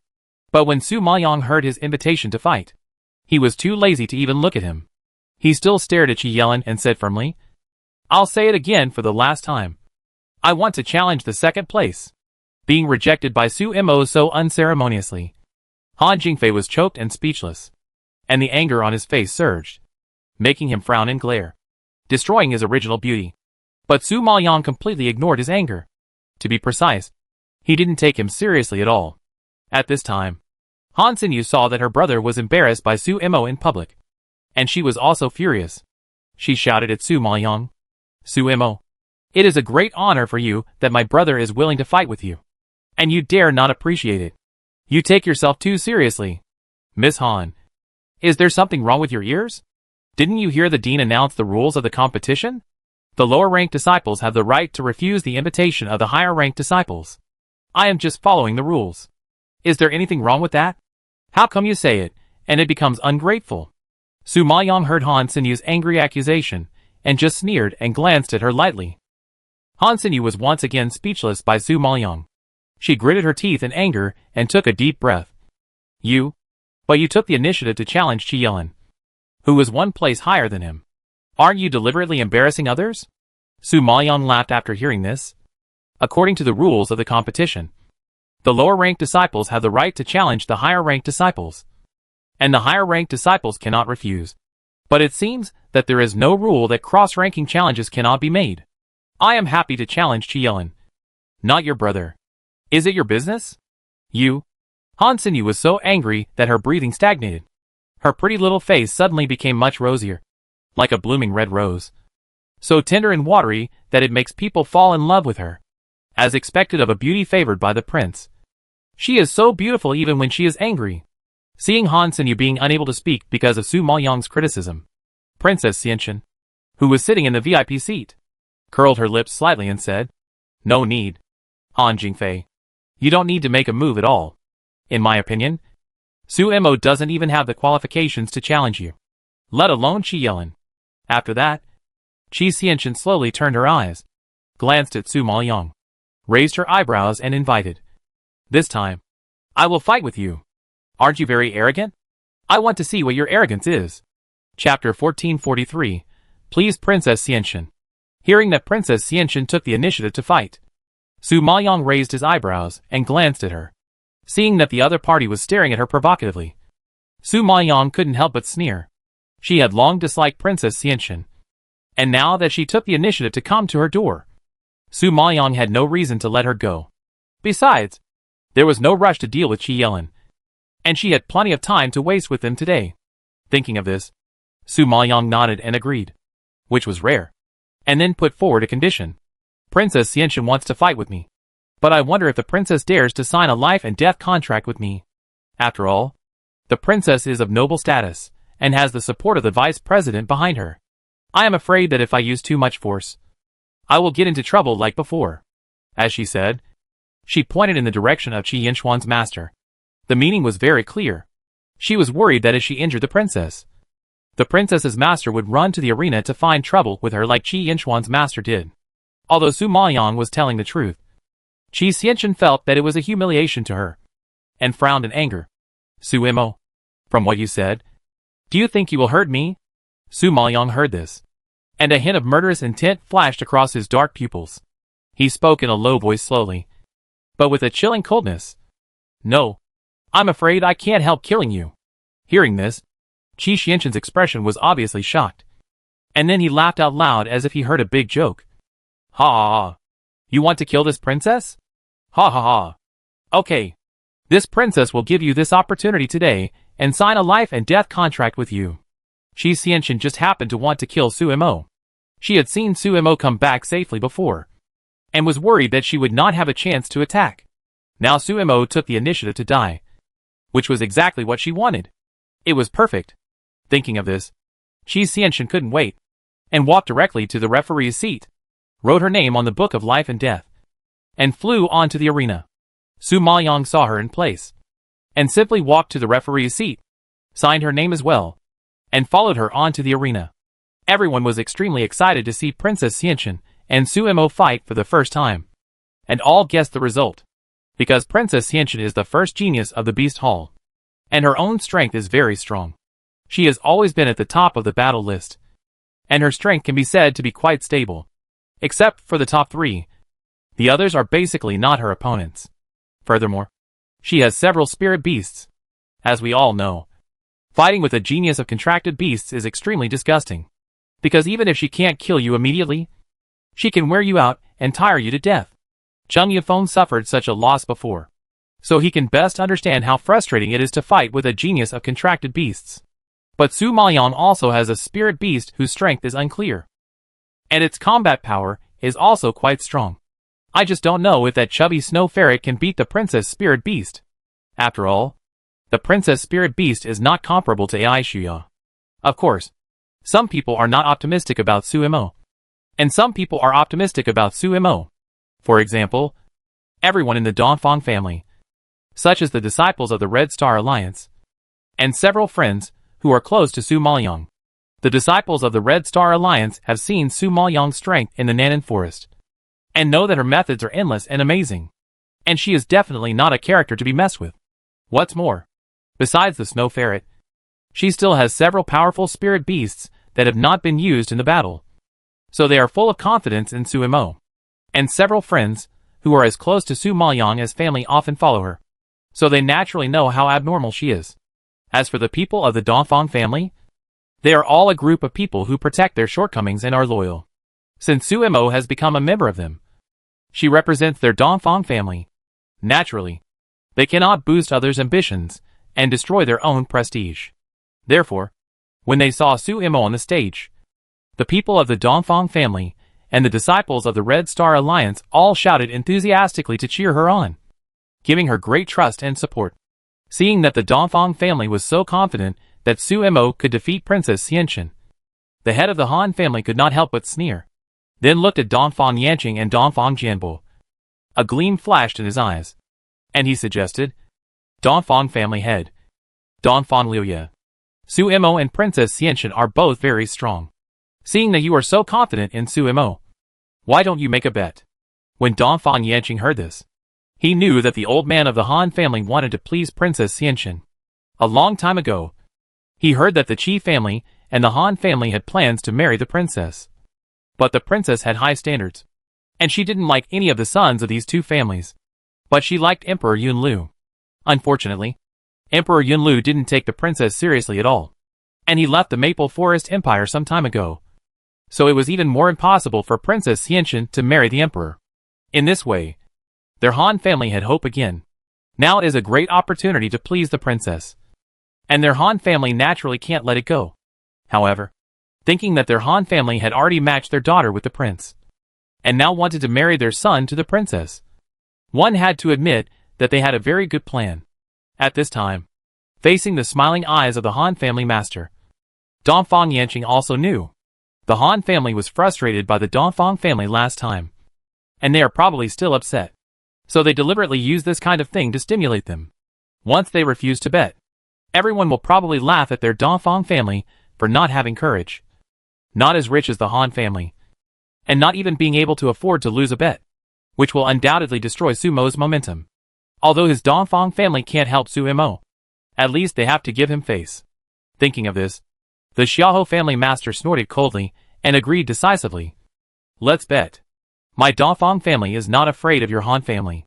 Hearing this, the Han family master smiled triumphantly, then took out a card and a bottle of pills and handed them to the servant beside him, and said loudly, My Han family will bet 10 million Xian crystals and a bottle of lower quality Tianwu Lingdan as a bet, betting on Princess Xianxin to win. As soon as the Han family master said this, the whole audience was in an uproar. 10 million Xianjing. The lower grade Tianwu Lingdan. My god. The Han family is really rich and powerful. They actually took out so much money and lower grade elixirs. It's too generous. Yes. They can take out a bottle of lower grade elixir. Looking at the entire Fenglin imperial capital, I guess only the Han family can be so extravagant. To have so many lower grade elixirs, and to be able to take them out so generously. It seems that the genius of the Han family has been promoted again. Others heard this, and felt it made sense. They nodded repeatedly. Yes. Yes. To be able to generously take out a bottle of lower grade elixir. It is likely that Han Xinyu has been promoted to the Danzong alchemist. With such speculation, everyone was shocked, and the eyes looking at Han Xinyu became more burning.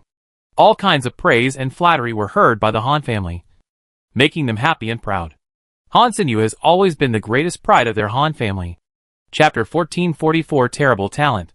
Seeing that she had brought glory to the Han family, Han Xinyu's pretty face, which had just been embarrassed by Su Mo's coldness, finally eased a lot. Receiving the envious eyes of everyone, she slightly straightened her chest and her expression returned to being cold. Dongfang Liuye saw the Han family's proud look and couldn't help but sneered. Look at how proud they are. I think the head of the Han family proposed the bet just to show off that his daughter has reached the Danzong level. Haha. She has reached the Danzong level. Of course it's worth showing off. If you have the ability, you can also reach the Danzong level, and let the head of the Dongfang family show off you. Wan Lisan, who was sitting not far away, couldn't help but sarcastically heard Dongfang Liuye's words. Dongfang Liuye was speechless, and her cheeks flushed with anger. She was furious. You? However, before she could open her mouth to retort, Xiahou Xian's gentle and low voice came from the side. Don't worry. One day, you can also show off. Dongfang Liuye was stunned when she heard it, and looked at Xiahou Xian with some doubts. At this time, Xiahou Xian did not look at her, but stared at the front, with a confident arc at the corner of his mouth.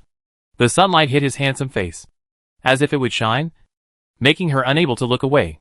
However, she didn't understand what Xiahou Xian meant, and asked in a confused manner, Why?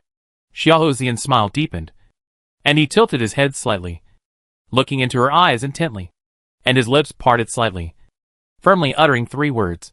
Because of me. Suddenly hearing such an answer, looking into those eyes that were so gentle that water could drip out, Dongfang Liuye's heart seemed to be pushed hard by someone. and she couldn't help but tremble slightly. The confused expression instantly became dull and stiff, and she felt a warm current rushing straight to her forehead, causing a layer of heat to float on her face. So many years later, she could not forget the scene of the young man in a green gown facing the sun and staring at her intently that day. His gentle eyes were shining with confidence, as if they could melt people. She could not forget the promise he made to her with a firm taste. One day, she would be proud of him and show off to the world because of him. Realizing this, Dongfang Liu's heart beat uncontrollably, as if to cover up her guilty conscience. She immediately avoided her sight, felt chest tightness and shortness of breath, took a deep breath, and tried to calm herself down. Then, he muttered unhappily, "Who wants to show off you? With your little strength? I really can't show it." Xiao Zian did not argue, but just smiled and looked back at the arena. But he already had a goal in mind. Dongfang Youyu, Hua Mingyu and others didn't notice their interaction. All their thoughts were on Su Mo. Now that they heard that the Han family wanted to gamble, they all took out their belongings and bet them all on the gambling table in front of the audience. Even the disciples of the Red Star Alliance donated their money and bet on Su Mo to win. When the head of the Dongfang family saw that the children were so generous and supportive, how could he, as an elder, be outdone by the younger generation? So he took out the money card and storage bag on the spot. There are 20 million black crystals here, and there are also many high-quality martial arts and weapons. Let's bet on Su Mo to win. The head of the Han family knew that the head of the Dongfang family was a man who valued friendship and loyalty. But it was still a bit surprising to see that he took out so many things for an outsider. It can be seen that Su Mo's status in the eyes of the Dongfang family is not low. However, the more they fancy Su Mo, the more miserable they lose. Thinking of this, the head of the Han family curled his lips and smiled, and then said loudly to the others present, "Everyone can place a bet. Bet on the princess or bet on Su Mo. Everyone can choose for themselves." As soon as the head of the Han family finished speaking, the field suddenly became a commotion, and everyone was whispering to discuss who to choose. Of course, some people did not hesitate at all, and walked straight to the table where they bet on Princess Xianxin and placed their bets. Because everyone knows how powerful Princess Xianxin is. Even if Su Mo has just shown a good fighting ability, everyone can't see her clearly, and naturally they are a little uncertain in their hearts. They would rather choose a sure one than a completely unknown one. So, most people chose Princess Xianxin, and only the disciples of the Red Star Alliance, the people of the Dongfang family, and a small number of disciples of the academy chose Su Mo. Those disciples didn't choose Su Mo because they believed in her strength. In fact, they just wanted to try their luck and make a fortune. Because few people chose Su Mo, the odds would be very high. Once they bet on it, they would get rich. So, they didn't mind spending some money and taking some risks to gamble on their luck to get rich. Seeing that everyone had placed their bets, the head of the Han family couldn't help but smile and said, "Head of the Dongfang family, it seems that everyone is more optimistic about Princess Xianxin. That only means that they are like you, without good eyesight." Dongfang Yanqing snorted coldly and refuted sarcastically, "Uh-huh.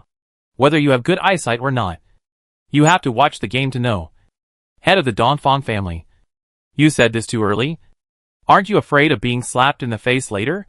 The head of the Han family stroked his beard and sneered, "Even if I get slapped in the face, I still support Su Mo. What? Do you have any objections?"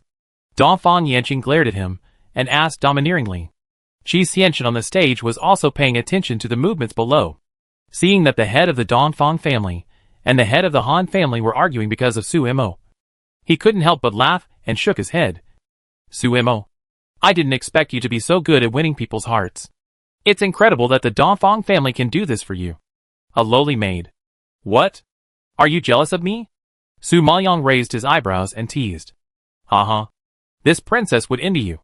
A lowly maid. What a joke. Today, this princess will let the people of the Dongfang family know how ridiculous it is for them to support you." Qi Xianxin shouted angrily with a cold face. As soon as the mocking and disdainful voice fell, she raised her hand and shouted, "Come out to this princess." At this time, Su Maoyang only saw 4 spirit beasts suddenly appear in the open space in front of her. 4 huge figures lined up in a row, a dark mass, as if covering the entire arena. Seeing this scene, before Su Maoyang could react, The audience exclaimed in horror. Oh my god! One of Princess Xianxin's spirit beasts has also been promoted to the 6th level monarch beast. Yes, not only this one has been promoted, but the other 3 have also been promoted. TSK. 2 4th level monarch beasts, a 5th level monarch beast, and a 6th level monarch beast. This lineup is simply amazing. Huh. He is worthy of being the first genius of the Beast Hall. He has contracted 4 spirit beasts with such powerful strength. This talent is too shocking. Chapter 1445 Su Maoyang's Spirit Beast. There was a commotion in the audience, and the shocking exclamations came one after another, reaching Qi Xianxin's ears, causing her lips to raise an imperceptible arc, which contained endless pride. She was already beautiful, and now she had 4 powerful spirit beasts by her side. Under the sunshine, she looked even more heroic and radiant. She turned the arena into a stage, as if she was not going to compete, but a pleasing performance. Therefore, before the fight started, many of her supporters in the audience began to cheer wildly, and the momentum echoed over the entire square, shaking the air a little. But it is understandable that a beauty like Qi Xianxin, whose appearance alone is enough to make men infatuated, not to mention that she is a genius who has contracted 4 spirit beasts, is indeed a rare existence among women. Seeing the species and levels of her 4 spirit beasts, even Su Maoyang had to admit that although Qi Xianxin was not as good-looking as Chu Yuan, his talent was indeed much better than Chu Yuan. After all, it was not easy to contract so many spirit beasts. Thinking of this, Su Maoyang carefully looked at the 4 spirit beasts in front of him. One was a brown eagle that had reached the 4th level monarch beast. It had a huge body, but a small and pointed head, and its mouth was like a barb, extremely sharp. At this moment, it flapped its wings and burst out with a strong breath. The other was a black vicious dog that had also reached the 4th level monarch beast. Although its body was not as huge as the brown eagle, it had thick limbs, well-developed canine teeth, and a mouth full of sharp fangs, like a sawtooth, and it kept making fierce gurgling sounds. Its grinning appearance was very scary. As for the other 2, they were even more amazing. One of them was a spotted lizard of the 5th level monarch beast, with a head like a dragon, a body like a snake, and 4 legs. It was covered with scales, like a layer of armor, and its defense was off the charts. The most powerful one among them was, of course, the giant mantis that reached the 6th level monarch beast. Its 2 sharp front claws, raised high, were slashing in the air, like 2 huge sickles that could take people's lives at any time. Qi Xianxin saw Su Maoyang looking at his spirit beast, and his pupils jumped up a little proudly, and then the corners of his mouth raised slightly, and a sneer flashed across his face. Su Mo, although your spirit beast is powerful, it is limited in number after all. There is only one. Don't you feel pressured when facing so many spirit beasts of mine? Su Maoyang was a little surprised when he heard this, and raised his eyebrows slightly, and asked back, "One? Who told you that I only have one?" Upon hearing this, Qi Xianxin's expression froze, and he frowned immediately. What do you mean by this? You can't even understand this. I have to doubt the princess's IQ. Oh, of course, someone who can put a note in the food to seduce a man. But it falls into the hands of others. I think he doesn't have much brains. Su Maoyang raised his eyebrows, and his dark pupils flashed a faint cold light, mixed with a strong sense of sarcasm.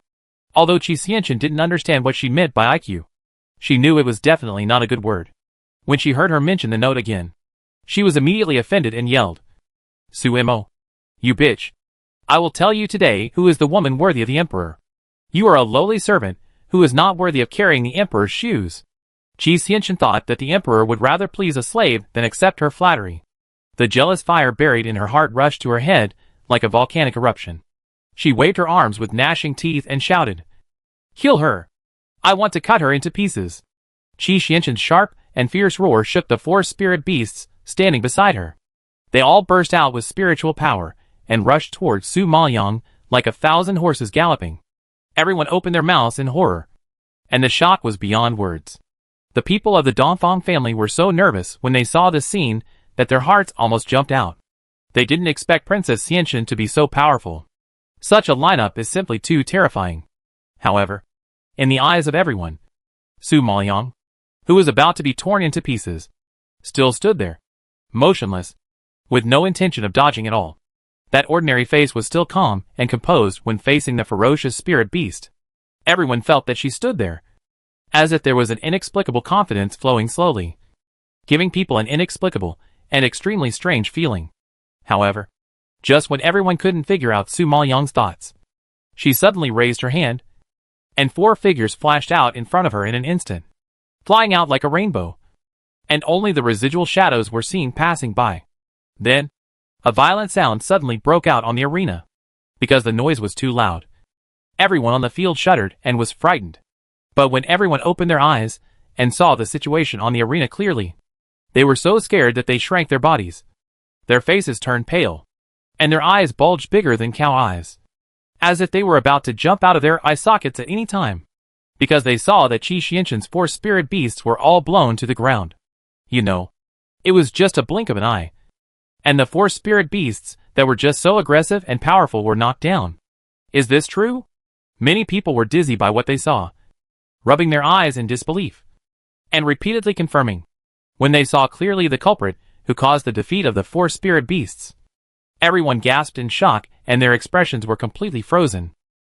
What broke into their sight domineeringly was a big bird with a bright red body, releasing hot temperature, like a raging fire. It rushed into the sky with a long cry, drew a bright arc in the air, and fluttered its wings, waving suffocating flames, as if turning the entire arena into a fire. And below it stood a male lion with long golden hair. On its broad and round head, a pair of golden eyes released a strange fierce light, and its muscular limbs were agile and powerful, like a majestic general. What was even more shocking was that there was a taller figure standing beside the lion. It was a giant ape with dark brown hair, and purple-red light flashed in its deep eye sockets. It looked very charming, and did not look like an ordinary spirit beast at all. The burly and tall body was surrounded by lightning-like power. It suddenly raised its hands, beat its chest, and burst out a terrifying sound, like the arrival of the god of thunder. Unstoppable. Seeing this scene, the people in the audience were like being struck by 5 thunderbolts. All of them were stunned in place, and their expressions gradually changed from shock to horror.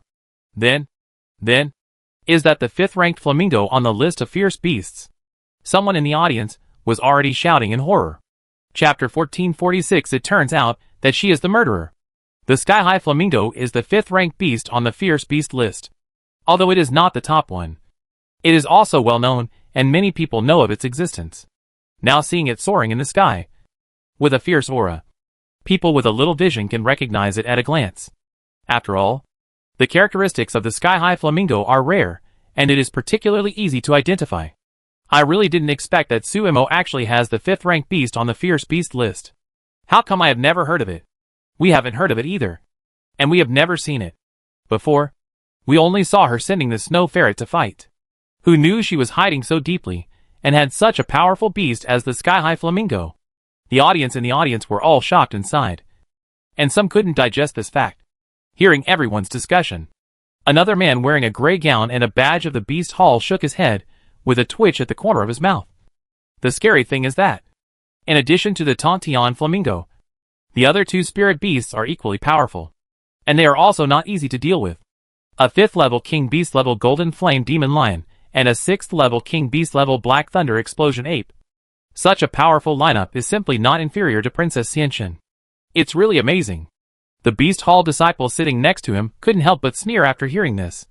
Not only is it not inferior, it is clearly much stronger than Princess Xianquan. Okay. As disciples of the Beast Hall, they know the level and strength of spirit beasts best. Seeing this scene, they immediately distinguished between the superior and the inferior. Originally, because of the appearance of the Tontian flamingo, everyone was already very shocked. After all, it is very rare to encounter a beast on the fierce beast list. But who knows that in addition to the Tontian flamingo, there is also a 5th-level monarch beast and a 6th-level monarch beast, both of which are relatively rare and fierce species. Although the Golden Flame Demon Lion and the Black Thunder Explosion Ape are not on the list of fierce beasts, their strength is strong enough, 1 level higher than the Tontian flamingo. With such a contrast, it seems that the Tontian flamingo is nothing. However, as a fierce beast, the Tontian flamingo is more fierce than ordinary spirit beasts. although it is only the strength of a 4th level monarch beast now. Its combat power is enough to rival that of a 5th level monarch beast. So, in this way, Suemo is equivalent to having 2 5th level monarch beasts, a 6th level monarch beast, and a snow ferret that can punch the 6th level monarch beast away. But its level cannot be seen. Also, he has contracted 4 spirit beasts, but his strength is unknown how many levels higher than Princess Xianxin. Just now, they already felt that Princess Xianxin's spirit beast was of high enough rank, and they were still envious of her talent, who knew that in the next second, it was outclassed by Sumo's spirit beast, and was immediately much inferior. For example, the fat snow ferret whose strength was hard to figure out was standing in front of the blue-striped blood mantis, a 6th level king beast, rubbing its fists fiercely, exuding a domineering aura. It was obvious that even Qi Xianxin's most powerful spirit beast was not its opponent. It can also be seen from the side that its strength must be above the 6th level king beast. Sure enough, there is a gap when there is a comparison. Everyone never thought that the first genius of the Beast Hall in the eyes of everyone would lose to others in contracting spirit beasts. Because, even if Princess Xianxin's combat power was not enough to compete for the top 3 in the battle list, no one could match her talent in contracting beasts. You have to know that there are 4 spirit beasts. How many people can have such a talent and contract 4 at the same time? However, Suemo broke this record and actually had 4 spirit beasts. The strength of these 4 spirit beasts was much stronger than Qi Xianxin's spirit beast. Just now, it can be seen that they were completely crushed by force. Realizing this, the people in the audience were shocked and suddenly didn't know what words to use to describe their feelings at the moment. However, compared with other audiences, the most shocked was the Han family, because they saw the Golden Flame Demon Lion. The Golden Flame Demon Lion is Han Jingqing's contracted beast, which is known to everyone in the Han family, because this was the spirit beast that the Han family specially prepared for Han Jingcheng in order to get a good ranking in the competition. But a few months ago, Han Jingcheng and Han Xinji went to Nanan Forest and lost contact. The Han family sent people to the forest to search, and only then did they find the bodies of Han Jingcheng and Han Xinji. However, they died in the forest. No one witnessed the process, and the murderer did not leave any clues. They, the Han family, have never known who was so bold as to kill the younger generation of their Han family. But today, when they saw the Golden Flame Demon Lion, everyone in the Han family suddenly realized that who else could have killed Han Jingcheng and contracted his spirit beast except Suemo.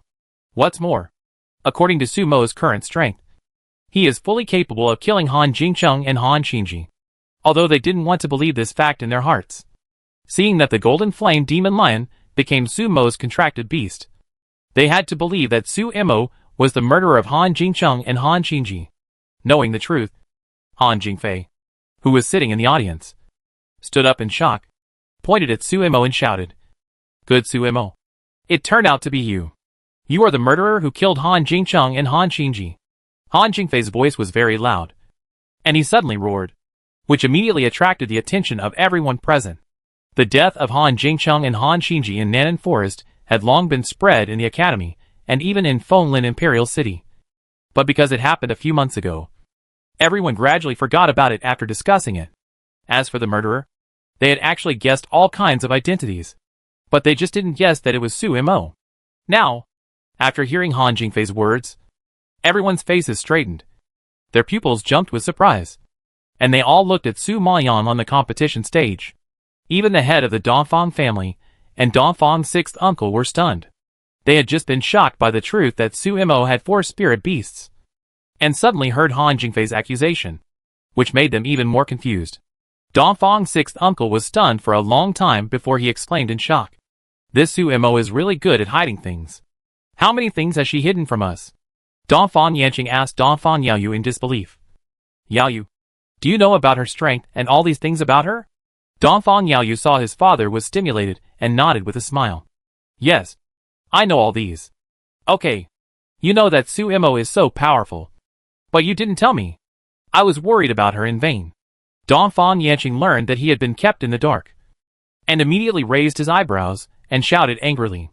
Dongfang Liu saw that the head of the Dongfang family was angry, and hurriedly explained for Dongfang Yaoyu, "Uncle, it's not that we don't want to say it. It's mainly because Suemo is too abnormal. Her strength is constantly improving. And the speed is too fast. It's so fast that we are dazzled and caught off guard. We can't figure out her specific strength at all. Speaking of which, she was also worried about her just now. But who knew that in just 2 months, Sumo's 4 spirit beasts have become so powerful. She is really refreshing their cognition all the time. Chapter 1447 Sumo. Slap her in the face. However, it is understandable that Sumo's spirit beast can be upgraded so quickly. Because last time they were in Nan Forest, Xiao Diao killed a large number of spirit beasts and dug countless beast cores. In addition, Sumo is also an alchemist, and her spirit beast has endless beast cores and pills to eat. So how can it not be promoted quickly? At this moment, Donfang Liu has suddenly envied Sumo's spirit beast, and couldn't help but sigh that she had lived for so many years. But she was not as good as Sumo's spirit beast. It's okay to think that Sumo hits people, but now even her spirit beast is hitting people. It's really unfair. Now, seeing Sumo's talent for contracted beasts, not only the people of the Donfang family and the surrounding audience were stunned, but even Princess Xianxin was pale and her expression was uglier than eating shit. From birth to now, she has never met anyone whose talent in contracted beasts surpasses hers. This was the first and only time. The talent she was so proud of was surpassed by someone else. The funny thing was that the other party was a lowly servant whom she never looked down upon. Everyone knew how big a blow this was to the proud princess. However, they didn't know that Su Maoyang had contracted more than 4 spirit beasts. In addition to the 4 exposed outside, there was also a blue-scale swallowing sky python ranked first on the fierce beast list, and a black flame silver snake with special sensitivity to treasures. However, after the blue-scale swallowing sky python ate the beast core, it closed its doors for cultivation, and did not wake up for 2 months. Old Jinjuan said that the talent of this kind of spirit beast was very terrifying, and every promotion would give her a surprise. So she just had to wait slowly. Therefore, Su Maoyang did not disturb it, but gave it enough time and space to grow. However, even if Qi Xianxin did not know the existence of the blue sky devouring python and the black flame silver snake, she was already stimulated by the 4 spirit beasts in front of her. Her eyes were red, and her teeth were gnashing. Her beautiful face was like a taut drum skin, as if it would be torn at any time. No. Impossible. You are not my opponent. Never. The Emperor is mine. He is mine. You can never take him away. Qi Xianxin was severely stimulated, as if she had lost her mind, and her emotions were out of control, and she roared wildly. Her noble and elegant temperament was gone, and she became a little hideous and terrifying, which surprised the supporters on the field. Is this still the Princess Xianxin they admired? However, just when everyone was stunned by her, Qi Xianxin had already launched an attack, and the spiritual power that was surging all over her body surged towards Su Maoyang like a tide. In her hand, a spirit whip suddenly appeared, like a python shooting out, drawing a stunning arc in the air, and smashing down madly in the direction where Su Maoyang was standing. And her spirit beasts that were knocked to the ground also got up and continued to fight against Su Maoyang's 4 spirit beasts. But Qi Xianxin's spirit beasts were weaker after all, and they were beaten black and blue by the Black Thunder Explosion apes after a few rounds.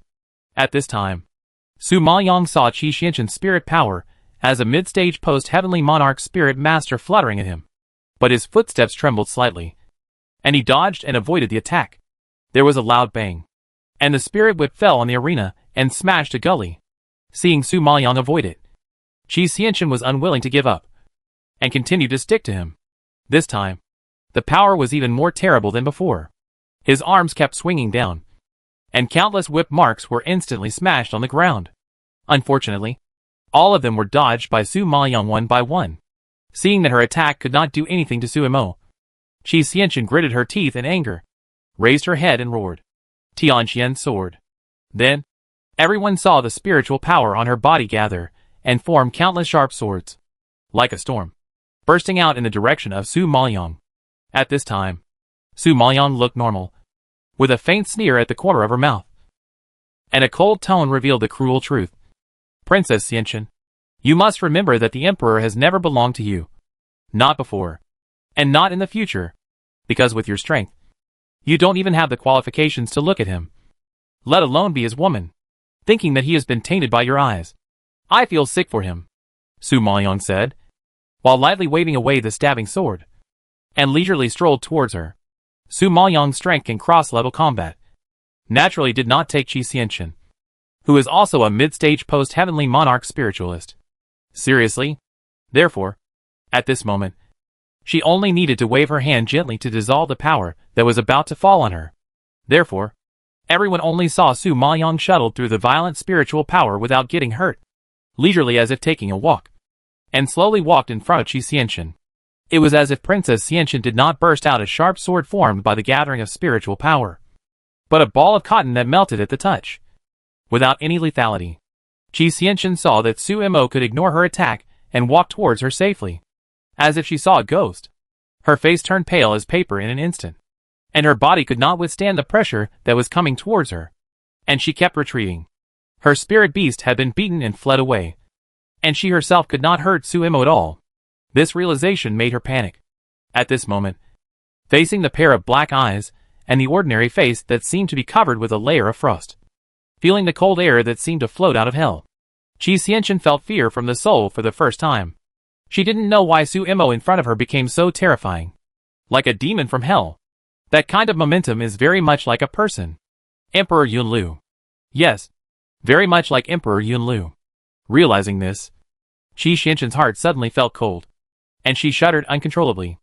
However, before she could react completely, Su Maoyang rushed to her like a rainbow light, punched her in the stomach. Qi Xianqun realized that the danger was approaching, and immediately stretched out her hand to block it. But Su Maoyang's strength was beyond her ability to resist, and she was blown away the next second. But Su Maoyang didn't give her any time to breathe. He approached again like a ghost, and his fist covered with cold air and spiritual power hit Qi Xianqun's stomach again, causing her to spit out a large mouthful of blood. Donphan Liyue, who was sitting in the audience, felt very satisfied when she saw Qi Xianqun being beaten. She immediately stood up and excitedly commanded, "Su Mo, hit her face. Hit her face. I let her be arrogant and look down on others. She dared to compete with you for the emperor. Bah! Now there is a fair opportunity to beat her. Don't be soft-hearted. Hit her hard." Su Maoyang heard Donphan Liyue's voice and seemed to have listened to her advice. He really moved his fist from his stomach to his face and snorted coldly. "You can seduce men with such a cheap means. I think you are shameless. Since you are shameless yourself, I won't be polite." Chapter 1448. You two come together. After saying that, Su Maoyang swung his arm and hit Qi Xianqun's face hard. Soon, her pretty face was red and swollen, and it was completely swollen like a pig's head. The most beautiful woman in Fenglin Imperial City instantly became the ugliest woman, which made the audience sigh.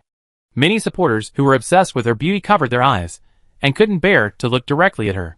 It seemed that they couldn't accept that the goddess they admired in their hearts had become such an embarrassing and ugly appearance. And the cold and beautiful image that Qi Xianqun had established also collapsed at this moment. The head of the Donphan family seemed to have a lot of opinions about the princess. Seeing her being beaten by Su Mo, he couldn't help laughing, but suddenly realized that the princess was the monarch and he was the minister. It was not good to gloat over the misfortune of others, so he forced himself to hold it back, coughed awkwardly twice, and then looked at the head of the Han family. Thinking of this gambling game, he not only made a fortune, but also made the Han family suffer. Donphan Yanqing's mouth corners still rose involuntarily, and he couldn't control the smile in his heart. He said to the head of the Han family, "Old man Han, I'm so sorry.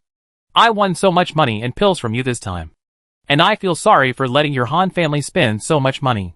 Hearing Donphan Yanqing's words, the head of the Han family's face turned green with anger. After glaring at him fiercely, he took a deep breath and tried to suppress the urge to kill. Although their Han family didn't lack that little money, they were still very angry when they thought that the Donphan family got it so cheaply. You have to know that those lower quality pills were made by Han Sinyu with a lot of effort. Now they have easily fallen into the hands of the Donphan family. Just thinking about it can make you vomit blood. So, thinking of this, everyone in the Han family looked dark and stinky, and the people of the Donphan family covered their mouths and laughed secretly. Speaking of which, Su Mo is a great contributor to the Donphan family. With just one game, he not only brought huge profits to the Donphan family, but also let the Donphan family vent their anger in front of the Han family. It was really too enjoyable. However, they were happy. But Princess Xianxin was beaten badly. Su Maoyang's every blow was with terrible power, as if he wanted to punch her through. And he hit her mercilessly. At the beginning, Qi Xianxin could still struggle a few times, but later he didn't even have the strength to struggle. Qi Xianxin's master saw that she was about to be beaten unconscious, and he could not bear it any longer. He shouted angrily to stop her. Su Mo, stop it! If anything happens to the princess, I will make you pay. Su Maoyang heard this, glanced at the vice president who was speaking, and snorted coldly. Vice president, don't forget that Princess Xianxin and I signed a life and death contract. Even if I die, I can only blame myself for not being as skilled as others. Now the vice president is going to follow Qi Yanchuan's master and bully the weak. You? The vice president was blocked and his expression was frozen, unable to refute. As an elder and the vice president of the academy, if he violated the rules and openly protected his apprentice and held Su Mo responsible, it would be a bit unreasonable. After all, Princess Xianxin signed her name in the book of life and death, and there were so many people watching. It was really difficult for him to come forward and blame her. On one side is his status, and on the other is his beloved disciple. He was caught between two dilemmas, which immediately made his face darken, and he hated Su Maoyang to the extreme. Han Jingfei and Qi Yelin were furious when they saw that even the vice president couldn't do anything to Su Mo. For the sake of their loved ones, they no longer cared about the rules and flew onto the stage, slapping Su Maoyang. Su Maoyang felt two sharp gusts of wind coming through the air. Her expression condensed, and she quickly dodged their attacks. When she stood firm, she suddenly found that there were two more figures on the arena, standing in front of Qi Xianxin. They happened to be Han Jingfei, whom she disdained to challenge, and Qi Yelin, whom she wanted to challenge. Seeing that they all stood in front of Princess Xianxin, like a flower-guarding messenger, Su Maoyang couldn't help but sneer, staring at Qi Yelin and said, Qi Yelin, I'm going to challenge you in the next round, since you took the initiative to go on stage. Don't waste time. Let's start. Han Jingfei learned that Su Maoyang killed his brother, and snatched the spirit beast carefully prepared by the Han family. He was furious, and wanted to kill Su Mo himself. He immediately strode forward and said first, if you want Brother Qi to take action, you must get through me first. Su Maoyang didn't expect Han Jingfei to still want to fight with him, and frowned impatiently. Since you are so stubborn and have to come to die, then you and Qi Yelin go together. I don't want to waste time and entangle with you one by one. Hearing that Su Mo actually wanted to fight too, and let Qi Yelin and Han Jingfei go together, everyone in the audience was stunned by her decision and speechless. They simply couldn't believe their ears. They couldn't believe someone could be so crazy. Qi Yelin and Han Jingfei, no matter which one they were very powerful. They might not be able to win against one person alone, but she actually wanted to fight two people alone. This Su Mo is really a lunatic. I don't know what to say. Han Jingfei and Qi Yelin, hearing such words, both felt greatly humiliated, and their faces flushed with anger, and veins popped. Well, since you don't want to waste time, report downstairs early, then we will fulfill your wish. Qi Yelin took a deep breath in anger, snorted coldly, and then turned to look at Han Jingfei, and proposed in a deep voice, Han Jingfei, let's compete this time. Who can get Su Mo's head first? The first to get the head is considered the winner, and the loser will take the initiative to give up the princess. How about it? Both the Qi family and the Han family want to marry the princess, and Qi Yelin and Han Jingfei are the most favored candidates by the family. Although they cherish each other, they are also rivals in love. Now that Su Mo has beaten the princess, they naturally want to avenge the princess. Therefore, they can just use the matter of erasing Su Mo to end this emotional dispute. Han Jingfei listened and accepted it happily. Su Mo killed his brother, and he wanted to take this head. Okay. The loser will automatically withdraw. Su Maoyang heard that they had reached an agreement, and felt it was a bit ridiculous. He could not help but remind them, you'd better protect your heads. Don't let it be a waste of blood instead of being the flower protector. Humph. Let's try and see who will be the one to shed blood. Han Jingfei's eyes were cold, and he snorted angrily with a cold face. Then, his body shot out like a cheetah and attacked Su Maoyang. Seeing his attack, Su Maoyang just raised his eyebrows slightly and ordered the heavenly demon Martin and the black thunder explosion ape. Han Jingfei is in your hands. It depends on your mood whether he will die or be disabled. Chapter 1449, she wants to fight too. Seeing that Su Maoyang really wanted to fight too, the dean at the referee's seat was not reassured and immediately stopped him. Su Mo, the competition is one-on-one. If the two of them beat you up, you will be at a disadvantage. So don't be stubborn. Get down quickly. Vice Dean Ding, who was sitting next to him, was not very happy when he heard this, and retorted disapprovingly, Dean, she took the initiative to ask for a one-on-two fight. No one forced her. As elders, it is better for us to refrain from interfering in the affairs of the younger generation. This Dean Ding is Princess Xianxin's master. Just now, he saw Su Mo beat Qi Xianxin half to death and dared to openly contradict him. He had already blacklisted Su Mo. Now that he saw Su Mo seeking his own death, he certainly couldn't deprive her of this opportunity. When the dean heard this, his face darkened slightly, and his brows wrinkled involuntarily. Although he was dissatisfied with Han Jingfei and Qi Yelin besieging Su Mo alone, this was Su Mo's initiative, and he really couldn't say anything. Dongfang Liu saw that the two grown men were shameless, and were really going to attack Su Mo, and she shouted indignantly on the spot, You are too much. Two grown men bullying a weak woman. How shameless. Bah! Hearing the word weak woman, the audience around looked at Dongfang Liu in surprise, and couldn't believe that someone actually used the word weak woman to describe Su Mo. With two 5th level monarch beasts, a 6th level monarch beast, and a snow ferret that is more powerful than the 6th level monarch beast, and her own strength has reached the level of the mid-stage post-heavenly monarch spiritual master. Such a powerful person. Dongfang Liu actually said that she is a weak woman. If Su Mo was a weak woman, wouldn't they be useless, even worse than a weak woman? Su Maoyang saw that the dean and Dongfang Liu were worried, so he couldn't help but comfort them. Don't worry. You two can't do anything to me with your strength. At this time, Qi Yelin and Han Jingfei were furious when they heard such contemptuous words. Both of them were in a state of rampage, and their bodies burst out with spiritual power. Shaking fiercely, Su Maoyang's several spirit beasts received Su Maoyang's order, and all besieged Han Jingfei. Seeing this, Han Jingfei immediately waved his hand and summoned his spirit beast. However, he did not expect that as soon as his lion roar beast appeared, before he could take the pills for forced promotion, it was punched by the flying demonic marten, and a huge hole was made. Blood burst out instantly, and splashed on Han Jingfei's face, which shocked him greatly. His pupils were filled with horror, and his two eyes almost fell out of their sockets. His spirit beast was killed just like that? No, he did not believe it. His lion roar beast was at least a 6th level monarch beast, and its defense ability was comparable to that of a 7th level monarch beast. Even if its combat power was not the opponent of the snow marten, it would not be killed instantly.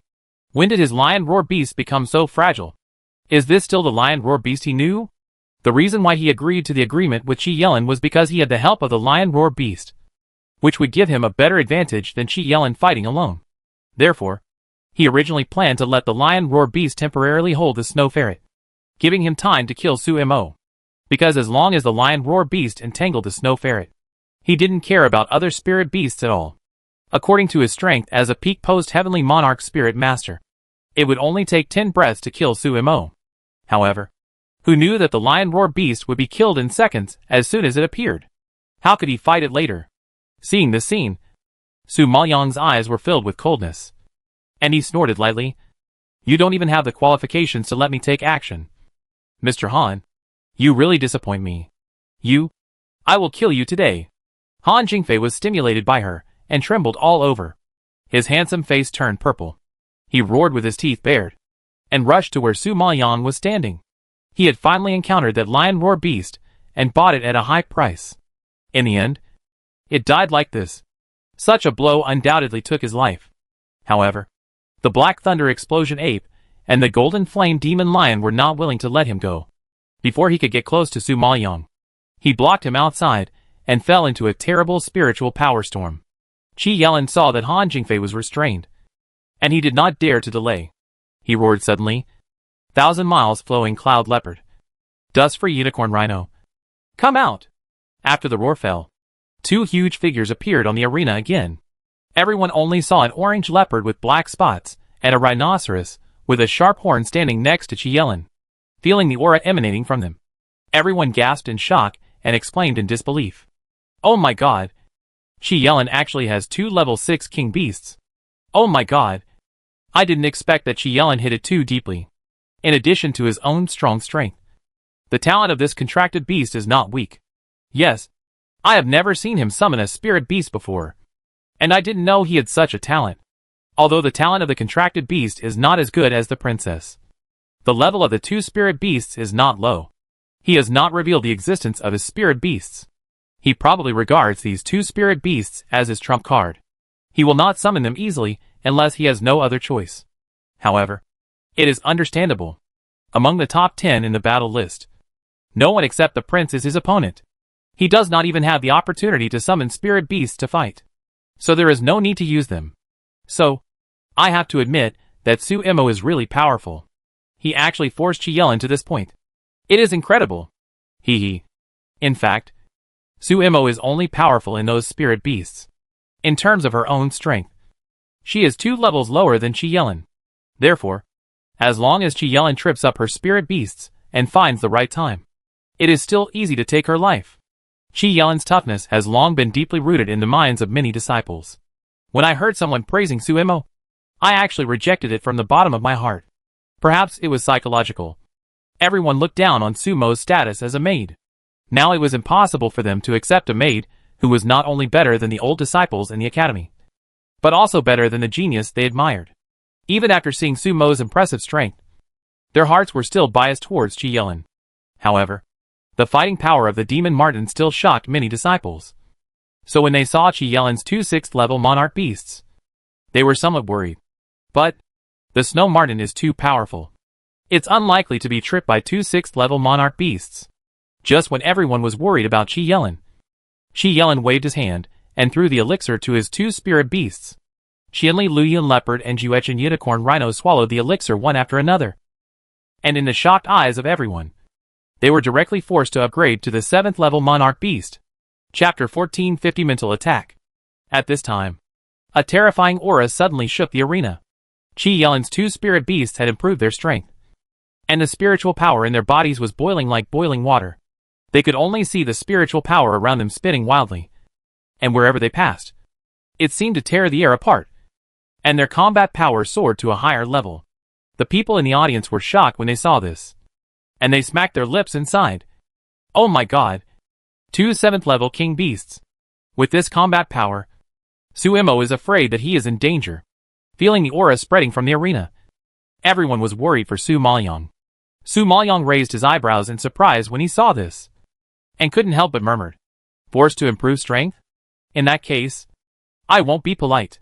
When it comes to forcibly improving strength, who can compare to Su Imo?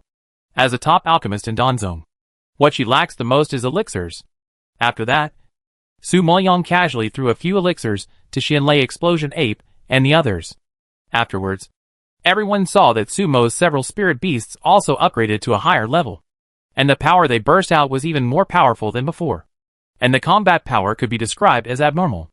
At this time, seeing Shi Yelin's 2 spirit beasts rushing over, Tianmo Martin and Tontian Flamingo went straight forward and fell into a melee, while Yinmo Lion and Qianlei Explosion Ape besieged Han Jingfei. Su Imo held back the attacks of both sides by himself, which was quite amazing. Unfortunately, Su Mo's own strength is not as good as Shi Yelin's. Shi Yelin has at least reached the peak level of the postnatal monarch spiritual master, 2 levels higher than Su Imo. Now Su Mo's spirit beast is tied up, and Shi Yelin launches an attack. How can she, a mid-stage postnatal monarch spiritual master, resist? As expected, Shi Yelin had already burst out with spiritual power at this moment, and the demonic aura on his body emerged. His back directly turned into a pair of wings and flew towards Su Maoyong quickly. Shi Yelin used the Black Pung Demon Flash martial arts at the beginning. It was obvious that he wanted to fight quickly and kill Su Imo as quickly as possible. Otherwise it would not be so easy to kill her again if her spirit beast was free. Su Maoyong had just watched his fight with Han Jingfei and witnessed his speed, so she did not dare to take it lightly. She flashed in another direction, but the opponent's speed was too amazing, and she did not give her a chance to dodge. In the blink of an eye, she saw a palm fall from the air. The palm power carried a terrible spiritual power fluctuation. Just feeling the residual power was frightening. Seeing this scene, the people of the Dongfang family and the disciples of the Red Star League were all terrified and nervous. At this moment, Su Maoyang's eyes condensed, knowing that she had no room to dodge. Because facing such an attack at such a speed, she had no choice but to face it head-on. But Qi Yelin was too fast, and she had to slow him down before she had a chance to attack. Thinking of this, Su Maoyang couldn't help but narrow her eyes, with a cold light flashing inside. And soon she became aware. 3 days ago, she had just practiced mental attack, but she didn't expect it to be useful so soon. Thinking of this, Su Maoyang curled the corners of her mouth, tilted a cold arc, and then concentrated on urging mental power, injecting it into her palm, meeting his attack, and slapping it suddenly.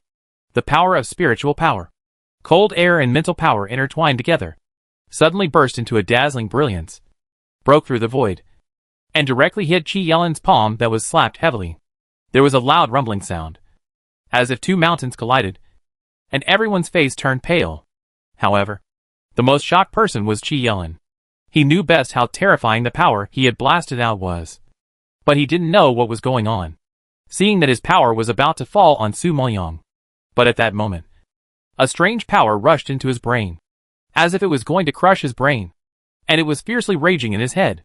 The pain made his body stagnate, and he couldn't concentrate on attacking at all, resulting in the spiritual power he shot out, which was less than half of the original power, and was actually intercepted by Su Mo.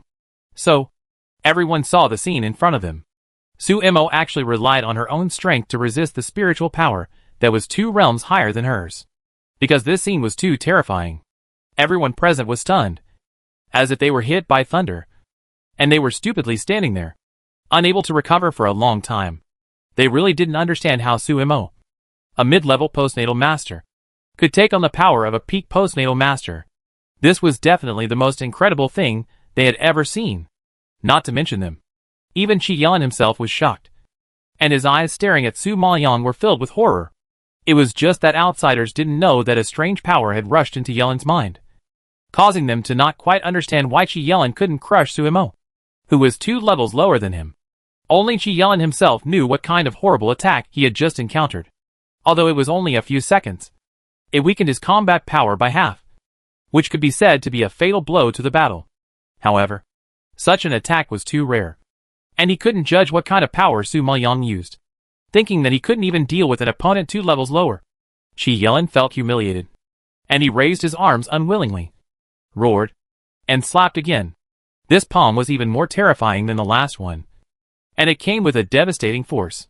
Seeing this, Su Maoyang urged his spiritual power, waved his hand, turned the cold air into an ice sword, and stabbed at Qi Yelin fiercely. The collision of the 2 forces caused another earth-shaking. Shockingly, both of them were unable to bear the load and shot backwards, and stabilized their bodies with difficulty. This time, Su Maoyang did not use his mental power, but directly combined his spiritual power with the secret technique of ice sacrifice 9 days to burst out with power. In the past, she often fought across levels, but rarely encountered a battle of 2 levels, so she wanted to try it out. Where is the gap between her and the peak Junlingshi? Now, seeing Qi Yelin's face gloomy and blood dripping from his wrist after being beaten by her, Su Maoyang wiped the blood from the corner of his mouth with satisfaction and smiled a triumphant smile. She now felt the power of her spiritual power. Although it was unlikely for her to kill Qi Yelin at her current level of strength, she could still injure him. That was enough. Thinking of this, Su Maoyang actually took the initiative to attack and flew towards Qi Yelin. The mental power in his mind was spinning rapidly, and he crushed Qi Yelin along with his punched fist. The familiar stinging sensation came again, and Qi Yelin frowned in discomfort. But he did not dare to slack off and hit Su Maoyang's attack with his palm. But he could not concentrate on controlling his spiritual power, and could not exert his strength to the maximum limit. Chapter 1451 Terrible Fighting Power. So, although the mental interference lasted only a few seconds, Su Maoyang was already in front of him, and the fist covered with spiritual power rushed towards Qi Yelin's chest like thunder. It must be said that Qi Yelin's strength is indeed amazing. Even if he was hit by the spirit, he could quickly activate the spiritual power and form a piece of armor on his body to defend against the spiritual power that broke through. There was a loud bang, and the armor on his body instantly resisted Su Maoyang's spiritual power. but his body was unable to bear the load and flew 3 meters away again, forcibly stabilizing his body. At this moment, Chi Yellen broke free from the mental attack, exhaled heavily, and took this opportunity to do his best to burst out spiritual power and blasted a fatal blow. However, Su Maoyang obviously didn't want to give him this opportunity at this time. With a wave of her hand, the ice sword shot out, and her petite body also rushed out. The cold black eyes floated with a sharp cold light, which was even colder than the ice sword she stabbed. Chi Yellen met her eyes, and shuddered uncontrollably. The chill spread from his heart to his limbs, as if a poisonous snake had strangled his throat. He didn't understand what kind of martial arts Sumo practiced, which gave people the feeling that she was integrated with the martial arts. It seemed that she was not using the power of martial arts, but her own power. She was like an iceberg, cold and hard, unattainable, and unshakable. When she attacked, she was like an ice sword, extremely sharp, cold and compelling, and went straight to the vitals. Now, feeling the sharp and piercing power coming towards him, Chi Yellen felt oppression for the first time. He had to admit that this woman was indeed not simple. With the strength of a postnatal monarch spiritualist in the middle stage, she could force him to this extent, which was absolutely unprecedented. Thinking of this, Chi Yellen was shocked and unwilling. He could no longer look down on Sumo, whom he had never taken seriously. He began to fight with all his strength and without reservation. Then, he stretched out his hand, and 2 black axes appeared in his hand. He drew them in the air and shook with terrible power. Su Maoyang saw this, and his pupils flashed with surprise. He immediately recognized that it was a rare middle-grade immortal weapon. I believe that with its help, Chi Yellen's fighting power will be further improved. However, just as Su Maoyang was pondering, Chi Yellen waved his axe and raised his head and shouted, 6 paths demon chop. Kill! At this time, everyone only saw the black double axes lingering with black demonic energy, which spread wildly and enveloped him. Then, the axe chopped down, drew 2 arcs in the air, and the powerful wave shook, as if it was going to cut the arena in half. Su Maoyang was shocked to see such a powerful martial arts. She tapped the ground with her toes and retreated quickly. At the same time, she formed seals with her hands and pushed them out. An ice wall suddenly formed in front of her, blocking the power of Chi Yellen. The next moment, the ice wall exploded and the defense was broken. But at least, it weakened the power of the axe and martial arts by more than half. Su Maoyang had strong spiritual power and could resist a little. She clenched her right hand, and the cold air instantly condensed into a big knife. She raised her arm suddenly and slashed horizontally, cutting the power of the axe in half. Then, she flashed like a silver light, rushed straight to Chi Yellen, and slammed the palm heavily. This palm, injected with mental power, rushed straight to Chi Yellen's forehead, facing Su Maoyang's sharp, rapid and extremely tricky attack. Chi Yellen had a hard time fighting. He almost gritted his teeth and tried his best to resist the mental power that collided in his mind. His hands were even more crazy, changing martial arts one after another, not daring to be negligent for a moment, because although it was only a short-term mental interference, each wave was fleeting. But such interference could determine life and death between masters. For example, facing a pervert like Sumo, who was 2 realms lower and could not lose. Chi Yellen was dumb and could not say anything. He was very frustrated. After all, no one knew what he was going through, and no one understood how much pain he was enduring now. Outsiders only thought that he was not as skilled as others, and he couldn't even beat the postnatal Jun Lingshi in the middle stage. This was definitely the most aggrieved and embarrassing battle he had ever fought. As expected, the audience were all confused when they saw the strength that Chi Yellen had burst out, and looked at each other in confusion. What happened to Master Chi? Something doesn't seem right. Yes, I noticed it too. Based on Master Chi's strength, he can usually fight across levels. Why is he so weak today? I don't know. It's too strange. Did Sumo do something? Could he be poisoned? Hearing this, everyone nodded in agreement. But some people were skeptical. It doesn't look like poisoning. Even if it is poisoning, what is Chi Yellen's identity? Does he still need antidote pills? What's more, he is a battle-hardened genius who has encountered all kinds of situations. How could he be poisoned so easily when facing an opponent 2 levels lower than him? It doesn't make sense. In order to successfully poison someone, the 2 people's strengths must be similar. Su Mo's strength is obviously much weaker than Qi Yelin's. Once she intends to poison someone, Qi Yelin will be able to see through her quickly and defend himself. Therefore, it is not so easy to poison Qi Yelin. Hu Mangrao and Yao Peihan, who were sitting next to Han Xinyu, saw the scene and had some guesses in their hearts. They looked at Han Xinyu with pale faces and couldn't help asking, "Xinyu, do you think Su Mo has practiced mental attack?" They happened to run into Su Mo in Lingbao Pavilion last time, and they also ridiculed her for buying mental attack martial arts. Now seeing such combat power, they had to wonder whether Su Mo has successfully practiced mental attack. Only mental attack can cause invisible heavy damage to people, which makes people confused. When Han Xinyu heard this, her already embarrassed expression became even more gloomy, as if thunder and rain were coming. She instantly turned black and scolded unhappily.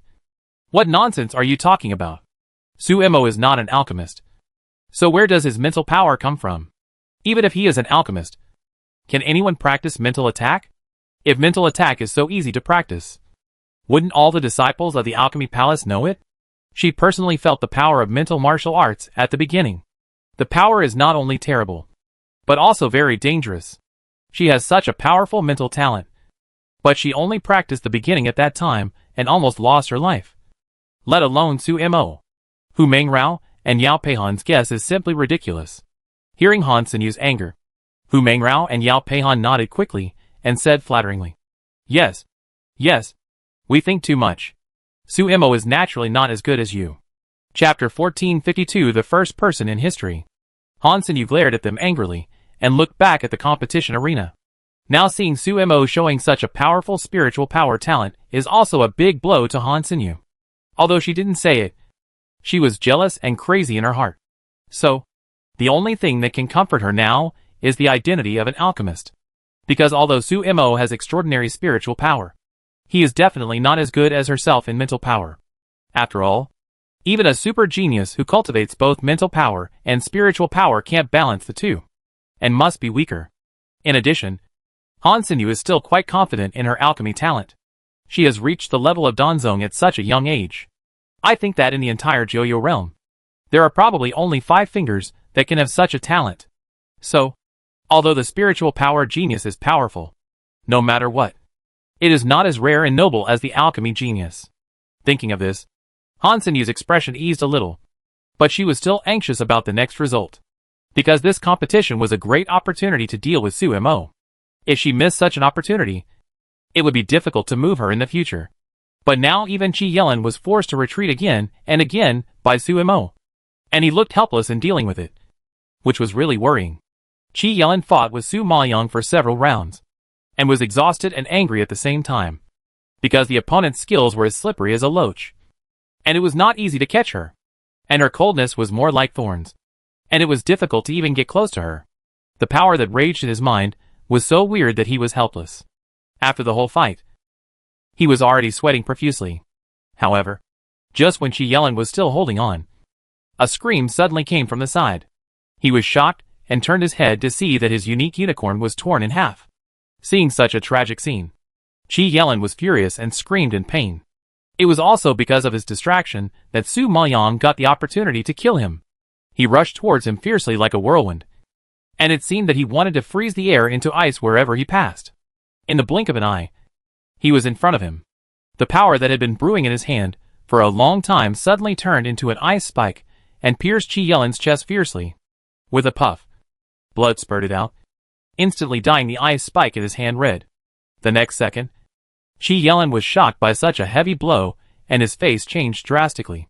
His pupils were wide open, and incredible fear surged inside. He didn't expect that he would be stabbed in the vitals by Su Mo. At this moment, Su Maoyang met those eyes that were terrified as if seeing a ghost, and the corners of her lips curled up slightly, raising a cruel and cold arc. Her deep voice, light and frightening. "Anyone who hurts Mujichin and my master must die." When Qi Yelin heard such words, his pupils dilated, and he was obviously frightened.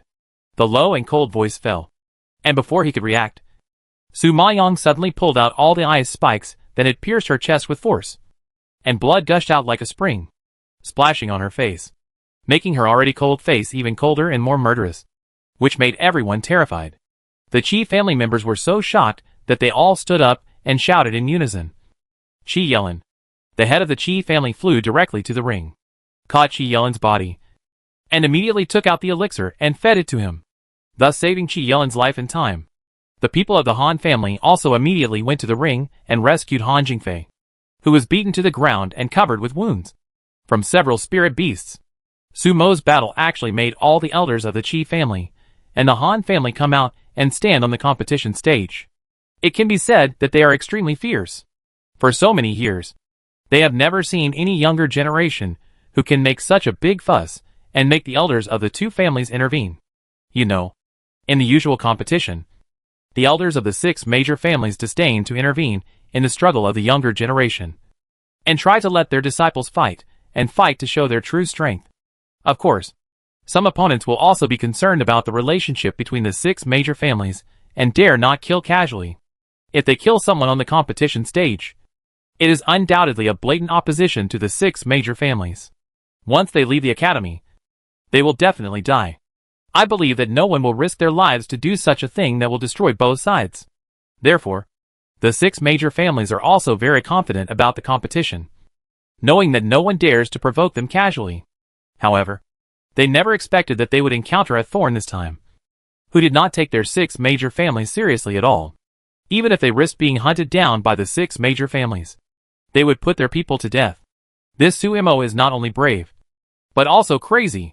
She is definitely the first person in history who can make several families so angry. One and only. At this moment, seeing that the elders of the Qi family and the Han family on the competition stage were about to kill Su Mo, everyone in the audience gasped, and was so nervous that their hearts were tightened. Seeing this scene, Dongfang Yanqing and Dongfang Jianba also flew onto the stage, waved their sleeves, protected Su Mo behind them, and shouted loudly, "Whoever dares to touch her today, my Dongfang family will kill him." That loud and overbearing voice reverberated on the competition stage and was heard by everyone, which brought a great shock. It is said that the Dongfang family protects its own shortcomings. Today, it is indeed true. Now, for Su Mo, it is ready to openly go to war with the other 2 families. It is surprising that the Dongfang family can protect Su Mo to such an extent. The Qi family and the Han family saw that the Dongfang family wanted to intervene in Su Mo's affairs to the end, and it was not good to face them. At this time, even the dean of the referee seat stood up and scolded sternly. "This is the competition of the college, not your family's dispute. What do you mean by a group of elders coming forward to bully a junior?" "Humph! Dean, Su Mo has violated the rules of the college by doing such a cruel thing to his fellow senior brother. If the college cultivates such a cruel and vicious disciple, I am afraid that he will become a scourge of the college in the future. We are just getting rid of harm for the people now." The head of the Qi family snorted coldly and accused angrily. Upon hearing this, the head of the Han family was also indignant and said, "Dean, you can't be partial to Su Mo just because he is from your Dongfang family. The younger generations of your Dongfang family cannot be touched. So do the younger generations of the Qi family and our Han family deserve to be killed?" The head of the Han family asked back, which made the dean's face dark and speechless. Mu Jichen's master stood up and said, "Not only does the dean disagree with your behavior, I don't agree with it either. Su Mo is not my disciple, and I have no relatives. I am just saying from an objective point of view that Su Mo did nothing wrong." Qi Yelin and Han Jingfei, 2 grown men, ran to the ring to besiege a woman together. This is already a very bullying behavior. Their posture just now was clearly fatal, and Su Mo just proved himself with his strength and fought back against his opponent. I don't think there is anything wrong with it. Chapter 1453 Help her suck out the venom. Besides, we have made it very clear about Qi Yinchuan's matter just now. Even Vice Dean Deng said that this competition will inevitably cause injuries, and no matter how severe the fight is, it is normal to injure or kill someone. Princess Xianxin has also killed someone before. Just like you said, the princess can use heavy hands and kill people. But Su Mo is not okay. This doesn't make sense. Mu Jichen's master Ren Yusin is very cunning. With a few words, Vice Dean Deng, who wanted to support the Qi and Han families, shut up completely. The reason why Deng Sudong helped Su Mo was because it was not his apprentice's business, but it involved his apprentice's interests. So he had to speak out. But now even his beloved apprentice was seriously injured by Su Mo. so he naturally couldn't sit idly by and planned to severely punish Sumo. However, words are spoken and water is spilled. If he now denies it flatly and turns his face against people, it really undermines his dignity as the vice president. Therefore, even if he wanted to help the Chi family and the Han family deal with Sumo, he didn't have the face to speak. When the elders of the Chi family and the Han family heard such words, they were furious and glared at Su Maoyang. For a moment, they really couldn't do anything to her, because Dongfang Yanqing and Dongfang Jianba stood in front of them with swords and horses, and they looked like they were going to protect her to the end. Now the Dean and Ren Yusen spoke up and blamed her. Although Vice Dean Ding was dissatisfied with Sumo, he didn't have the face to help. Therefore, if they really wanted to investigate Sumo to the end, they would have to go to war today. For so many years, the 6 major families in Fenglin imperial capital have been living in peace. Although there were undercurrents and confrontations behind the scenes, they never dared to bring it to the table. This is why the families can maintain balance and be safe and sound until today. If they really start a war today, it is obvious that both sides will suffer, because the Dongfang family is not easy to mess with, and the Dean and Vice Dean Ren are not easy to mess with either. The Chi family and the Han family are the first to come out, which is likely to allow other families to take advantage of the situation. For example, the Song family, the Sun family, and the Xiao family. Although they are not very friendly with Sumo, it is hard to guarantee that they do not have other ideas about the Chi family and the Han family. Perhaps they are just looking to sit on the mountain and watch the tigers fight and profit from it. If they really fight, wouldn't it be exactly what the other families want? Thinking of this, the elders of the Chi family and the Han family took a deep breath and tried to calm down. Okay, for the sake of the Dean and the Vice Dean, we cannot trouble Sumo. But please ask the Dongfang family and the academy to teach the disciples well, and not let her do such vicious and cruel things again. If there is a next time, it will not be so easy. Hearing the Chi family and the Han family give in, the people in the audience also gave in. They originally thought they would see a great war. After all, they had never seen several families openly fighting each other. However, although the Chi family and the Han family compromised, they were probably already hating Sumo and the Dongfang family, and there would definitely be a lot of actions later. Thinking of this, everyone saw the elders of the Chi family and the Han family carrying the seriously injured Qi Yelin and Han Jingfei away. Judging from their injuries, they would need 2 months of recuperation to recover. Seeing the farce come to an end, the Dongfang siblings, the Xiao siblings, Hua Mingyu, Mu Jichen and Xinu all ran onto the arena, and immediately surrounded Su Maoyang and asked about her condition with concern. The fight with Qi Yelin just now made them tremble with fear. Every move was fatal, and they would lose their lives if they were not careful. Their hearts were up and down with their fight, and they were scared and sweating. Su Maoyang saw that everyone was nervous, and her cold expression seemed to be melted. A faint smile gradually rose at the corner of her mouth. "I'm fine," I said. "They can't do anything to me." Who knew that as soon as she finished speaking, Hua Mingyu next to her grabbed her hand and lifted it up. "Is this what you said, it's fine?" After Hua Mingyu asked this question, everyone noticed that Su Maoyang's wrist was injured and bleeding. "Sumo, you are injured." Dongfang Youyu saw the scene and frowned in worry. Su Maoyang was aware of her injuries during the battle, but she was busy attacking and didn't notice the wound. When they mentioned it, she smiled awkwardly. "It's okay. Just a small wound." Hua Mingyu's face suddenly sank when he heard this, and he angrily retorted, "What do you mean by a small wound? You are obviously poisoned." "What? Poisoned?" Dongfang Liu and Xiao Wanxian both exclaimed in shock. Su Maoyang didn't expect Hua Mingyu to see through her injuries at a glance, and looked at him with some guilt. "I just swallowed the detoxification pill. It's not a big deal. Go back and bandage the wound. It should be fine." As she said that, Su Maoyang wanted to pull her hand out of Hua Mingyu's hand. However, at this moment, Hua Mingyu didn't wait for her to break free. He suddenly lowered his head, kissed Sumo's wrist, and forcefully sucked out the poison inside and spit it out.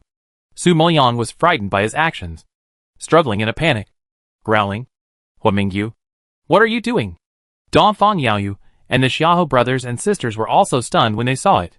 They stared at Hua Mingyu's expression, ignoring Sumo's struggle and concentrating on sucking out the venom for her. Their eyes were straight, and there was a shock and strange look in them. But Hua Mingyu held her hand tightly and reminded her in a deep voice. Don't move. If the venom doesn't come out, the wound will worsen. Even if she took the detoxifying pill and her body was not corroded by the venom, the wound on her wrist would not heal for a while if the toxins were not cleaned up. Su Maoyang was speechless by his tough attitude and was shocked by his sudden action. For a moment, she didn't know what to do. She could only stare at him blankly and suck out all her toxins. Okay. Go back and clean the wound and bandage it. It should be fine. Hua Mingyu spit out the last mouthful of venom, then raised his head and instructed Su Maoyang. Su Maoyang stared at him blankly, and it took a long time for him to come to his senses, and nodded stiffly. Yeah, I know. Xiahou Wanxian and Xiahou Zian looked at each other meaningfully, while Dongfang Liu and Mu Jichen covered their mouths in shock, as if they had discovered a new world. As for Dongfang Youyu on the side, he didn't have any exaggerated expression, but his tightly furrowed brows revealed his thoughts. When he was in the Nether City before, he felt that Hua Mingyu was a little special to Su Imo. No matter what he said, he stared at Su Imo intently, and his eyes seemed to be shining. Although he was younger than Su Imo, Dongfang Youyu, as a man, understood best that kind of look was a man's appreciation and love for a woman. Chapter 1454 Han Sinyu's Irony. Thinking of this, Dongfang Yaoyu's face became even uglier. The reason why he gave up Su Imo was because he couldn't compete with Emperor Yunlu. But it didn't mean that he would tolerate men other than Emperor Yunlu pursuing Su Imo. Thinking of this, Dongfang Yaoyu immediately stepped forward and supported Su Mo's other arm, interrupting the two people's gazes. Su Imo, if you are injured, you should go back and rest. Don't compete again. Su Maoyang nodded slightly after hearing this. She originally planned to challenge the prince, but she was injured by the elders today, and was poisoned and injured in the battle with Qi Yelin. She was in poor condition. If she continued to fight, she would definitely suffer. So, when she heard Dongfang Yaoyu's proposal, she didn't hesitate and agreed immediately. After all, Su Maoyang never did things that she was not sure of. If she really planned to take the prince's life, she must be fully prepared. The dean was relieved when she saw Su Imo no longer challenged, because she had defeated Qi Yelin and ranked second on the battle list. If she wanted to continue to challenge, she would have to fight the prince. The prince's strength was definitely not comparable to Su Mo's. Everyone could see that Su Imo had tried her best to defeat Qi Yelin today. Although she won, she was still injured during the battle. Therefore, if she continued to fight, she would definitely not get any benefit from the prince, and she might even lose her life. What's more, she seriously injured Princess Xianchen and Qi Yelin this time. If the prince fought with her, he would definitely not show mercy. Therefore, giving up the challenge was definitely a wise decision. At this time, seeing that the winners of the first few places had been decided, and the princess, Qi Yelin and Han Jingfei were all seriously injured and had no intention of continuing the challenge, the dean directly announced loudly, "The results of this competition are out. First place, the prince. Second place, Su Imo. Third place, Qi Yelin. Fourth place, Han Jingfei. Fifth place, Princess Xianchen. Sixth place, Song Jianfeng. Seventh place, Ai Shuya. Eighth place, Xiahou Wanxian. Ninth place, Qi Yanxian. 10th place, Chang Yifeng. Today's elite competition ends here. 2 days later will be the alchemy competition. The competition of alchemists. Please prepare for the alchemists who are going to participate in the alchemy competition. I wish you all good results in the alchemy competition in 2 days." As soon as the dean finished speaking, the field was noisy again, and Su Imo and others left the competition stage and returned to the audience. Now that the ranking of the battle list has been released and the elite competition has come to an end, everyone naturally has no need to stay. So they all got up and left one after another. In addition, in this elite competition, several geniuses were seriously injured. Several families were extremely nervous and quickly called their clansmen to go back home to treat the injured disciples. At this time, Han Sinyu, who left with the Han family, couldn't help but stop when she passed by Su Maoyang and others. Her gloomy face couldn't hide the anger she tried to suppress. She glared at Su Maoyang fiercely, and then reminded Xiahou Zian in a cold voice. "I heard that you were going to participate in the alchemy competition. I hope you can prepare well, and don't humiliate the alchemy competition. After all, this competition is not something that anyone can participate in. Su Maoyang knew that Han Sinyu, as the #1 alchemy genius in Fenglin Imperial Capital, had great confidence in alchemy, and naturally looked down on new disciples like Xiahou Zian, who had no alchemy foundation before entering the academy. In the past, new disciples who entered the alchemy hall did not dare to participate in the alchemy competition in the first year, because it was very difficult to cultivate spiritual power. Generally, one had to have a foundation of 1 or 2 years before daring to show off in front of everyone. Moreover, if you want to successfully refine an elixir, there is a certain probability. If there is a problem in any of the aspects of fire, medicinal materials, peeling, and spiritual power, it will lead to failure. If you are not careful, you will make some defective products, which will make a joke. Therefore, without sufficient confidence and qualifications, alchemists dare not make elixirs in front of everyone. This is also why Han Sinyu was not optimistic when she heard that Xiahou Zian was going to participate in the alchemy competition. However, Su Mo could understand. She had just defeated Han Jingfei, which made Han Sinyu and the Han family lose face. Han Sinyu's spiritual power was not good, so she could not go on stage to save Han Jingfei's face. She could only worry from below. Therefore, she made Han Sinyu lose face so much, and she transferred her hatred to Xiahou Zian, intending to use her alchemy skills to suppress them and save her face. It was understandable. Unfortunately, she met Su Maoyang. In the eyes of Su Maoyang, an alchemy pervert, Han Sinyu's alchemy skills were also not very good. At this time, seeing the other party's dog eyes looking down on others, Su Maoyang frowned and retorted rudely on the spot. Xiahou Zian is a freshman. No matter what his grades are, everyone can understand. As for you, as the #1 on the alchemy ranking, if you make a mistake in the alchemy competition, you will be even more embarrassed. As the saying goes, the higher you stand, the harder you fall. So you should take care of yourself. Ha ha ha. What did I hear? It's really funny. Su Mo, you probably don't know. Our Sinyu has never made a mistake in the alchemy competition. Do you think the title of the #1 alchemy genius is called for nothing? Hu Buili next to Han Sinyu couldn't help laughing and asked sarcastically. Su Maoyang raised his eyebrows and glanced at them. Just because there has been no mistakes before, it doesn't mean that there will never be mistakes.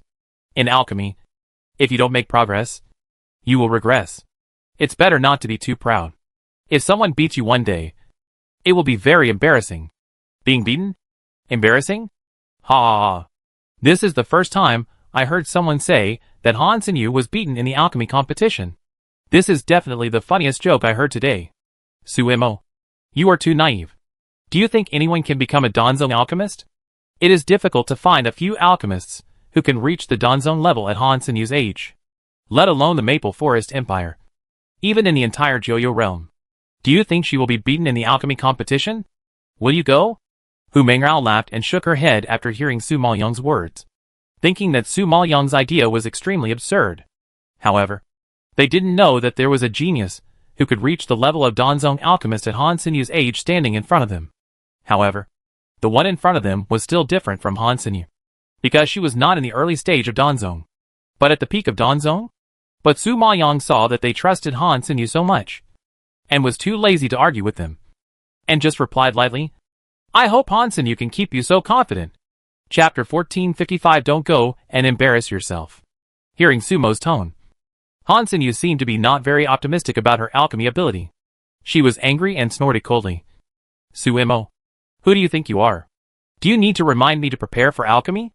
I think it's more reliable for you to worry about your friend and whether he will become a laughingstock of Liuguan Academy.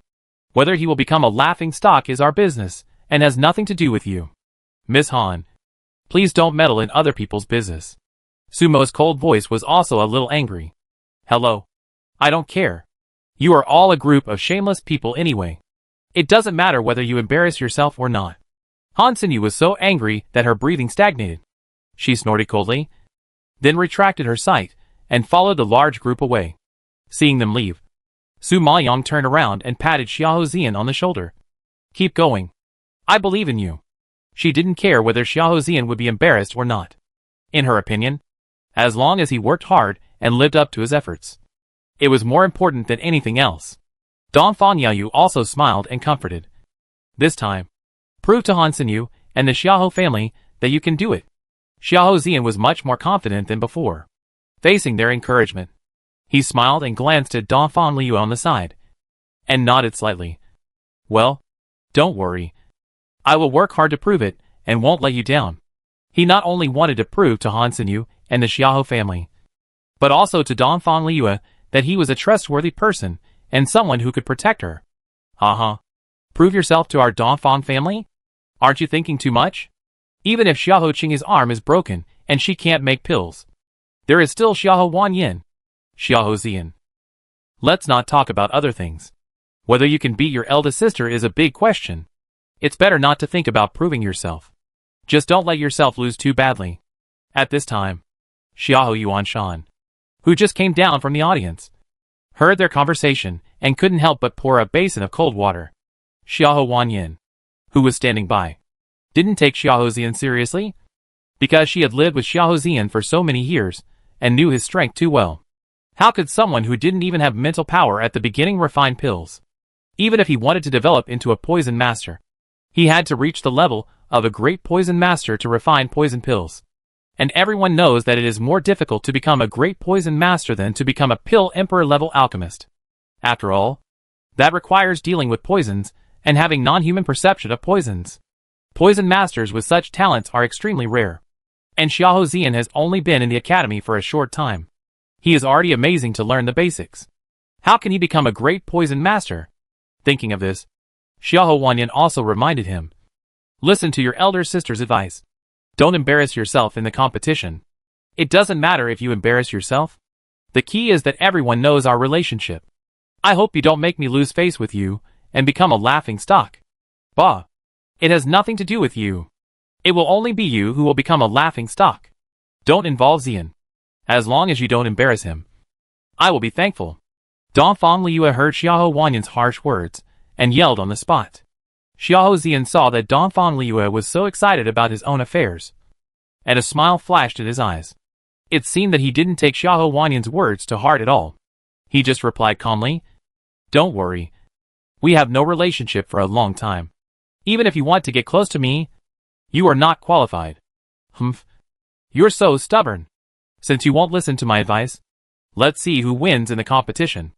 Xiao Wanyan snorted angrily when she saw Xiao Zian still look down on her.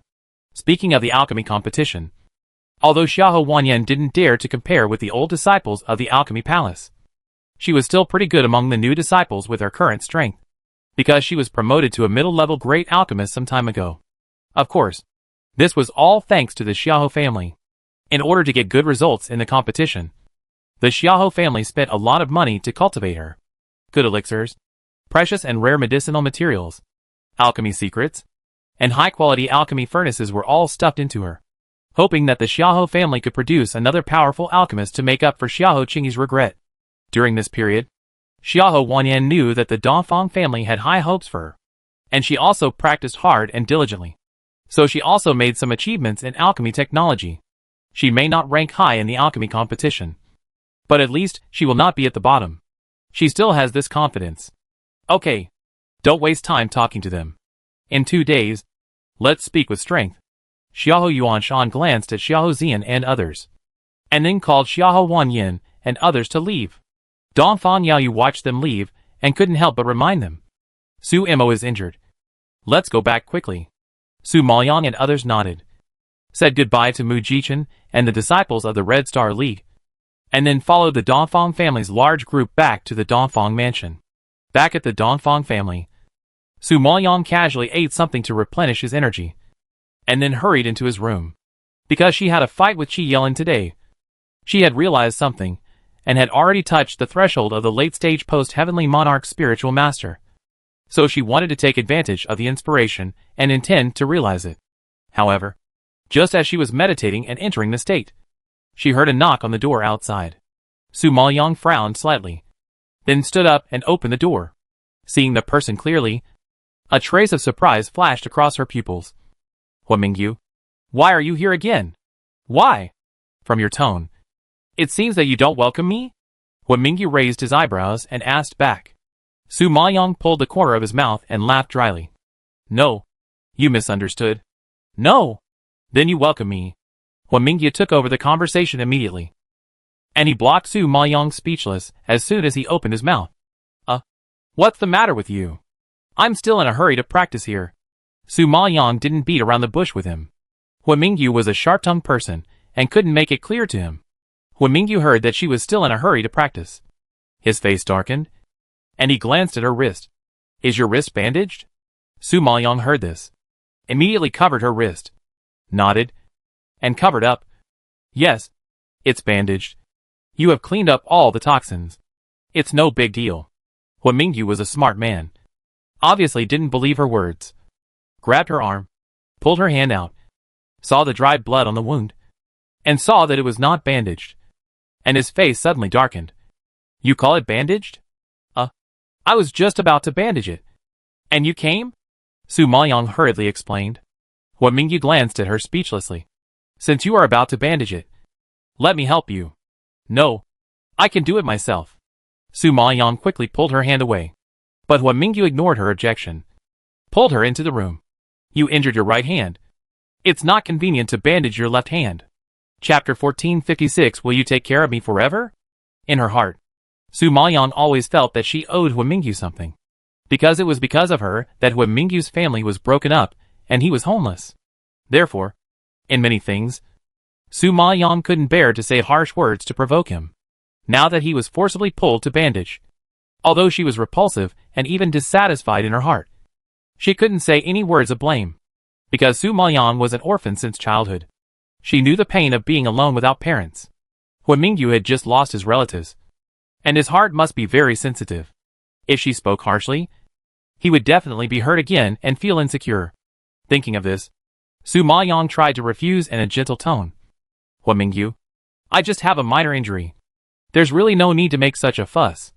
Bandaging the wound is such a simple thing. I can do it myself. You also know that this is a trivial matter.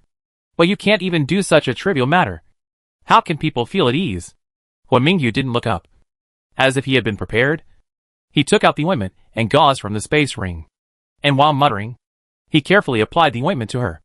Feeling the cool touch of the ointment, Su Maoyang took a breath lightly. But Hua Mingyu raised his head very sensitively and stared at her worriedly. What? Does it hurt? Su Maoyang saw that his face was full of tension, and immediately shook his head. It doesn't hurt. It's just a little cold.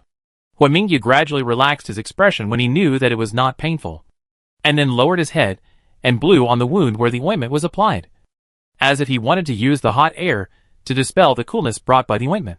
Su Maoyang was embarrassed by his considerate behavior, and struggled a little with some rejection. Okay. The medicine has been applied. Just bandage it, and it will be fine. Don't move. The medicine will fall off, and you'll have to apply it again. Hua Mingyu warned her unhappily. And then he took the gauze and wrapped it around her wrist. Seeing him bandaging her carefully, Su Maoyang felt bad. It was obviously her who caused his family to be broken up. But he was still so good to her, which made her feel even more guilty. Hua Mingyu, you don't need to take care of me like this. And don't try to please me deliberately. I said, we are friends and relatives, and I won't abandon you. Su Maoyang knew his inner fragility and fear. He took such meticulous care and tried his best to please her, probably because he had no sense of security. Was afraid that he could not integrate into their group. Was afraid that he was not doing well enough. Could not please her, and was excluded and abandoned.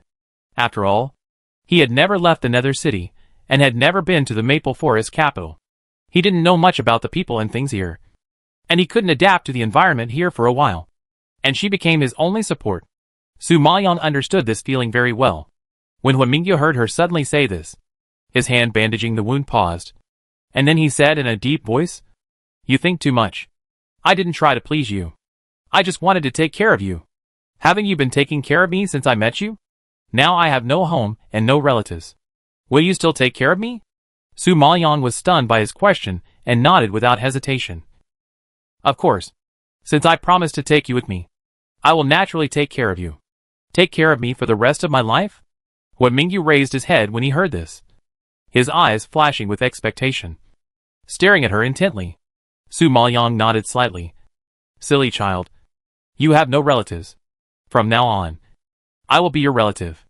If I don't take care of you for the rest of your life, who will I take care of? Although Hua Mingyu rejected her treating him as a child, In her heart, she had already regarded Huamingyu as her own brother. Huamingyu seemed very satisfied with this answer, and a bright smile bloomed on his face. Okay, I will remember this sentence for the rest of my life. Don't deny it. If you deny it, I will settle accounts with you. Su Maoyong smiled and shook his head after hearing this. Okay, remember it. I dare not deny it. After hearing her promise, Huamingyu's mood obviously became better. He bandaged the wound and gave a few words of advice before leaving the room reluctantly. After seeing Huamingyu off, Su Maoyong couldn't help but restrain her smile and sighed helplessly. Alas, poor child. It's really heartbreaking. However, since she had to take him with her and protect him for a lifetime, her current strength was not good enough. It seemed that she still had to step up her training. Thinking about it, Su Maoyong quickly entered the state and began to comprehend the ideas that came up in the fight today. After fighting several geniuses in a row, her skills and practical experience have greatly improved, and even her martial arts can be used more and more skillfully. Now she is just short of spiritual power level. I heard that the prince had already been promoted to Xiantian Junlingshi, and his strength should be very strong. If the level gap is too far, it will definitely be very difficult for her to fight. So the top priority is to quickly advance. In this way, Su Maoyong locked herself in the room for a day and a night, and finally comprehended something good, and was promoted to the late stage of the acquired Junlingshi in one fell swoop. If outsiders knew that she had upgraded to the next level in just one day and one night, they would probably be scared to death. However, even with such a fast talent, Su Maoyong still did not dare to slack off. After practicing her spiritual power, she began to practice her mental power. When fighting Qi Yelin, she clearly felt the power of mental attacks, but her current strength had only practiced the fur of mental attacks, so she had to continue to work hard. This practice lasted another day. After the mental power in her body had undergone earth-shaking changes, Su Maoyong breathed a sigh of relief and opened her eyes. Huh? Now my mental power should be able to refine the elixir of the early stage of Dan Sheng. Thinking of this, Su Maoyong was moved and took action. She immediately released the evil blood cauldron, took out the medicinal materials used to refine the holy elixir, quickly peeled them off, and put them into the evil blood cauldron. Because she contracted the fire of life, the power of the strange fire is now stronger than before. And of course, the difficulty of controlling it is also much greater than usual. Therefore, the first time she refined a holy pill, Su Maoyong still had some difficulty. She persisted for a long time before she refined one, but it was a defective product. However, it was very good to be able to form a holy pill for the first time. Therefore, she did not get discouraged and continued to try. However, the difficulty of refining holy pills was too great. It would not be a one-time thing to master them completely, so it would take some time. Time passed quickly, and the dark sky seemed to be torn apart by a pair of hands, and the dawn gradually bloomed. This day happened to be the day when the 4 major colleges held the alchemy competition. Therefore, the Maple Forest Imperial Capital was very lively early in the morning, and the streets were full of long convoys, driving towards the 4 major colleges. Su Maoyong heard the noise outside, got up, cleaned up, and came to the front yard. Chapter 1457 Xiaohou Xinhong is here. The people of the Dongfang family are ready. When they see Su Maoyong coming out, they all wave to her enthusiastically. In the elite competition 2 days ago, Su Maoyong showed off her skills and her amazing talent and fighting ability. She has become a role model for many younger generations of the Dongfang family. In addition, she has brought a huge amount of income to the Dongfang family, making everyone immersed in the joy of making money these 2 days. And their good impression of her as a great contributor has skyrocketed. Su Mo, is your injury okay? Dongfang Yaoyu saw her coming out and immediately greeted her with concern. Su Maoyong smiled and nodded. Well, much better. Just a minor injury. Don't worry. Dongfang Yaoyu saw that her complexion was obviously much better than the previous 2 days, so he nodded with relief. Xiaohou Wanxian saw that Dongfang Yaoyu still couldn't help but care about Su Mo, and she felt a little envious. Su Mo was so powerful, so smart, and so many people cared about her, while she herself was so humble, so cowardly, and so timid. No wonder Dongfang Yaoyu never sees herself. Yes, if she were Dongfang Yaoyu, she would naturally like Su Mo instead of herself. Unfortunately, Su Mo already has Emperor Zun, And Dongfang Yu can only bury her thoughts in her heart. She can empathize with such pain because she is experiencing it now. However, no matter who Dongfang Yu likes, she only hopes that he can be happy. Thinking of this, Xiahou Wanxian lowered her eyes slightly, hiding the unknown emotions in her eyes. When Mingyu saw that Dongfang Yu's eyes were glued to Su Maoyang, frowned slightly, and interrupted. It's just a minor injury. If I hadn't sucked out the venom for you, cleaned your wound, and bandaged you, you wouldn't be well now. Dongfang Yu's face darkened when he heard this, and his eyes could not help but wander around Su Mo and Wen Mingyu. Yes, you are awesome. It's your contribution. Su Maoyang rolled his eyes helplessly at him. Dongfang Liu saw that they were still chatting, and felt anxious, and immediately urged them. It's getting late. Doesn't Xian have to participate in the competition? Don't delay the business. Xiahou Wanxian, who was standing by, couldn't help but raise her head when she heard this, and chuckled and teased. Liu really cares about my brother. Are you so worried that my brother will miss the competition? Dongfang Liu's face flushed like a red apple when she laughed like this. What nonsense are you talking about? I just what? It's not shameful to admit that you care about my brother. Xiahou Wanxian covered her mouth and laughed even more happily. At this time, Xiahou Xian was also staring at Dongfang Liu intently, as if he was looking forward to her answer. Dongfang Liu was at a loss for words due to Xiahou Wanxian's teasing and Xiahou Xian's eyes. She rushed toward Xiahou Wanxian in shame and anger, pretending to hit her. I told you to talk nonsense. I'll tear your mouth apart. Don't think Dongfang Liu is usually carefree and like a boy. But once she gets serious and talks about matters between men and women, she still looks shy like a girl. After all, she is still an unmarried girl, and has never experienced love between men and women before. So she is naturally a bit awkward in this aspect. Seeing them in a mess, Su Maoyang just smiled and shook his head, reminding them, Liu is right. Xian still has to compete. Let's not delay. Let's set off quickly. Speaking, Su Maoyang saluted to the head of the Dongfang family and Dongfang's sixth uncle, and got on the carriage first with Xinuo. Dongfang Liu and Xiahou Wanxian knew that the competition was important, so they stopped teasing and got on the carriage. The carriage of the Dongfang family quickly drove into Liuguang College. When they walked into the arena, they saw that many family forces were already in place, and the dean and several vice deans on the referee's seat also took their seats. They were relatively late, so as soon as they appeared, they immediately attracted a lot of attention. In addition, Su Maoyang caused quite a stir in the elite competition 2 days ago. Not only did she burst out the strength of a mid-stage post-heavenly monarch spiritual master, she also summoned 4 powerful spirit beasts, and even used the strength of a mid-stage post-heavenly monarch spiritual master to severely injure Qi Yelin, who was 2 levels higher than herself. If it weren't for the Qi family and the Han family to stop her, she almost killed the second and third geniuses on the battle list.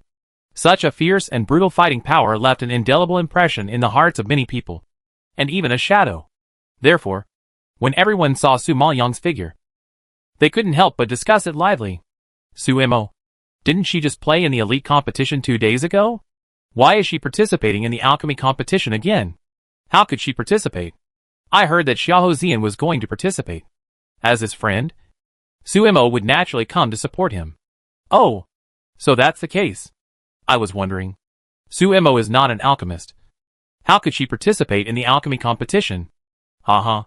Not only Su Mo is not an alchemist, but even Xiahou Xian from the Alchemy Palace is not an alchemist. I heard from the people in the Alchemy Palace that Xiahou Xian didn't even have mental power. At first, he couldn't even refine the lowest level elixir. He could only make poison powder and the like. He was not an alchemist at all. But there is such a thing? The Dongfang family is really generous. They let such a person participate in such a grand competition. Aren't they afraid of bringing shame to the Dongfang family? Yes, I heard it too. With Xiahou Xian's level, I really don't know how he entered Liuguang College and Dan Palace. TSK. It's because of connections. It is said that he got in by relying on Su Mo. The voices of sarcastic discussions were endless. Xiahou Xian heard a lot of them along the way. Although he didn't feel anything on the surface, he felt more or less uncomfortable in his heart. He worked so hard during this period just to prove himself that he was not Su Mo's subordinate, and could stand firm in the college without relying on anyone. So, this time, he must perform well. However, just as they were about to walk into the audience seats, they suddenly heard a shout from the front. Xian! Wan Xian! When the two siblings heard their names, they looked up in surprise, and saw their father trotting over from a distance. Dad! The two shouted in shock. Xiahou Xinhong walked up to him, and saw Su Maoyang following him. His expression changed slightly. He immediately grabbed Xiahou Xian and Xiahou Wan Xian, and tried to pull them away from Su Maoyang. Come with me. I have something to tell you. Where are you going? Dad? If you have anything to say, just say it here. There are no outsiders here. Xiahou Wan Xian saw his eyes, that were afraid of Su Imo, and felt unhappy. She pulled her hand away, seeing that his daughter, who had always been well-behaved and obedient, dared to refuse him. Xiahou Xinhong's eyes were filled with shock, and he said angrily, What do you mean by non-outsiders? You left the Xiahou family, and actually treated others as your own people. Are you crazy? Dad, I am normal. Never as normal as I am now. If you come to persuade us to return to the Xiahou family, there is no need to say more. Xiahou Wanxian now feels sick when she hears the Xiahou family, and doesn't want to discuss this topic anymore. Chapter 1458 I don't have a son like you. Xiahou Xinhong was furious when he heard such nonsense and shouted, You bastards! Do you know that old man Xiahou has been worried about you? Don't you know who Suimo is? At first, I didn't believe that she had offended so many big shots. But 2 days ago, I heard that she dared to kill the geniuses of the Qi and Han families, and the emperor's favorite princess Xianxin. You are still associating with such a lunatic. Aren't you courting death? Dad, don't say anything more. Suimo is our benefactor, and our adopted parent. She is the reason why we are here today. If you want us to betray her, it's impossible even if we die. Xiahou Xian frowned when he heard his evaluation of Suimo, and refuted him firmly. Hearing this, Xiahou Xinhong couldn't control his temper. He suddenly raised his hand, and slapped Xiahou Xian in the face. You shameless thing! I heard that it was you who instigated your sister to run away from home. I asked you to come to the imperial capital to help your elder sister. But you not only didn't support your elder sister, but also separated from her, and betrayed the family with Wan Xian. Now everything has been messed up by you. What's the point of raising you so big? The loud slap made the people around tremble with shock. Obviously, they didn't expect Xiahou Xinhong to treat Xiahou Xian like this. Compared to the shock of others, Xiahou Xian was not surprised. But he was quite emotional. He asked loudly, Father, when have you ever considered me? I know that my elder sister is an alchemist, and she is your pride. And you never care about his trash. So I was born to be a stepping stone, and a sacrifice for my elder sister. But I still want to ask. Am I not your child? Shouldn't I get your love and care? Can I only live under my elder sister's shadow for the rest of my life? From childhood to adulthood, they have lived under the halo of Xiahou Wanyan. They have no chance to stand out, no goals to strive for, and no resources to become stronger, because their father gave all the good things to Xiahou Wanyan. Even now, Xiahou Xian successfully entered Ziguang College without relying on Xiahou Wanyan, and became a disciple of Dandian. He has equal status and treatment with Xiahou Wanyan, and is also qualified to participate in the competition. But his father still did not give any praise or encouragement, and blamed him for being embarrassing and not assisting Xiahou Wanyan well. Doesn't he have the qualifications to work hard to become stronger, and the right to participate in the competition? Thinking of such differential treatment, Xiahou Xian's heart seemed to be stabbed by him, and a pain surged up, and his face turned slightly pale. Hearing what Xiahou Xian said, everyone around could see that Xiahou Xinhong was just like the other elders of the Xiahou family. Selfish and snobbish. In Xiahou Xinhong's eyes, there was only Xiahou Wanyan. Even when he asked Xiahou Xian and the others to go back, it was to assist Xiahou Wanyan. What's the point of staying in such a family? No wonder the Xiahou brothers and sisters were so determined to break off with the Xiahou family. Since you know that you can't compare to your eldest sister, why are you fighting with her? That's obviously your eldest sister's arena. Why are you, a person without even mental strength, going up there to join in the fun? Are you afraid that others don't know how useless you are? Xiahou Xian's questioning failed to impress Xiahou Xinhong, but instead caused a scolding. At this time, Xiahou Xian gradually calmed down, staring coldly at this nominal father, with a tone that was calmer and colder than ever before. Father, I have always deceived myself and refused to believe that you really killed your brother for your own benefit. But today, I believe it. For the sake of profit, you can abandon your dignity and hatred and return to the Xiahou family. For the sake of profit, you can embarrass your own children for your former enemies. I have to admit that you are indeed a profit-seeking villain. Xiahou Xian's words were very serious, and Xiahou Xinhong's cheeks flushed and his eyes widened. He raised his arm in anger and slapped again, seeing that the slap was about to fall on Xiahou Xian's face again. At this moment, an arm suddenly stretched out from behind Xiahou Xian and grabbed Xiahou Xinhong's wrist. The deep voice was full of obvious anger and exploded instantly. Xiahou Xinhong, please respect yourself. With your status, you are not qualified to hit my Dongfang family. As he said, Dongfang Yanqing pushed hard, and Xiahou Xinhong could not bear his strength.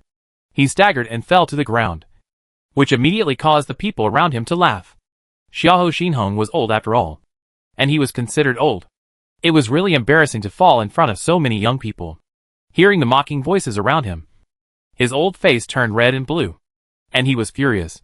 However, the other party was the head of the Dongfang family. Even Mr. Xiahou couldn't afford to offend him, let alone him. Therefore, he could only swallow his anger and vent his anger on Xiahou Xian, grinning and saying, "You evil son. You teamed up with outsiders to deal with your father.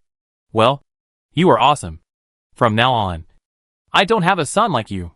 Get out. You are not worthy of such a good son." Su Maoyang couldn't stand the other party's attitude, and shouted loudly without waiting for Xiahou Xian to speak. Xiahou Xinhong was so angry that he trembled all over. But because Dongfang Yanqing and Dongfang Jianbo were present, he couldn't teach him a lesson. In the end, he could only get up with a dirty face and turn back to the seat of the Xiahou family. Seeing Xiahou Xian's gloomy face, trying his best to suppress his anger and grievance, Su Maoyang comforted him.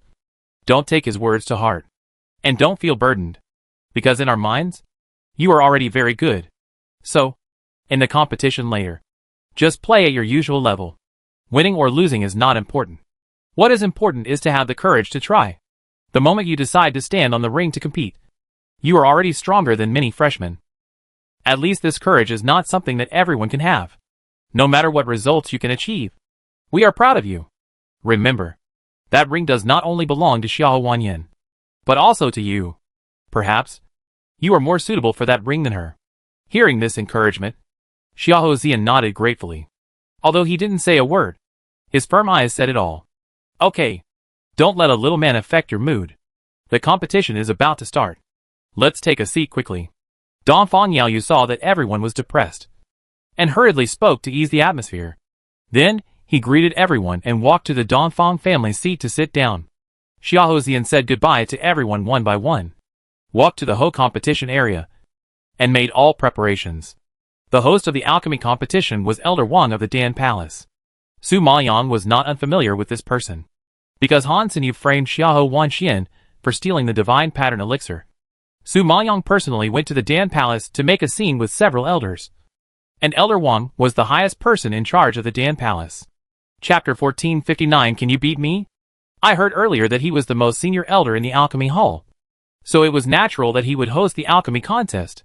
At this time, seeing that almost everyone had arrived, he walked onto the competition stage and announced, "Today's alchemy contest. The rules are actually the same as before. The academy will provide medicinal materials and alchemy furnaces. You are not allowed to use your own medicinal materials and alchemy furnaces privately. Otherwise, it will be treated as cheating and permanently banned. However, you can decide what kind of elixir you want to refine, but it is still recommended not to refine dangerous elixirs, because if there is any problem during the alchemy process, you will bear the consequences. Of course, if you are willing to take risks, we can't stop you. Anyway, we will finally judge according to the quality and grade of the elixir. The difficulty is scored based on 3 aspects. Please feel free to play your part." After Elder Wang finished explaining the rules, he made a gesture of invitation to the people below. Now the primary competition can begin. As long as you are a disciple of the Alchemy Palace and an alchemist outside the top 100 on the alchemy list, you are eligible to participate. You only have 1 stick of incense to play. When the time is up, the competition will end. The primary competition, as the name suggests, is the lowest and most basic alchemy competition. The purpose is to provide a springboard for new disciples or disciples with weaker strength. Of course, it also has the meaning of selecting more potential alchemists. As a disciple of the Alchemy Palace, Xiao Zian participated in the alchemy competition for the first time and did not have a ranking. So he was only eligible to participate in the primary competition. Now that he heard Elder Wang announce the start of the primary competition, he followed the other contestants and walked onto the competition stage. Most of the people who competed with him this time were new disciples who had just entered the academy not long ago. Since there were fewer freshmen participating in the competition, there were only a few people. After all, there were still few people who were as courageous as Xiao Zian. Among these people, there was Xiao Wanyan. Since it was also the first time for Xiao Wanyan to participate in the competition, there was no ranking, and she had to start from the most basic competition. But she was confident about this competition, because she had inquired early on.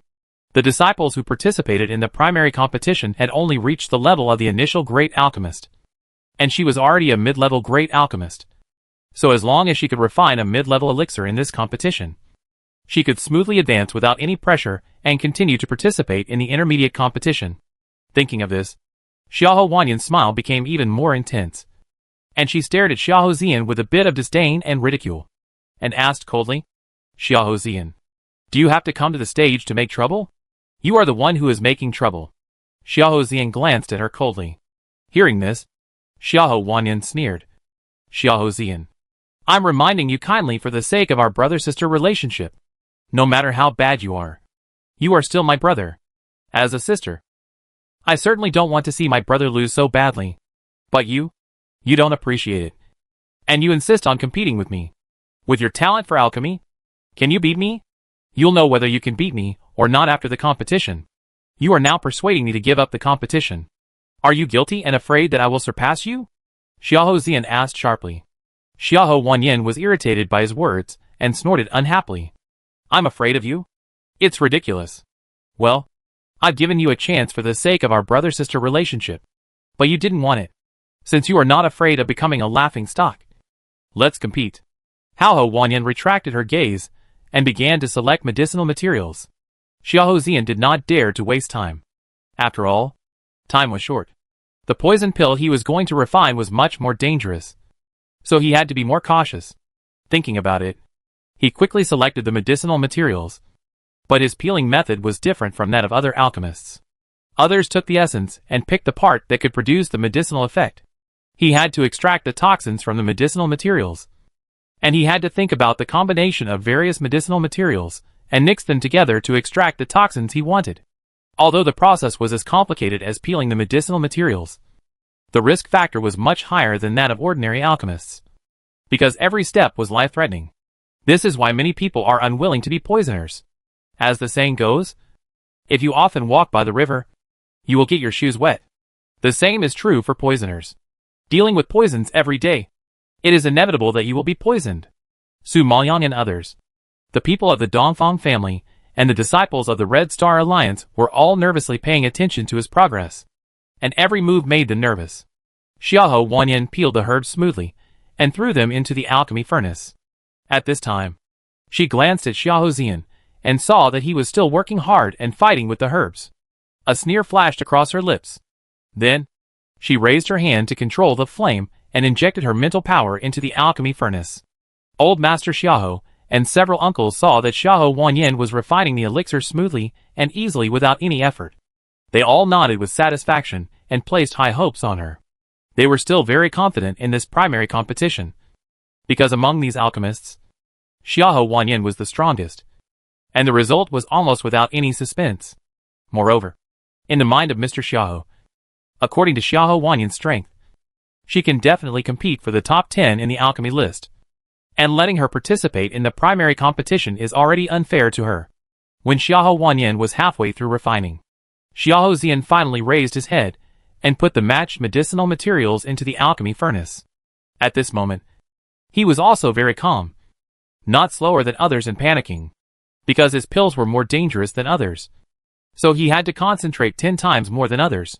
Therefore, when refining the poison pill, he didn't dare to think about other things, and he kept staring at the fire of the pill furnace. not daring to have the slightest deviation. But because he had no mental power, he relied entirely on his perception of the poison pill and refined it based on his own feelings. So it was more laborious than others. However, when Xiahou Zian was still struggling hard, Xiahou Wanyan had successfully refined a mid-level pill.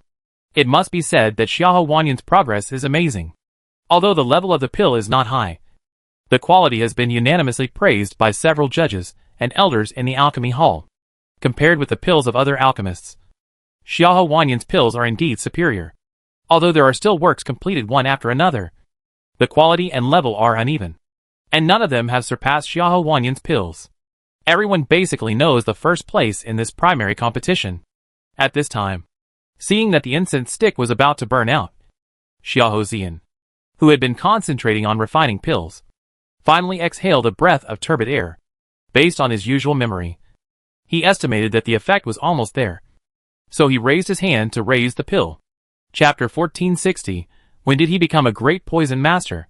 At this time, seeing the pill rising in front of Xiahou Zian, the discussion that was not optimistic about him stopped abruptly, and everyone widened their eyes in shock, and their pupils were filled with surprise. Let alone the quality of the pill. The fact that Xiahou Zian could refine a pill was enough to shock them, because everyone didn't expect Xiahou Zian to be able to make the pill. So his move was really beyond everyone's expectations. Su Maoyang and others were relieved to see that he successfully refined the pill. At least he succeeded, which was more important than anything else in their opinion. At this time, Xiahou Wanyan was also a little surprised that he had refined a finished pill. She glanced at the pill, looked at Xiahou Zian, and said sarcastically, "Not bad.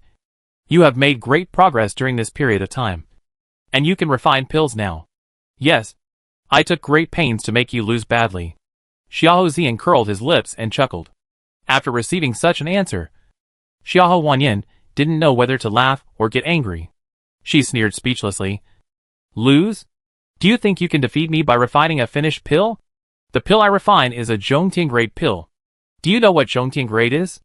It can only be refined by a mid-stage grade pill master." Xiahou Zian's smile remained unchanged, but he was cold and indifferent. From a peak alchemist to a mid-stage grade pill master, you have made some progress. But when it comes to talent, it's really not good enough. Xiahou Wanyan saw that he, a person who had just started alchemy, dared to despise her alchemy talent. Her face flushed and she became angry and embarrassed. "How dare you look down on my talent? For so many years, I have been the pride of my father. I am more talented than you. Who do you think you are? Do you have the right to despise my talent?" That's because Xiahou Xinhong is short-sighted. He actually treats you as a genius and holds you in his hands. Since I have seen a real genius, I know how useless you are. Xiahou Zian always speaks sharply, and said sarcastically without giving any face. However, this is also the truth. Since he met Su Mo, since he came to Fenlin Imperial Capital, and since he entered the Nether City, after going through all kinds of things and seeing too many geniuses, which one is not better than Xiahou Wanyan? I really don't know what Xiahou Wanyan is proud of. Xiahou Wanyan was so angry that she trembled all over. But Xiahou Zian ignored her anger, put the refined pill on the plate, and handed it to the servant waiting on the side. The servant carefully brought the pill to the judge's seat, and showed it to several elders and deans of the Dan Palace one by one. This look scared the elders on the judge's seat. Before Xiahou Wanyan could speak, Elder Shen couldn't control his shock and exclaimed, "This is the Shadow Goo pill?" The other elders were also a little bit unbelievable. They kept looking at the pill, and repeatedly confirmed its type and quality. Finally, the most authoritative elder Wang took a deep breath, nodded with a shock in his heart, and sighed. "Well, it is indeed a third-grade top-grade Shadow Goo pill. That's right. Poison pills are rarely encountered by everyone, and the name of Shadow Goo pill is even less familiar to the people in the audience."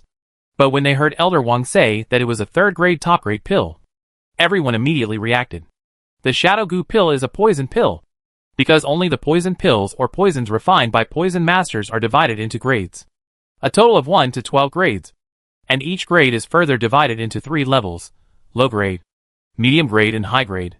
Poison masters are divided into poisoners, poison masters, great poison masters, poison kings, poison emperors, poison patriarchs, poison saints, poison masters, poison emperors, poison gods, Poison Ancestors, and Poison Buddhas. Each level is divided into 3 realms: early, middle, and peak. The level of strength corresponds to the level of the poison. For example, if Xiahou Xian refines a 3rd grade upper grade poison pill, his strength will reach the level of a peak great poison master. Although everyone is not familiar with poison pills, they still know a little about the classification of poison masters. So, when they heard Elder Wang personally confirm the level of the pill, everyone in the audience was shocked. If it was really a 3rd grade upper grade poison pill, would Xiahou Xian be a peak great poison master? Realizing this, everyone gasped in horror, their eyes filled with incredible shock. Although the level of the great poison master is the same as that of the great pill master, the difficulty is much higher. So, to some extent, Xiahou Xian has already surpassed Xiahou Wanyan. What's more, the Shadow Gu pill refined by Xiahou Xian was a top-grade poison pill, 1 level higher than Xiahou Wanyan's mid-grade pill. It was clear who would win or lose. The people in the audience had never expected such an outcome. Their expressions were stiff. Their faces were shocked. Their eyes were bulging. And they couldn't digest this fact for a long time. Especially the disciples of the Dan Palace, and the people of the Xiahou family. The disciples of the Dan Palace had been with Xiahou Xian for a while, and they knew too well his level when he first entered the academy. A person who didn't even have mental power. A person who couldn't even form a pill. In a few months, he had become a terrifying peak poison master. Although the level is still not high, it is amazing to reach such a level in such a short time. At least, he is much more talented than Xiahou Wanyan. What's more, he is practicing as a poison master, and the risk factor is greater than Xiahou Wanyan. Regardless of the quality, level or difficulty of the pill, Xiahou Xian is better than Xiahou Wanyan. Seeing the scene in front of them, Grandpa Xiahou and several uncles were completely shocked. Xiahou Xian's strength really surprised them. It's him! It must be him! At this moment, the head of the Xiahou family roared angrily, almost biting his teeth in anger. Last time he was inexplicably poisoned. He couldn't find who did it. Now the truth is finally revealed. It was Xiahou Xian who had a grudge against him at that time.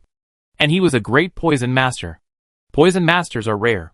Who else could it be except him? The head of the Xiahou family can think of this problem. And Grandpa Xiahou and several uncles can naturally think of it. At this moment, the eyes staring at Xiahou Xian became a little complicated. Of course, the most shocked person was Xiahou Xinhong. He had just slapped Xiahou Xian in the face and scolded him as a waste, saying that he was not as good as Xiahou Wanyan and blamed him for not assisting Xiahou Wanyan well. Now he defeated Xiahou Wanyan with 1 move. Isn't this a slap in his face? Thinking of this, Xiahou Xinhong couldn't accept this fact. He turned his head and looked at the old man Xiahou beside him. He asked in disbelief, "Father, when did Xian become a poison master? Why didn't I know?"